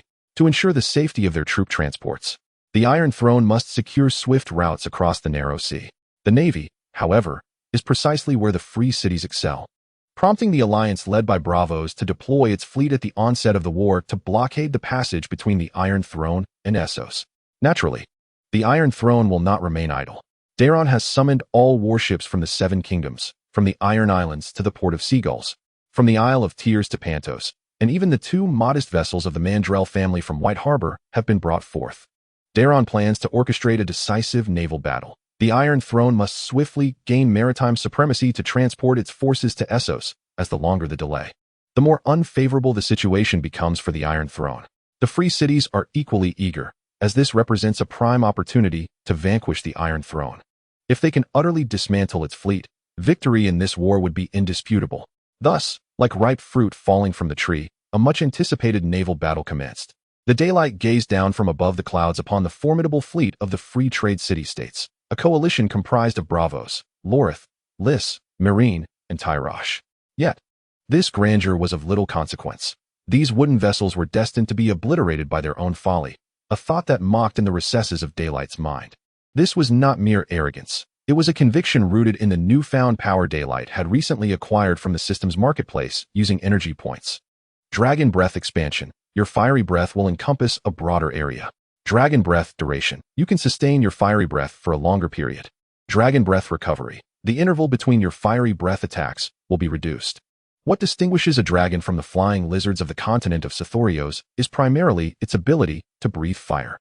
The flames of a dragon represent a devastating force to mortals below, akin to the Black Death of Belize, who scorched the entire Gardner family in his wrath to forge his infamous reputation. However, these abilities were merely an appetizer. Daylight had invested all the energy points accumulated over the years into the system's marketplace, and now it was time for something truly monumental. Levantine. The temperature of your dragon flame will exceed 4,000 degrees Celsius, sufficient to melt any material of this world. Now was the moment for the unseasoned Free Trade City-States to witness the might of a dragon. Daylight dove towards the ocean's surface, the flames within its maw ready to unleash devastation. The Free Trade City-States had not been entirely unprepared for the threat of the dragon, as the instigator of the alliance. Braavos had spared no expense in coating each participating vessel with fire-resistant paint and equipping them with asbestos for extinguishing flames. Yet, when Daylight's inferno finally descended upon them, they realized the futility of their preparations. The dragon's flames instantaneously consumed the ships, melting even the fireproof asbestos, causing the very seawater to boil and transform into steam. Moreover, Daylight's fiery breath did not merely destroy a single warship. The white dragon traversed swiftly from one flank of the Allied fleet to the other, raining down its wrathful flames. The crossbows aboard the ships were rendered impotent. Daylight's speed made it nearly impossible for the sailors to aim accurately, and by the time they managed to target the dragon, it was already too late, as the dragon's breath would descend upon them in the next heartbeat. Despair enveloped the fleet. Even if a bolt from a crossbow fortuitously found its mark, Daylight's agile form would easily evade it. The morale of the Allied fleet had utterly collapsed, and the terrified captains frantically directed their sailors to flee. No one dared to attempt a regrouping of the fleet, for any vessel bold enough to signal commands would swiftly become Daylight's next target. Yet, at that moment, over a dozen ships, which had been cowering at the rear of the Allied fleet, suddenly raised flags of red and black, deliberately obstructing the escape route of the Allied fleet from the battlefield. They even aimed their crossbows directly at the hulls and sails of their erstwhile allies, merely to prevent the ships of the Allied fleet from retreating. It was not until the Iron Throne's fleet completely encircled the vessels of the Free Cities that Baronara Osiris finally allowed a smile to grace her lips. Standing upon the deck of her flagship, it was she who commanded the warships, now raising the red and black banner, to turn against their former allies, severing the last thread of escape for the Allied fleet. Is this the power of Daylight? I feel as though I have exerted little effort, yet alas, I shall not be able to demand much in reward from my kingly brother. Baronara mused to herself. Chapter 51, Baronara Osiris time rewinds to a few days prior. Thank you very much, Your Majesty. I did not expect you would be willing to spare private time for your illegitimate sister at such a moment. In a study within the Red Keep, Baronara Osiris smiled as she paid her respects to King Daeron. Baronara's mother, Belegia Osiris, was a socialite from Braavos and also the mistress of Daeron's father, Aegon. Baronara had a sister and a brother, all three being the illegitimate offspring of Aegon. However, unlike Aegon's other mistresses, Belegia held more than just the title of a courtesan. Her father was the son of the Sea Lord of Braavos, and her mother was a princess from the Summer Isles.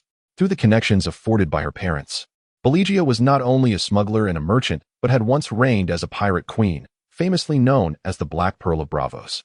Baronara has now inherited her mother's legacy, becoming the second generation of the Black Pearl, thus making the three siblings among the rare Aegon's bastards currently residing outside of Westeros. Speak quickly, there is no time to waste. Although I would prefer otherwise. Your current status in King's Landing is indeed sensitive. You must already be aware that the Iron Throne is presently at war with Braavos.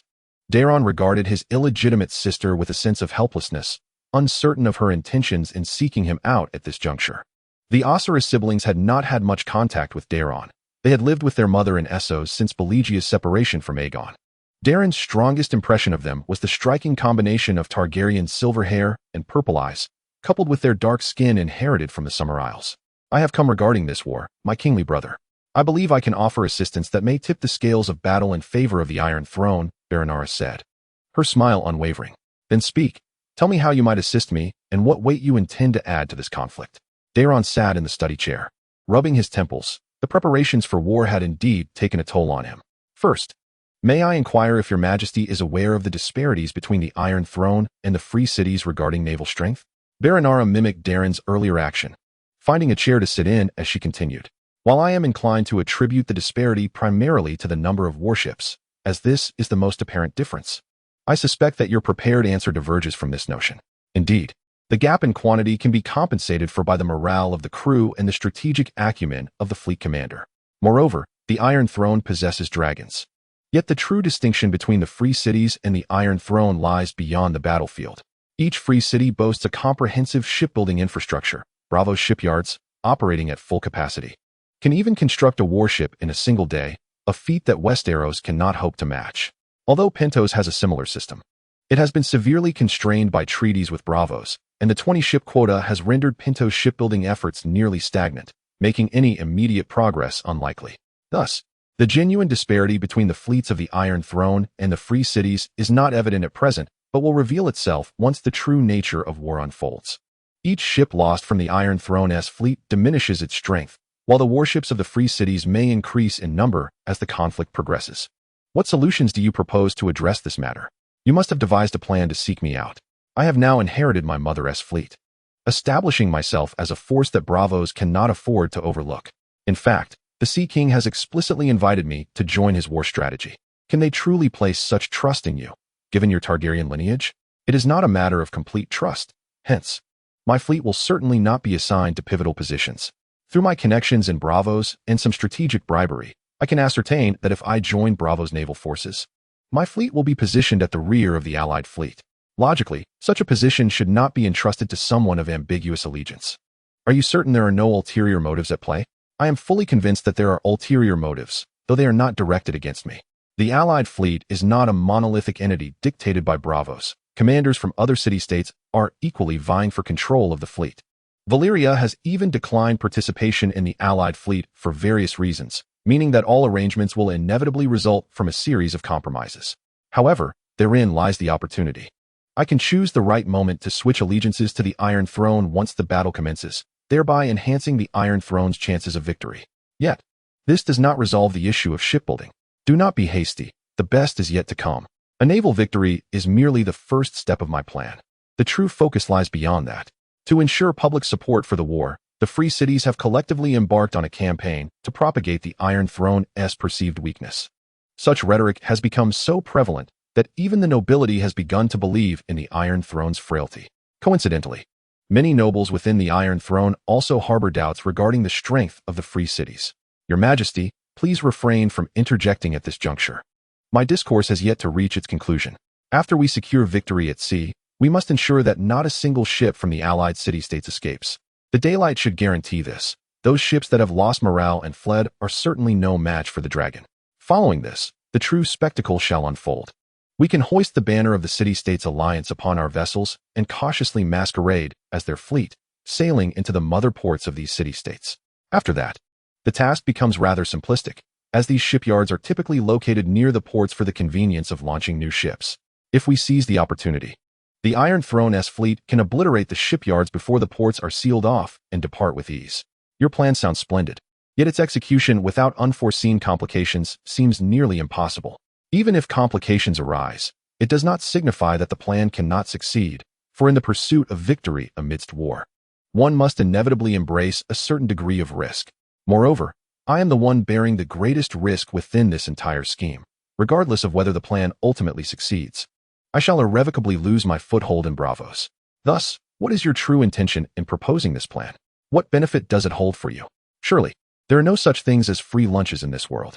I demand that you swear to grant me a reward equivalent to my contributions once the war concludes. What will this reward entail? I have yet to determine that, but rest assured, the Black Pearl does not engage in unprofitable transactions. I shall ponder it further. It seems you are already intrigued, my dear brother the king. Returning to the present. When Bellinara led her fleet to the harbor of Braavos and announced the news of victory, no one harbored suspicion. She did not even need to disguise herself. For at this moment, Bellinara was still regarded as one of their own in the eyes of Braavos. It was not until this Black Pearl truly shed her disguise, deliberately anchoring her fleet near the shipyard, and commanded all the ballistae to aim at the shipyard for a simultaneous strike, that Braavos was taken aback. Finally comprehending Bellinara's betrayal amidst the roaring flames that engulfed the shipyard. I wonder how the others are faring, she mused. Yet as long as they do not mistakenly identify the wrong shipyard, there should be no significant issues. According to the plan, Bellinara would oversee the shipyard of Braavos, while Mir, Tyrosh, and Lys would be divided into 3 teams by the Iron Throne's fleet for execution. As for the farthest port of Lorith, Daeron decided to personally ride the daylight to address matters there. Volantis was fortunate to have escaped a calamity, as the incessant political strife between the Tiger and Elephant factions prevented their fleet from joining the allied forces, turning misfortune into fortune. Yet, these are trivial matters, Bellinara thought. She had come to realize that she had significantly underestimated the battle prowess of the daylight. As one of the witnesses to how the White Reaper annihilated the Alliance fleet, Bellinara even believed that the Iron Throne could have triumphed over the city-states alliance solely with that white dragon, even in her absence. What does it matter how swiftly the new ships are launched? These mere bobbing logs upon the sea are destined only to meet their end in the dragon's flames. Bellinara now feels a profound sense of relief for having chosen the side of the Iron Throne before the war commenced. However, she is simultaneously troubled by the thought that her contributions may not yield the reward she desires. What perplexes Bellinara is the anxious demeanor of her brother, King Dallin. Prior to the conflict, as though he were an adult fretting over the possibility of being outmatched by a child. Little does this Black Pearl realize that the true source of Dallin's anxiety stems from his own ignorance regarding the formidable strength of his dragon. After all, as a dragon, daylight cannot directly communicate with its kin about its terrifying prowess. Chapter 52. The Arrival of the Warriors, Your Majesty. The forces landing at Pantos are fully organized and ready to assist on Nassa Star, reported Duke Donal Ellen with utmost respect to King Dallin II. As night has fallen, it would be prudent to delay our departure until dawn. Having just dismounted from daylight, Dallin contemplated for a moment before declining Donal's suggestion. I visited Nassa Star on daylight last night, and it is not in imminent danger. While the Iron Throne's allied fleet engaged in battle with the free trade city-states, the armies of Volantis, Novos, and Coer had chosen to converge towards Nassa Star, planning to seize the opportunity to annihilate the newly established city of Loiner, while the Iron Throne was preoccupied with the naval conflict in the Narrow Sea. However, it seemed that none anticipated the battle would conclude so favorably for the Iron Throne, thanks to Daylight's might. By the time Dallin appeared over Nassa Star, the commanders of the 3 city-states were still embroiled in disputes over who would lead the assault. The role of the vanguard entails bearing greater casualties and the risk of being overshadowed by the other 2 factions who might reap the rewards. Consequently, the commanders were engaged in a game of blame-shifting. Dallin learned of these developments from Lady Arian Martell, stationed at Nassa Star, after he soared there on daylight. According to reports from spies dispatched to infiltrate the enemy camp, the commanders of the 3 city-states remained oblivious to the Iron Throne's resounding victory in the naval battle. Upon acquiring this intelligence, Dallin promptly returned to Pantos that very night, his mind racing with strategies on how to leverage this information to amplify the triumph of the Iron Throne. Your will, Your Majesty. I shall inform Lord Demon of this shortly, Duke Donald said, bowing respectfully before taking his leave. Among the forces gathered by the Iron Throne, Donald was the only duke who personally led his army. Thus he was naturally appointed as the commander of the land forces. Yet, Donald was fully aware that he could not wield power alone. Hence, Dallin had appointed several aides, one of whom was Demon Blackfire. Nevertheless, Donald was indifferent. Recognizing that his military acumen was rather ordinary, and the king's decision to appoint him as commander was primarily due to his noble title, which commanded respect. As long as House Aeron can reap sufficient rewards from this conflict, the trivial matters of personal honor and disgrace are of little consequence, Donald mused inwardly. Although the Vale has long distanced itself from the clamor of Westeros through the protection of the Blood Gate, it does not imply that the chivalric spirit prevalent among the Vale's denizens would lead them to shun war and glory, especially now. With the Iron Throne achieving remarkable successes across Essos, the Aeron family, situated across the narrow sea, finds it increasingly difficult to suppress their ambition for advancement. This is precisely why Donald has resolved to lead the army himself. He seeks to ensure that House Aeron garners as much glory as possible in this war, with the hope of establishing a branch of their family in Essos, akin to the Tullys and Martells. He is somewhat relieved that the king has remembered to assign him several aides, sparing him the burden of grappling with upcoming military issues alone. Although some have raised concerns regarding the legitimacy of his officers due to their association with Demon Blackfire's illegitimate lineage, Donald holds a different perspective. He is not merely an ordinary bastard. He is a recognized bastard of royal blood, born of the noble Targaryen line. Moreover, Donald has inquired into Demon's exploits, learning that several years prior, Demon had ventured into Essos with his half-brother Aegon Rivers, earning significant renown and even establishing a mercenary company called the Golden Company. Following the outbreak of war between the Iron Throne and the Free Cities, Demon promptly returned to King's Landing, volunteering to serve as one of the commanders of the army under his brother. Demon enjoys considerable popularity within the military, having participated in various tournaments throughout Westeros since childhood. When he wields Blackfire, spectators claim he embodies the warrior himself in combat. As the war ignited, the remnants of former nobility in Pentos, lurking in the shadows, seized what they perceived to be a once-in-a-lifetime opportunity to unleash their clandestinely amassed forces. Although the Prince of Pentos and the Count of the Flatlands had anticipated this, the ensuing riots in the city were swiftly quelled. However, the more pressing issue lies not in the unrest itself, but in the private armies that the nobility had secretly recruited, now gathered at the border between Pentos and Myr, acting as guides for the Myrish. Unlike the prior tentative assault against Count Oscar of the Flatlands, this invasion by Myr, with the backing of their allies, was a full-scale military endeavor. The Prince of Pentos initially intended to fortify his stronghold, a sentiment shared by most, as it was widely believed that once the king's dragons dealt with Loras, all would return to normalcy. Yet, only Demon voiced a contrary opinion, boldly asserting that the forces of Westeros, having already landed, combined with the original army of Pentos, were more than sufficient to vanquish Myr, and he readily volunteered to take the lead. On the battlefield the following day, Demon, brandishing Blackfire, personally charged into the fray, decisively slaying 7 Myrish mercenaries who dared to challenge him from the outset. Amidst the jubilant cheers of the soldiers behind him, Dallin fought with renewed vigor, leading his vanguard to decisively shatter the morale of the Mill army. Nearly all those who witnessed the battle unanimously believed that Dallin was indeed a warrior in his element that day. Duke Donald personally reported your achievements to me, and I must say you have performed exceptionally well. That evening, King Dallin publicly honored his half-brother during the banquet. I am sincerely grateful for your majesty's commendation. Daemon rose to salute the king, draining his glass of white wine in one swift motion. I recall you expressing your ambition to become a lord in Essos long ago. I assure you that I shall grant you a fertile piece of land once the war concludes. After savoring a sip of his exquisite wine, Dallin continued, Thank you for your generosity, but what I truly desire is a charter that allows me to expand my dominion in Essos. Oh, you do not wish for an established castle? Of course, that would be splendid, yet I find myself more inclined to earn what I covet through my own endeavors. And I believe I possess the capability to achieve even more for myself. Your aspirations and ambitions have evidently grown since then. My experiences in Essos over the past few years have indeed broadened my perspective, yet my loyalty to your majesty remains steadfast. I have never concealed my pursuits. I yearn for a legacy akin to that prophecy, one that my descendants may sing of for millennia. However, I understand that prophecies do not materialize idly. Hence, I shall wield my sword to bring them to fruition. I shall fulfill your desires in due course, Daemon, my brother. I am profoundly thankful, Your Majesty. I also beg your pardon for my earlier indiscretion, dear brother. Chapter 53, Total Annihilation. Damn it, damn it, damn it. The general of the Coer army cursed from atop his steed.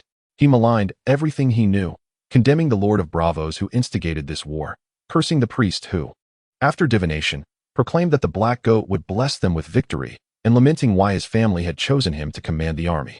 He continued to curse, lamenting why that dragon had not been delayed in the narrow sea, then with a sharp slap, forced himself to snap back to reality. Just a day prior, when he commanded 90% of Coer's forces, he had been brimming with confidence. The envoy from Bravos had lavishly bribed all of Coer's high nobles and priests, skillfully persuading them of the Iron Throne's vulnerability. His family, as one of the representatives of Coer's military aristocracy, succumbed to the sweet words of the Bravosi, believing that the Free Cities alliance was destined for victory, thus exerting every effort to elevate him as the supreme commander of the city-state's forces. Ha ha.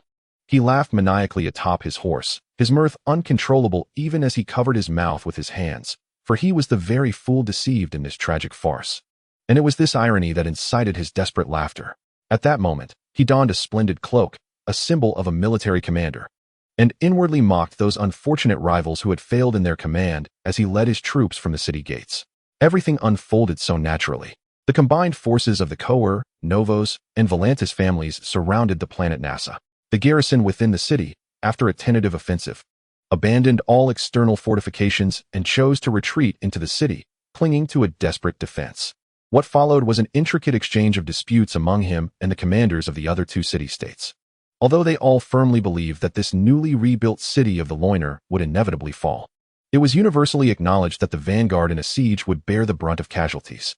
None wished for their own city-state to suffer greater losses. It was not that he held any particular regard for the lives of his soldiers. The path to glory is often paved with the bones of the fallen. As long as it served his ambition for promotion and wealth, he would not hesitate to send those of lesser standing to their demise. However, this did not mean he was eager to take the lead. If he were to foolishly negotiate without securing any advantageous terms, he could only anticipate being impeached by his political adversaries upon his return. Thus, despite his profound irritation, he spent an entire day entangled in this tedious cycle of mutual deflection with the commanders of the other two houses. It was worth noting that in ordinary circumstances, such an expanse of time would have sufficed for him to court 8 maidens. Nevertheless, progress was made. Volantis, centuries ago, had proclaimed itself the new Valyria, with aspirations to conquer other free trading city-states. During that era, Coer and Novos had forged an alliance that utterly dismantled Volantis' influence upstream along the Lorne River during the Battle of Dagger Lake. Although this alliance had long since faded into obscurity due to territorial disputes between Coer and Novos after the threat had diminished, its name still held weight. He had discreetly conspired with the commander of Novos under the guise of this alliance, uniting their efforts to pressure Volantis' commander. Throughout the day's verbal skirmishes, he discerned that Volantis was nearing its breaking point, believing that with merely half a day more, he could compel Volantis to serve as the vanguard in the assault at a cost far below the negotiation threshold.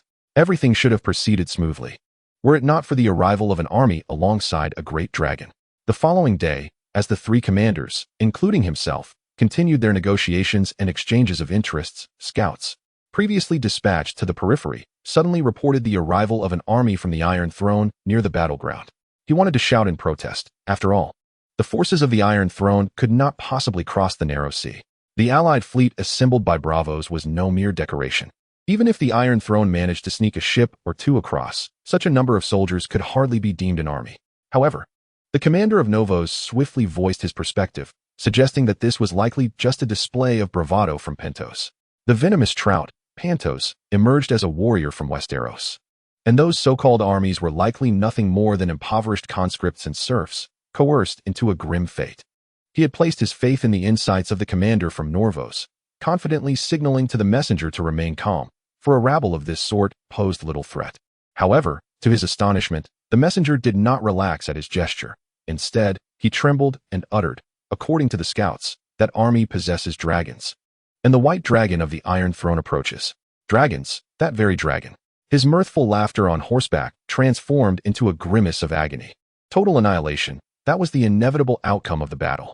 The dragon's flames indiscriminately incinerated the forces of the Free Cities Alliance, and the echoes of countless anguished cries still reverberated in his mind, while many were reduced to ashes before even uttering a sound of despair.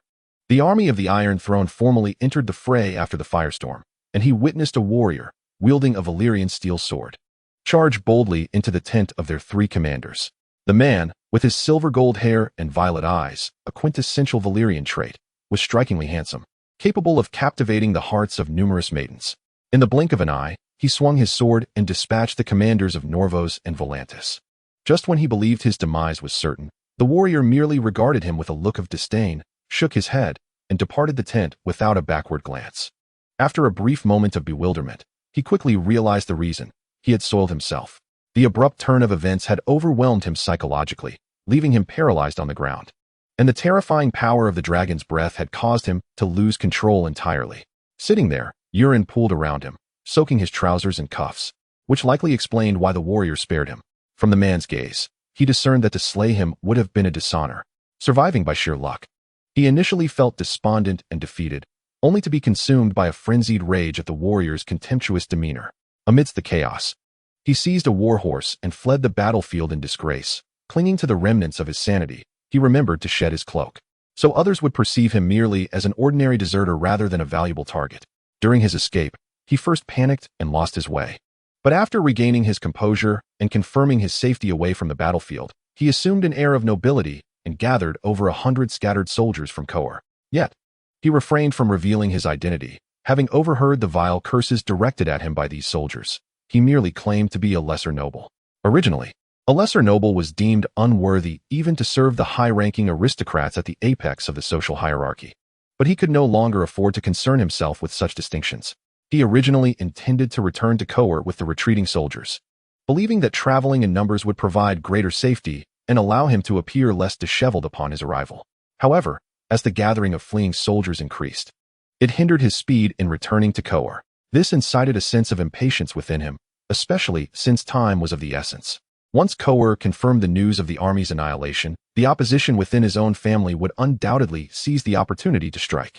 He needed to return to Qohor swiftly, to bribe and win over moderates, ensuring that both he and his family would not suffer too great a disgrace, if he could endure the most challenging beginnings.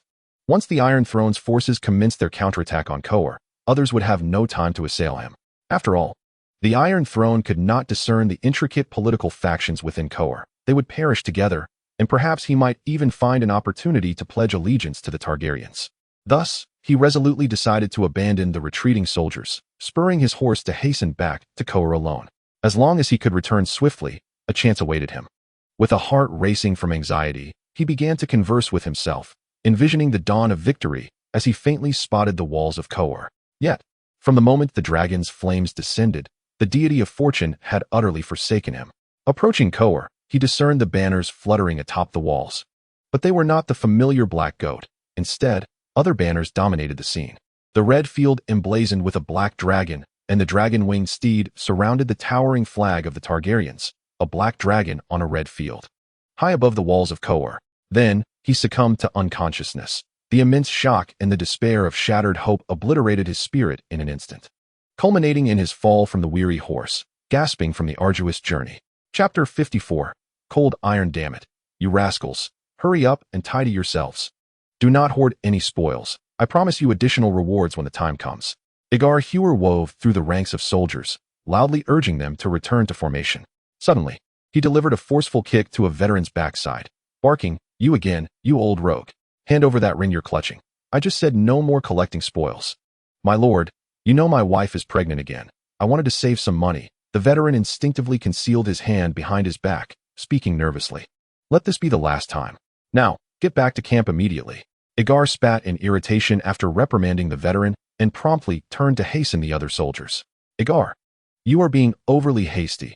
I advise you to calm down." Quentin Pole approached, attempting to counsel him. "Thank you, Fireball." Aegon tugged at his hair, the slight pain in his scalp helping to restore some composure. "You are right. I am indeed too anxious. Primarily because we both understand that this is a once-in-a-lifetime opportunity for Demon." The Fireball is a moniker for Quentin Burrell, derived from his personal emblem, which features a jet black orb belching forth crimson and golden flames. He is a close companion of Demon Blackfire and Aegon Targaryen, and has previously served as a trainer at the Red Keep. Upon Demon's decision to venture into Essos, Quen, concerned for his friend, promptly relinquished his position as trainer and accompanied him across the narrow sea. In such times, maintaining composure is paramount. Haste often leads to folly. Quentyn shook his head, recalling Daemon's recent conversation with the two of them. The battle on the planet of Nyssa had only just concluded when Daemon urgently approached them to unveil his strategy. I have devised an exceptional war plan, but it requires your cooperation and entails considerable risk. The three gathered, and Daemon candidly laid out his intentions. War is inherently perilous. Do share your thoughts with us. Aegon urged, touching the bloodstains on his face. My plan is to mimic the previous surprise attack on the port by Baranala, disguising ourselves as soldiers of the free cities to launch our assault. Daemon continued, this battle will lead to a decisive victory for our forces. Those who manage to escape will take time to regroup. Our morale is high, and if we march swiftly, we can reach the city before the fleeing soldiers do. At that point, we will masquerade as them to gain entry through the city gates. And then what? Aegon countered. The free cities are not to be underestimated. Even if we deceive the guards and infiltrate, what can we accomplish? They will never anticipate such a catastrophic defeat, Daemon asserted. If we can even momentarily seize control of the city defenses, it could induce significant turmoil among them. Though Volantis is somewhat distant from Nyssa, making timely arrival unlikely. Both Phonos and Coer are relatively close. The bearded monks of Phonos pose a challenge, yet they would be trivial for the king in daylight. However, our target remains Coer. The city's defense is entirely composed of the Unsullied, who strictly obey their master's commands. This is both the strength and weakness of those slave warriors, with proper strategy. We can exploit this to turn the Unsullied into our allies. It must be said that Daemon's plan is undeniably imaginative and audacious, Quentyn remarked with a shrug. Yet, its feasibility cannot be denied. A voice interjected into the conversation between Aegon and Quentyn as Daemon approached them with a beaming smile. Judging by your expression, it seems the king has endorsed your plan, Aegon casually inquired.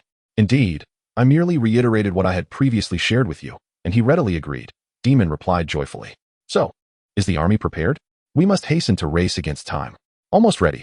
I've managed to rally most of them back to camphor formation. And you hardly took any time persuading the king, Aegon stated decisively.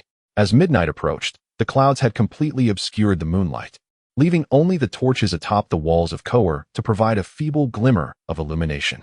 Help! Open the gate. A voice abruptly roused the drowsy guard stationed at the city gate. Struggling to open his heavy eyelids, the guard peered outside. Hurry, we have urgent matters to report. You cannot afford to delay. If you wish to keep your position, open the gate at once. Daemon, clad in Coer armor, shouted in an accented Valyrian. Before their departure, he had ordered his men to don the captured Coer armor, and the Valyrian he spoke had been acquired during his years of adventuring in Essos. With ease, Daemon deceived the guard and led his troops through the now-raised gate.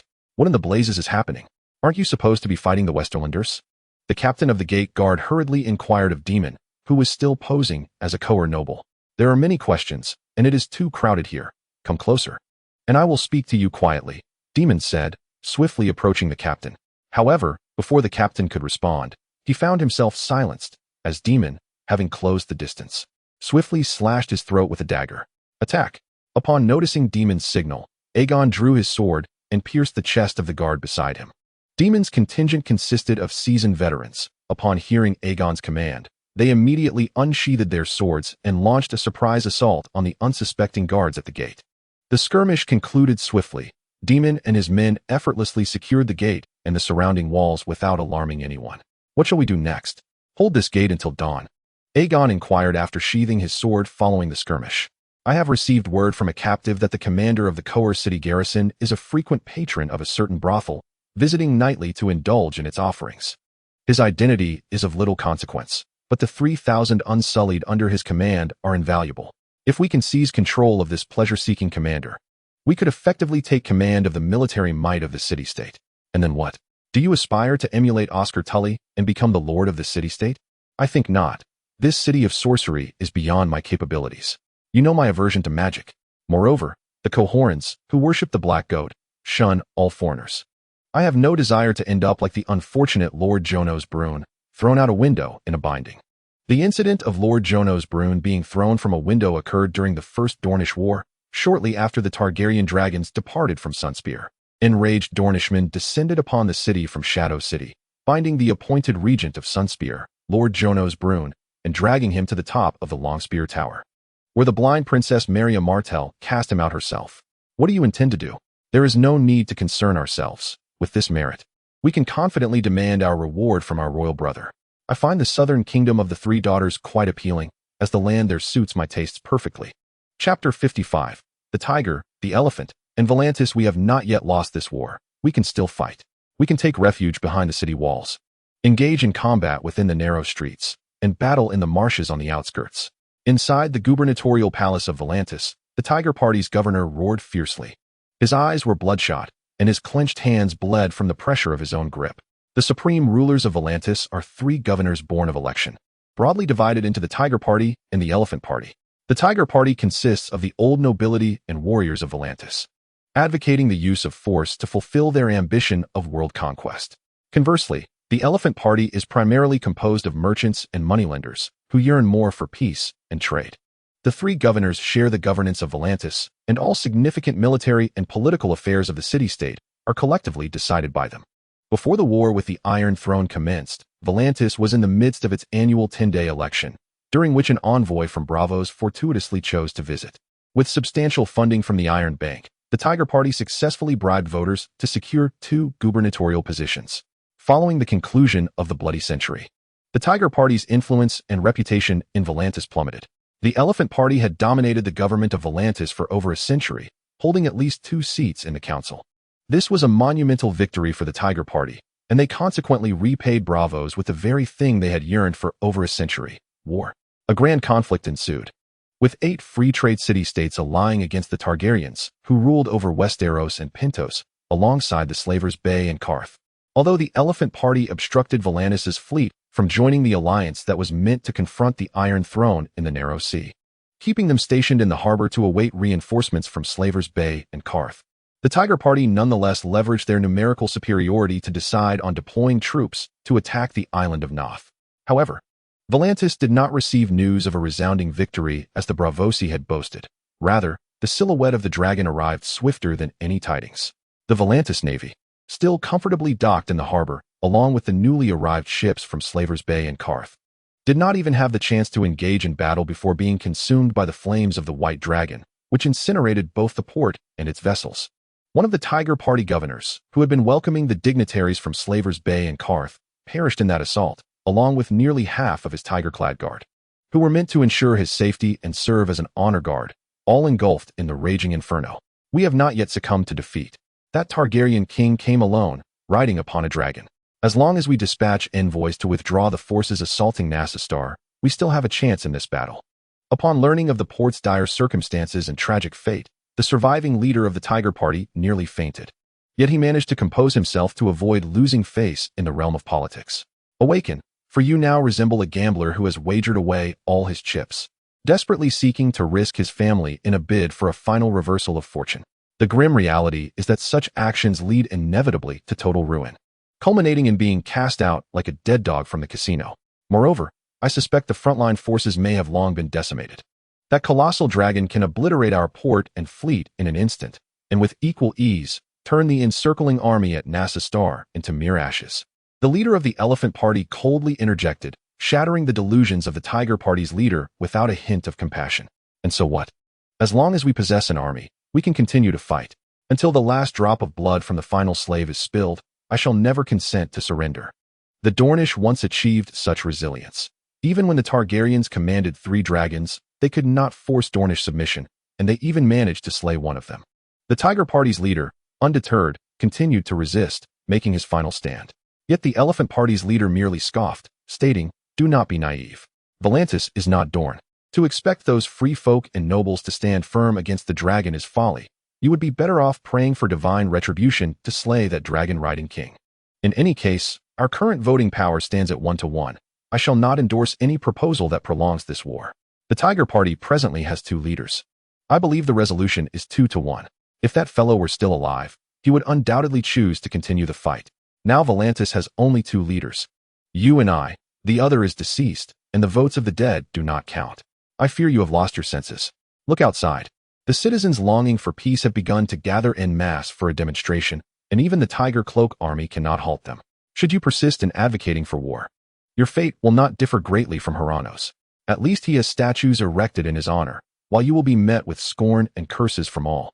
Pirano was once Volantis' war hero, serving as leader over 40 times, until he grew weary of elections and declared himself a lifelong ruler. This was a foolish decision. The people of Volantis swiftly overthrew him and mercilessly sentenced him to death. Pirano was bound between several elephants and torn apart. What then shall we do?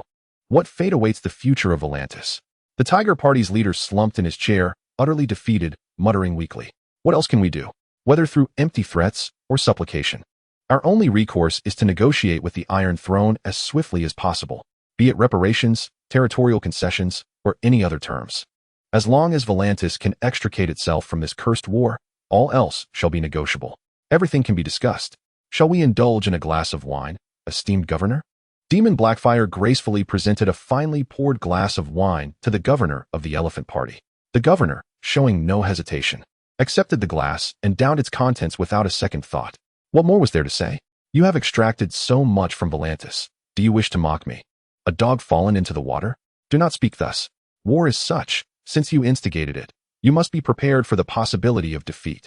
And a loser possesses little leverage for negotiation, left only to the mercy of the victor. Ignoring the governor's scorn, Demon respectfully raised his glass in salute. After the fiery breath of daylight incinerated Volantis' harbor along with its fleet, the city had effectively lost the will to continue its struggle against the Iron Throne. When the Iron Throne had dealt with Knothos and Coer, and when the Grand Army arrived at the gates of Volantis, the last flicker of hope for the beleaguered city was extinguished. Even the most fervent supporters of the Tiger Party lost their courage to pursue the war further. What transpired next was less a negotiation between the Iron Throne and Volantis than a unilateral dismemberment of the vanquished by the victorious Targaryens. According to the treaty, the towns of Sahalu and Valiza, the upper reaches of the Lorne River, and all disputed territories claimed by Volantis would be ceded entirely to the Iron Throne, along with exorbitant reparations. On the night the Tiger Party's governor signed the treaty, he took his own life by consuming poison in his bedroom.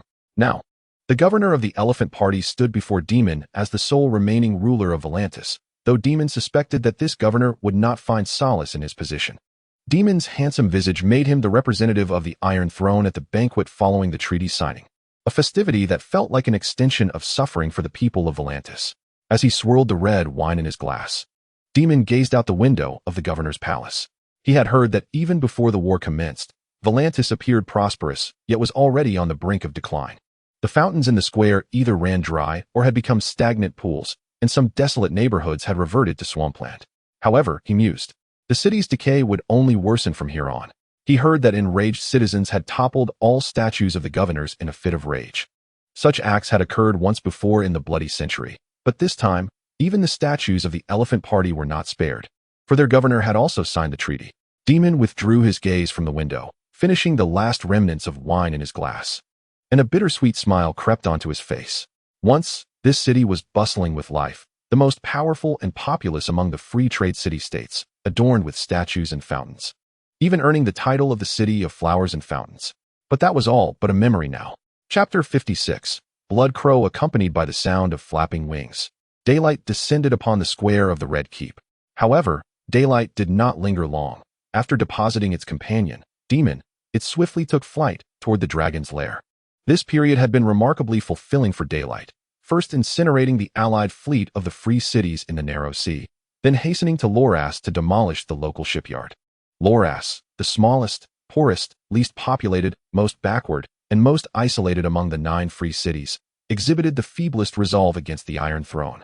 In fact, on the very day following the descent of Dragonfire upon Loras, the city dispatched diplomats responsible for negotiations to King's Landing.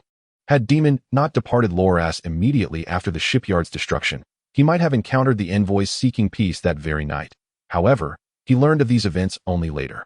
After Loras, Demon, riding daylight, reached Pentos, addressing the aftermath of the old nobility's rebellion, before leading his forces to reinforce the Star of Nasser.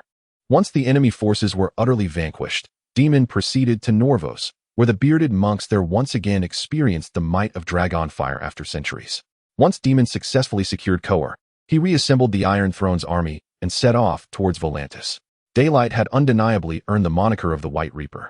If its earlier exploits against Pentos had yet to rival the infamous Black Reaper, Vagr, Daylight had now substantiated its reputation through the lamentations of the widows across the free cities. Additionally, Daylight acquired a new epithet, the Shipburner. bestowed by a fortunate survivor among the sailors of Quarrels, for it had nearly single-handedly annihilated half of Essos's vessels. In the east, the title of shipburner resonated even louder than that of the White Reaper.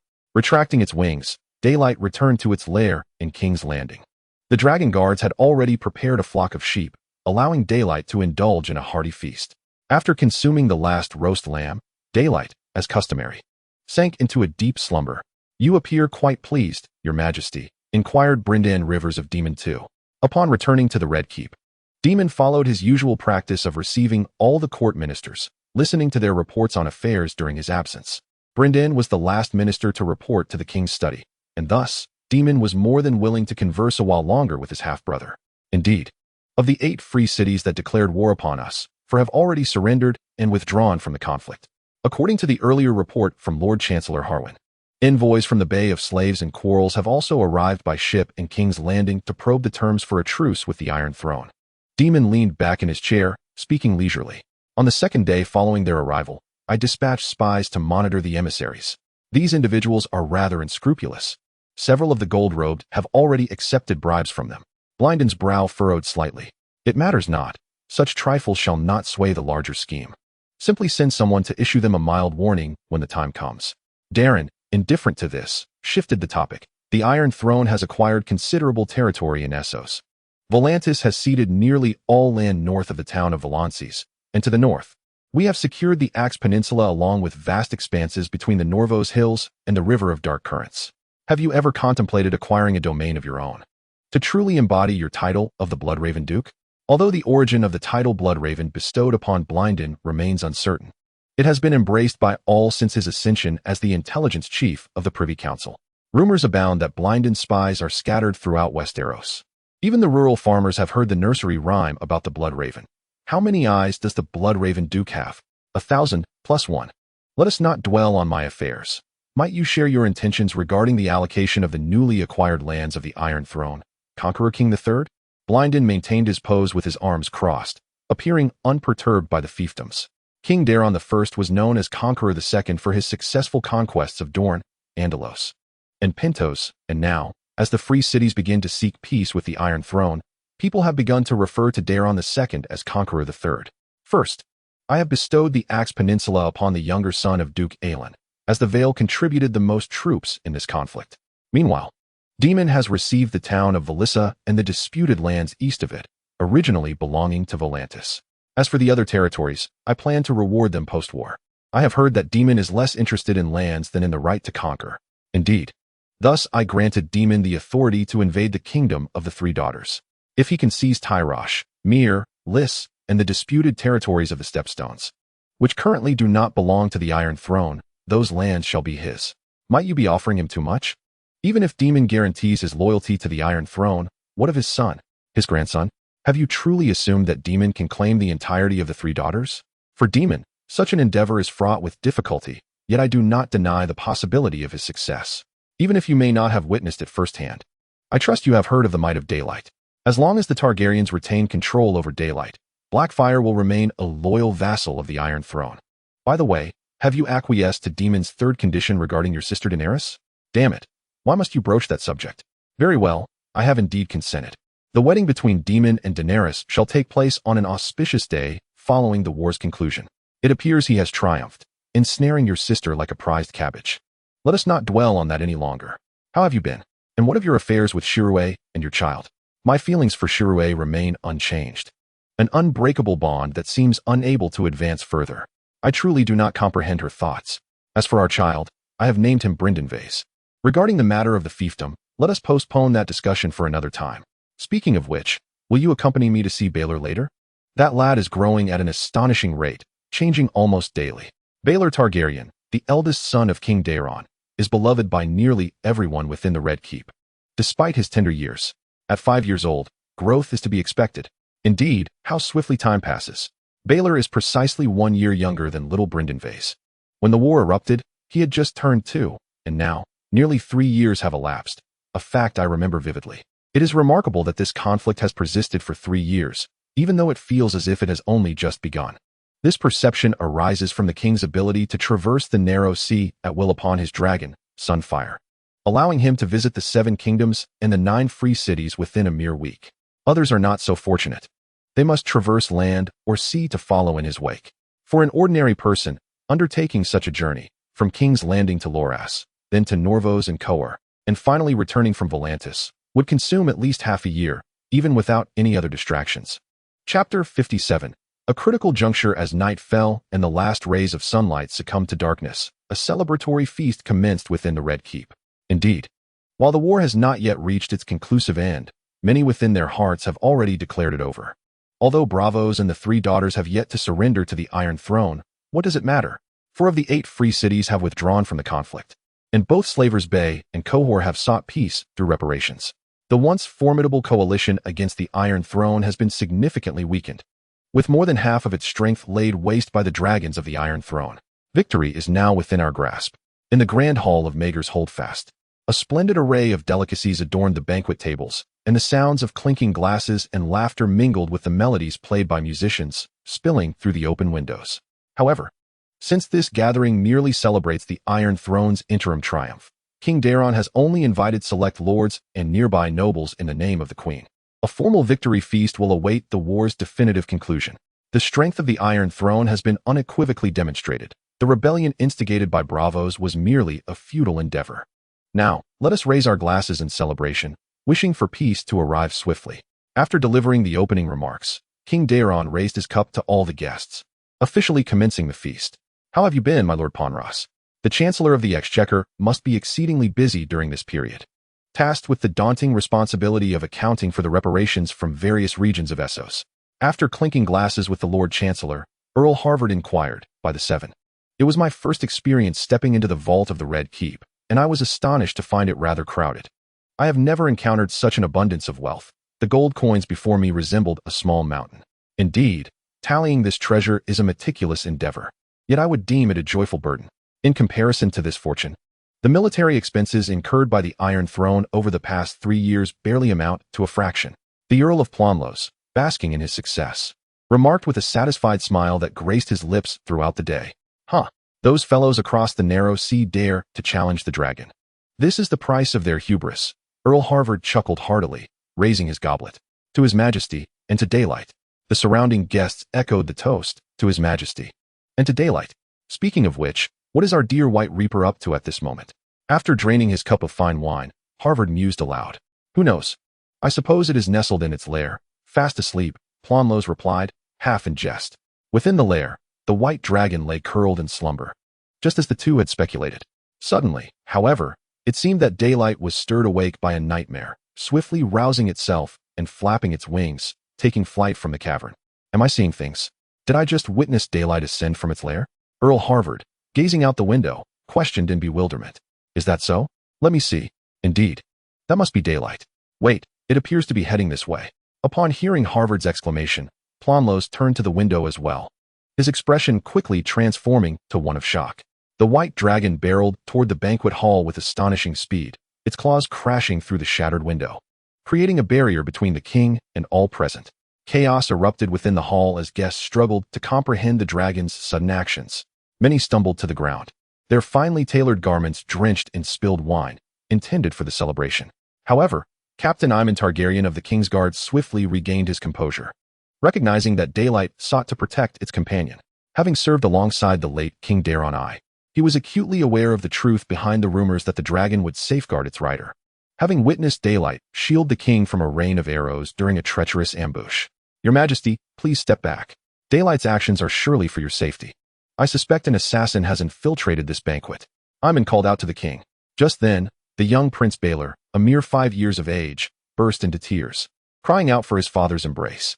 The claws of daylight severed all ties between the gathered individuals and Dallin, including the prince and the queen. Please bear with me for a moment. Prince Aemon had intended to lean down and comfort the prince, but upon being obstructed by the white-robed knight, the prince peculiarly raised his left hand, aiming directly at Dallin's forehead. In an instant, Aemon perceived the prince's anomaly, yet he found himself unable to draw his sword from his waist in that fleeting moment. In a desperate bid, Aemon positioned his body in front of Prince Baelor. A thunderous explosion reverberated through the banquet hall. The captain of the royal guard's breastplate was breached, and Aemon's entire chest was torn apart.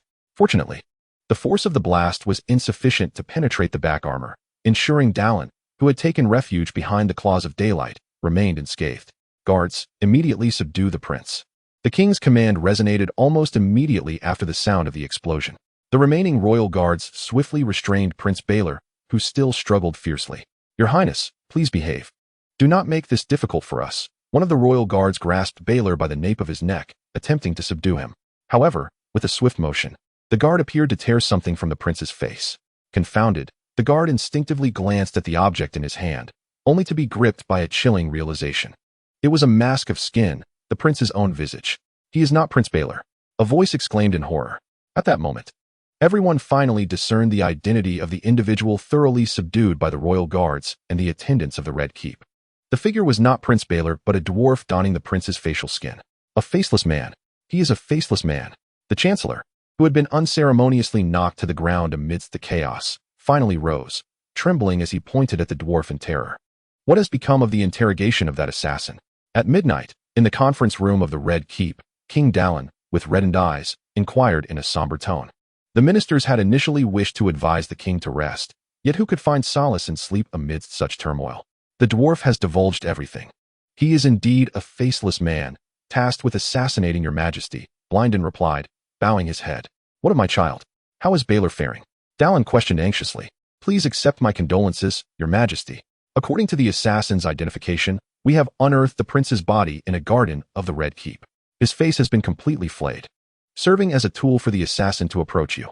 After delivering this harrowing news, Blynden lowered his head even further.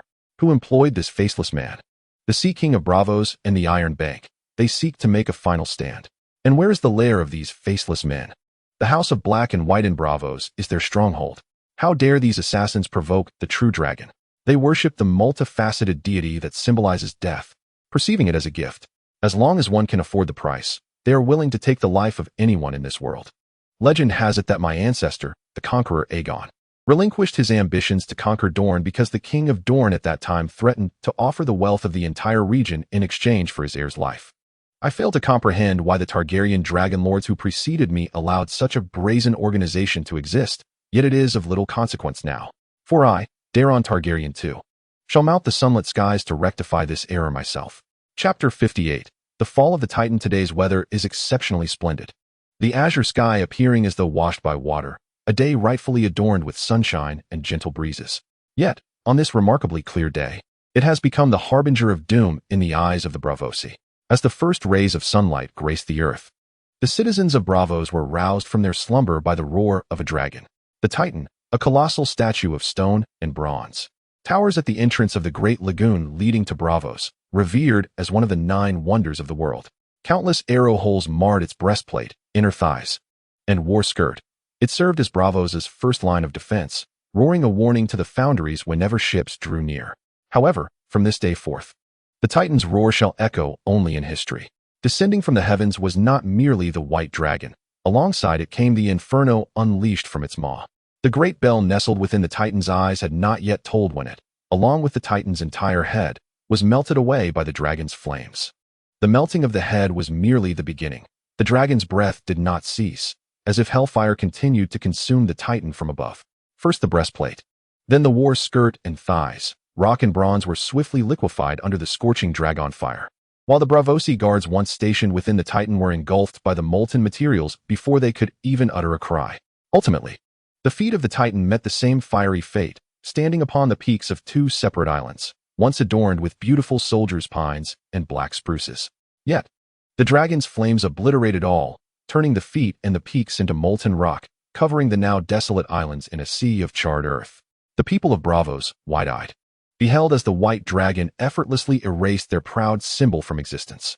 The sharp clang of alarm bells reverberated through the streets, akin to knives slicing through the air, as even the guards meant to maintain order fell into disarray. Yet, the Titan's fall was not the end of all. It was not even the beginning of an end, merely the conclusion of a beginning.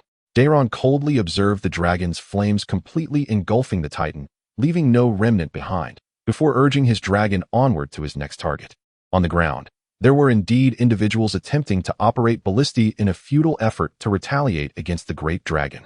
However, the only outcome of such actions would be the entire street, along with the ballistae, subjected to the purifying flames of the daylight dragon. The daylight had long ceased to be threatened by the ballistae. Rather, it took no issue in allowing those mortals below to comprehend the cost of offending it. The Purple Port was a harbor exclusively reserved for the local inhabitants of Braavos, situated to the north of the city, adjacent to the Sea Lord's palace, the residence of the Sea King. Directly south of the palace lay the infamous Iron Vault, notorious for its uncompromising nature. These were the second and third targets of Daeron. Perched atop daylight, Daeron fixated his gaze on his companions as they reduced these two locations to ashes, yet he felt not a trace of satisfaction from avenging old grievances. Rather, an overwhelming emptiness consumed him. The Sea King, under the cover of his chief swordsman, sought to escape from a clandestine harbor behind the palace. But their clumsy disguises could not evade the sharp gaze of daylight, ultimately succumbing to the dragon's flames, reduced to mere ash. The sentinels of the Iron Vault collectively knelt in surrender the moment the dragon descended, presenting a scapegoat while promising vast treasures of gold to appease the dragon's wrath.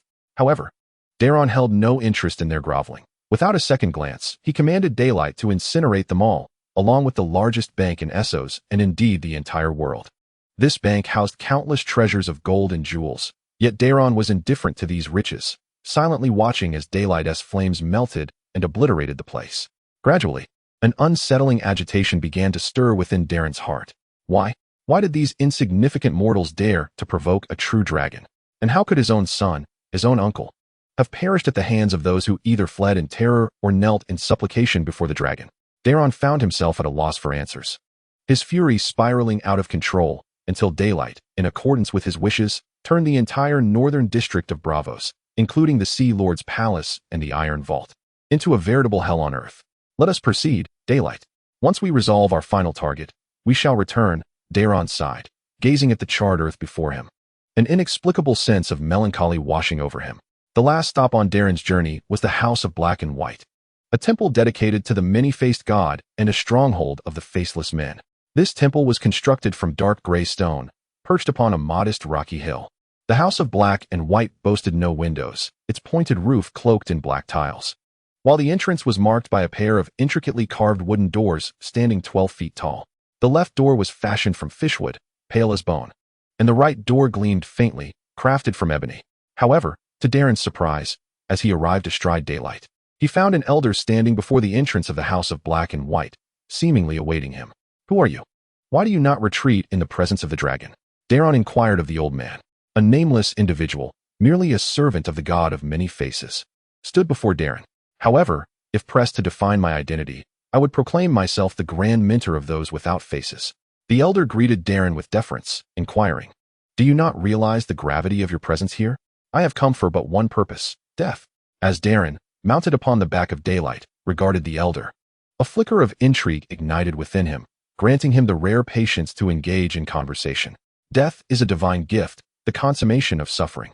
Behind me lies a black pool within a temple, where those seeking liberation may drink and pass into death without anguish. I am not here to discuss such matters. Daeron interjected. I inquire why the faceless men have accepted the contract to assassinate Targaryen. The faceless men merely eliminate those designated by their employers. They do not select their targets nor determine their worthiness of the god of many faces grace. Do you not feel regret? It is the audacity of the faceless men that has birthed the present chaos. The founders of the faceless men, within the volcanic mines of old Valyria, came to understand and believe that slaves from across the world prayed to the same deity, the various incarnations of the god of death. The god of many faces bears many names. In Coer, it is the black goat. In Essos, the night lion. In Westeros, the stranger. All deities possess their own instruments, with devoted followers executing their will upon the earth. The faceless men serve as the tools of the god of many faces. Tools need not question their master's decisions. I have heard that the dragon lords of old Valyria regarded all faiths as equally false, scornful of clergy and temples. Now, I believe I comprehend their perspective. Daeron, unyielding upon his dragon, interrupted the elder's discourse with an impassive declaration. Commoners must pay homage to the great dragons, lords must bow to the dragons, and even the gods must show reverence to the dragons.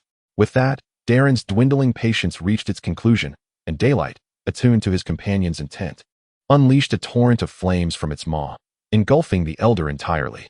The black and white temple behind him succumbed to the dragon's fire as well, but this time, Daeron exhibited a newfound patience. He gestured for daylight to continue pouring forth the flames until the temple, along with the hill upon which it stood, was melted into magma, transforming the once solid hill into a lake of molten rock. Only then did Darren relent. "It is time to return, daylight," he instructed wearily, for his eyes had not closed since the previous day. At last, a trace of fatigue washed over him. Chapter 59. The aftermath of the fall. In a chamber crafted of marble, a silver-haired elder scrutinized a cylindrical object by the flickering light of a kerosene lamp. What a remarkable contraption! The inventor of this device is undoubtedly a genius. The elder manipulated the cylinder in his hands, extolling its virtues. "I did not entrust this object to you for flattery. What I require is to ascertain the true nature of this device, Your Excellency," the wise one stated Brynden. The chief of intelligence, his tone devoid of any emotion, as piercing as the coldest wind. "Very well, I shall elucidate its purpose," the wise one replied, retracting his neck as if a chill truly swept through the air behind him.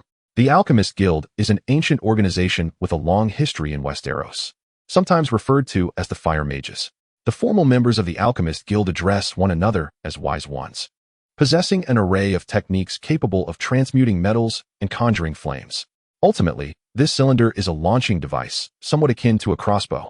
Yet its uniqueness lies in its compactness and the fact that it does not discharge ordinary bolts. As the wise one spoke, he continued to fiddle with the object in his hand. "What, then, does it launch?" "That contraption can pierce the finely crafted armor of a knight," Brynden inquired further. "I am not surprised, for the object propelled by this cylinder is one of the substances most familiar to the wise ones, wildfire. To be precise, it is a variant of wildfire. In its solid form, it possesses significantly less power than its liquid counterpart, but its stability is advantageous." "Wildfire? Is it not the case that only you alchemists possess the means to create it?" "Alchemists are not solely found in Westeros. For instance, sages also operate in the far east of Essos, though we have not communicated with their guild in quite some time. So, can the alchemists in King's Landing fabricate this device?" With a tangible reference, it is indeed not difficult to replicate, but mass production would be impossible. Why not? Regrettably, since the Dance of Dragons, the processes for creating alchemical substances have become increasingly arduous, with each step requiring significantly more time. After absorbing the wise one's explanation, Brynden pressed his lips together. He could surmise that the alchemist's plight was intertwined with the waning of magic, yet this secret, known only to a select few within the royal family, was not something he intended to disclose. After a moment of contemplation, Brynden spoke. "Then, please replicate one for me. How long will it take?" "About a month. I will be able to present the finished product to you in a month's time." "Very well. I shall return in a month to inspect it. Pardon my boldness, my lord, but I am curious about the origin of this device. It cannot be the weapon of the assassin rumored to be targeting the king, can it?" "That is not a matter for you to inquire about. Some things are better left unknown." Brynden coldly curtailed the wise one's curiosity and departed the Alchemist Guild without a backward glance. He still has numerous tasks to attend to, such as meticulously reviewing the security arrangements for the imminent funerals of Captain Aemont Targaryen of the Kingsguard and Prince Baelor Targaryen. Although the king has obliterated the House of Black and White in Bravos, Brynden cannot ascertain whether all the faceless men have perished beneath the dragon's flames. Therefore, to avert any potential threats from remaining faceless men or other assassins intent on the king's life, Brynden must remain ever vigilant to ensure the safety of the funerals. The assassination that occurred during the banquet was undeniably a lapse on his part, though some have consoled him by saying that the elusive skills of the faceless men make them nearly impossible to anticipate. Thus it is not solely Brynden's fault. Yet failure is failure, and Brynden is not one to seek excuses to evade his mistakes. Since the faceless men have already posed a threat to the king's safety, he cannot afford to turn a blind eye to this reality. His decision to commission alchemists to study and replicate the weapon of the diminutive faceless man was also rooted in the desire to protect the king. If such a weapon could easily slay Aemont, would preparing a similar weapon for the king not significantly enhance his capacity for self-preservation? While the results remain to be seen, this does not deter Brynden from pursuing the endeavor. "Speak, Bellinara. What reward do you truly desire?" In the study of the Red Keep, Daeron inquired of his illegitimate sister. Although the king's visage still bore signs of fatigue, it was markedly improved from a few days prior. The funerals for Uncle Aemont and Prince Baelor proceeded seamlessly, without any assassins infiltrating or anyone daring to cause trouble during such a solemn occasion. News of the king's dragon, Balerion, having decimated a substantial portion of Bravos in a single day, has spread across the narrow sea. and all have come to fully comprehend the dire consequences of provoking the wrath of the true dragon. However, what truly brings solace to the king is the queen's pregnancy. The Grand Maester reported to Daeron the day after his return from Braavos the delightful news of the queen's renewed condition. Daeron toyed with a cylindrical plaything, a model of the weapon wielded by the diminutive, faceless man. According to Brynden, the newly crafted weapon still requires safety testing. Hence, a 1-to-1 scale model has been created for the king's familiarization. "I desire Braavos, your majesty," Bellinara Osiris stated with composure. "What a rarity. You are the first to dare mention that name before me in recent times," Daeron replied, shaking his head, urging Bellinara to continue. "Your dragon has utterly shattered the spine of Braavos, yet you must appoint someone to govern it. Thus, I boldly offer myself. No one is more acquainted with the Iron Throne than I am. Do you presume I would acquiesce?" The king's wisdom was not overshadowed by anger. "Though you have destroyed the entirety of Braavos' northern district, including the Sea Lord's Palace and the Iron Bank, you have not obliterated the aqueducts of Braavos. This indicates that you still wish to incorporate this city into Targaryen rule rather than allow it to devolve into a desolate wasteland. Do you believe that your contributions in the war can be compared to a free trade city-state? In truth, they amount to merely half, or even less. The essence of Braavos has been nearly annihilated by the ravages of war. Its munitions factories, banks, and other establishments have been reduced to ashes. The current Braavos exists as a city plagued by chaos, with countless endeavors awaiting revival. Were it not for the advantageous geographical conditions of the location, I would have considered relinquishing it altogether." Daeron tapped his index finger upon the table, pondering for a moment before he spoke slowly. "I can bestow Braavos upon you, but on the condition that it adopts the laws of the Iron Throne in their entirety. Furthermore, you and your established lineage must pledge eternal loyalty to House Targaryen. These are merely the expected terms.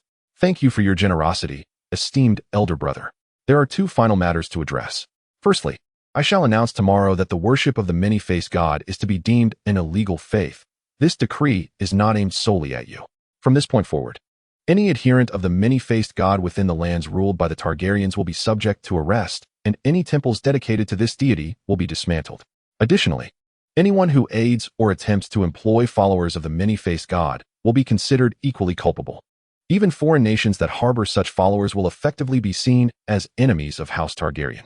This unprecedented punishment may well lead to the eradication of the many-faced god's faith from this world. This is the outcome I desire." Daeron nodded slightly before continuing. "As for the second matter, I am quite curious about what you originally sought from me. Surely, you did not set your sights on Braavos from the outset." "Of course not. At that time, I could hardly have anticipated the war would unfold in such a manner. My initial aspiration was to become the Queen of the Stepstones, but upon learning that you had already promised it to Demon Blackfyre, I was compelled to seek an alternative." Chapter 60. The Aftermath of the Fall, Part 2. Within the former governor's mansion of Valyria, Demon Blackfyre unfolded a map upon the table and remarked, "Aegon, Quentyn, come and see what I have discovered. A detailed map concerning the disputed lands and the three daughters." The disputed lands refer to a region in the southwestern Essos, located between the free trade city-states of Lys, Myr, Tyrosh, and Volantis. These four city-states have historically engaged in numerous conflicts over control of the disputed territory, resulting in mercenaries becoming the most sought-after profession in the area. The term Three Daughters denotes a close alliance formed by Lys, Myr, and Tyrosh, known as the Kingdom of the Three Daughters. However, following the Dance of the Dragons, the camaraderie among the three daughters shattered, giving way to enduring animosity. Volantis, after the cataclysmic events of the Doom, regarded itself as the rightful heir to the Valyrian Empire, even proclaiming itself as New Valyria, and at one point, it conquered both Myr and Lys. I surmise that this map is a remnant from that era, Aegon speculated, scrutinizing the map with careful attention. Is it not true that this artifact boasts a history spanning several centuries, thus rendering it a relic? Quentyn Bowl, who stood nearby, expressed his astonishment. However, let us not dwell on history, for our primary focus today must be our forthcoming strategies. His Majesty King Daemon has pledged the entire realm of the third daughter to us, contingent upon our initiative to seize it. Daemon concluded the trifling discourse among the three and deftly redirected the conversation towards the impending conflict. My intention is for us to first secure the disputed territory, followed by the conquest of Tyrosh and the Stepstone Islands, ultimately contemplating Lys and Myr thereafter. From a purely military standpoint, your proposal is indeed feasible. Yet does it not seem overly idealistic? For instance, it is quite plausible that the third daughter may choose to surrender to the Iron Throne before we can conquer them. Aegon interjected, voicing his concerns. His Majesty has unequivocally stated that he will not accept the third daughter's capitulation. However, we must act swiftly to avoid missing our opportunity. The Iron Throne cannot indefinitely allow the third daughter to remain at our mercy. The right to expand is not mine alone. Daemon replied with a measured calm. It stands to reason that the king would not issue a permanent decree for expansion. Nevertheless, I am curious to know our concrete deadline. Aegon inquired with a nod. 2 years. Within this time frame, the third daughter will be at our mercy. Beyond that, we will have to compete with other eager nobles of Westeros for the honor of subjugating the third daughter. Daemon responded. It appears we must hasten our endeavors, striving to ensure that, 2 years hence, other covetous parties can only partake of the scraps we leave behind. Aegon remarked with a hint of excitement. Quentyn, who had remained silent until now, eagerly interjected. So, where shall our first target be? I can hardly contain my anticipation. Our initial destination lies here. Daemon replied with a smile, pointing to a location on the map, nestled between the 2 largest lakes of the disputed territory, a splendid stronghold for our advance. Furthermore, I have heard tales of an ancient, colossal apple tree, known locally as the Crown Tree. It is said that those with ambition and aspiration who offer tributes beneath its boughs may see their wishes fulfilled. You cannot possibly believe such rustic legends? Aegon expressed his surprise. Who knows? After all, seeking a favorable omen cannot be deemed a folly, Daemon responded with a grin. Oh, it is indeed a rare occasion for you, Riken, to have ventured from the north, which surely bodes well. Hightower Hugo cheerfully greeted his far-traveled friend. What choice did I have after you sent me 3 invitations? How could I possibly refrain from coming? Riken Stark, the current Lord of Winterfell, jested. I merely feared that the ravens carrying my messages might encounter mishaps whilst traversing the narrow sea, hence I sent a few more, not anticipating their safe passage. Hugo chuckled sheepishly. But enough of this. Allow me to show you around the current state of Godor, which will undoubtedly astound you. From the moment I arrived at the city gates, I have been astounded. I never imagined that the desolate ruins where we once lingered could truly transform into a thriving metropolis. The geographical conditions of Godor are exceptionally favorable, and its trade has flourished immensely. I must admit, I have taken advantage of the situation by sending a considerable number of prisoners captured during the war here for labor. Of course, your assistance played a significant role. That gold coin you bestowed upon me was invaluable. In White Harbor, that coin allowed me to navigate many obstacles with ease. Many of Godor's structures are constructed from the ironwood imported from the north. It brings me great joy to be of service to you. By the way, when will the celebrations and tournaments take place?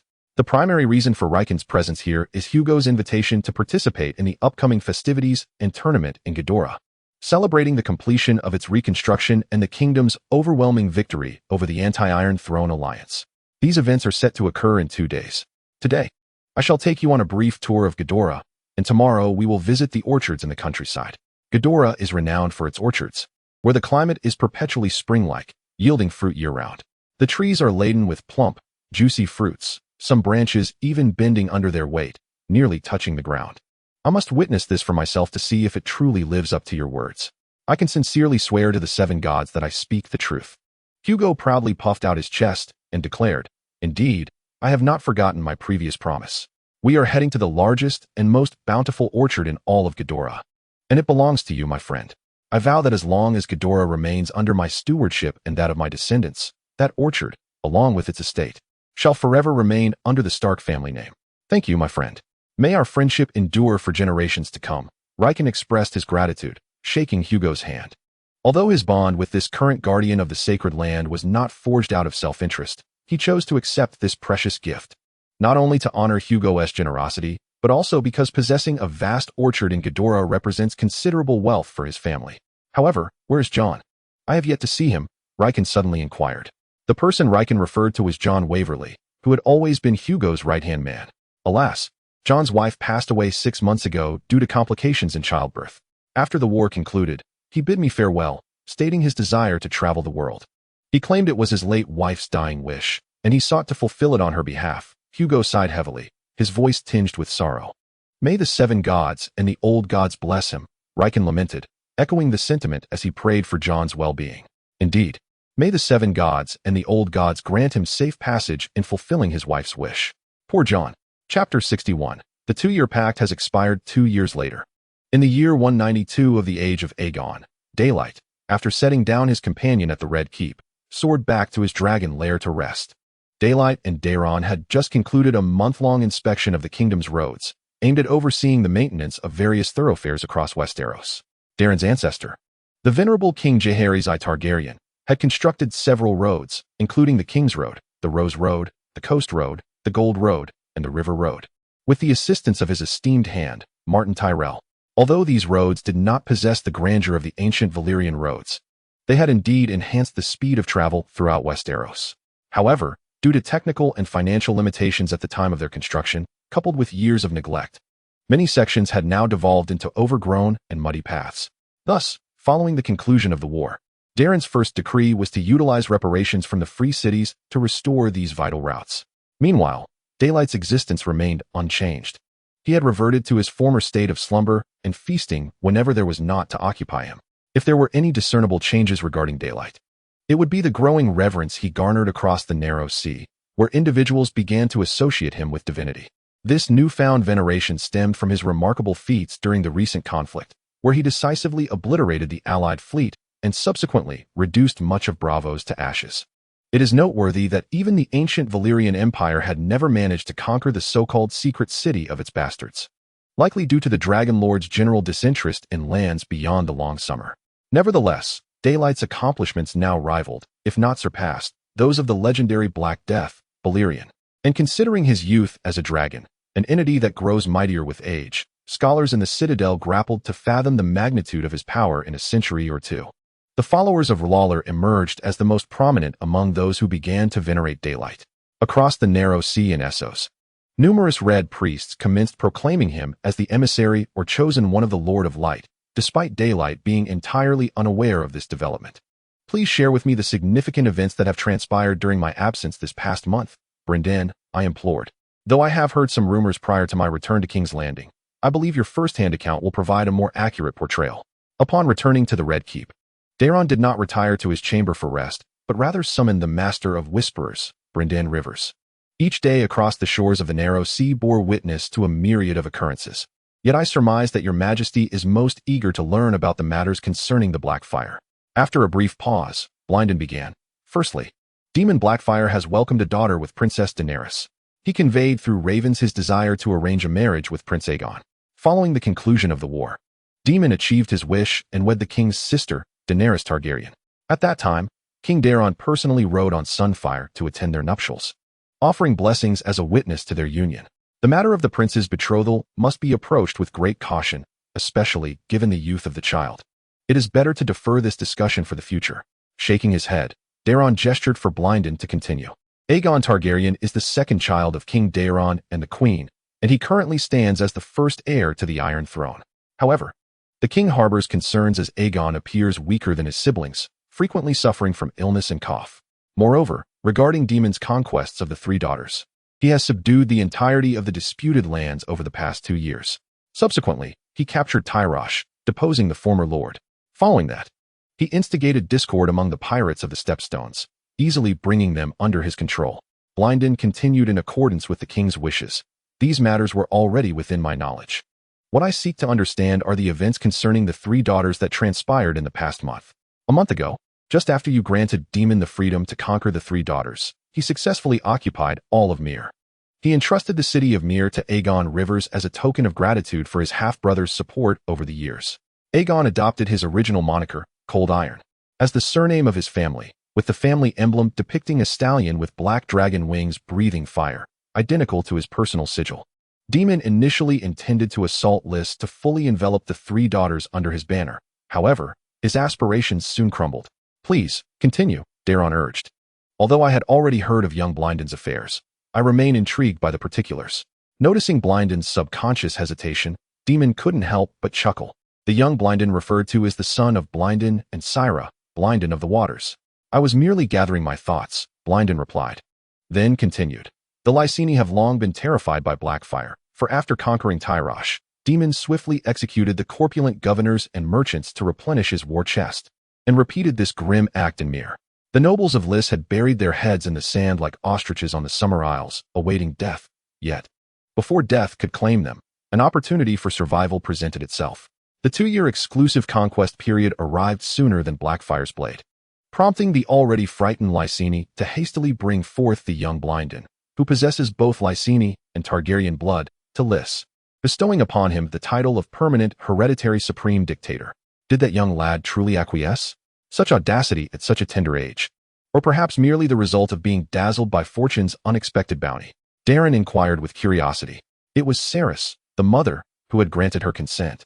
While the aristocrats of Lys had initially believed they had summoned a mere token of immunity, easily manipulated. However, young Blindon was still somewhat lacking in experience.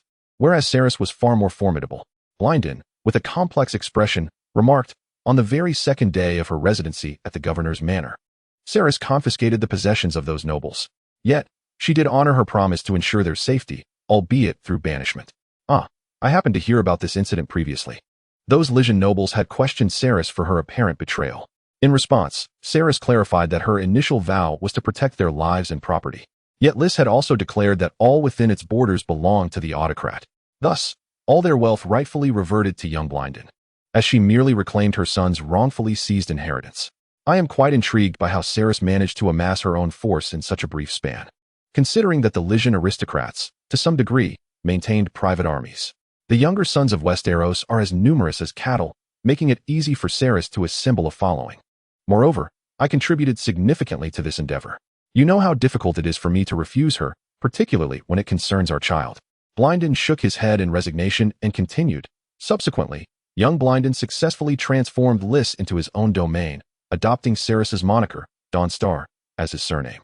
He then incorporated my personal crest, a single-headed white dragon, as his family emblem. Daemon was infuriated at the time, yet helpless to alter the situation. Consequently, he entrusted Valissa to Quentin Ball, initially intending for Quentin to govern Lys. Daemon then declared the conclusion of his conquest, having already claimed Valissa, the contested lands, Tyrosh, Myr, and the vast stepstones.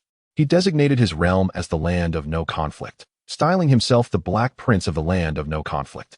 Chapter 62, The Grey Lion's Such Beauty, Nasser Star. I can scarcely believe this was but a ruin a few years prior. The Martells truly live up to their legacy as descendants of the legendary Queen Nerys. The current Duke of Casterly Rock, Daemon Lannister, gazed at the bustling streets and harbors before him, unable to contain his admiration. Before inheriting his family title, Daemon had indulged in tournaments, yet his performance was dismal. He was often eliminated in the first round. Thus, the good-natured dubbed him the Grey Lion, a mockery of his frequent defeats, which left him disheveled and covered in dust. However, the moniker also bore an additional implication, signifying his strikingly different silver-white hair, leading some malicious individuals to insinuate that Daemon was not the biological son of his father. Only after Daemon truly inherited the title of the Lord of Casterly Rock were the malicious rumors swiftly quelled by his deft maneuvering, although he still ardently participated in tournaments. It is indeed a delight to hear your lordship's praises. The genuine commendation from the Duke of Lannister surpasses all cheers and flattery. Beside Daemon, Aerion Martell laughed joyfully. Daemon had originally come to Essos to partake in the tournament held in Giscari, yet after the event, he graciously accepted an invitation from Countess Aerion of Sunspear to visit her lands. In fact, Aerion had also extended an invitation to the illustrious Ser Leo Tyrell, the current Duke of Highgarden and head of House Tyrell. This duke is a perennial champion in tournaments, renowned for his exceptional prowess and nicknamed Longspear Leo. It is worth mentioning that he faced Daemon in the tournament and bested him in a single bout. Regrettably, Leo declined Aerion's invitation, for House Tyrell has not forgotten the fate of the former Dornish steward, Leon Tyrell. Although Dorne has now been integrated into the Iron Throne, the relationship between the Reach and Dorne remains strained. Excessive humility at this juncture may indeed come across as arrogance. I originally came here to learn from House Martell.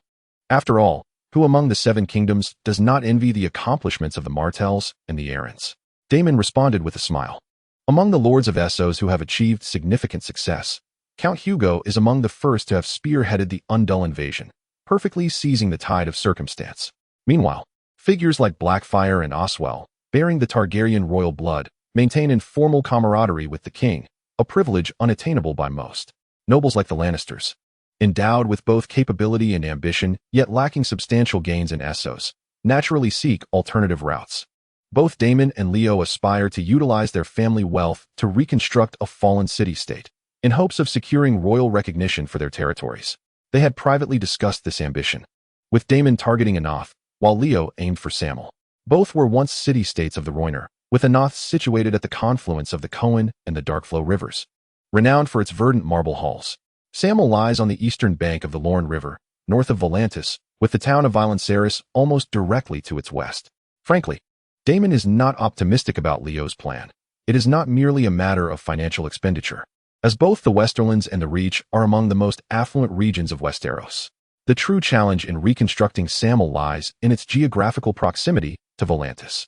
Even though the Iron Throne has easily vanquished Volantis in war, that does not imply the Volantene can't covertly conspire against the Tyrells. The High Court, no matter how formidable, ultimately cannot wield a long whip, and the Iron Throne would never engage in warfare with Volantis solely for the benefit of House Targaryen. Although this may seem lacking in decorum, Daemon has secretly chuckled more than once at how, despite Lord Leo's remarkable valor, he still lacks the political acumen befitting a family leader. Frankly speaking, my acceptance of your invitation, my lady, carries certain intentions. I hope that House Martell will permit the Lannisters to invest in establishing a trading company here, as I aspire to utilize the resources of this place to reconstruct Arnoe.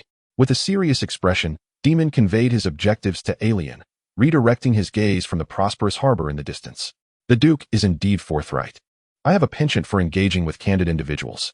So, if I were to nod in agreement, what benefits might House Martell derive from this? Aelian began her negotiations with Daemon, equally candid. The advantages are straightforward. The Lannisters are never short on wealth, with the gold and silver mines of the Westerlands being inexhaustible. The gold beneath Casterly Rock has yet to be depleted since our family commenced its excavation in the Age of Heroes. Should House Martell be willing to forge a friendship with the Lannisters, the most substantial reward would indeed be gold.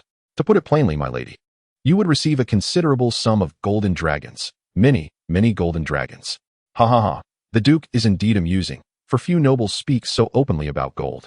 Typically, nobles would express such matters more delicately, as overt mercantilism might tarnish their dignity and honor. Aelian laughed heartily, though she soon returned to a serious tone. I appreciate your candor, my Lord Duke, and thus I agree. House Martell will assist the Lannisters in the reconstruction of Arnoe to the best of our abilities, provided the Lions can afford the gold. You need not worry. The reconstruction of Arnoe will become one of the Lannister family's paramount endeavors. I now plan to allocate all funds from Casterly Rock, aside from what is needed to establish Lannister Harbor and the fleet of Fairy Island, towards this project. That is indeed a bold decision. However, I am curious about your reasons for establishing a fleet. Might you share this with me? Of course, there is no issue in disclosing this. It is no secret. Simply put, the Iron Islands pirates have begun to stir once more. Past conflicts with the free cities have indulged these Iron Men in their penchant for plunder, allowing them to amass considerable wealth. Yet, their appetites have not been satiated. After merely 2 years of quietude, they are once again eyeing easy gains. Nevertheless, His Majesty the King would never instigate war merely to appease these brigands, which has led some Iron Men to harbor ulterior motives. While I do not believe these pirates pose any significant threat, the Westerlands lie adjacent to the Iron Islands, and I must remain vigilant. A prudent course of action. My Lord Duke, given that the Greyjoy family motto is "We do not sow," who would dare to neighbor a sea monster without taking precautions? Chapter 63. A journey around the world in the early morning. As the first rays of sunlight filtered through the window, Jon Valerian awoke from his slumber. Still drowsy, he rubbed his eyes and surveyed the familiar decor of his chamber, finally confirming that he had returned to Huger's Keep. Accompanying his mentor, Old Jon, who was renowned as the right hand of Lord Huger, was none other than Jon himself, embarking on a journey around the world to fulfill his late wife's wishes. This venture was not solely propelled by Jon's own yearning for the beauty and culture of distant lands. His family wholeheartedly supported this endeavor as well. A significant portion of the Valyrian wealth stemmed from maritime trade, and it was the legendary sea serpent, Corlys, who propelled the Valyrian family's honor and pride to unprecedented heights. Ultimately, it was Corlys who was the first Westerosi to nearly traverse the entirety of the known world. Following the Dance of the Dragons, many of the maritime charts and routes once treasured by the Valyrian family had become outdated and were in dire need of revision, presenting a formidable obstacle to the family's resurgence. Thus, when Jon's half-brother, Corlys Valyrian, ascended to the head of the family, he began actively organizing efforts to redraw the nautical maps, and naturally, Jon and Old Jon's travels garnered the Valyrian family's patronage. Over the past several years, Jon and Old Jon had set forth from Driftmark, traversing nearly all known realms before returning to Huger's Keep. They ascended the formidable wall constructed of ice and snow. and even ventured beyond the lands of men, reaching the hidden realm of Cern, nestled in the icy jaws of the north after traversing the Ghost Wood along the Milk River.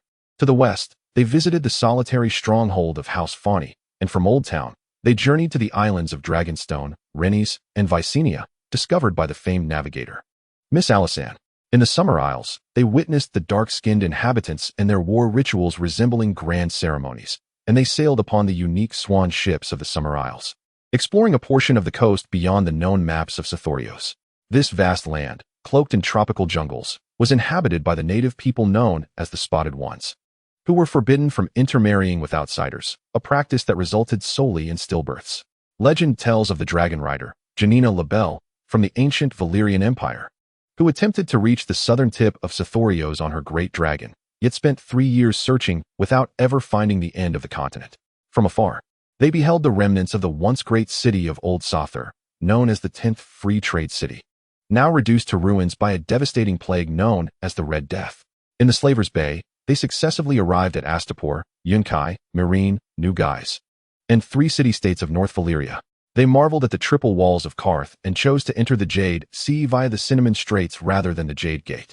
Upon crossing the Jade Sea, they arrived at the shadowy lands of Ashai, where, as rumored, every inhabitant wore a mask.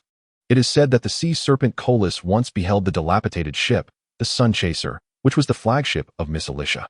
On her final voyage, Miss Alicia chose to embark from Old Town, steering westward in hopes of discovering the fabled new continent beyond the Sea of Sunset, yet thereafter, she was never seen again. At that moment, Jon recalled a tale his father had shared with him, wherein some scholars posited that the world is, in fact, a vast sphere. Perhaps Miss Alicia's journey could validate this assertion. Jon and Old Jon had even attempted to traverse the Saffron Straits, yearning to glimpse what lay further east than the Isle of Pius, but alas, all they beheld was a boundless ocean. To the south, both Ulthos and Sithoros were cloaked in dense jungles, and the striking similarity of their landscapes led many to suspect that their southern tips were connected, forming a singular continent at the extremities of the known world. Subsequently, they journeyed north, visiting the bloodless city-states in the land of the Shrike, known as Kadash. However, they did not linger there long, as the local inhabitants' cruel and sanguinary customs unsettled them. They navigated the labyrinthine 5 fortresses and arrived in the land of the Free Folk, where they became embroiled in a conflict between the Free Folk and the Quagarsnai, ultimately saving the public of the Free Folk's monarch. In gratitude, the princess bestowed upon them a dagger of dragon steel and arranged for their safe passage to their next destination, the kingdom of Nigel, notorious for its necromancers and inquisitors. According to the princess, dragon steel is a metal akin to Valyrian steel, yet even older. The magic contained within this metal surpasses that of Valyrian steel, though the craftsmanship required to forge it was lost long before the rise of the ancient Valyrian Empire. With caution, Jon and Old Jon traversed the inhospitable Thousand Islands, inhabited by people devoid of hair and bearing green skin. Despite being encircled by the sea, the islanders harbored an intense fear of the ocean, refusing to set foot in its waters even unto death.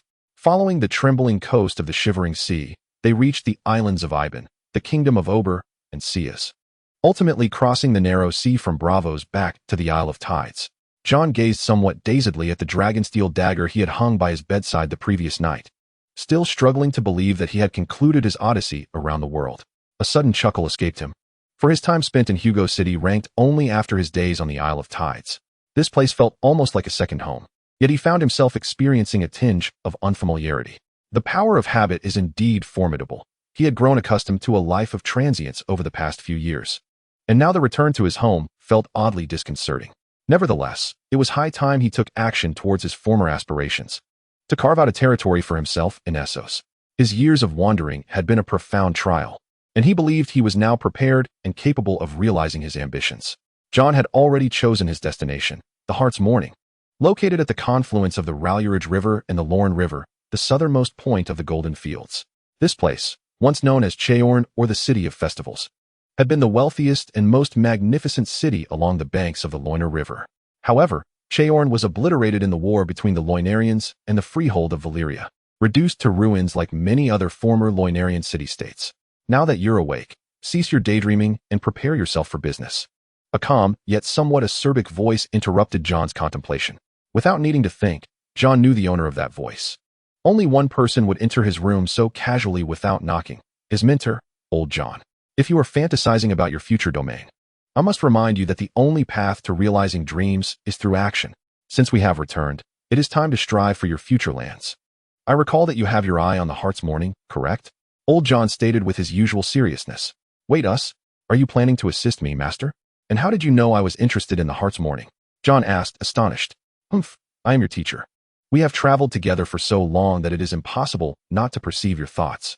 Of course, I will help you. Besides, I have little left to concern myself with regarding Hugo. I have returned my original lands to him, so it is fitting that I accompany you to the Heart's Morning. Master, you are relinquishing your lands? Indeed, that is the expression. Hugo was just as you are now when I made that decision. It is not a matter of great significance. I love my wife and have no intention of marrying again. I have no son or other relatives to whom I could bequeath the lands. Unlike Hugo, I am not particularly astute. I am a rather traditional fellow, most adept with a sword. There is little left for me in Hugo's domain. Naturally, he desperately wished to retain my presence, as he is my dear friend, my brother-in-law. A brother without blood ties. Yet, I have my own aspirations. I am not one to simply enjoy a life of peace. Given a choice, I would rather bleed and sacrifice on the battlefield than grow old, unable to wield a sword, waiting for death in bed. So my proudest disciple, Jon Valerian, I, Jon Weavy, seek to join your adventure in the Heart's Morning.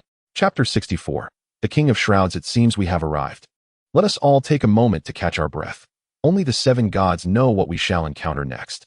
As the vessel drew near the island's shore, the leading Jon Valerian cautiously leaped from the boat, ensuring the surroundings were safe before quietly calling back to those behind him. Upon hearing their leader's command, the others aboard gradually disembarked and secured the vessel with ropes. Including the boatman and Jon himself, the adventurous party consists of 11 individuals. Their objective being the reclamation of the lost city-state of Chaiorn, now known as the Land of Sorrow. Although the notion of retaking a city with merely 11 people may seem fantastical, the Land of Sorrow is an exceptional case. As the Iron Throne begins its expansion into Essos, countless younger sons from noble families of Westeros flock here, yet all deliberately overlook this place. The reason is simple. It is perpetually shrouded in dense mist and afflicted by a terrifying plague known as grayscale. Grayscale is a fatal disease, incurable and deadly, manifesting as hardened skin covered in dark gray spots that feel as solid as stone to the touch. Even the amputation of infected areas fails to halt the affliction's progression. Legend holds that the curse of grayscale originated from Prince Galen, a former leader of the lost civilization, who once led his army valiantly against the Valyrian invasion, achieving early victories. However, the tide of war shifted dramatically when the freehold of Valyria dispatched hundreds of dragons, ultimately resulting in Prince Galen's capture. His adversaries imprisoned him in a golden cage, humiliating him. In response to this indignity, Galen cursed the invaders with the wrath of his mother river, Lorne, which, in a single night, inundated the intruders along with Chaiorn itself. The first adventurers to muster the courage to delve into the ruins of Chaiorn became the earliest recorded victims of grayscale. Those who still inhabit the Land of Sorrow are referred to as the Stone Men, all afflicted with grayscale, their bodies frail, movements clumsy and sluggish, and their intellect diminished. The Stone Men revere a figure known as the King of Shrouds as their leader. Legend claims that this king is none other than Prince Galen himself, or perhaps the ghost that lingers in this realm. Any attempt to conquer the Land of Sorrow by military means would prove futile or even counterproductive. The sole method of reclaiming Chaiorn is to eliminate the King of Shrouds. During his travels beyond the wall, Jon encountered Asha, the handmaiden of Prince Jaehaerys, son of Aegon I. Much of Jon's knowledge about the Land of Sorrow was acquired through her insights. His party comprises himself, his mentor old Jon, the boatman, and 8 skilled swordsmen, who have traversed the Dream Bridge thrice by boat. This bridge, located at the southern edge of the Land of Sorrow, spans the Lorne River and is a half-collapsed stone arch, its surface entirely cloaked in thick gray moss, while stout, dark vines intertwine with the bridge's arch from the waters below. Crossing the Dream Bridge once ensures eternal disorientation within the Land of Sorrow. Crossing it twice allows for a safe departure, while a third crossing leads to the abode of the King of Shrouds, the Palace of Shrouds. This was the path Asha revealed to Jon for approaching the king. Yet she also cautioned him that encountering the king would merely be the simplest aspect of this perilous journey. Teacher, Jon inquired softly during a brief respite, glancing at the wound on his mentor's hand. During their second passage across the Bridge of Dreams, the stone folk had unexpectedly leapt from the bridge, assaulting Jon and his companions.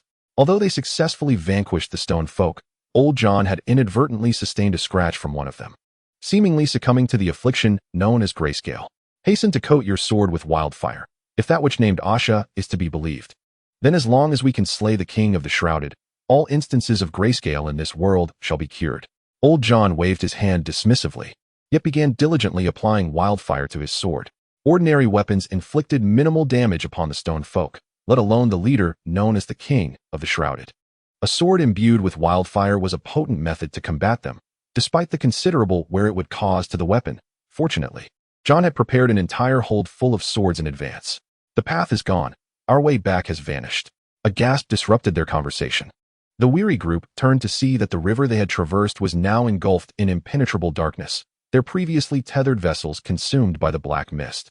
It appears the master of this domain has detected our presence. Rise, brave warriors. Since we have lost our retreat, we must forge ahead. Jon stood, calming the fears of his companions, his sword pointed toward the horizon. Their destination, once known as the Palace of Hearts, now the Palace of Sorrows, was the abode of the King of the Shrouded, and its grand gates slowly opened before them. There are many tales regarding the origins of the King of the Shrouded. The most widely circulated account claims it to be Prince Garin himself, who emerged from the submerged grave to rule the realm of sorrows.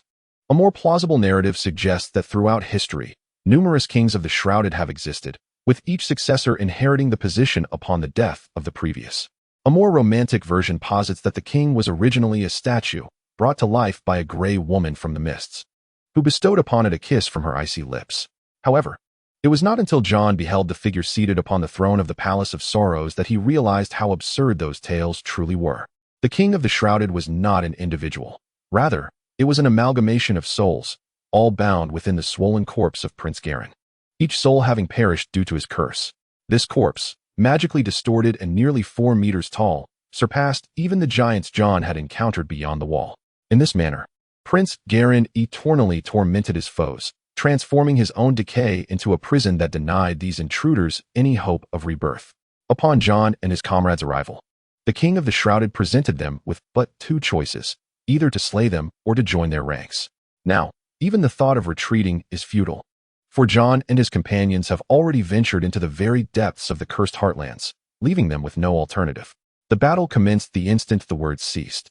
As the Mummy King descended from the throne with an astonishing swiftness, incongruous with its bulk, its claws piercing through the chest of the foremost warrior like blades.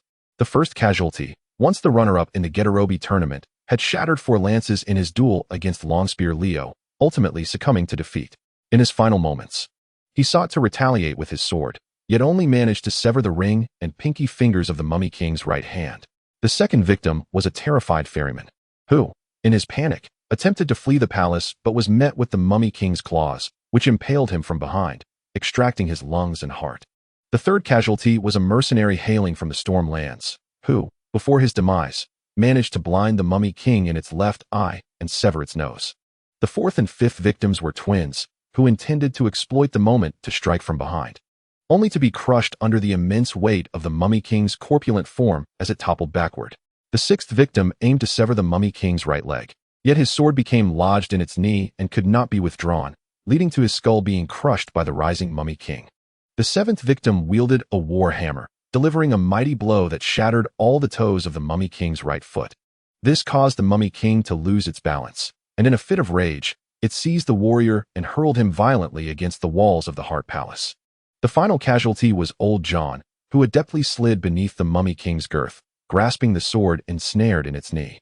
With all his strength, he exerted a lateral force, successfully severing the Mummy King's right leg. Although the Mummy King was rendered immobile, it managed to slash old Jon's throat with its claws before collapsing. Without a moment to mourn his mentor, a grief-stricken Jon plunged his sword into the Mummy King's remaining eye. Ultimately, the decisive blow was dealt by a mercenary knight named Alan from the village of Copperleaf, who ascended the Mummy King's chest. After receiving a Valyrian steel dagger tossed to him by Jon, he plunged it into the Mummy King's heart.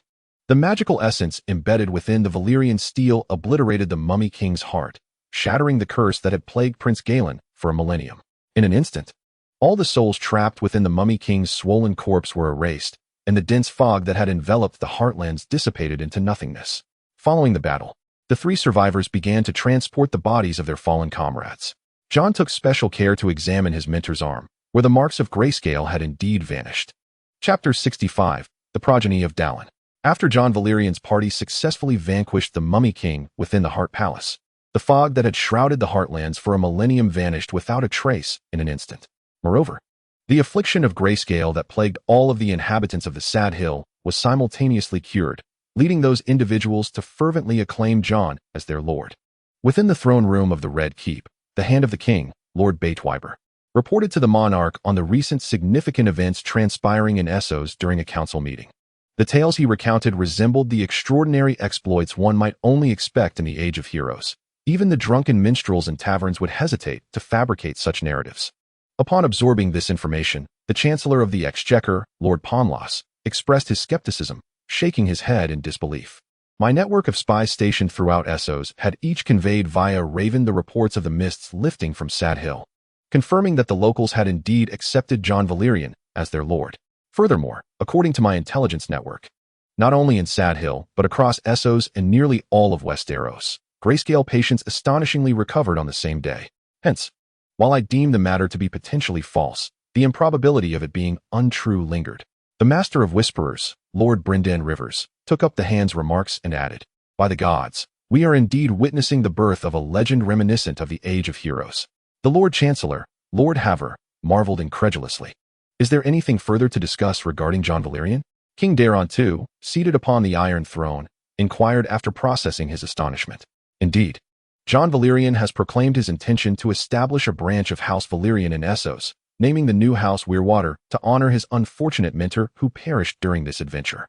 He continued, "Additionally, Jon has sent a raven to King's Landing, requesting formal recognition from the Iron Throne as the Lord of Cheorn." Lord Batewiber then produced a letter from Cheorn. "Very well, upon the conclusion of this meeting, dispatch someone to deliver the official documentation to Jon." Daeron nodded in agreement. "However, there is one more matter." Jon's letter also mentioned that he encountered Asha beyond the wall, the handmaiden of Prince Jaehaerys. The witch appears to be serving a red-haired wildling chieftain, whom Jon believes has the potential to become the new king beyond the wall. Holding the letter, Lord Batewiber expressed his concerns. "There is no need for alarm. Even if those wildlings were to unite, they might not surmount the wall, and besides, we have daylight on our side." Daeron nonchalantly indicated for the meeting to proceed to the next topic. After a full day of slumber, daylight lazily opened its drowsy eyes. Recently, it had expended the accumulated energy to invest in the system's marketplace, maxing out the traits of rough and long and large stature, thus triggering the synthesis mechanism of the traits. Now, these two traits had amalgamated into one known as Colossus, which directly enhanced daylight's size by 70. In response to the rapid physical expansion brought on by its unique traits, daylight has become increasingly gluttonous and lethargic, to the extent that even its companion, Daeron, has noticed its unusual laziness during this period. After confirming through conversation that daylight is indeed unwell, Daeron has refrained from summoning it for some time. Observing the curious children gathered before it, daylight, feeling rather bored, begins to contemplate whether to continue sleeping until after their meal or to doze until mealtime arrives. In the years following the war, Daeron and his queen have welcomed numerous offspring. Their second son, Prince Iris, their third son, Prince Reg, their fourth son, Prince Mecca, and their youngest daughter, Princess Dannylora. However, Daeron harbors concern for Iris, his heir, who is a bookish recluse. The prince is perpetually absorbed in literature, displaying little interest in dragons. Even when Daeron insists that Iris spend time with daylight in its lair, he merely squats beside the dragon, engrossed in his book, hardly sparing a glance for the magnificent creature behind him. Conversely, Iris's younger siblings are incessantly clamoring to visit daylight, which places Daeron in a difficult position. Under the reign of the Targaryen Iron Throne in the 7 kingdoms of Westeros and the lands of Essos, it is imperative for the king to become daylight's rider to secure his throne. The fact that his firstborn heir shows no enthusiasm for daylight undoubtedly poses a significant threat to the foundation of Targaryen rule. Yet, Daeron finds himself at a loss for solutions. Whether to strip Iris of his claim to the throne or to have his brother serve as the dragon's rider after Iris ascends, neither option seems favorable. The prolonged delay in arranging Iris's betrothal is also a reflection of these concerns, as any future plans for the prince may be hindered by the family of his prospective bride. Perhaps sending Iris to the Citadel to become a scholar might be a viable option, but Daeron intends to wait a bit longer, hoping that time will bring about a change in his son. "Daylight, take me up," A voice, filled with excitement, calls out from atop the dragon's head. Daylight gazes helplessly at Reg, who has climbed onto its head, realizing that its intention to continue sleeping has been thoroughly thwarted. Nonetheless, Daylight will certainly not heed Reg's commands. Even Daeron would need to plead earnestly for it to stir from its languor. Ignoring Reg's persistent cries from atop its head, Daylight's gaze drifts to Mecha, who stands nearby, attempting to present himself as a grown-up. Among all of Daeron's progeny, only Mecha's potential as a rider has been rated as exceptional by the system. If all goes as expected, Daylight will choose him as its next rider. Daylight has indeed conveyed its thoughts on this matter to Daeron. Yet it remains uncertain whether its companion is feigning ignorance or simply failing to grasp its intentions, as Daeron does not seem to have taken any action regarding the succession of the throne. However, such matters are not of concern to the dragon, who considers it unnecessary to fret over the affairs of the Targaryen kingdom. After all, who can predict what the future holds? Dragons are creatures that live solely in the present, and even Daybreak, possessing a fragment of human soul, embodies this essence. Lazily sprawled upon the ground, Daybreak begins to count the moments until mealtime. His form has now grown to the extent that when his tail and wings are fully unfurled, he occupies nearly half of the dragon's lair. Yet, as he is the sole dragon present, he naturally perceives the entire lair as his domain, indulging in comfort as he pleases.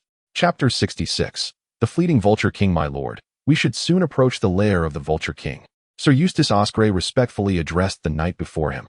They had been searching for weeks within the Crimson Mountains situated between Storm's End and Dorne, aiming to locate the Vulture King's hidden stronghold. In the year 205 of the age of Aegon, a bastard from Dorne suddenly proclaimed himself of the bloodline of the Vulture King. He publicly denounced House Martell for their subservience to House Targaryen and crowned himself the fourth Vulture King. News of the traitor swiftly reached King's Landing, prompting King Daeron II to appoint Lord Caron of Nightingale and Lord Dondarrion of Blackport as commanders to quell the insurrection. The reason Daeron did not personally mount Daybreak to confront the traitor was that the Vulture King had prudently concealed his forces amidst the rugged terrain of the Crimson Mountains. Without knowledge of the enemy's whereabouts, Daybreak's dragon fire could not descend upon the Vulture King. I am hardly a lord. Merely call me Alan, the old knight chuckled, waving his hand dismissively before adjusting the shield emblazoned with the silver-winged cup emblem against a brown background. You are a living legend, the greatest knight of the narrow seas coasts. Any praise bestowed upon a knight is well-deserved when it pertains to you. Sir Osprey maintained his respectful demeanor. The old knight, known as Alan, hailed from the village of Copperwood in the Riverlands. His truly legendary exploits include his participation in the adventurous expedition led by Count John against the Heartbroken Lord, where he emerged as one of the last 3 survivors and delivered the final blow to the Corpse King. Following their victorious adventure, Count John, now the Lord of Cheorn, intended to reward Alan with a parcel of fertile land. However, Alan humbly declined the territory, instead requesting that Count John take his nephew as a squire. According to Alan, only a hired knight could truly embody the chivalric spirit, upholding convictions and protecting the weak and innocent. Thus, to continue living out his ideals and beliefs, he regrettably turned down Count John's reward. What an honest and humble knight he is, brave and unyielding, unlike myself, merely a once privileged knight of a fallen house. Sir Osprey, with a tinge of envy, engaged in self-mockery.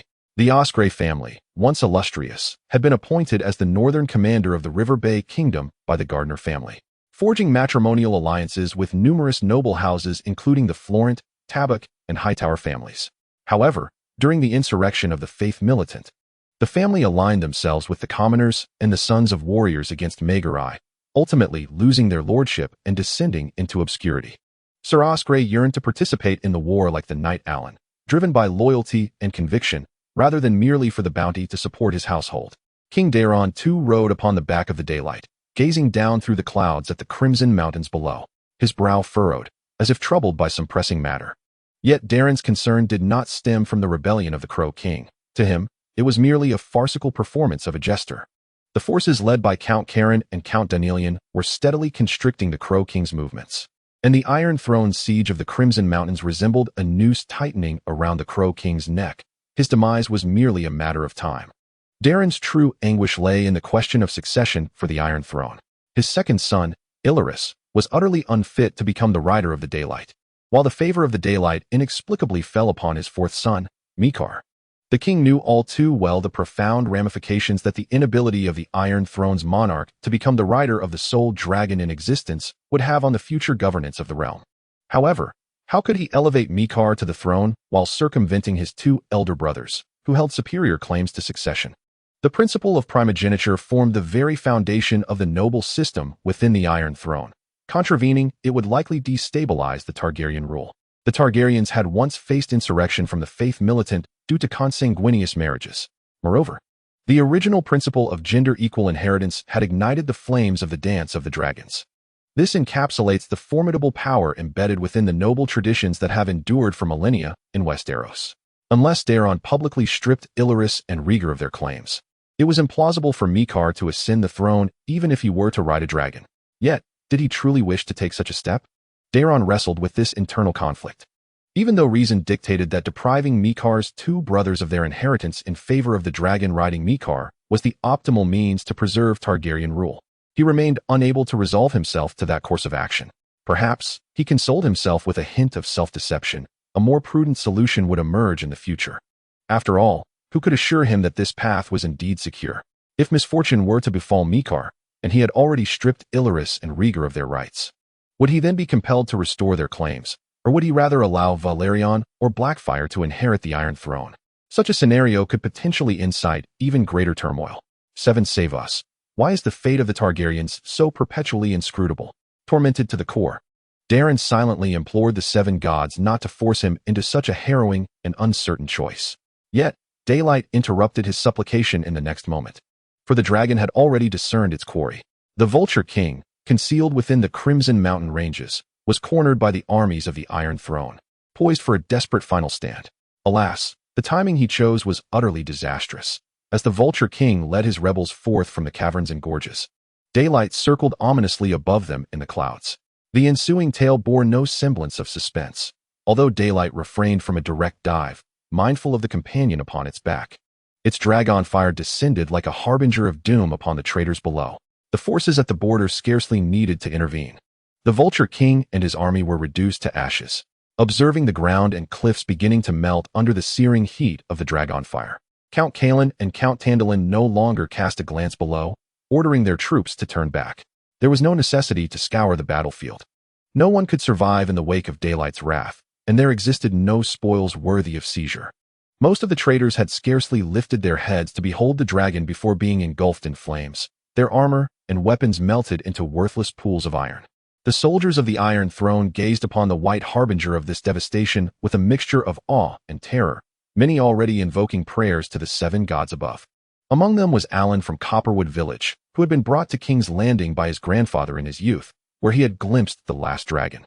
This last dragon was a sickly, malformed green female, a stark contrast to Daylight, to the point where Alan could scarcely believe they belonged to the same species. Yet Daylight remained indifferent to the sentiments of mortals, stirring its dragon wings as it soared towards King's Landing. Moments later, the dragon became a mere indistinct speck in the soldier's eyes. Chapter 67. The Tournament at Sinshu Beach. Ah, I recognize you. You are the squire of that night, Alan. Forgive me, what was your name again? I seem to have forgotten. Alas, age dims the memory. Count Sunford awkwardly inquired of the tall young man before him. You may call me Duncan, my lord, the young man replied politely. And what of your mentor? He is one of the main contenders in this tournament. Why have I not seen him? Did he not accompany you? Count Sunford scanned the surroundings, regrettably failing to locate the individual he sought. I am deeply sorry, my lord. I have come precisely to convey this matter. My mentor tragically passed away en route, having succumbed to a chill. Duncan lowered his head, revealing his intentions. By the 7 gods above, may Sir Alan have dreamt a beautiful dream before he embraced the unknown. Count Sunford, somewhat troubled, offered a prayer for Sir Alan. This tournament was originally organized by Count Sunford of Cedar Creek to celebrate his daughter's 13th naming day, for which he had even devised a set of unique rules. 5 champions, tasked with safeguarding the honor of Miss Sunford, bore her insignia, while the contestants were required to challenge these 5 champions. Should they succeed, they would take their place as the new defenders. After 3 days of contests, the final champions would determine whether Miss Sunford could be crowned as the Queen of Love and Beauty. Sir Alan of Copperwood Village was among the first 5 champions invited by the Count, alongside Duke Lydir, Sir Henfley Houghton, and the Count's 2 sons. Alas, with the untimely demise of Sir Alan, the Count was compelled to reduce the number of champions to 4. My Lord Count, I beg your pardon for my boldness. I humbly request your permission to participate in this tournament. Sir Alan had already knighted me before his passing, Duncan implored, bowing his head. That is certainly permissible, my child. However, have you decided upon your personal crest? The Count nodded in agreement. He had intended to offer Duncan a comforting pat on the shoulder, but the disparity in their heights caused him to retract his hand. On my journey here, I camped beneath an elm tree, and that night a shooting star streaked across the sky. I believe this was a sign from the 7 gods, Duncan spoke, as he removed the shield from his back. A shooting star traversed the twilight above the elm. This shall be my crest. You appear quite tall. The tallest person I have encountered was Sir Leonor Baelation. Yet you seem even taller, remarked Prince Mecha. We must maintain decorum, Your Highness. As members of the royal family, we ought to exhibit greater humility, interjected 2 voices, interrupting the dialogue between Duncan and the Count. Turning to look, Duncan noticed 2 youths, around 13 or 14, engaged in conversation. Their garments, adorned with the emblems of a red dragon and a black dragon, indicated their noble lineage, accompanied by numerous attendants. Your Highness, Lord Demon, it is a pleasure to see you both attending this tournament, the Count greeted respectfully, bowing upon recognizing the newcomers. I am Mecha, the 4th son of my father, King Daeron II. Mecha introduced himself after acknowledging the Count's greeting, then turned to Duncan. I am Demon, named after my father, Prince Demon Blackfire of the Unclaimed Lands. However, I prefer to be called John, a nickname given to me by my friends, Demon added after Mecha. I am Duncan. May I inquire as to the purpose of your visit, my lords? Duncan asked after bowing to the 2, perplexed by the unexpected connection to the sons of the king and prince. Allow me to elucidate the matter. In response to Duncan's inquiries, John stepped forward, eager to clarify. Last month, I had a dream in which the tallest participant at the Tsinshu Beach tournament donned a white robe. I perceived this dream as a prophecy and conveyed the matter to Prince Mecha via a raven.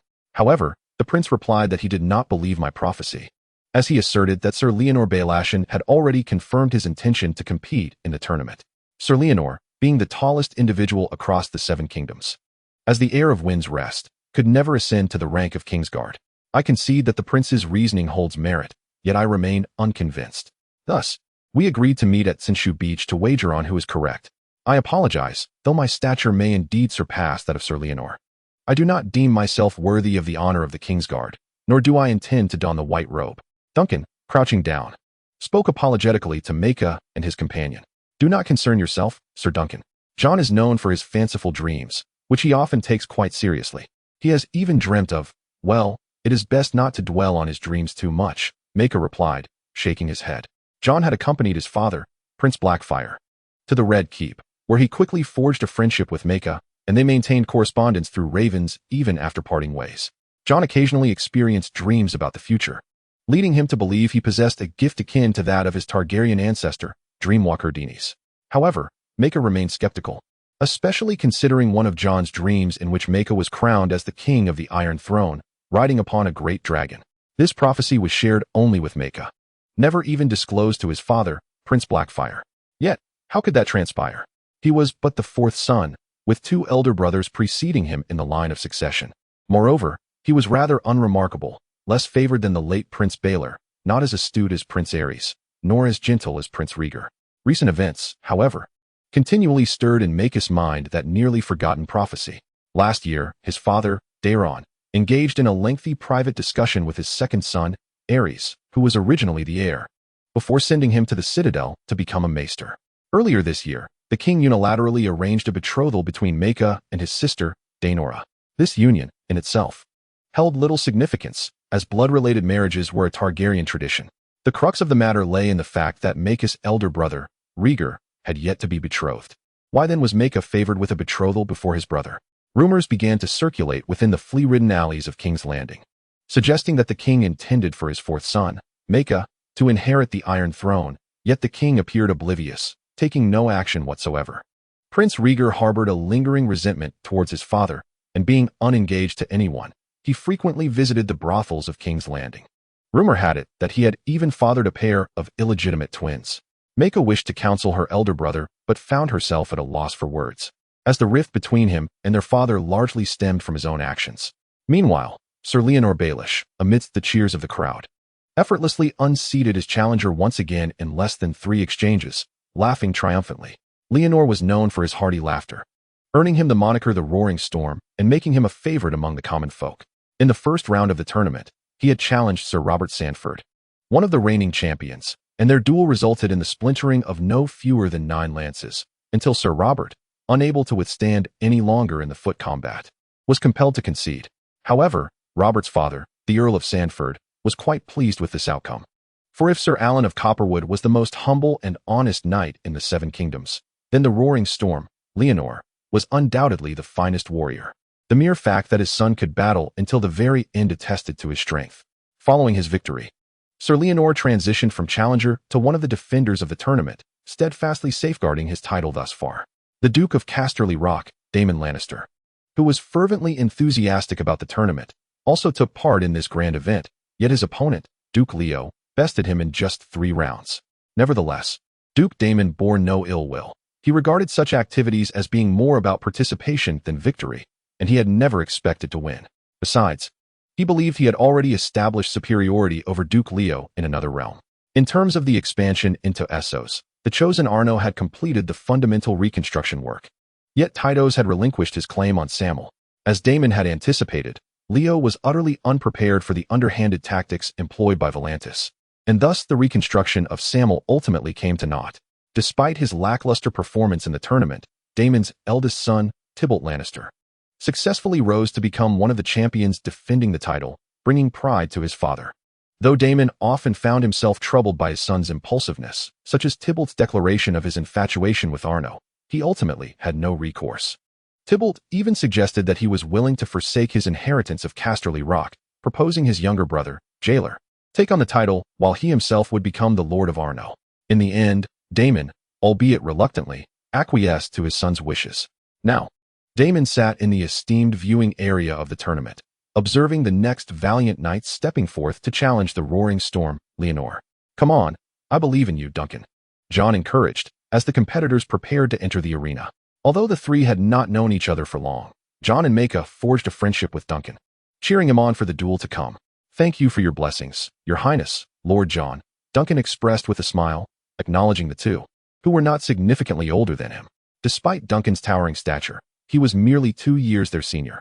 He rode towards Sir Leonor, who had been waiting in the center of the dueling ground, atop a warhorse named Thunder, a relic of his mentor, Alan. Many years later, the duel between Duncan and Leonor at the Weeping Trees remained a topic of lively discussion, celebrated as one of the most thrilling confrontations in the annals of Westeros. Their clash shattered 30 lances without declaring a victor, until, in the subsequent foot combat, Duncan ultimately triumphed over Leonor by a narrow margin. When the outcome was finally revealed, the venue erupted with thunderous applause and cheers, with all, including Leonor, paying their sincerest respects to Duncan, the victor. Chapter 68. The Great Spring Plague. A nursery rhyme about the plague. Jon, I implore you to speak the truth. Was your invitation for me to come here prompted by a dream you had? In the princely palace of Tyrosh, Prince Maeka confronted Daemon, the prince's eldest son, known as the Fiddler. "Calm down, Maeka. I understand your urgency, but I swear I did not dream of this plague," Jon replied, gazing intently into Maeka's eyes with conviction. After the tournament at Weeping Trees, Jon had warmly invited Maeka and Duncan to visit the land of no conflict. At that time, Maeka sought to escape the swirling rumors of King's Landing, not wishing to become embroiled in the strife between his father and elder brother. Duncan, having no other commitments, joined them on their journey to Tyrosh, the capital of the land of no conflict. However, before they could appreciate this erstwhile free trade city after crossing the narrow sea, dire news spread across Westeros and Essos via ravens. It was not the death of a noble or a bishop, but rather the death of all, an immense plague rivaling the tremors of a century past. No one knew where this plague had initially arisen, yet it swiftly permeated most of Westeros. It ravaged the countryside and fields, particularly thriving in cities. The plague hit Lannisport the hardest, while Old Town fared even worse. However, King's Landing bore the heaviest toll in terms of lives lost. The mortality rate was alarmingly high, with death often occurring on the very first day of infection. Both the elderly and children were particularly vulnerable. Even young men in their prime could awaken seemingly well in the morning, only to succumb to the plague's might by evening. Regions fortunate enough to remain unscathed were paralyzed with fear, resorting to the most stringent measures to isolate themselves from the scourge.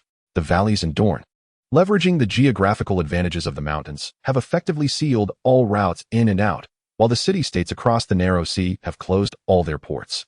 Damn it, am I to remain here, utterly powerless? Upon receiving Jon's response, confirming that his friend had indeed spoken the truth, Mika began to pace back and forth in frustration. Jon, feeling somewhat helpless, gazed at Mika, unsure of what words might suffice in such a moment. Nevertheless, Mika's stay in Tyrosh posed no immediate threat to his life. And returning to Westeros was not an option. At present, no captain dared to approach Westeros, fearing the plague. Moreover, Jon harbored unspoken thoughts, believing that this might be the very means by which the prophecy of Mika's ascension to kingship would manifest. The plague cares not for a man's nobility. It is highly probable that Mika's two elder brothers could perish from it, leaving Mika to inherit the throne.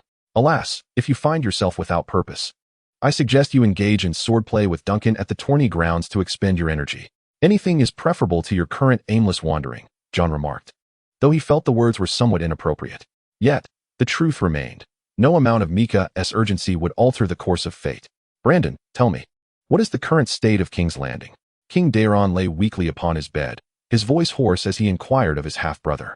It is estimated that nearly 40% of the population of King's Landing has succumbed to the plague, with streets strewn with the corpses of the deceased, Brandon, the acting prime minister, reported bitterly.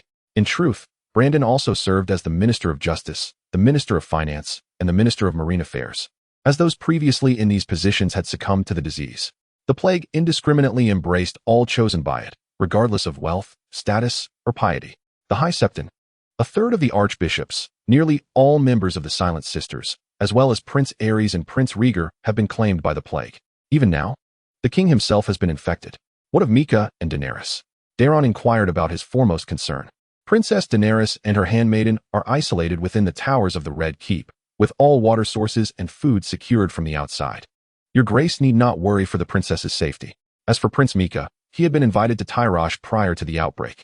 Although communication across the narrow sea is currently hindered, there should be no cause for alarm. What are your plans for the current situation in King's Landing? I intend to gather all the bodies in one place and incinerate them with wildfire, for these corpses carry the plague, and their decay poses a significant risk of further contamination and disease. Let go and act, for I hereby officially appoint you as the hand of the king, fully responsible for managing the affairs of King's Landing. As you wish, your majesty. Brandon was about to take his leave when the king suddenly called him back. Brandon, do I appear to you as one on the brink of death? I desire nothing but the truth, Brandon. Then permit me to speak candidly. I pessimistically estimate that you may very well not witness the sunrise of tomorrow. Do you believe this to be a punishment from the Seven, the old gods, or some other deity from Essos? Your majesty, I fail to comprehend why you would think so. Cough, cough. Brandon, do you know? The sun itself chooses its rider. In fact, long ago, the sun revealed to me that it would select Mikar as its rider after my demise. However, I hesitated, hoping the sun would alter its decision and choose Aerys instead. I then contemplated placing Mikar as the heir to the Iron Throne, but was always indecisive regarding the claims of his two elder brothers. Do you believe this plague is a divine decree, a punishment for my attempt to thwart the sun's choice? Your majesty thinks too much. A plague is merely a plague. How could any deity unleash such a scourge for such reasons? If it were to be so, it would only be at the hands of demons or malevolent gods. Huh, indeed, am I so ill that my mind wanders? Once, I dared to ride the sun and incinerate the temple of the many-faced god. Indeed, and afterward, your majesty ordered the complete eradication of the faith in the many-faced god. Brandon, I am here, your majesty. After my passing, do not hasten to bring Mikar to King's Landing. I permit you to keep my death a secret until the plague has truly receded before retrieving him. And remember, first take him to the sun. Once he has mounted the sun, then crown him as king. I swear by the Seven and the old gods. As you command. Your Majesty. Chapter 69. Mikar I in the year 210 of the age of Aegon, though the great spring plague continued to ravage parts of Westeros. It was fortunate that under the stern governance of the new king's hand, Bloodraven Brandon, the plague around King's Landing and the Crownlands had begun to wane.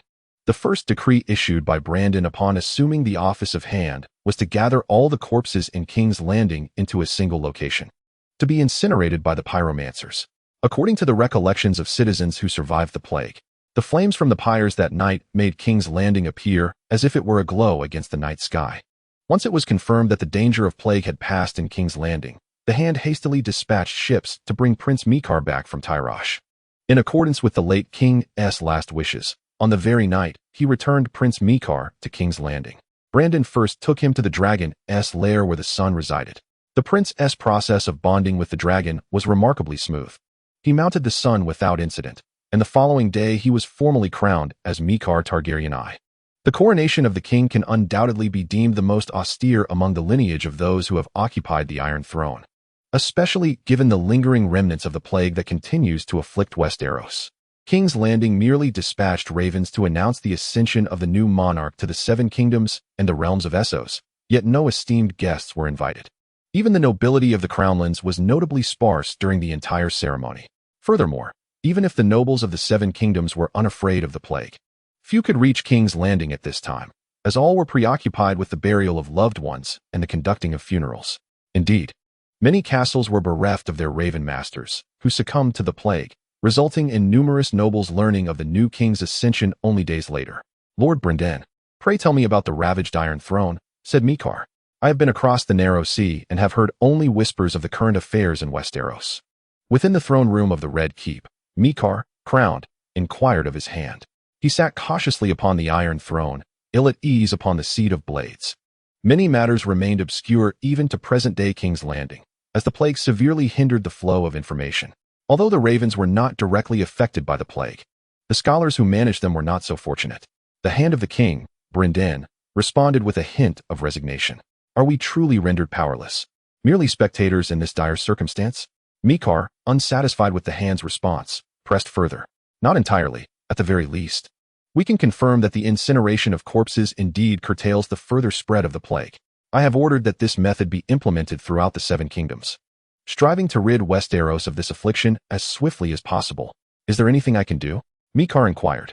"I would advise your majesty to refrain from any actions for the time being. While the plague's grip on King's Landing and the Crownlands has indeed been mitigated, one cannot guarantee that the risk of contagion has entirely abated. I would even prefer if your majesty remained within the safety of the Red Keep. For the plague does not discriminate based on rank, and there is no need for you to court danger. Your majesty, strictly speaking, you are still underage. If necessary, I would not object to exercising regency to ensure your safety," Brandon cautioned, observing Mikar's apparent reluctance to relinquish his aspirations. In truth, Mikar still had several months until he reached adulthood, a fact neither he nor Brandon had previously mentioned.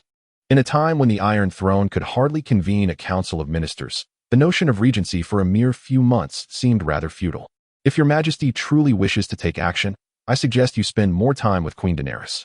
Currently, the Targaryen lineage consists solely of you and the queen.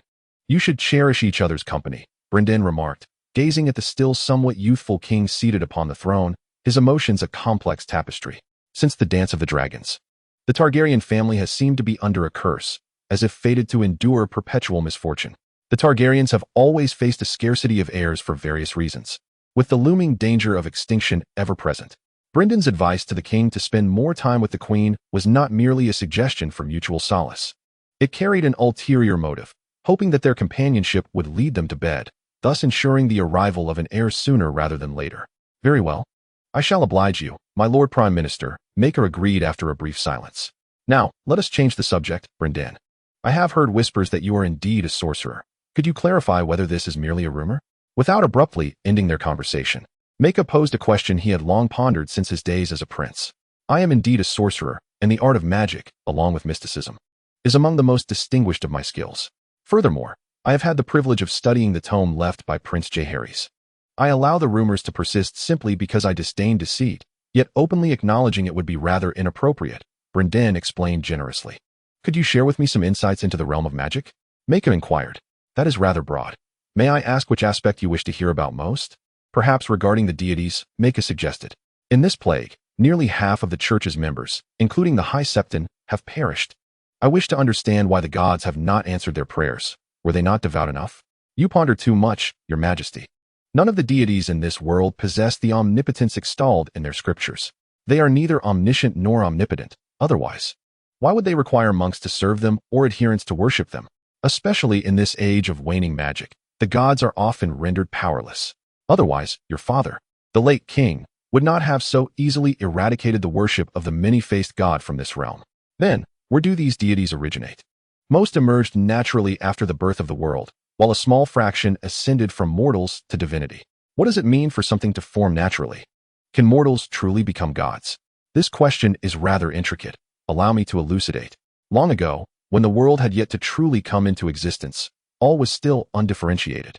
The distinctions of cold and heat, life and death, did not yet exist. It was only when the first sound echoed that change began. Subsequently, more and more voices emerged, ultimately converging into a harmonious melody. Thus, the world was birthed in earnest. And then, I seek not the mythos of creation. Do you wish to suggest that the gods are merely those sounds?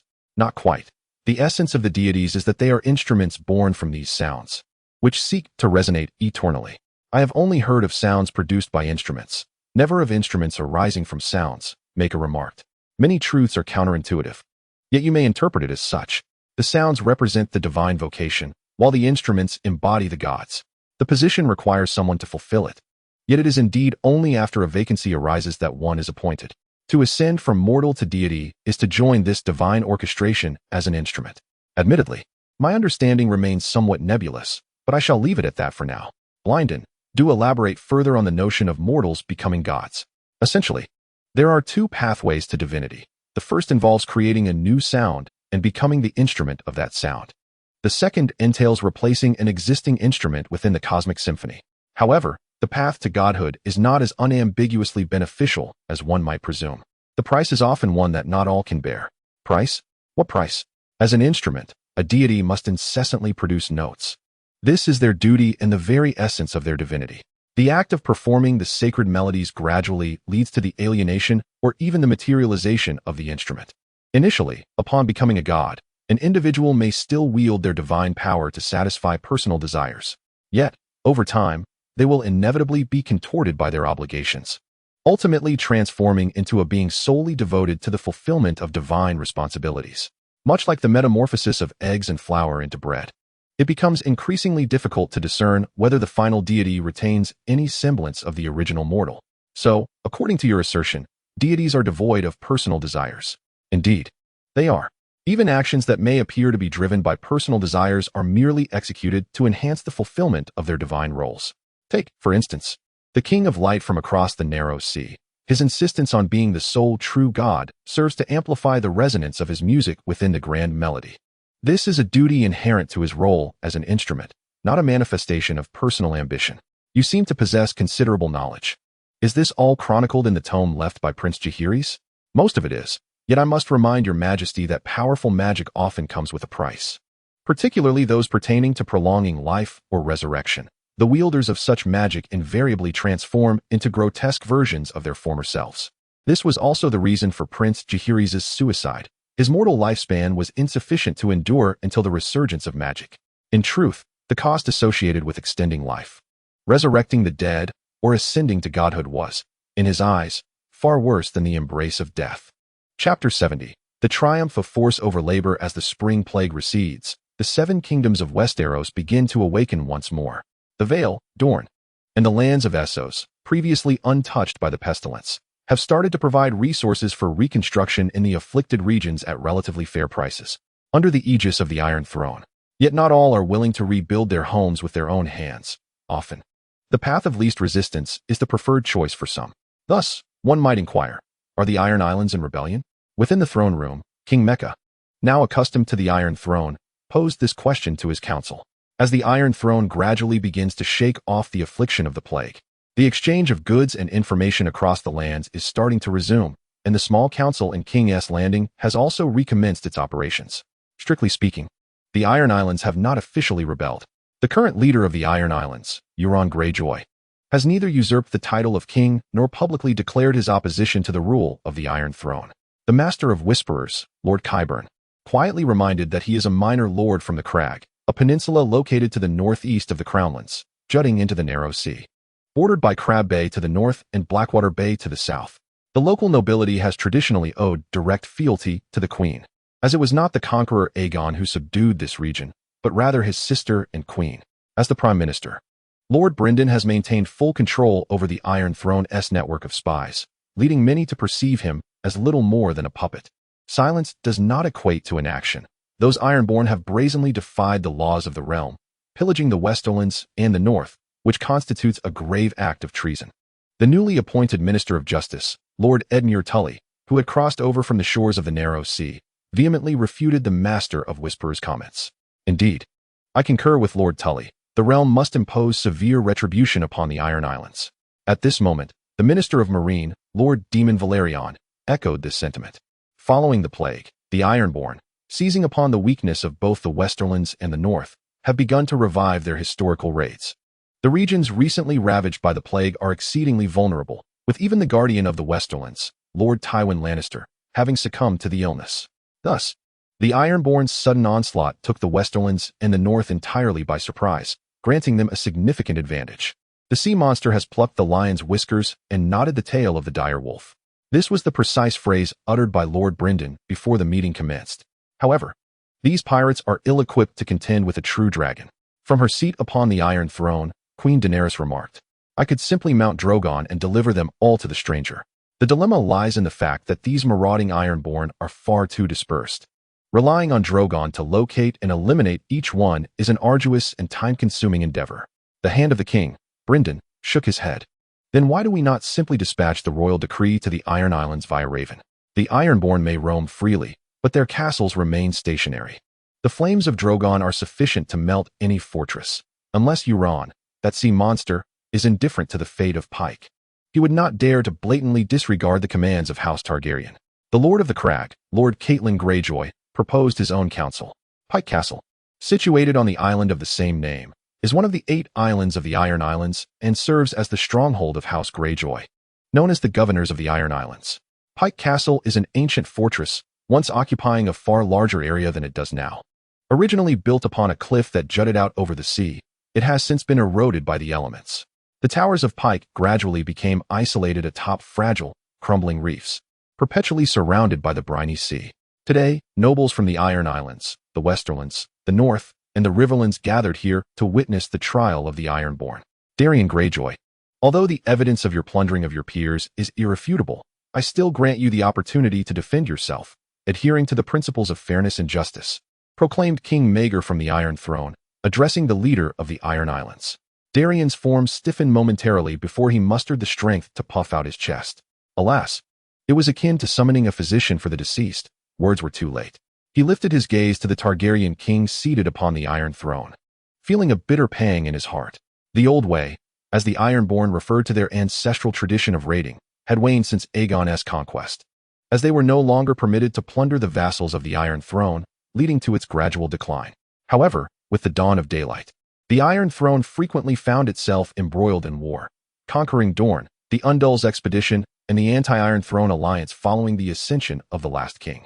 The Ironborn, under the kingdom's banner, raided with impunity, emboldened by their position behind the dragons, and faced no reproach for plundering the enemies of the realm.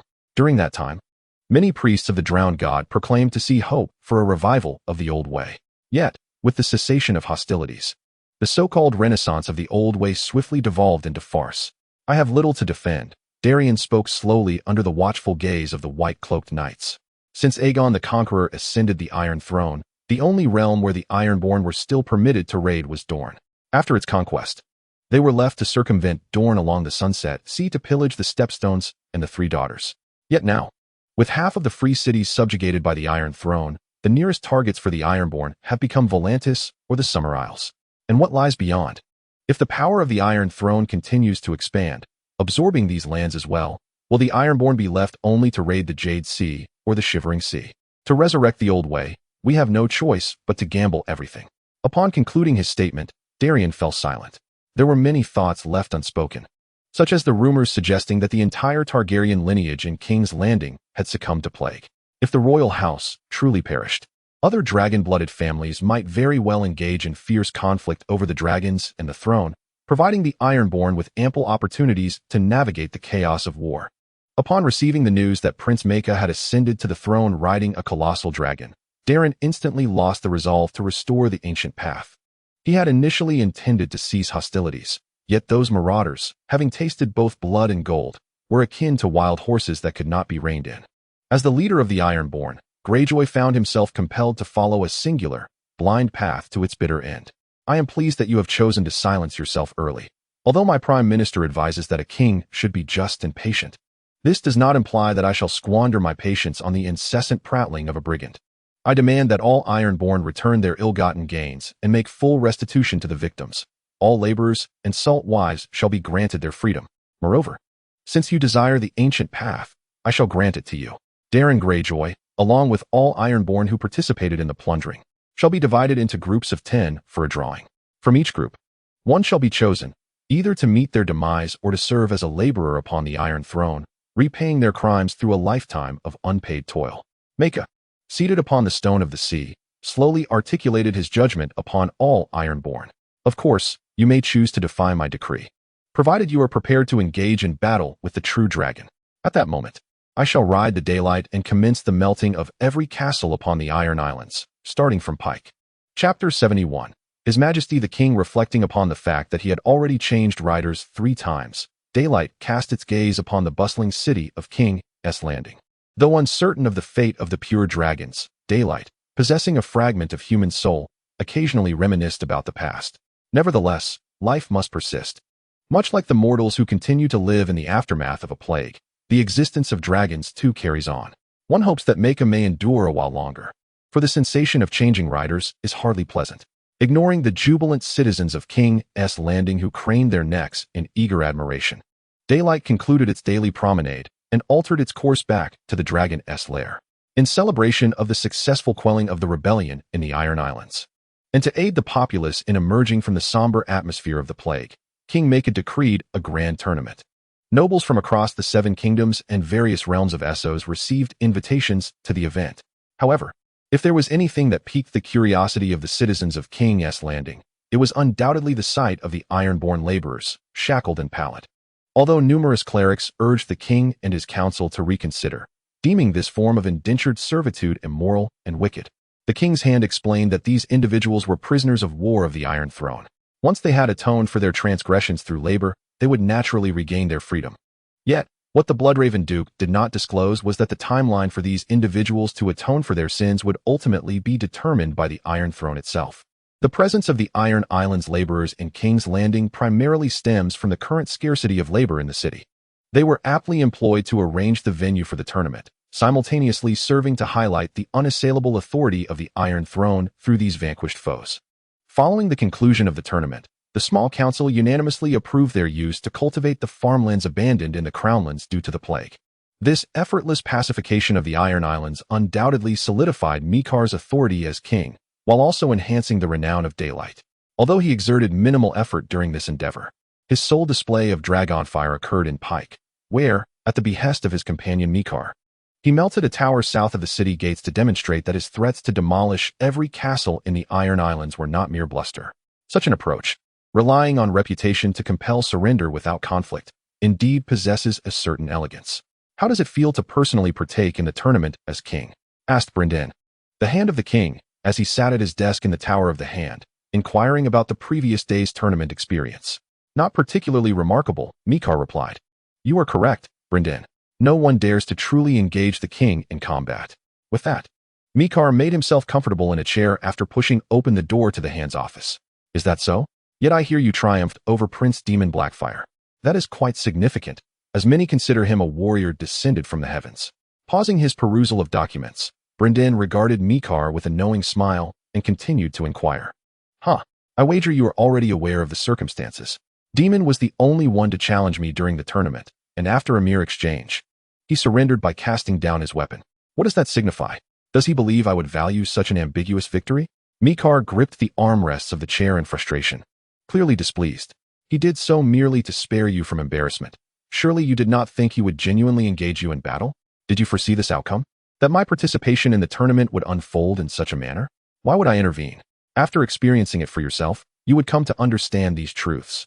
You are now king, and many matters will proceed thusly. From the moment you donned the crown, you became unlike others, and you must swiftly adapt to this reality. I understand, Brynden. I shall acclimate post-haste. After a moment of silence, with his head bowed, Maekar responded with a resolute tone, finally grasping why his friend Duncan had resolved to don the white cloak and become a member of the King's Guard. Duncan ceased to address him by name, opting instead to refer to him as Your Majesty. It is worth noting that the Prince of Blackfire had withdrawn from the tournament early, having surrendered after failing to challenge the king. thus allowing the tall Duncan to emerge as the champion of the competition without surprise. Your Majesty, may I inquire what brings you to seek my counsel? Blynden began, smiling at Maeka, who appeared to have grasped the situation. If I must be candid, I wish to discuss the discord between you and IGG, particularly given that you now share a table at the Royal Council. Maeka articulated his second purpose for being there. The Royal Council could not lack representation from Essos, and IGG was the perfect candidate, which is why I suggested inviting him to serve as the Minister of Justice.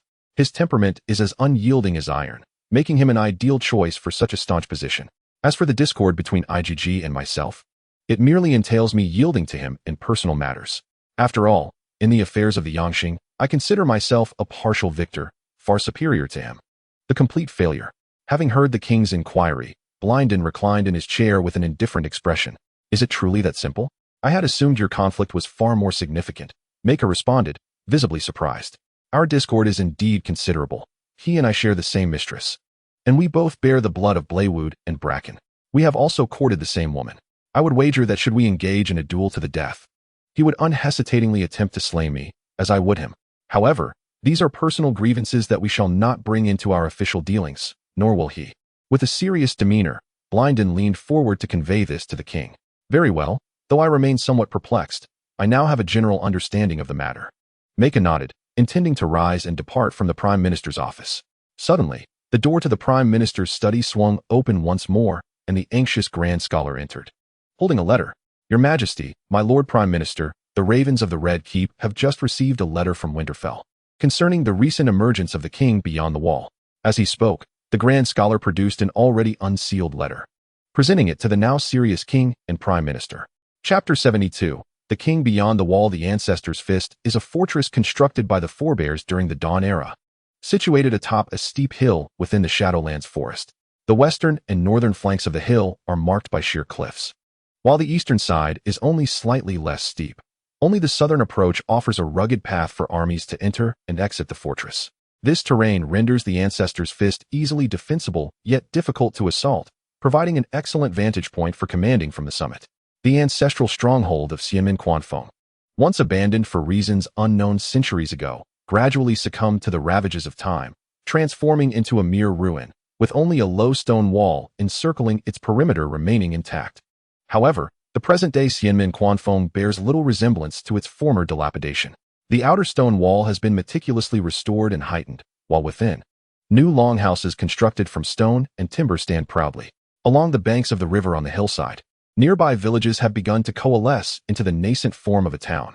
Behold, Asha, this is the fruit of our relentless efforts, exclaimed Raymond, standing atop the longhouse, hands on hips, surveying the expanse before him, undeterred by the biting cold wind that swept across the hill. The frigid gusts, laced with flecks of snow, danced upon his vibrant red braids and beard, eliciting hearty laughter from him. Much of this is your doing. Let us indulge ourselves at today's feast. Asha gazed at the man before her, roaring with laughter, and reminisced about their first encounter over 2 decades ago. At that time, she had departed from the Red Keep after the death of Prince Jahilis, opting to return to the lands beyond the wall, where she fortuitously encountered a young Raymond in the beleaguered settlement of Inn. Asha had resolved to eradicate the malevolent spirits haunting Inn, inadvertently bringing along this child, whose bravery bordered on recklessness. Asha, you are ever so self-deprecating. How can you claim that most of this is my merit? Were it not for you, I would have perished long ago in Inn. None of this would exist, Raymond replied with a smile. At that time, Raymond had trailed closely behind Asha, witnessing firsthand how the witch vanquished those spirits impervious to axe and arrow. The centuries-old curse that had plagued the wild folk of the lands beyond the wall was entirely obliterated by Asha in a single day. It was then that Raymond resolved to follow this formidable witch, and Asha, for her part, was unfazed by the presence of a devoted companion. They traversed every corner of the lands beyond the wall, visiting various clans and embarking on countless adventures. Yet, the witch did not always rely on her magic. As Raymond matured, Asha gradually ceded leadership to him. Raymond once inquired about her motives for this shift, to which Asha replied that she sought to discover a leader capable of uniting the lands beyond the wall. Foreseeing impending calamities, the witch wished to prepare in advance. However, lacking the knowledge of governance, she chose to support a leader who could realize this vision, recognizing Raymond as potential. Upon hearing Asha's explanation, Raymond was taken aback. Yet he vowed to prove that her foresight was not in vain. Raymond returned with Asha to his birthplace, and after effortlessly defeating the incumbent chieftain, he embarked on his journey to unify the lands beyond the wall. He led the tribe in continuous expansion, becoming the most formidable clan of the Shadow Forest. In a one-on-one duel, he triumphed over the chieftain of the Red Hall, who also aspired to claim the title of king of the lands beyond, and subsequently, after marrying his daughter, successfully absorbed his tribe into his own. To the north, his influence extended to the fishing clan of the Ice Lake. Unifying the scattered settlements of the region, he discovered the hidden realm of giants deep within the frost snow teeth. These towering beings once thrived, but now found themselves in the far reaches of their last refuge. Through cunning, he triumphed over their mightiest chieftains 7 times, ultimately persuading the giants to submit.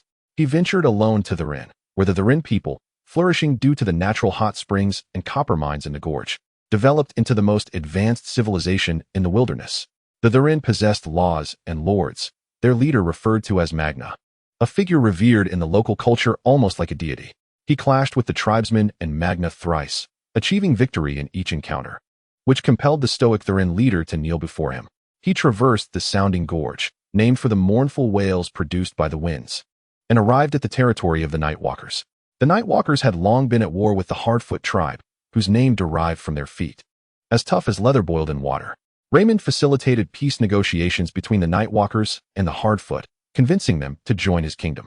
He subdued the Walrus people, who resided along the frozen coast. They not only worshipped the old gods, but also retained an ancient belief in the deities of snow and ice.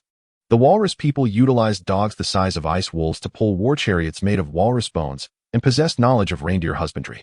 In the Great Glacier, he defeated the last contender on his path to becoming the king of the wilderness, a cannibal chieftain known as the Great Devourer. Now, all the wild inhabitants of the wilderness had united under his banner, and he was to be crowned the rightful king of the wilds at tonight's feast. As I once prophesied, even without my aid, you too can ascend as the king of the wilderness, said Asha, merely shaking her head in response to Raymond's reverence. And in your plans, what position will I hold as the king of the wilderness? After brushing off the snowflakes from his shoulders, Raymond inquired about the question he had long harbored. I hope you can maintain peace with the Iron Throne to the south, establishing true peace and order in the wilderness. In 100 years, the others will descend with the long night and the cold winter. I wish for the wilderness to become humanity's first line of defense, sounding the alarm for the south, while also preventing the corpses of the wild folk from becoming pawns in the others' invasion. Asha articulated her long-held vision earnestly. Even if the others truly return in 100 years, is there not the wall?